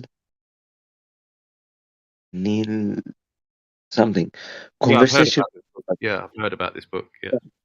Okay, in one of the books, It says, imagine, of course, it's all imagination, right? You are a spirit sitting next to God, and you're looking down to earth and seeing all these emotions going up and down. And you go like, oh man, this guy is suffering. This guy is happy. This guy is fucked up, whatever. And then you say, God, I never experienced forgiveness, or I never experienced sex. I never experienced drunkenness, whatever. And God tells you, so, but you see, the thing you created there, I can go there and experience it. And God will tell you, yeah, that would be good. But you know, when you go there, you will not remember that you were here next to me, or part of me, or me. And you say, yeah, I will take a chance. In the end, probably you will hesitate for a while, and then you go, okay, I will take it. I go. You come to earth, but you will forget. So that's what happened to us. We forgot, but we had so much memory we brought from the physical world, from the emotional world, from karmic world, from astral world, from so many worlds. We brought information with us, but we stick on the physical. We think that this is the real one. In the end, it's all connected. We cannot say that this is not the one. It's all connected to each other. Without this, you cannot experience the other. Without that, we cannot experience the other. Without the physical, you will not experience the emotion. Without the emotion, you will not experience that you are part of the one. Seems like a very strange gift, though. If life is a gift, it's certainly a strange one. You know, if you have to go through so much turmoil and. Yes. See, if you think that every gift that has to be pleasant, sometimes Why not. not? Why shouldn't a gift be pleasant? Why not? Some of them, but some of them can be bad. Well, then it's not a gift, is it? No, you see, I bring you a gift. You don't like it. Doesn't mean it's not a gift. Well, I mean, if I bring you a big pile of shit and say it's a gift, it's not a gift, is it? No, you see, I didn't use that word. You used that. It's true. I told you I bring you a gift. Doesn't matter what it is. But I perceive it as a big pile of shit. Yes, that's your perception. It's not my fault. But it's not my perception. It's everyone's perception. It's reality. This is a big pile of shit. It's not a gift. No, wait. I brought you a gift. You just put it to everybody's face now. You see, you using you are my perception. Your perception to everybody. It's your perception. You're seeing it shit. But everybody else agrees with me. So it's not just my perception. It's everybody else's perception that I've just opened this gift and it's a big pile of shit. Yeah, but for the other guy, it's an ice cream. What is the shit? Too many of it. Okay. You know, I tell you this story. One of these Vedantic teachers, Vedanta is one of this Indian philosophy. So she was talking about what is the purpose of humanity. So if you look, doesn't matter, take off your religion, take off your race, take off your nationality, take off your wealth, everything you want. What a human being is, what is the goal of the human being? It's to be happy.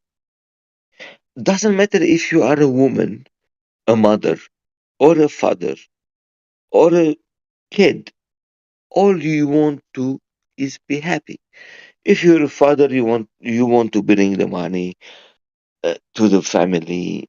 The mother is happy because there is the money. The children, they are happy because there is the money, or whatever. The food, the honey, the fish, depends where you're living, whatever you're doing, or everybody's seeking happiness. You say, oh, maybe I'm not. Why? I'm a musician. Okay, why you doing music? Because you want to be happy. You say, no, I want to show my frustration. Okay, you want to show your frustration. Why you want to show your frustration? Because when people see and appreciate your frustration, you want to feel happy. In the end, it will come to your happiness. I want to be a doctor. The same thing. I want to heal people. Why you want to heal people? Because I want people to be healthy and happy and whatever. Because it brings me happiness. Human goal is to be happy. What is happiness? That is different. For you is to have a fast car. For me is to have a big boobs woman or big ass woman. For the other one is like bicycle. The other one is Mount Charleston, Mount Everest, whatever. Everybody has his own goal for happiness, but we all want to be happy. Okay, are we finding the happiness that we are looking for? I am looking here, you are looking there, you are looking there, we are looking everywhere. Well, I Are haven't we? found it. I don't know about you, but I haven't found it. I've been searching for that fulfillment for many No, years. I will tell you, 99% of the humanity didn't find it. No. Yeah, we didn't find it. That's why we are in misery. We are, okay, where we are looking for the happiness. Externally, we should be lurking internally, right? Yes, because we think that, okay, before that, I know you're too advanced, but before that, let me tell you this. The nature of happiness, it's happiness. That's what I'm looking for. I'm not looking for happiness for only now or only before or only after. I'm looking for something that the nature of it, it's happiness. Like if I will tell you sugar, if I want something sweet, I would go for sugar. Sugar is sweet or honey is sweet. So I come and tell you, you want sweet? Brings you happiness. Yes, I Brief. give you, I give you, I give you, I give, and in the end you will say, okay, I have enough. Please, whatever it is, go from your favorite thing, whatever it is, from sugar to sex to music to anything. Every second, every second, every second, every second, every second, you cannot handle it. But if it was pure happiness, you will accept it. Even if it was music, because you like music. 3 o'clock in the morning, I'll wake you up. Hey, music. Maybe say, okay. Next time I come back, hey, and you will say, fuck off, man. It's sleeping time now. The happiness, the pure bliss or happiness, it cannot be refuted. We are looking in the wrong place. We are looking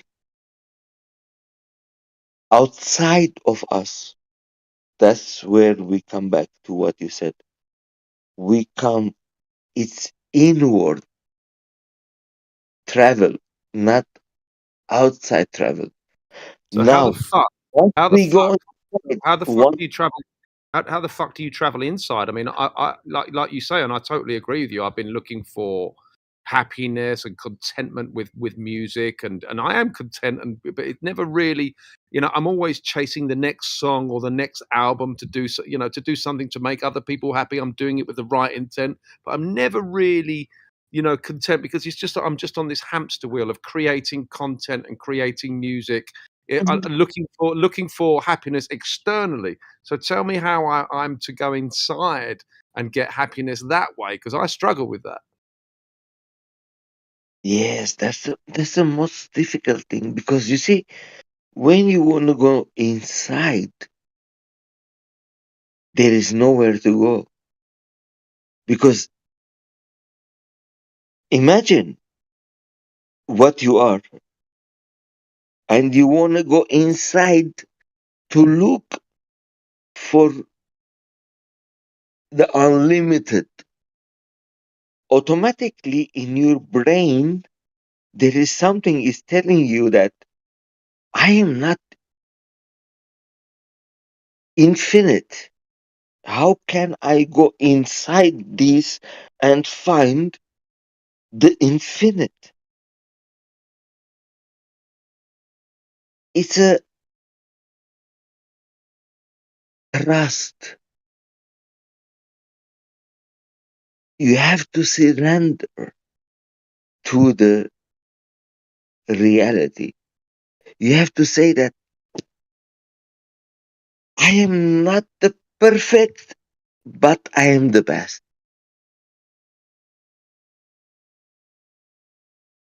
Something like that. You know,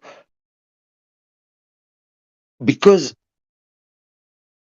as you said, doesn't matter how many songs you do, you will always seeking for the better one. Yeah.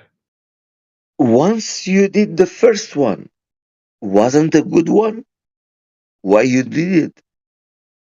Because in that moment, that was the good one.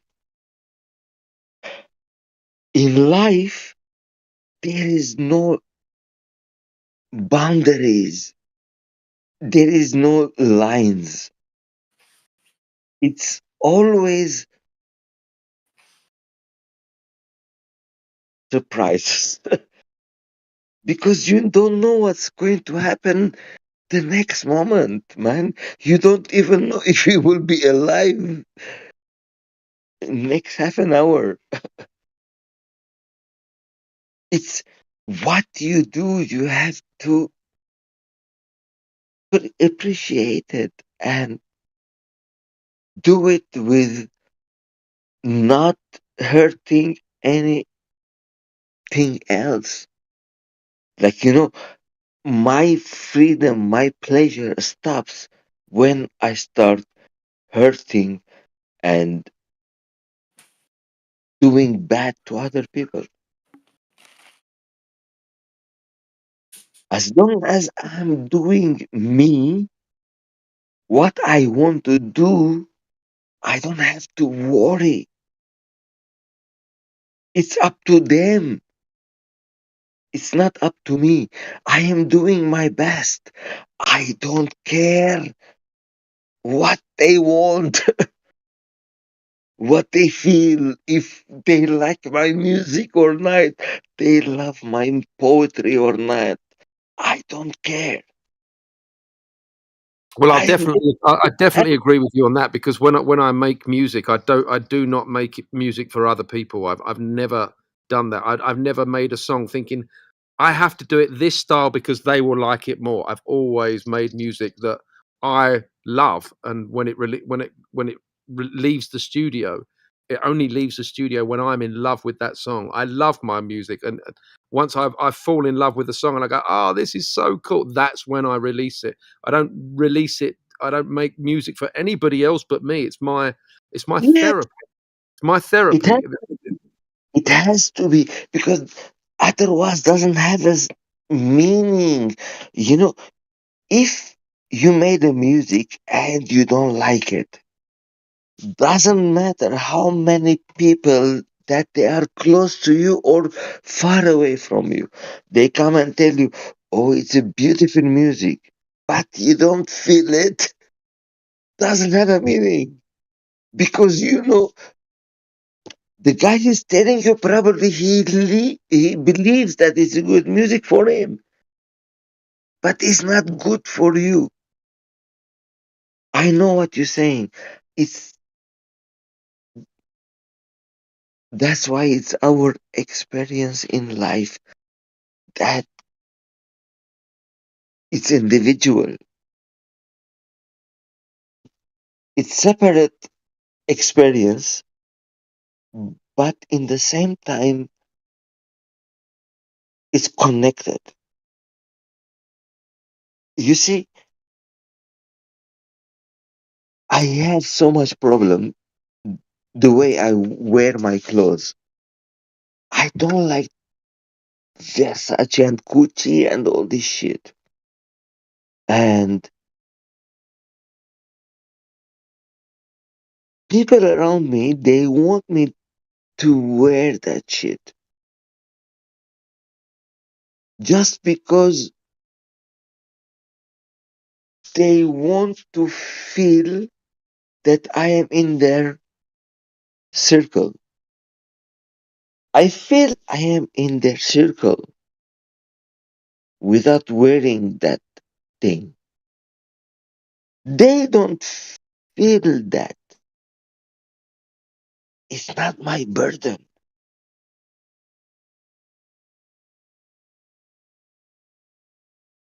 They don't want to call me for the next party. It's their problem. I'm not dying for their parties. I can have my own party alone. You can come to my party, bro. You can come to my party in Spain. You're welcome. I'm in your party already. I am talking to you now in your party. Hey everybody, I just wanted to say a quick hello and not be rude and interrupt your conversation. I'm just new to your group here and I just wanted to just say hi, my name's Sven, and just introduce myself quickly, just as a politeness, that's all. Thank you. Sven! Alex! How's it going, bro? I'm alright, mate. It's a boring Sunday in England. How are you? Oh, well, it's an exciting day in Spain, mate. It's lovely. It's sunny. I've got a joint here. I've got a little glass of cognac. I'm enjoying. I'm having a deep conversation with my friend here. It's a wonderful day. That's awesome, mate. I'm about to do the same. I've just had a bit of breakfast. I slept in a bit today, and I'm going to have a little chinwag with you guys, and then I'm going to do a similar thing. Kick myself up and just relax for the rest of the afternoon. It's a bank holiday weekend, so we've got tomorrow off as well. So I'm going to be doing a bit of the same, chilling, I think, and with good people, of course. I'm listening in on your conversations intently, so that's cool, man. Yeah, we're just putting the world to rights, man. We're just fixing everything that's wrong with the world, and you know how we can do that with just a simple conversation, right? Hey, what you say? Are you suggesting there's something wrong with the world? Oh dear.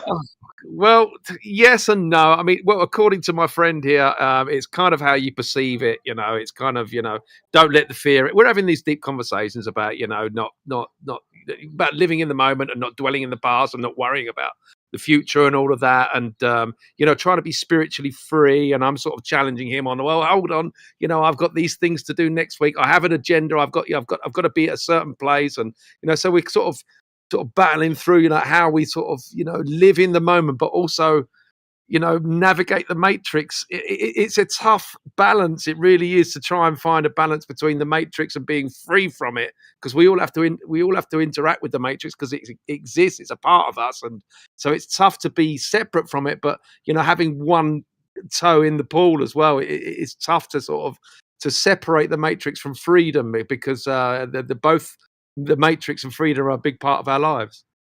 You're totally right. And one of my biggest conflicts that I have, and I just had this conversation yesterday with my girlfriend actually, was that we have to have one foot in the mainstream or matrix, whatever you want to call it, in some way, shape or form, because I don't know about you, but I feel unwell if I'm too detached from it, because you have to still a little bit be so.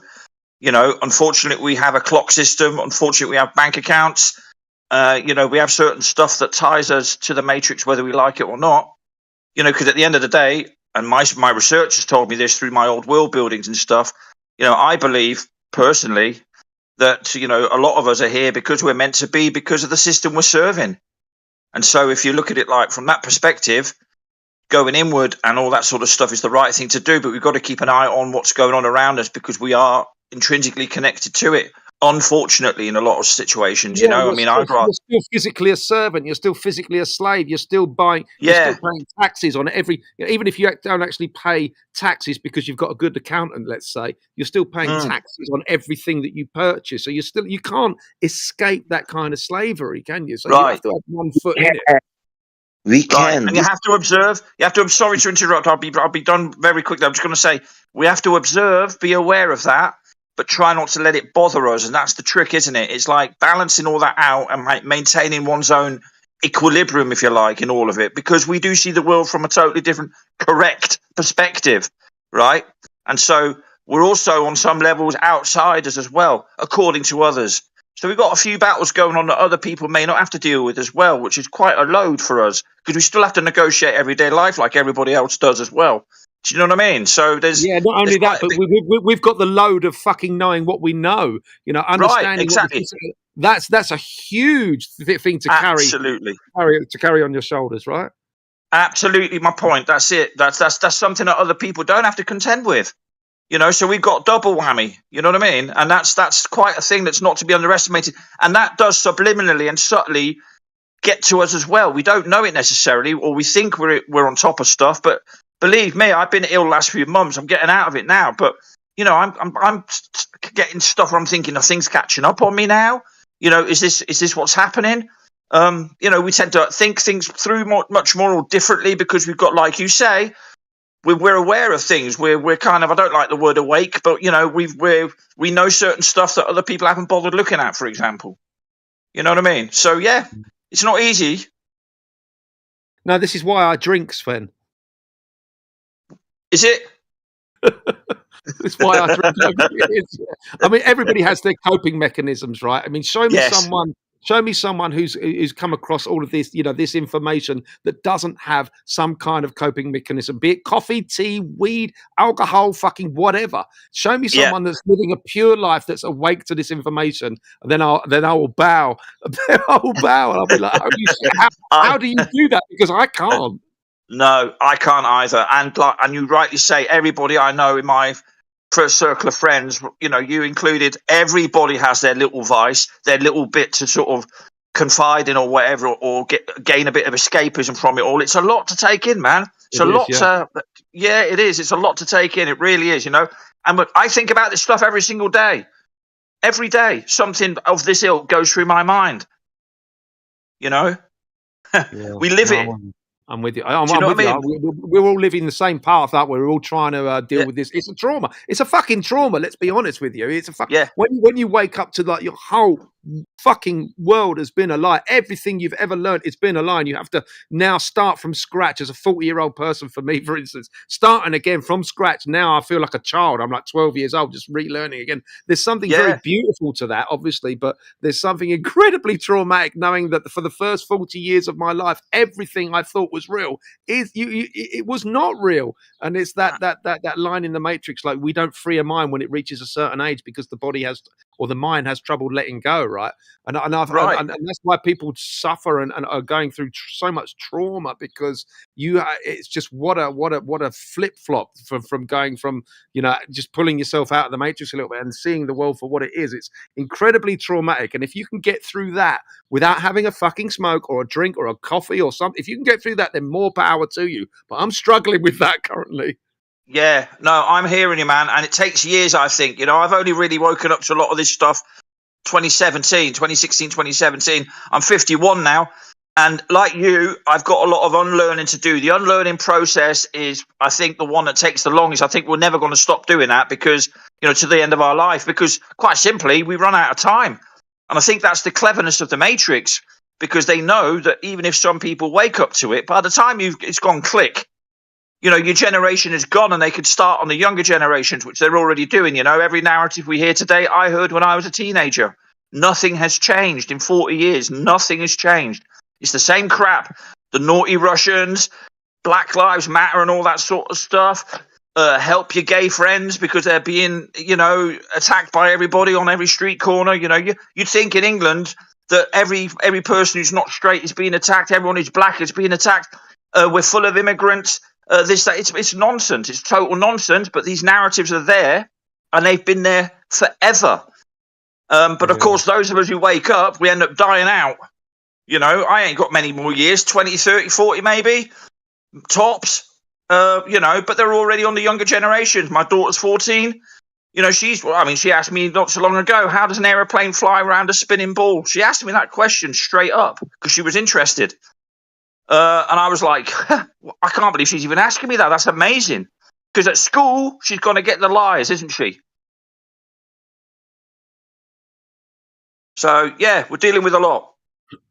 That was the school system was made for, to put us, in all of us, in this system, which is obey and never ask a question. They have all answers.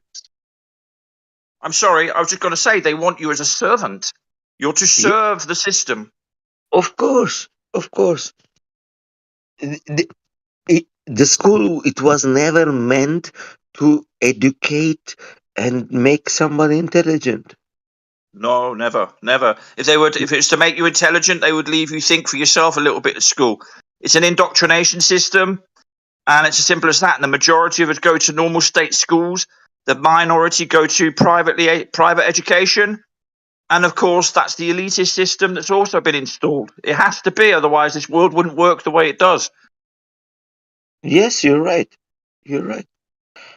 It's meant for that. Absolutely. And it hurts me when I hear my daughter talking about religion and stuff like that. You know, she's Georgian Orthodox, for example. I'm divorced, but my ex-wife comes from Republic of Georgia, which is down between Turkey and Russia on the Black Sea. And they have an Orthodox. Yeah. I'm sorry. Go on. So I know. Oh, you're Armenian, right? Yeah. Well, I went to Yerevan with my father-in-law. He took me there on a truck trip. He doesn't speak English or German because I'm half German, and I don't speak Georgian. So that was an interesting trip. We didn't have much to say to each other, but we did see the countryside, and it was amazing. Yep. But they have a. Sorry, Alex, go on, mate. I was going to say, but thank God your daughter has a father like you. I mean, like I would love to have a conscious. My father's an alcoholic; he's dead now. But you know, I never got any guidance in knowledge in whatsoever. What I was taught to do was to go around the pubs playing and drinking. That was my guidance from my father. But thank God your daughter has someone like you. I mean, that's a blessing, really, something I never had. So at least, you know, you could guide her into these, you know, these ideas. I mean, she might fight it a little bit, kicking and screaming, but you're always going to be there as a like, oh, by the way, have you not considered this? And you can guide her. I never had that guidance, so. Yeah, and you know what? It gives me joy because it gives me a task as well, you know, and a personal task where I've got a personal interest, which is, of course, my daughter. And I know her mum has already said, you know, take what your dad says with a pinch of salt because he's a conspiracy theorist, because she's told me, right? But that's okay because she keeps asking me questions, which means she genuinely wants to know. And I'm not going to tell her stuff that she can't verify for herself. I want to try and get her to look herself so that she can home in on those research and skills that people think they have. And a lot of people don't have these research skills to research correctly, to make sure that, if possible, your information and your sources are first-hand, if possible, right?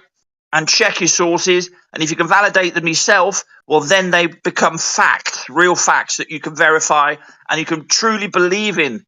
You know, like we know the Earth is flat because we've done the research, and we know because we bloody well know Earth gets measured flat, water doesn't bend round balls, we're not spinning, you don't feel it. You know, and all the rest of it, we have gas pressure, which means we must be contained. There are certain things that you can't get around. They are absolute facts, and we know them. Yeah. Just because the school tells our kids otherwise doesn't make them right. No, absolutely. It's nice to have an influence. Imagine if I'd have had that influence in my life when I was 14. How old's your daughter? 14, did you say? 14, yeah. Yeah, it would have been incredible for me to have that kind of influence in my life at 14. Imagine where I would be now, currently at 50. Yeah. What am I, 52? You know, I only kind of, you know, again, I don't like the word awake, but I started to, you know, wake up to these concepts 12 years ago. So I'm still a child. I'm still in my infancy when it comes to this stuff. But imagine where I could be now, intellectually, spiritually, musically, if I'd have had that influence at 14. So she's already very, very well advanced. So that's the fact that she's asking questions, or that she can come to you for those kind of questions, albeit you're a conspiracy theorist according to her mum, doesn't matter. You know, it doesn't matter because, you know, like you say, you're giving her stuff that she can prove and for herself and everything. So I never had any kind of guidance like that when I was 14. So I hold out a lot of hope for your daughter, the fact that she's getting that kind of information at such a young age, which people like me never had. Yeah, very kind, and it's very true, and I can verify that because I grew up in the British military, right? My dad was a soldier. He was in the British Army. When I left home at 19, he was just leaving the army. So I had 19 years of royalist indoctrination, parades every weekend, watch my dad pull his boots up and choose which uniform to wear, and all that stuff. Very regimented lifestyle. Wherever we lived in the world, we were in our British military bubble, you know, and so I think that's why I'm so extreme and so enthusiastic in my approach to flat Earth and stuff like that. And why I was so eager to get on the Eurotour and all that. And thankfully I did, because I met people like yourself, right, in person. And the thing is, you know, I suppose I flipped to the other extreme because I was so kept low and down by the other extreme, which is total belief in authoritarian systems, the Queen, and all that stuff. I heard that bullshit for 19 years, mate. You know, I mean, it's like... So I feel free as a bird with these topics, you know. Dreadful, mate. Mate, absolute nightmare on Elm Street, mate. I'm telling you, bloody nightmare. And I think I'm still getting over it now. I want to write a book as well about, like, I want to call it Pad Brat. That's what they call military kids, Pad Brats, right? I mean, to be fair, I think we're all trying to get over it, really. I mean, whether you've been through a military system like that, we're all, you know, we've all been through a fucking system of some kind. We're all we're all traumatized. I think we could all write a book, to be fair. Yeah, mate, you're right. And we all should. Yeah, we all bloody well should write a book. Yeah. You guys can imagine that I was singing the God Save the Queen because I was working in an English pub, and I was singing, and I'm not English, and I'm not even part of that. But well, you know, I'm a friendly guy, and I'm a nice guy, and I think the Queen should have been saved. I mean, kudos to her. But, you know, at the end of the day, what nonsense, all of it. What bloody nonsense. If anybody could save the Queen, it's got to be God, right? Got to be God, mate. But only a Church of England God, you know what I mean? Because they swept the religion round. Yeah. God save the Queen! Fucking God hell. save the Queen. And now it's God save the King. We've got to get the lyrics right. Oh God!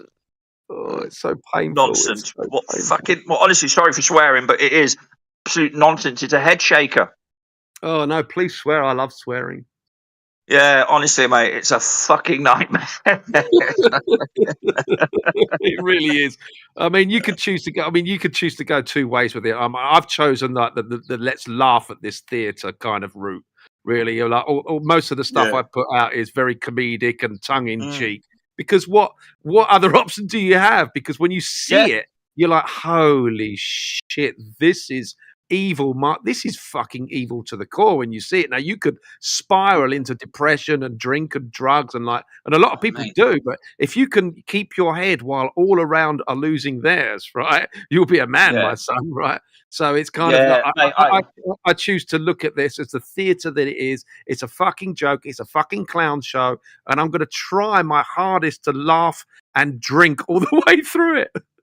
Yeah, I hear you, mate, and that's how we got to see it. We got to see it with a satirical sort of viewpoint. You know what I mean? And it's there to be laughed at and mocked. You know, globeheads don't mock me. I mock them for being so stupid that they don't understand that their ball is derived from flat Earth measurements. So we've got the laugh on them, just that they don't know it. Why? Because they're too dumb. Simple. They don't. And when I say dumb, I mean not necessarily they're stupid people. They might be academically very highly intelligent or whatever, but they've got that block. You know, but that's not intelligence, is it? I will tell them dumb doesn't matter.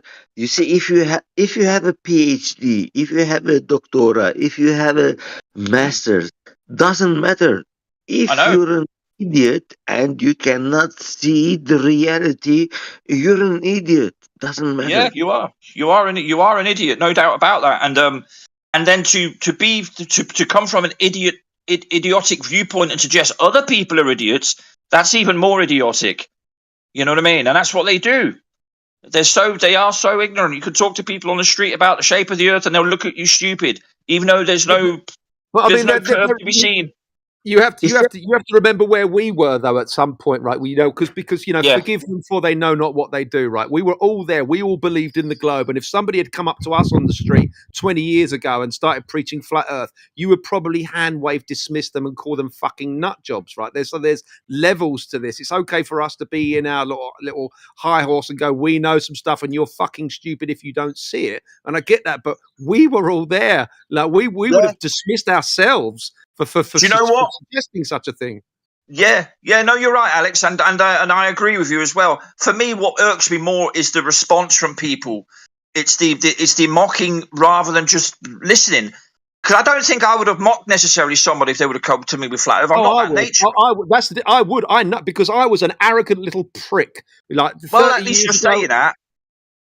Yeah, well, good for yourself. Good that you know that about yourself. I think that's awesome. Maybe I would have done. To be honest with you, the truth is I don't know because I happen to be in I distinctly remember being on holiday in fucking Greece or somewhere like that, and I was in a pool, and this woman came up, and she was all New Age and shit, and she was going, "Oh, I can see your aura," and blah blah blah, and she was like talking all this New Age talk, and I laughed at her. I was such a prick, and I completely put her down for every kind of concept. I could see your aura. Now I believe we have this biofield. We can clearly measure it. You know, it extends 6 feet. It's coming. The message. You didn't get the message. She wanted something completely different than that. Yeah, Come on. I was at the stage of my consciousness to laugh and just completely put that down. If she'd have said, "Oh, did you know the Earth is flat?" I would have laughed at her because I was 21, I was drunk, I was taking drugs, I was an arrogant little prick. So there are people out there like me, like I used to be. So you have to kind of at the same time go, okay, they're not ready, they're not at that stage. Forgive them for they know not what they do in a way. Yeah, when you're on Big Island and you are young and this lady, whoever lady comes in, is telling you hello. Come on, it's Greece Island. It's like it's not something She wants to. I was sorry to interrupt you. I was just going to say before I forget because my short span memory is shot. But But I was following somebody yesterday who did some street activism. I don't know if you saw Alex. You saw Dave yesterday, Trinity 4. Yeah, I He did. was I was on in the the chat for a few hours. Yeah. Yeah, you were. We saw each other there. Of course you were. Of course you were. And yeah, he did some street activism, and he, you know, they come across different people during that live stream, and there are some people where I'm watching it from my perspective, and I get so frustrated with them because the arrogance of the ignorance is what disturbs me, right? So some of them, instead of saying, "Well, I don't know," or even having a chuckle because you find flat Earth maybe a bit embarrassing, I understand that. But what I don't understand, or what I don't like, and what triggers me when I go on the street doing activism, and I still have to learn this, is to calm down around it a little bit and don't take it personally. But I do take it personally because to me, it's very personal what's happening with us. It's a personal thing. It affects us personally. They So I will do never take see it. that, though. They will never see that. The normie on No. the street will never see that personal journey that you've gone on for years and years and years to get to the point of understanding where you've got the fucking balls to stand there on the street at risk of humiliation. They will never understand that journey. So they will just, ha ha ha, what an idiot. Where's the edge? Can you fall off? Are other planets flat as well? And all that sort of those ridiculous things. And you just have to kind of forgive them. I have to say it again, forgive them because they know not what they do. They're at that point that we were all at. We were all there. Yeah, So it's a very, it's tough. It's very yeah, no, I was just going to say it's very challenging, and it happened here in Bournemouth a few weeks ago when Martin Liedtke was down, and me, Trinity, Martin, and a few others, we went into Bournemouth Gardens, and one guy stood opposite me. He stood right up to me, came right up to my face, and he had a few friends behind him, so he obviously thought he was big. And he asked me the question in my face. He said, "Do you have a brain?" And I nearly knocked him out. I was so furious. And Andrea had to hold me back and go, "Come on, let's go around the corner and calm down." And I ended up smoking one of the biggest spliffs I've ever smoked just to calm me down. You know, in that moment, it just triggered me. It really gripped my shit, as we say. You know, some of us do anyway. Yeah, I know. Yeah. You know, so it's like, so there can be moments where you just think, do I deserve being talked to like that, no matter what the topic is? Do you know what I mean? Yep. You Yeah, know? I do. I often wonder, you know, how much difference is it making by doing this sort of standing on the street and, you know, and trying to, you know, I love watching that kind of stuff. I thought about it many times. What the hell am I doing this for, right? But I come to the conclusion, and it's the one I stick with, and that is, A, it's cathartic for me to share what information I have because I have to get it off my chest. I have to talk about it. Fair and enough. secondly, the more important one is if I just reach one person, there's always someone, even if they pretend to turn away and not be interested, there's always someone who will go away and think about it. Even if it's a group of 10 people. I agree, and there's not only that, but when you're live streaming as well, there's an audience there watching, and when you can see that how disingenuous and how the guard goes up and how insulting the zealots can be, it's a really good thing that you're doing that, because people, you know, this is why Jaren continues to have debates on his channel, because it's not like you're ever going to change their fucking mind. That's never going to happen with a globe zealot. You're never going to change. But what it does do is exposes them to the audience, and they go, hold on, why did he not answer that question? Why did he result to ad hominem? So it's kind of exposing them. So the more they do it, and the more you're confronted by these kinds of people, it's actually good for the audience, and the audience can say, hold on, these people are being disingenuous, and they are being, you know, angry, and so in that respect, there's so many good things that come of that. But it's not something I could do for sure. Yeah, no, you're right. There are good things that come from it, especially a looking audience. Sorry, mate, go on. Did you say that journalism was doing something good? Well, he's doing debates on his channel. He's having a debatism. It's where he invites Globers on, people like Fight the Flat Earth and McToon and blah blah blah, to talk, you know, with flat Earth proponents. But he's doing another magic trick. The thing is, he's bringing people in that they do the magic trick, and he doesn't oppose them. You know what is the magic trick? Magic trick is like every time you come and say that the Earth is measured not flat because I can do tangent or whatever, like Mactoon, or the other one. w- I forgot his name. These guys and journalism. He doesn't tell them that, hey, what you're doing is wrong. Well, because he's a moderator. He's only there to moderate the conversation between the two. I mean, he may be a biased moderator, and I think he is a little bit. Of course he is, because he's a flat earther. So he will always hold the Globers to task to a certain extent, but he's remained silent mostly to let the conversation, to allow the conversation and let the Globe zealots No, expose themselves. why you wanna have the conversation to go on? Because we all needed that conversation. We all had to listen to these conversations to get where we are, in my opinion. Not with the people that they've been there for 10 years, man, or 8 years, or 5 years. Yeah, no, the conversation is not for the people that are having the conversation. The conversation is for people in the audience to decide for themselves who is being genuine and who's being disingenuous. Okay, this morning there was Brenda. You know Brenda? No. I do know Brenda. Yes, I do.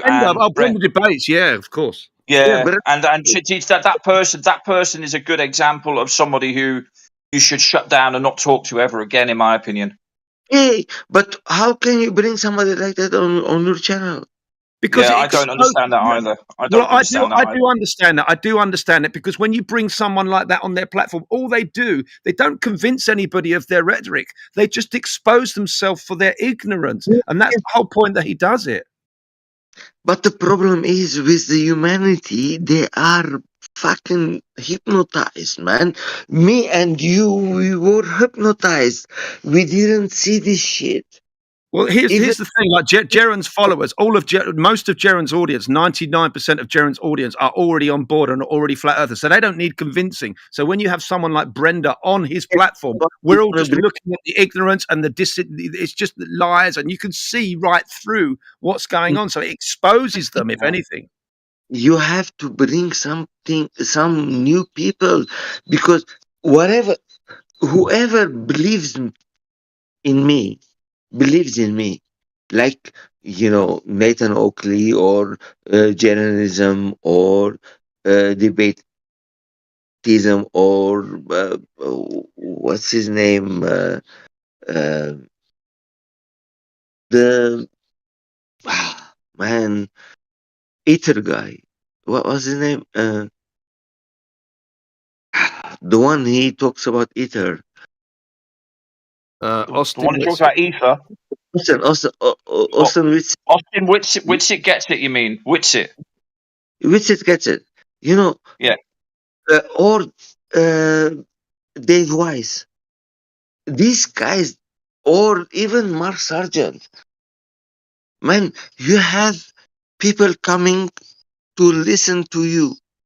Why you have to? The people that believes in you, they don't need any approval from anybody. They know the earth is flat. So why you have to bring other people to give these bad arguments? Well, I think there's an entertainment value as well, if we're honest, right? If you're a big content creator and you have a lot of followers and a lot of subscriptions like these guys do have, doesn't matter what the names are, whoever they may be, right? You're talking people who have got in excess of hundreds of thousands of subscribers. So I guess hang on, let me just make a point here. Sorry. I'm just saying, I'm just playing devil's advocate here for a second. And I'd suggest that keeping the conversation and debate and a certain amount of debate going keeps the entertainment levels and the value of watching higher than if you kill the argument with a silver bullet, which is what you're saying. And I understand that, because we have all the arguments. All we have to say is Earth is measured flat. And that is the end of the conversation. There's no way around that, because Earth is measured flat, which means it's flat. But they don't say that. They beat about the bush and talk about other stuff because they want to keep the fire burning. They want to keep the conversation going. They want to keep the entertainment value up. So I understand it from a salesperson's point of view. I get why it's done like that. But I'm the sort of person who would rather kill the conversation in one foul swoop, give you the facts. If you're not good with it, and I tell you a second time and you still refuse to understand it, then sorry, my patience wears thin, and I'll move on to the next person because you obviously don't want to learn. But then I'm not protecting a platform with lots of subscribers, so I don't have that interest, whereas the people we're talking about may have that as an interest as well, something that they're thinking about in their minds when they're carrying out these debates or whatever it is they're doing. So I'm just saying from that perspective. Yes, but this is what we are in the marketing system. We are failing because we might well be, yeah. When you have 100,000 people, you are entertaining just to entertain them, not giving them the truth, or even if they know the truth, you are entertaining them just to entertain them with the false fallacies. It's I wrong. understand. We are Yeah, I losing. understand. I I'm know. just going to say, I understand exactly what you're saying, but I think there's a bit of dangling the carrot going on. And I understand that too. I'm not saying I agree with it. I'm just saying I see what's going on. But isn't it important to keep this conversation going and keep it on the table and keep it going and keep inviting these people to the table and then dismissing them all and keep the because if the conversation's not alive, then what we have to. I think Why it's important. did they round the table a little bit because when they told you that it was a globe? They did. No, Just right? Okay. way. They forced you to believe in that. As my fathers and my mother and my grandmother and my Yeah, grandfather. we accepted it, and now we're bringing the conversation to the table that it's not that, and that conversation needs to keep going. We don't want this conversation to get stale. It's just very important to people like us and people like Jaron. So we need to keep exposing these people that are against it. So I think it's important to keep the conversation going. It needs to be that. Sorry, go on. That's the way we learn. That's the way you learned.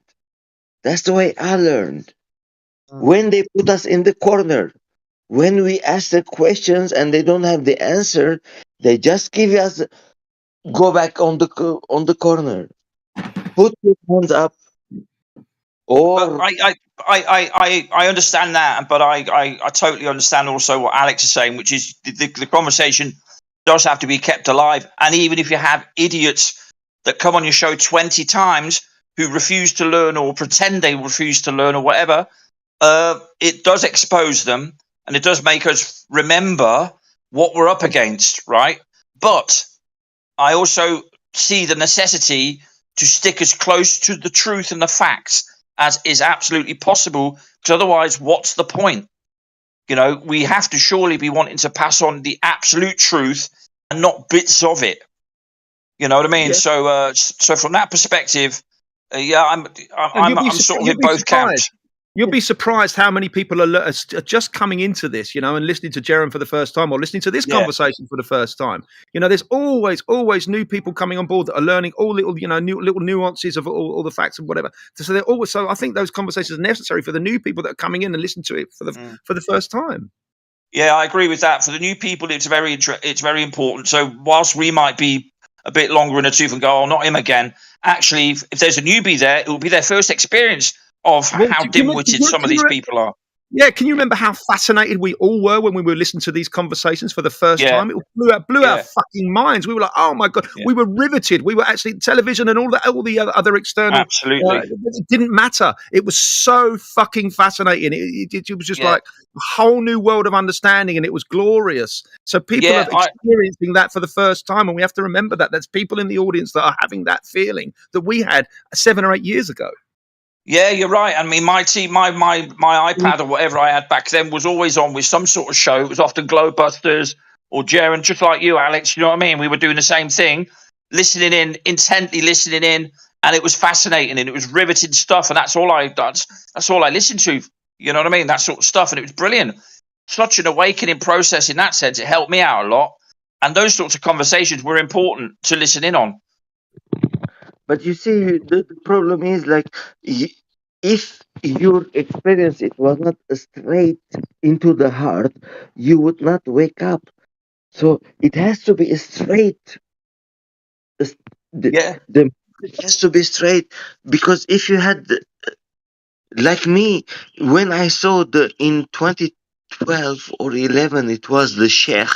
There was one Sheikh, Muslim Sheikh in the Gulf region, was explaining that Coriolis doesn't exist. And I was like, are you stupid? You are fucking stupid. Because it was not the message, it was not straightforward. It didn't touch. I could be flat earther into 2012 or 2011. Let me ask you something. Let me ask you something. Or in fact, let me ask both of you something. Right? What was it that? I'm sticking to the topic, but I'm also going off on a slight tangent here. What is it that turned your head and made the penny drop when it came to flat Earth? What was it? One particular thing, or was it just an accumulation over time where you eventually woke up to it? How did it work for you guys? Because for me, I remember a certain thing being presented on a show that did it for me. It was one thing that did it for me, and it was the Earth curve calculator that did it for me, that gave me that last push to say, yeah, of course, we're on a limited size ball, and so certain things cannot be if you're on a ball, right? What was it for you guys? For me, it was the water.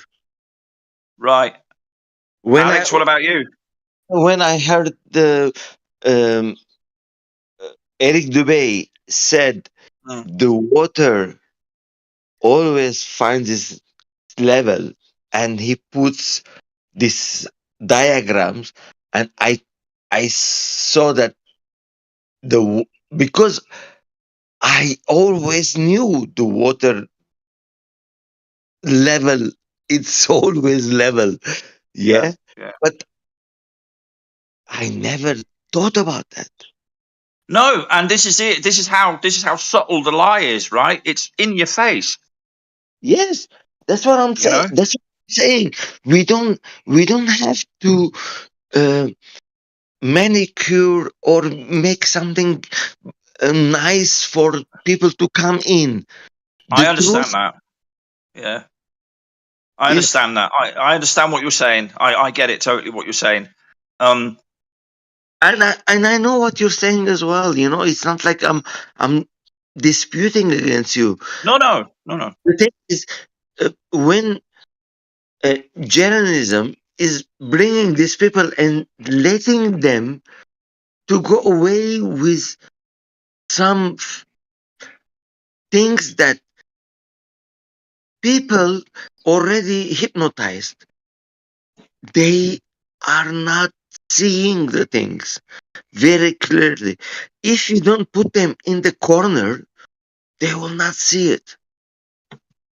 Well, maybe there will come a time when they get placed in that corner. But I know if I was running a podcast, which I'm hoping to do soon, then I will be certainly a little bit more cutting with whoever comes on. I won't be hanging around too much with silly arguments or talking about ether and things that we can't validate, because yes, it's entertaining and all that, but I'm not in it for that. Everybody's in it for a different reason, but I'm in it to learn as much as I possibly can, so that I've got accurate information that I can pass on. That's what's important for me. Even entertaining Maktoon or I don't know who, it's a game.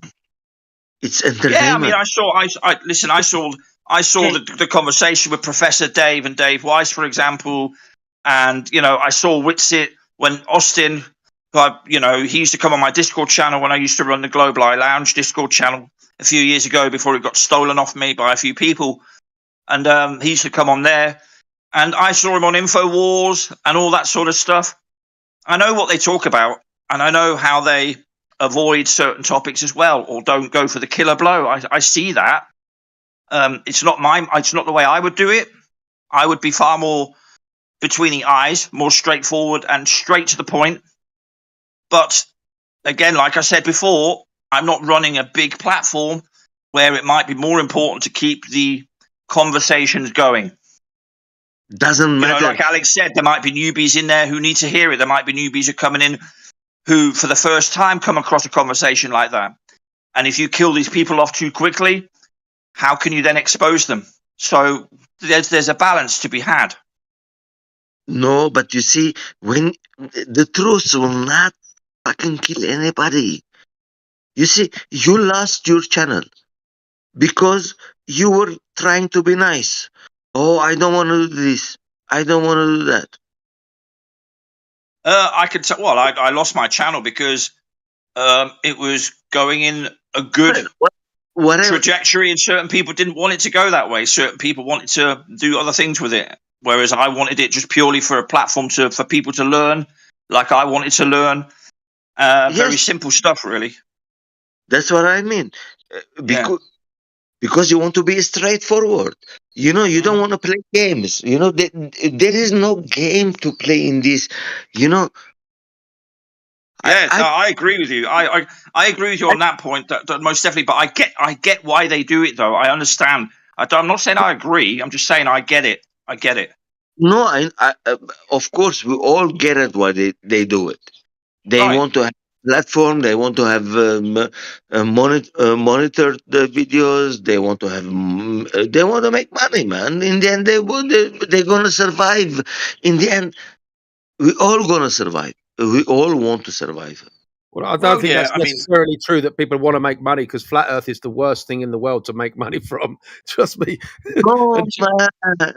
You can make so much money if you know how to play in the game.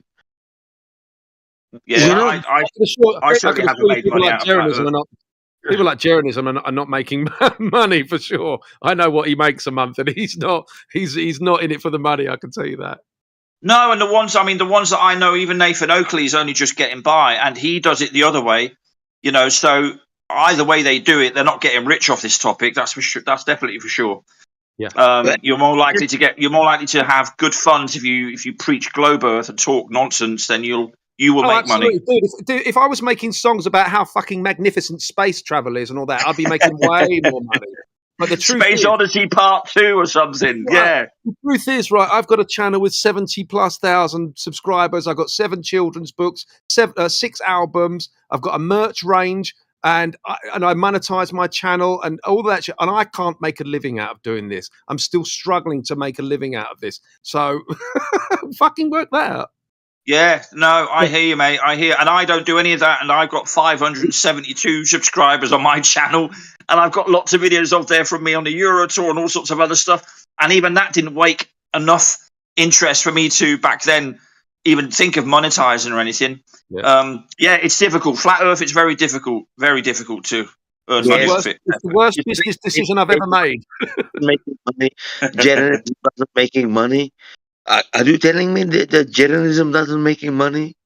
He's making money, but he's not making a living. He's struggling. I can tell you he's struggling. He has to pay rent like everybody else. He's probably clearing a couple of grand a month, you know, and he's dedicating his life to truth. He's offering a service, you know, he's doing all sorts of things. Yes, he's making money. Like me, I'm making money. I sell children's books, but I sell one a day. I sell albums. I probably sell one a day. I monetize my channel. I get $130 a month. You know, so to put that all together with all of these different revenue streams, I'm fucking struggling to make a living from it. So yes, I'm making money. Yeah. Am I making a living? Am I getting rich from it?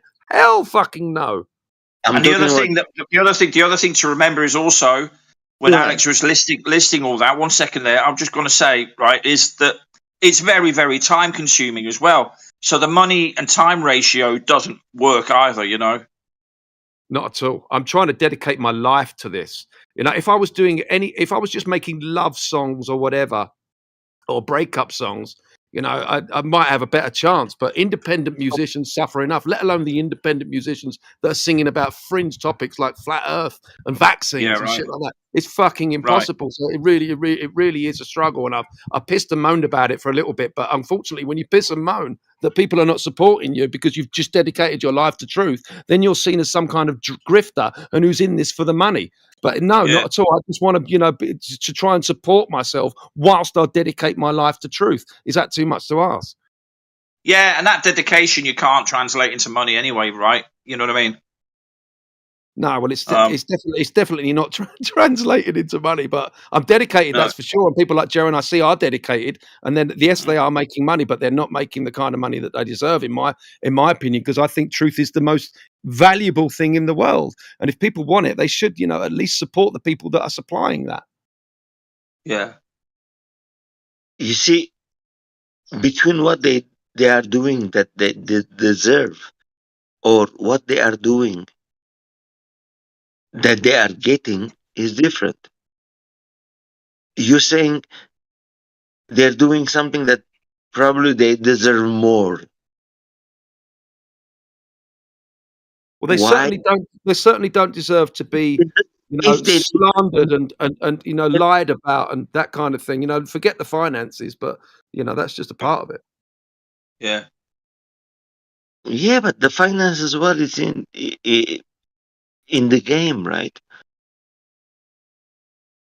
Well, at the end of the day, it's up to people if they want to help finance them or not, and if they want to give. And I personally, if I monetize my channel, it's dependent on the people who watch me, isn't it?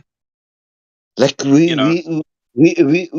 were all sometimes somewhere we were supporting that bloody thing because we didn't know that Nestle has all the bloody water of the earth.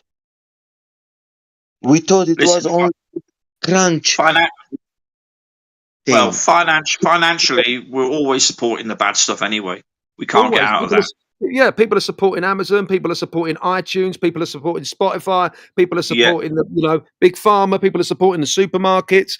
But they won't spend. They won't chuck a dollar a month to the most important thing in the world, which is truth. And people that are researching and bringing this information, this paradigm shattering information to you that changes your life ultimately. And people won't pay a buck a month for that when they're paying, God knows how much for a coffee, or $10 a month for YouTube, or $10 a month for Spotify, or fucking this, that, and the other. It goes on. Yeah, I agree. And to be honest with you, I mean, I could say it here. I don't mind because I'm amongst like-minded people, and I'm not showing off or anything, but I give a few quid every month towards Nathan Oakley's show, for example, right? That's the only corner of the truth community where I'm willing to pay just a couple of quid, but only because I could just about afford it. And I do it because I need that input, and I need to have that reminder of where we're at with our arguments, and keep that in my mind, keep it nice and alive. I live alone, so I could talk to Larry, my gollywog, who sits on the chair opposite me, but he doesn't say much back to me.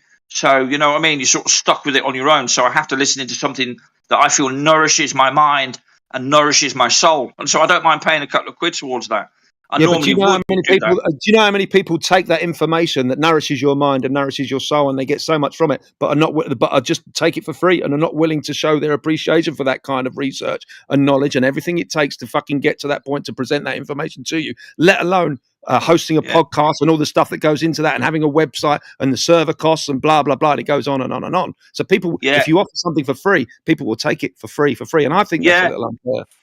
Yeah, I think it's unfair too. And I think that, like, for example, we have the Flat Earth Social once a month here in Bournemouth, right, with Ian Leahy and all that. And you've been there, haven't you? You've been beamed in to bring your information and your stuff a few months ago. Yeah. And the thing is, anybody who comes there or gives a talk or whatever, they should be damn well supported. And they do get supported. We donate money and stuff like that, and we help them out best we can. They don't have to pay for their hotel room if they have to stay overnight. And if they're coming from far afield, we'll chip in with the money in terms of travel as well and whatnot. I think that is very important, because we don't have like a welfare box from the state that looks after flat earthers. It's a shame, I've been thinking about. I mean, I'm not the man for the job, but it's certainly an idea, and I got this idea off of Jeronism. But nobody really wants to take the baton when it comes to this. But setting up some kind of charity or maybe even a foundation.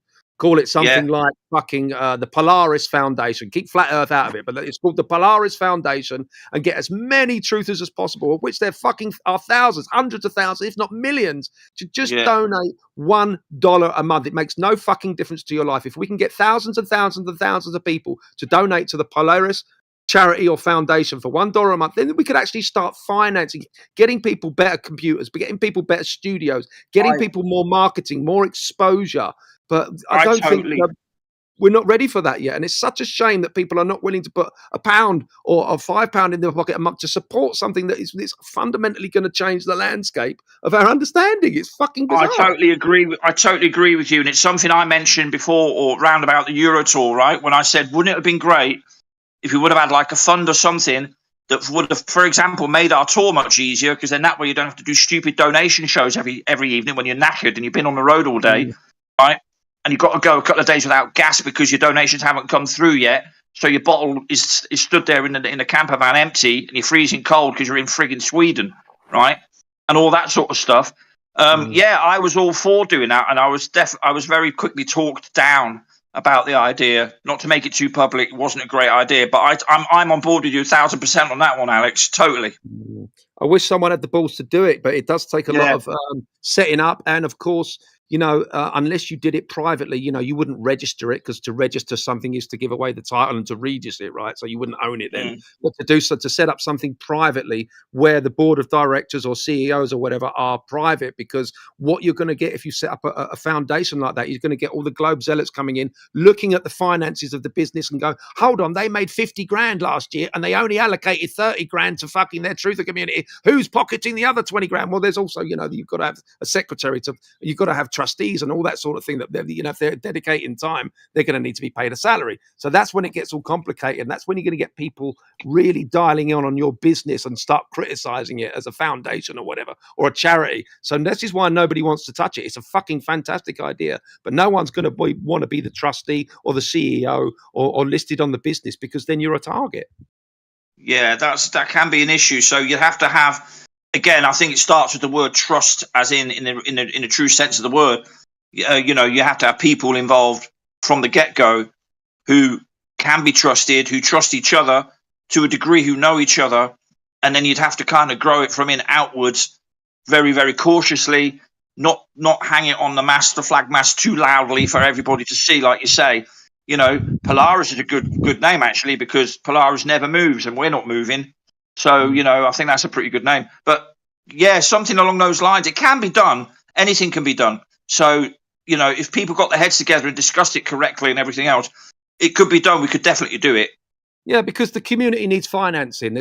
Because like you say, doing those begging streams. Oh, if you could just buy us a coffee. No one likes to hear that, right? It's fucking awful. No one likes to be in that position of saying, please donate, please like, please subscribe. It sounds fucking awful. But if we had a foundation or a charity set up that could fund, so like, for instance, Witsit needs to fucking fly to fucking somewhere to do a podcast, like it's going to get millions of views. Let's fund that. That's important. Right, we can obviously see that's going to be really good for the community. It's going to be broadcast to millions of people. Let's fund that. Yeah. So someone like Witsit would turn to the Polaris Foundation, talk to the secretary. The secretary goes, just basically makes a decision, I suppose, whether it's worth funding. Of course it is. And rather than doing those begging streams, there needs to be something set up that can fund this. But who wants to take those reins? I don't. Yeah, I know. I agree. I totally agree with you. There's something worth discussing, no doubt about that. I mean, I could definitely come over with a couple of ideas, and I have quite a bit of time on my hands, so I'd be willing to offer my time and energy towards something like that. I mean, even getting people to meetings, for example, or getting people to conferences. The amount of people I know that didn't go to, for example, the Kidderminster conference a couple of years ago because they just couldn't afford to get there. Or meetups in general. There aren't many meetups at the moment in the UK. We have one in Bournemouth once a month. There used to be one in Birmingham. I don't know of many others, not flat earth ones anyway. And again, a lot of that, the reason behind a lot of people not doing meetups is because they know that it's expensive anyway, because you've got to rent yourself a place to have one.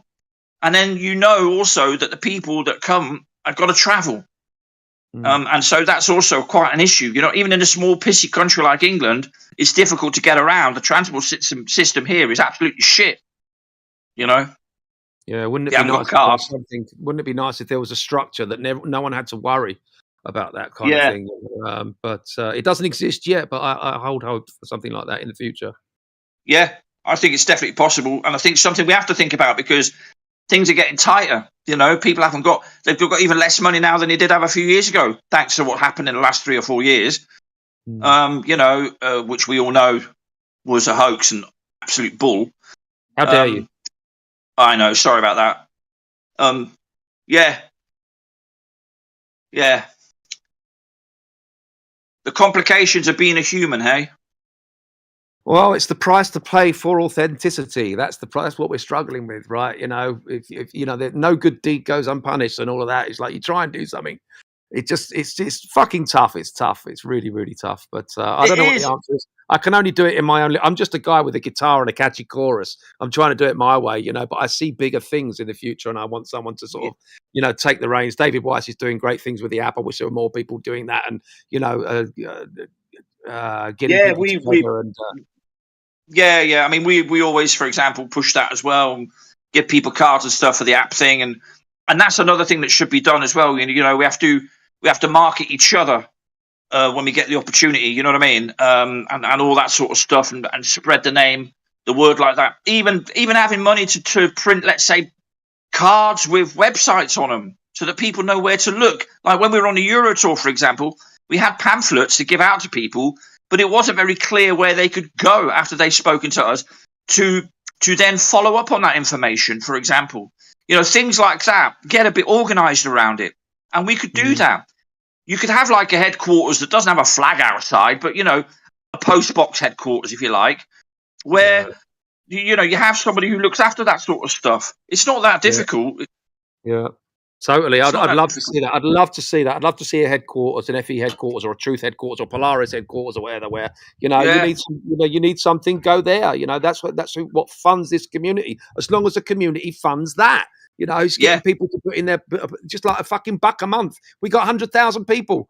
Put a buck in a month, $1 a month thing. Fucking easy peasy. We could fund anything, experiments, the fucking lot. But oh my god, it's so frustrating. I couldn't agree with you more, mate. I'm thinking about hopefully looking into the opportunity of opening a cafe myself, right? Like a proper cafe.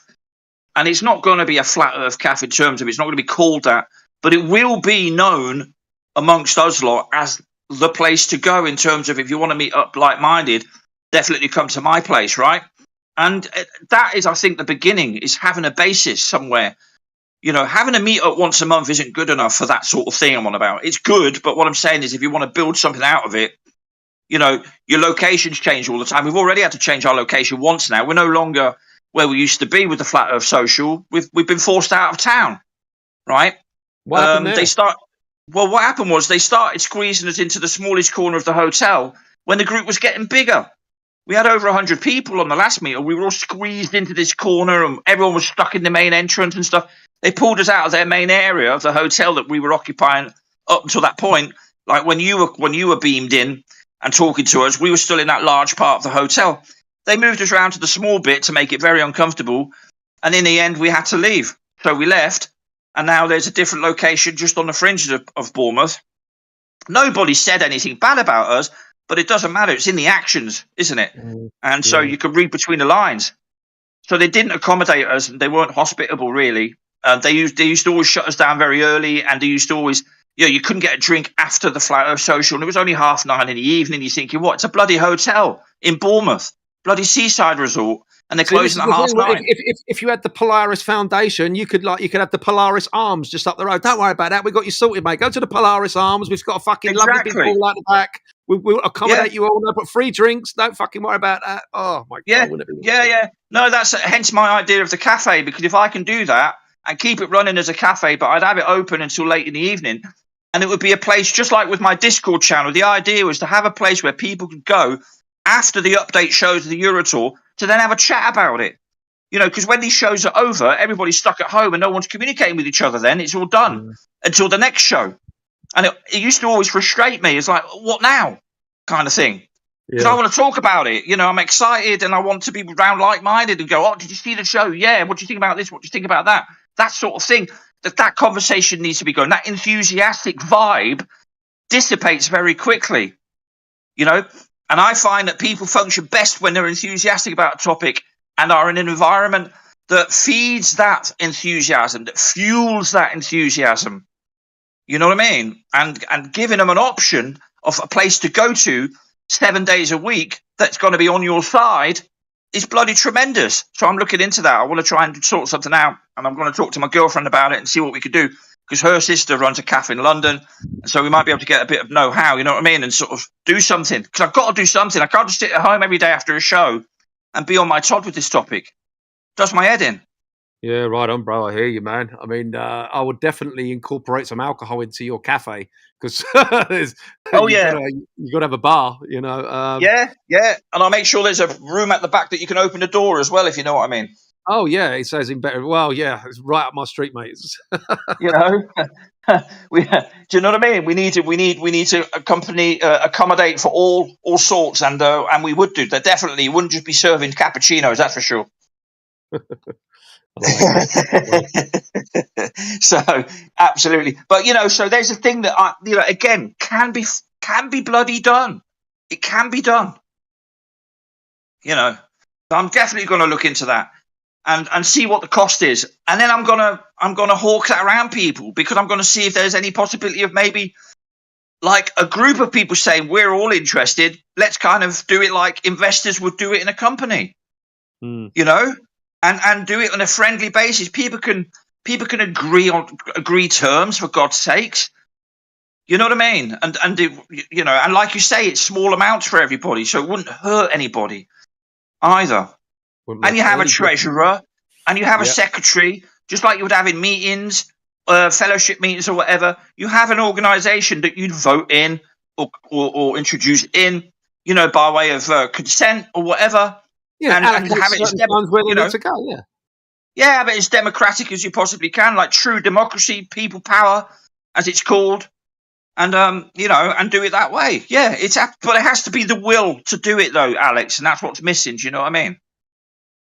Yeah, I do. I mean, fucking hell. I mean, I know what needs doing, and so do you. It's having people that are willing and have got the time to put it into place. I haven't got the fucking time to do that sort of shit. And I would, you know, I like to stay very much behind the scenes and just sort of speak my message through my music. I certainly don't want to be, you know, a CEO of this or a director of that and blah blah blah. I don't like to. I'm more of a introvert in that way, but I recognise what needs doing.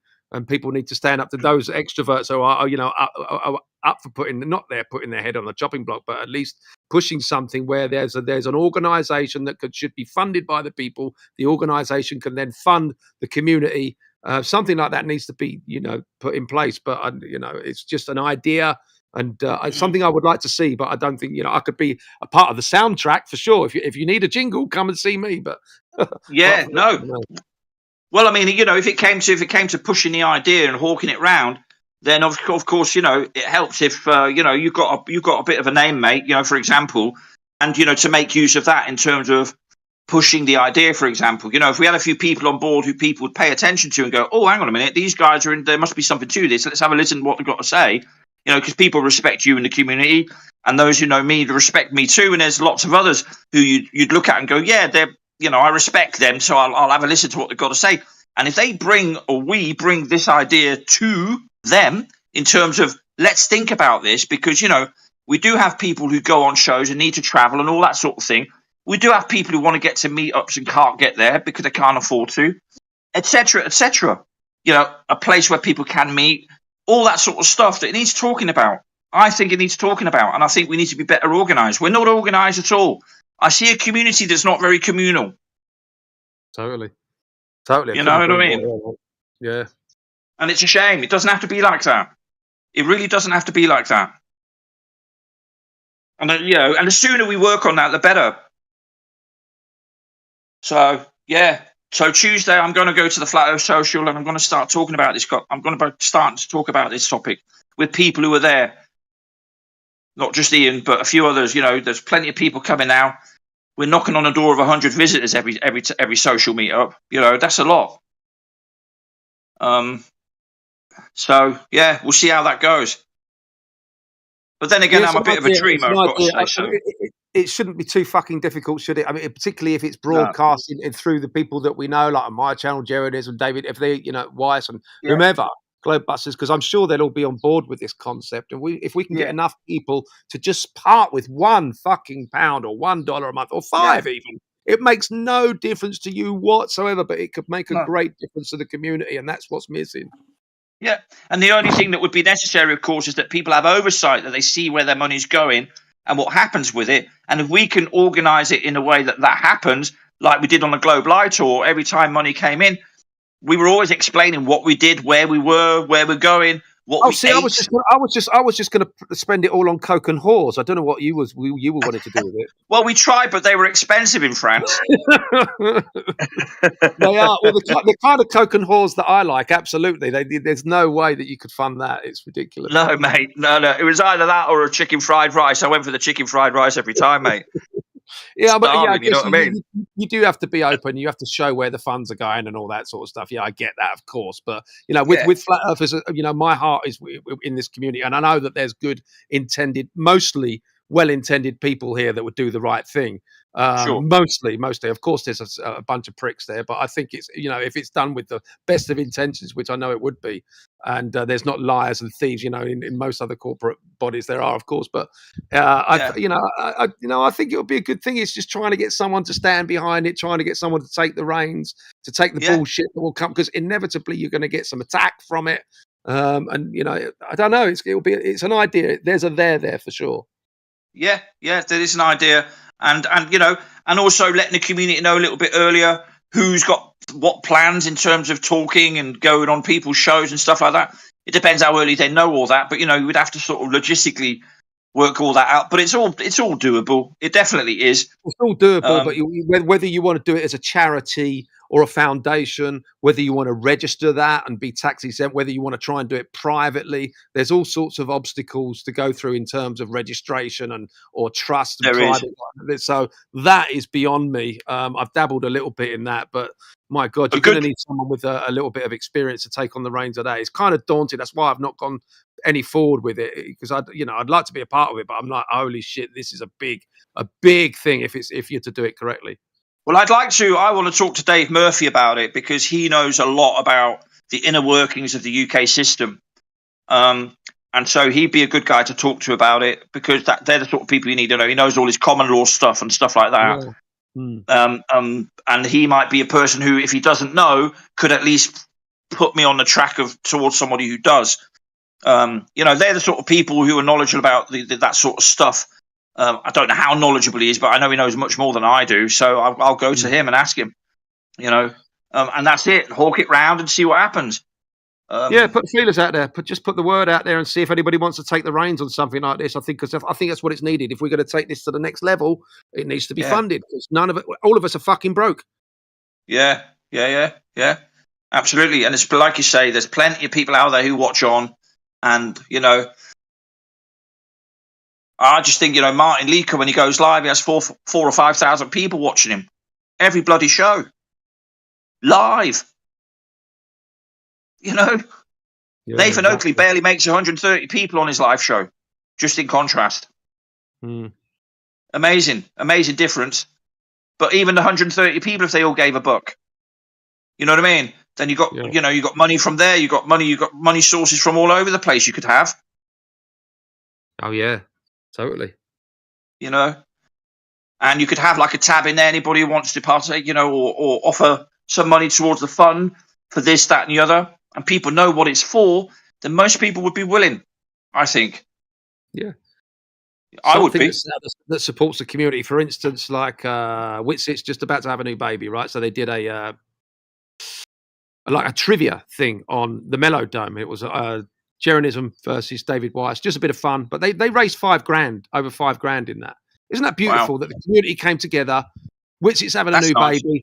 Let's chuck him a few grand so he ain't got to fucking worry, because babies shit himself all the time, and nappies are expensive, and food. Expensive, man. Yeah. Oh my God, it's ridiculous. So for the community to come together in that small scale there, to chuck $5,000 just for having one show, a little trivia show, and just what can we do on a bigger scale on that? So it just, no one has to struggle in this community then, if you've got something secure like that set up.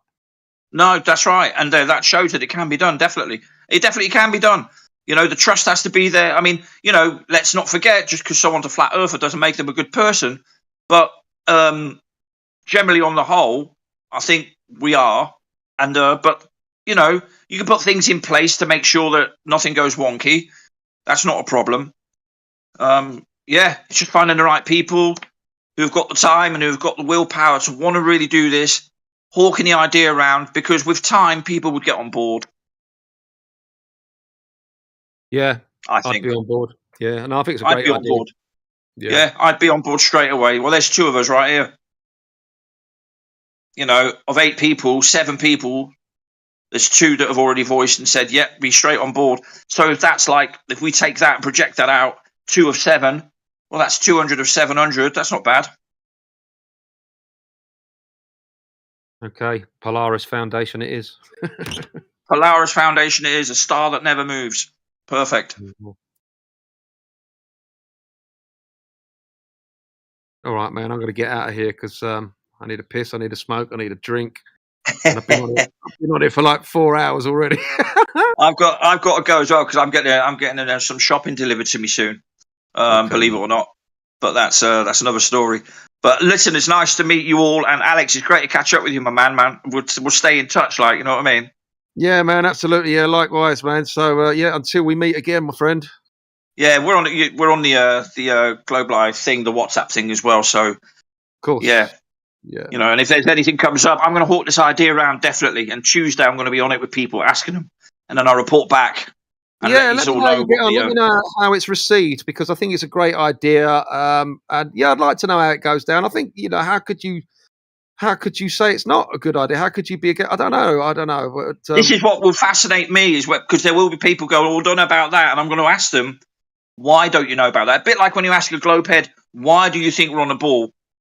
The response is always intriguing, right? And it's never because I've been to the moon. Funny enough, that's never the answer. So on that note,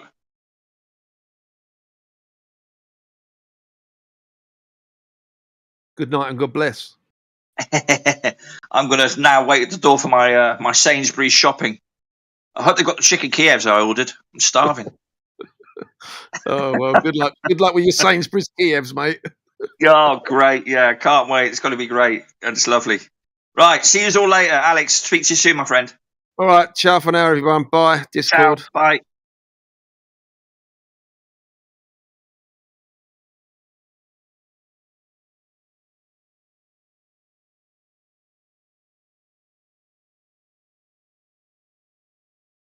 Definitely good to hear them both. Bang Boo Collector, you there?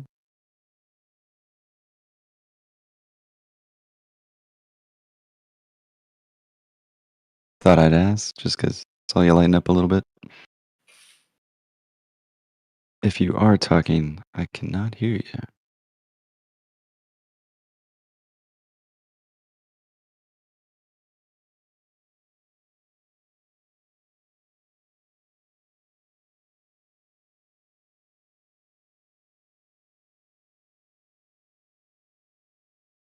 Yeah, always good to hear Alex. My oldest daughter loves his music and saw I guess a couple weeks ago that it got taken off of the iTunes. I don't even know if they call it iTunes anymore. The Apple Music. She was very disappointed, but it came back, so she's very excited again.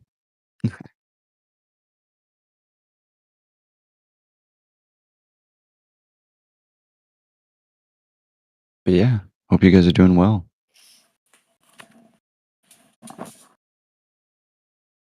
Bang Boo, you talking? Maybe drop out, come back. I'm not getting any audio from you.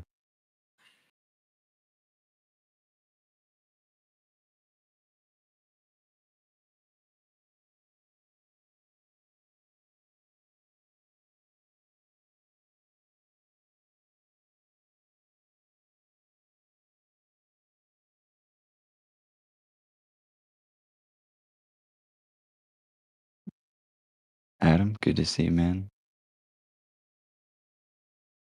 Keeping the fire hot. I love it. Migo Wigo, always good to hear you, man. Flat Earth Dude. Hope you're doing well, brother.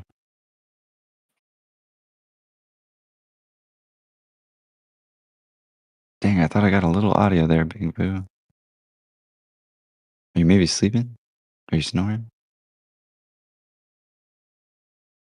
Any good dreams?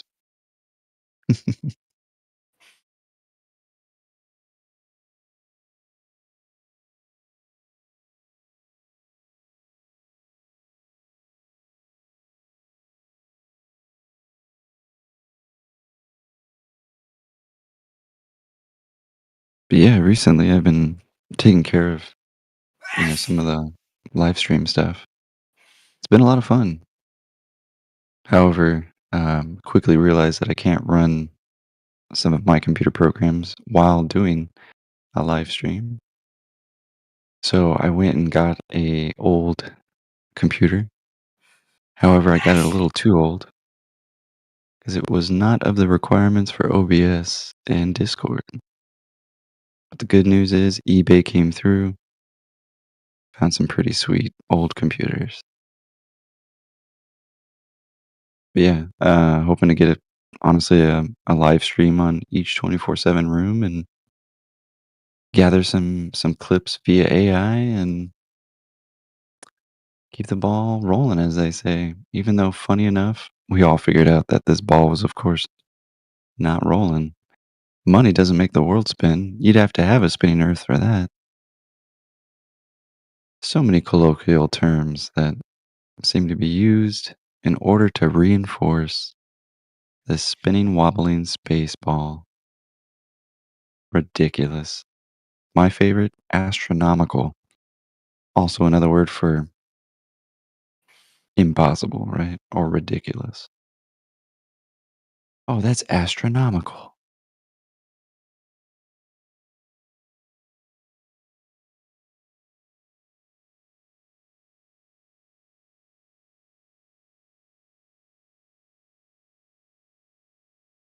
Yeah, things are good. Think summer's coming up. It's gonna definitely be hot here, and a few people are gonna be on the computer looking for the truth. So I say more power to them.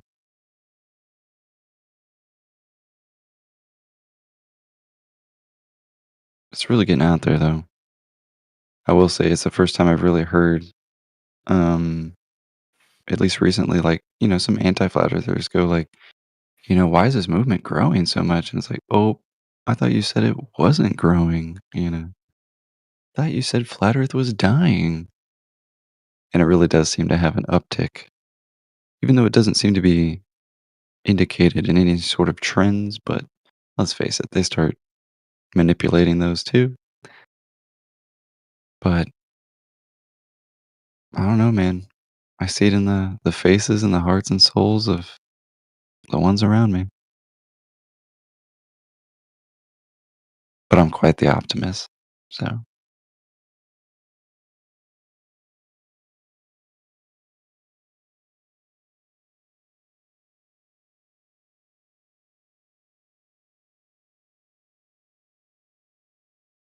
pretty early over here still.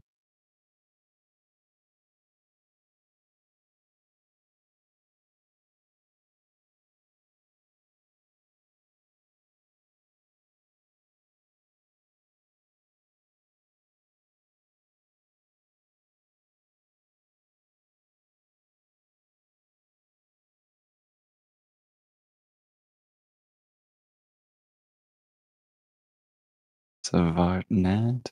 Sweet guitar in your PFP. Thanks. Isn't there any broadcast today, or? Turn you up a bit. What was that, Savat? I said, isn't there any broadcast right now? Could you maybe get a little closer to your mic? Pretty hard to hear you. Isn't there a broadcast right now? Oh, broadcast? Yeah. No, I mean we're live right now. There's nothing playing, if that's what you mean. Okay. I mean, wouldn't that be funny to be like, no, actually this is a recording. But yeah, man, what's going on? I'm good. How are you, Sim? Not too bad. Just waking up, Waking up, oh yeah. seeing what's going down in the 24/7 Flat Earth Yeah. Discord. I'm on the different side of the ocean. It's 2:45 a.m. p.m. Sorry. Oh, nice. Oh, PM. Yeah. Good deal.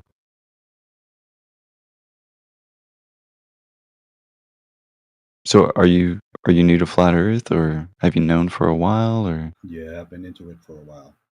But Nice. years. Yeah, yeah.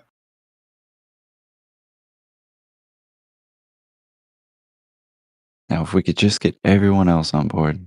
Yeah. And that's kind of the funniest part to me, is that it's so much easier to actually understand than a spinning, wobbling space globe.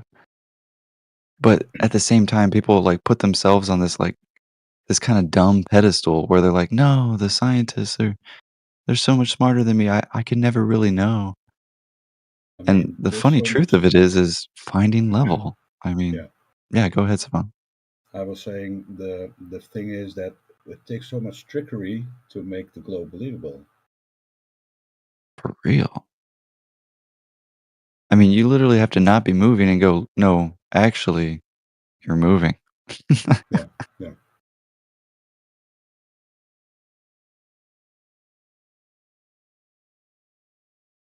Then again, it's starting to become synonymous with some of the other ridiculous aspects of our society, where things can be whatever they want to be. And a chair is no longer just a chair, it's also a table. Like, Yeah, yeah. A man can be a woman. right.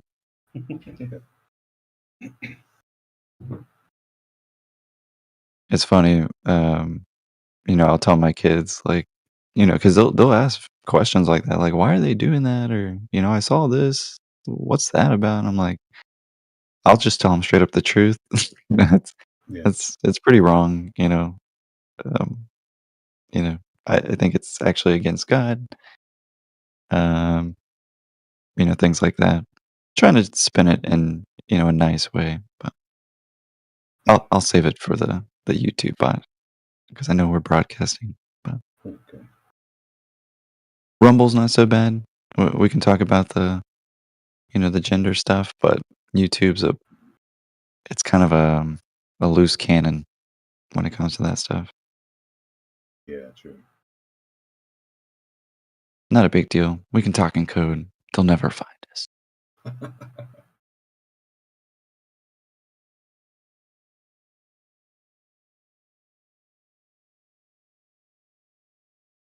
But yeah, man, what do you do? What led you to understanding our reality? I guess everyone else, you grow up believing the propaganda that they tell you. Being on a spinning ball. You love the Star Wars movies. You think it's all true and space expanding, and then I started to look deeper into it and just opening my eyes to basically my surrounding. Like, why is the sun and the moon in the sky at the same time? Why don't I see curve on water? I live in a country that has lots of water, rivers, lakes, the sea. I've never saw anything like a curve. And I got to basically research everything that I've been told and research Flat Earth, and basically explained a lot more than I was used to believe. Nice. I mean, did you have like a friend along the way that was like, "Hey, man, have you heard about this?" Or did you kind of just come across it on your own? Yeah, I've always been a someone who's trying to look for deeper meaning, deeper Same. Yeah. reasoning, deeper motives in stuff that I come across, and basically also at Earth. Then I started doing looking at videos like, say, from Eric Dubé, that explained in a very simple way why we can't have a curve on water and stuff, and basically confirmed what I already saw and believed. And then you get more research and you start looking at more stuff, and it leads you into a deeper understanding. Absolutely. No, that's good to hear because I was kind of like that too. Like nobody had to tell me. I was just like, I was the one telling everybody. I was like, "Hey, this doesn't add up," and they were like, "Shut Yeah, up." yeah.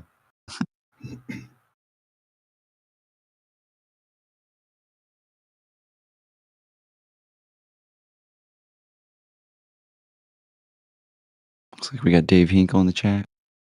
Legendary Dave. Good to see you, man. I'm about legendary, but I'm here, man. I still exist, whatever this is. They can't stop us. We kill dead air. Would you guys agree that, generally speaking, the only people still maintaining the belief in the globe are the ones that have not properly investigated it? Indubitably. Unless you're an anti-flat earther, then you've actually properly investigated it, and you still just I don't know what's wrong with you.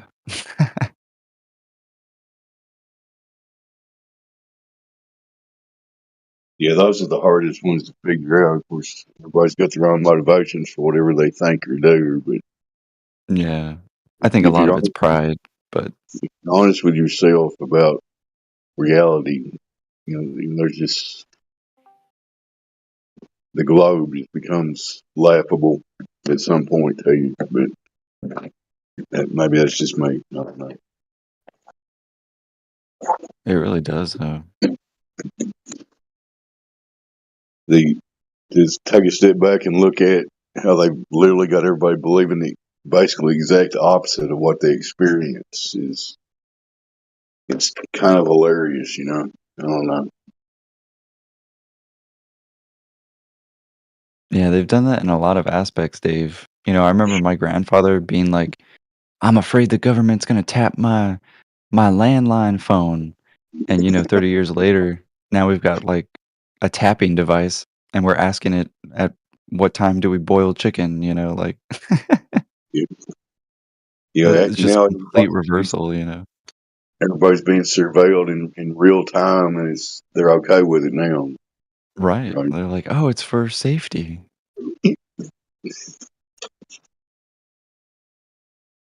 But it's funny they just push a lot of information that goes, "Well, look, all this bad stuff is happening around you. Be scared." And it does affect your decision making, I think, and especially on a large scale. You know, which is why I always thought it was important that we're here talking because there's so many people that bash flat Earth, right? I can't tell you how many times I was told like not to have children, that I should unalive myself, and just horrible, horrible things that you would never even tell any group, right? But with flat earthers, it Yeah. societally seems okay, Some people right? call Which is them. just wrong. I hear that, man. I was told to drink bleach, I don't know how many times, stuff Oh like yeah, that. Some even dare to say there's child abuse, this flat earth thing. which is ridiculous when Yeah. it's actually the other way around. Teaching these kids that they're spinning on a ball. Are you kidding me?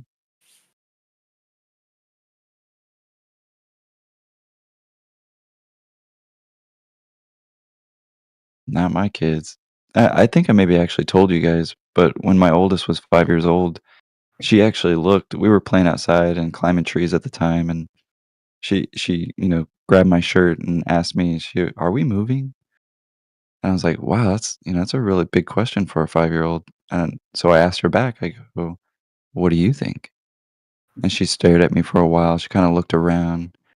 She's like, "I don't think we're moving." I go, "You're right. We're not."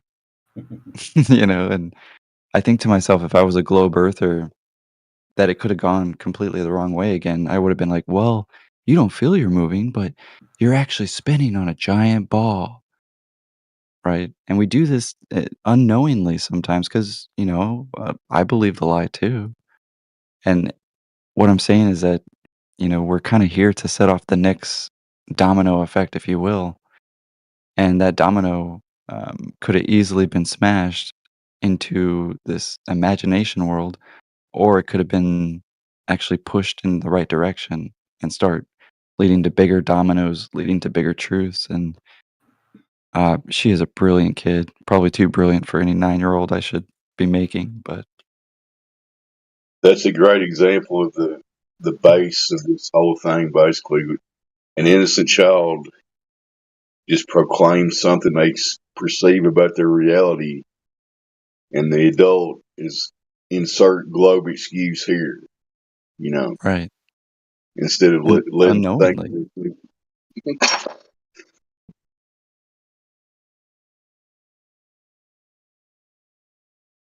But yeah, it's so true, Dave. I mean, So the it's only that way to foundation. maintain the globe belief is to keep making excuses and rationalizations for why you don't experience what they're telling you do. Right? Absolutely. There's curvature there, but you just can't see it. You're too small. You're in motion. Oh, it's all relative. Insert globe excuse here. It's all it is. You can breathe gas pressure, but there's a gigantic thing of space around you.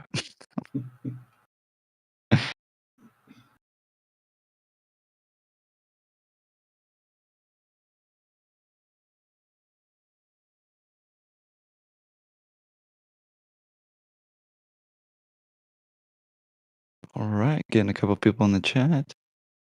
Flat Pond, good to see you.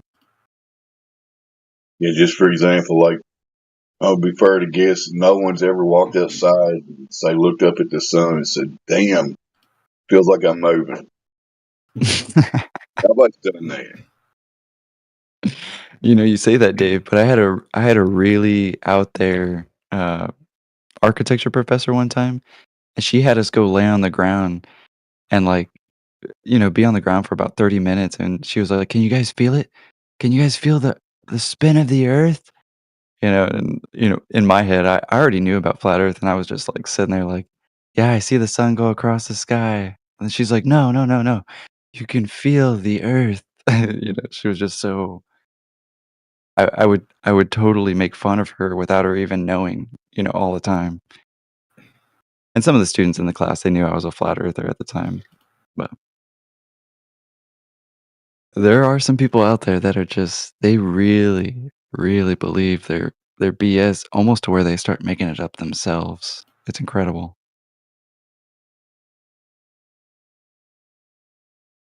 There's a lot of people that I would guess that they generally just convince themselves to go along with the consensus. You know, there's no way all these smart scientists, it's all this simple stuff like the Earth being flat or whatever, got past them. There's no way, right? It's too big a conspiracy.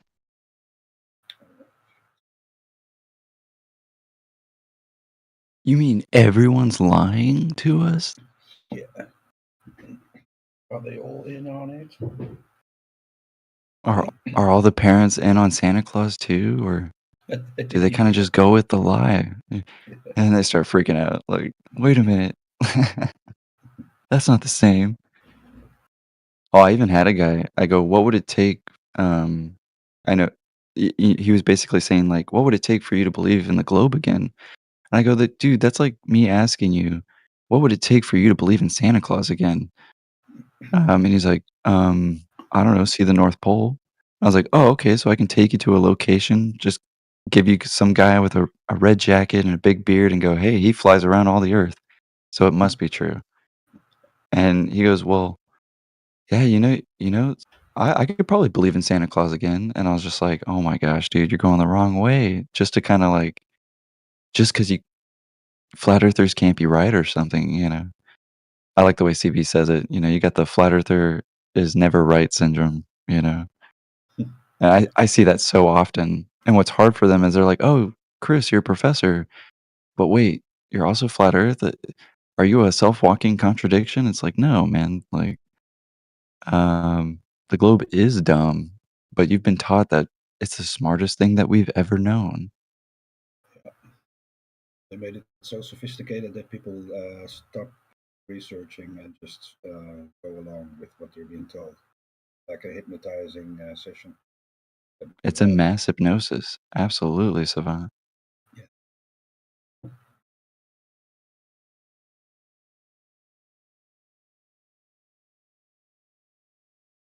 I think even some people have claimed to notice some of the telltale signs of actually hypnosis.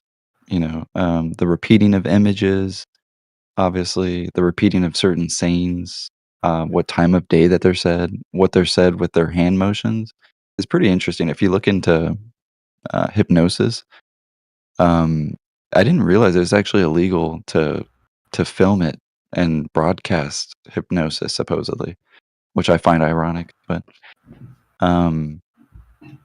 yeah, there's a lot of interesting things that people pick up subconsciously in their minds in order to be controlled by information. It's a wild subject, and you'll start to realize that the globe rhetoric seems to follow this hypnosis quite a bit, especially in its methodologies. Yes, that's spot on, and a great example of that is how you get that one word answer: gravity. You know, Physics. has no idea what it is, but they know it means something, that we're on a ball. You know, Right. Yeah, they it's a science, man. And then they don't even know that, the shape of the earth isn't even a science question. It's a geometry question. But they'll say science, physics, gravity all day.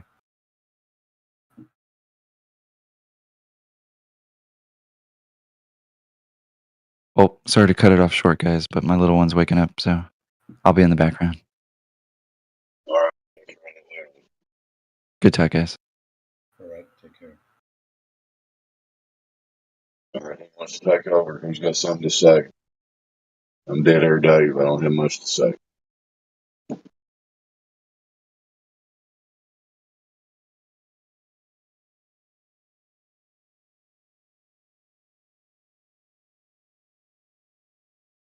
Just in case there's someone out there listening to the sound of my voice right now, you can be sincere and honest, have some integrity, and have a decent conversation. You'd like to discuss the shape of the earth, click the link, join the panel.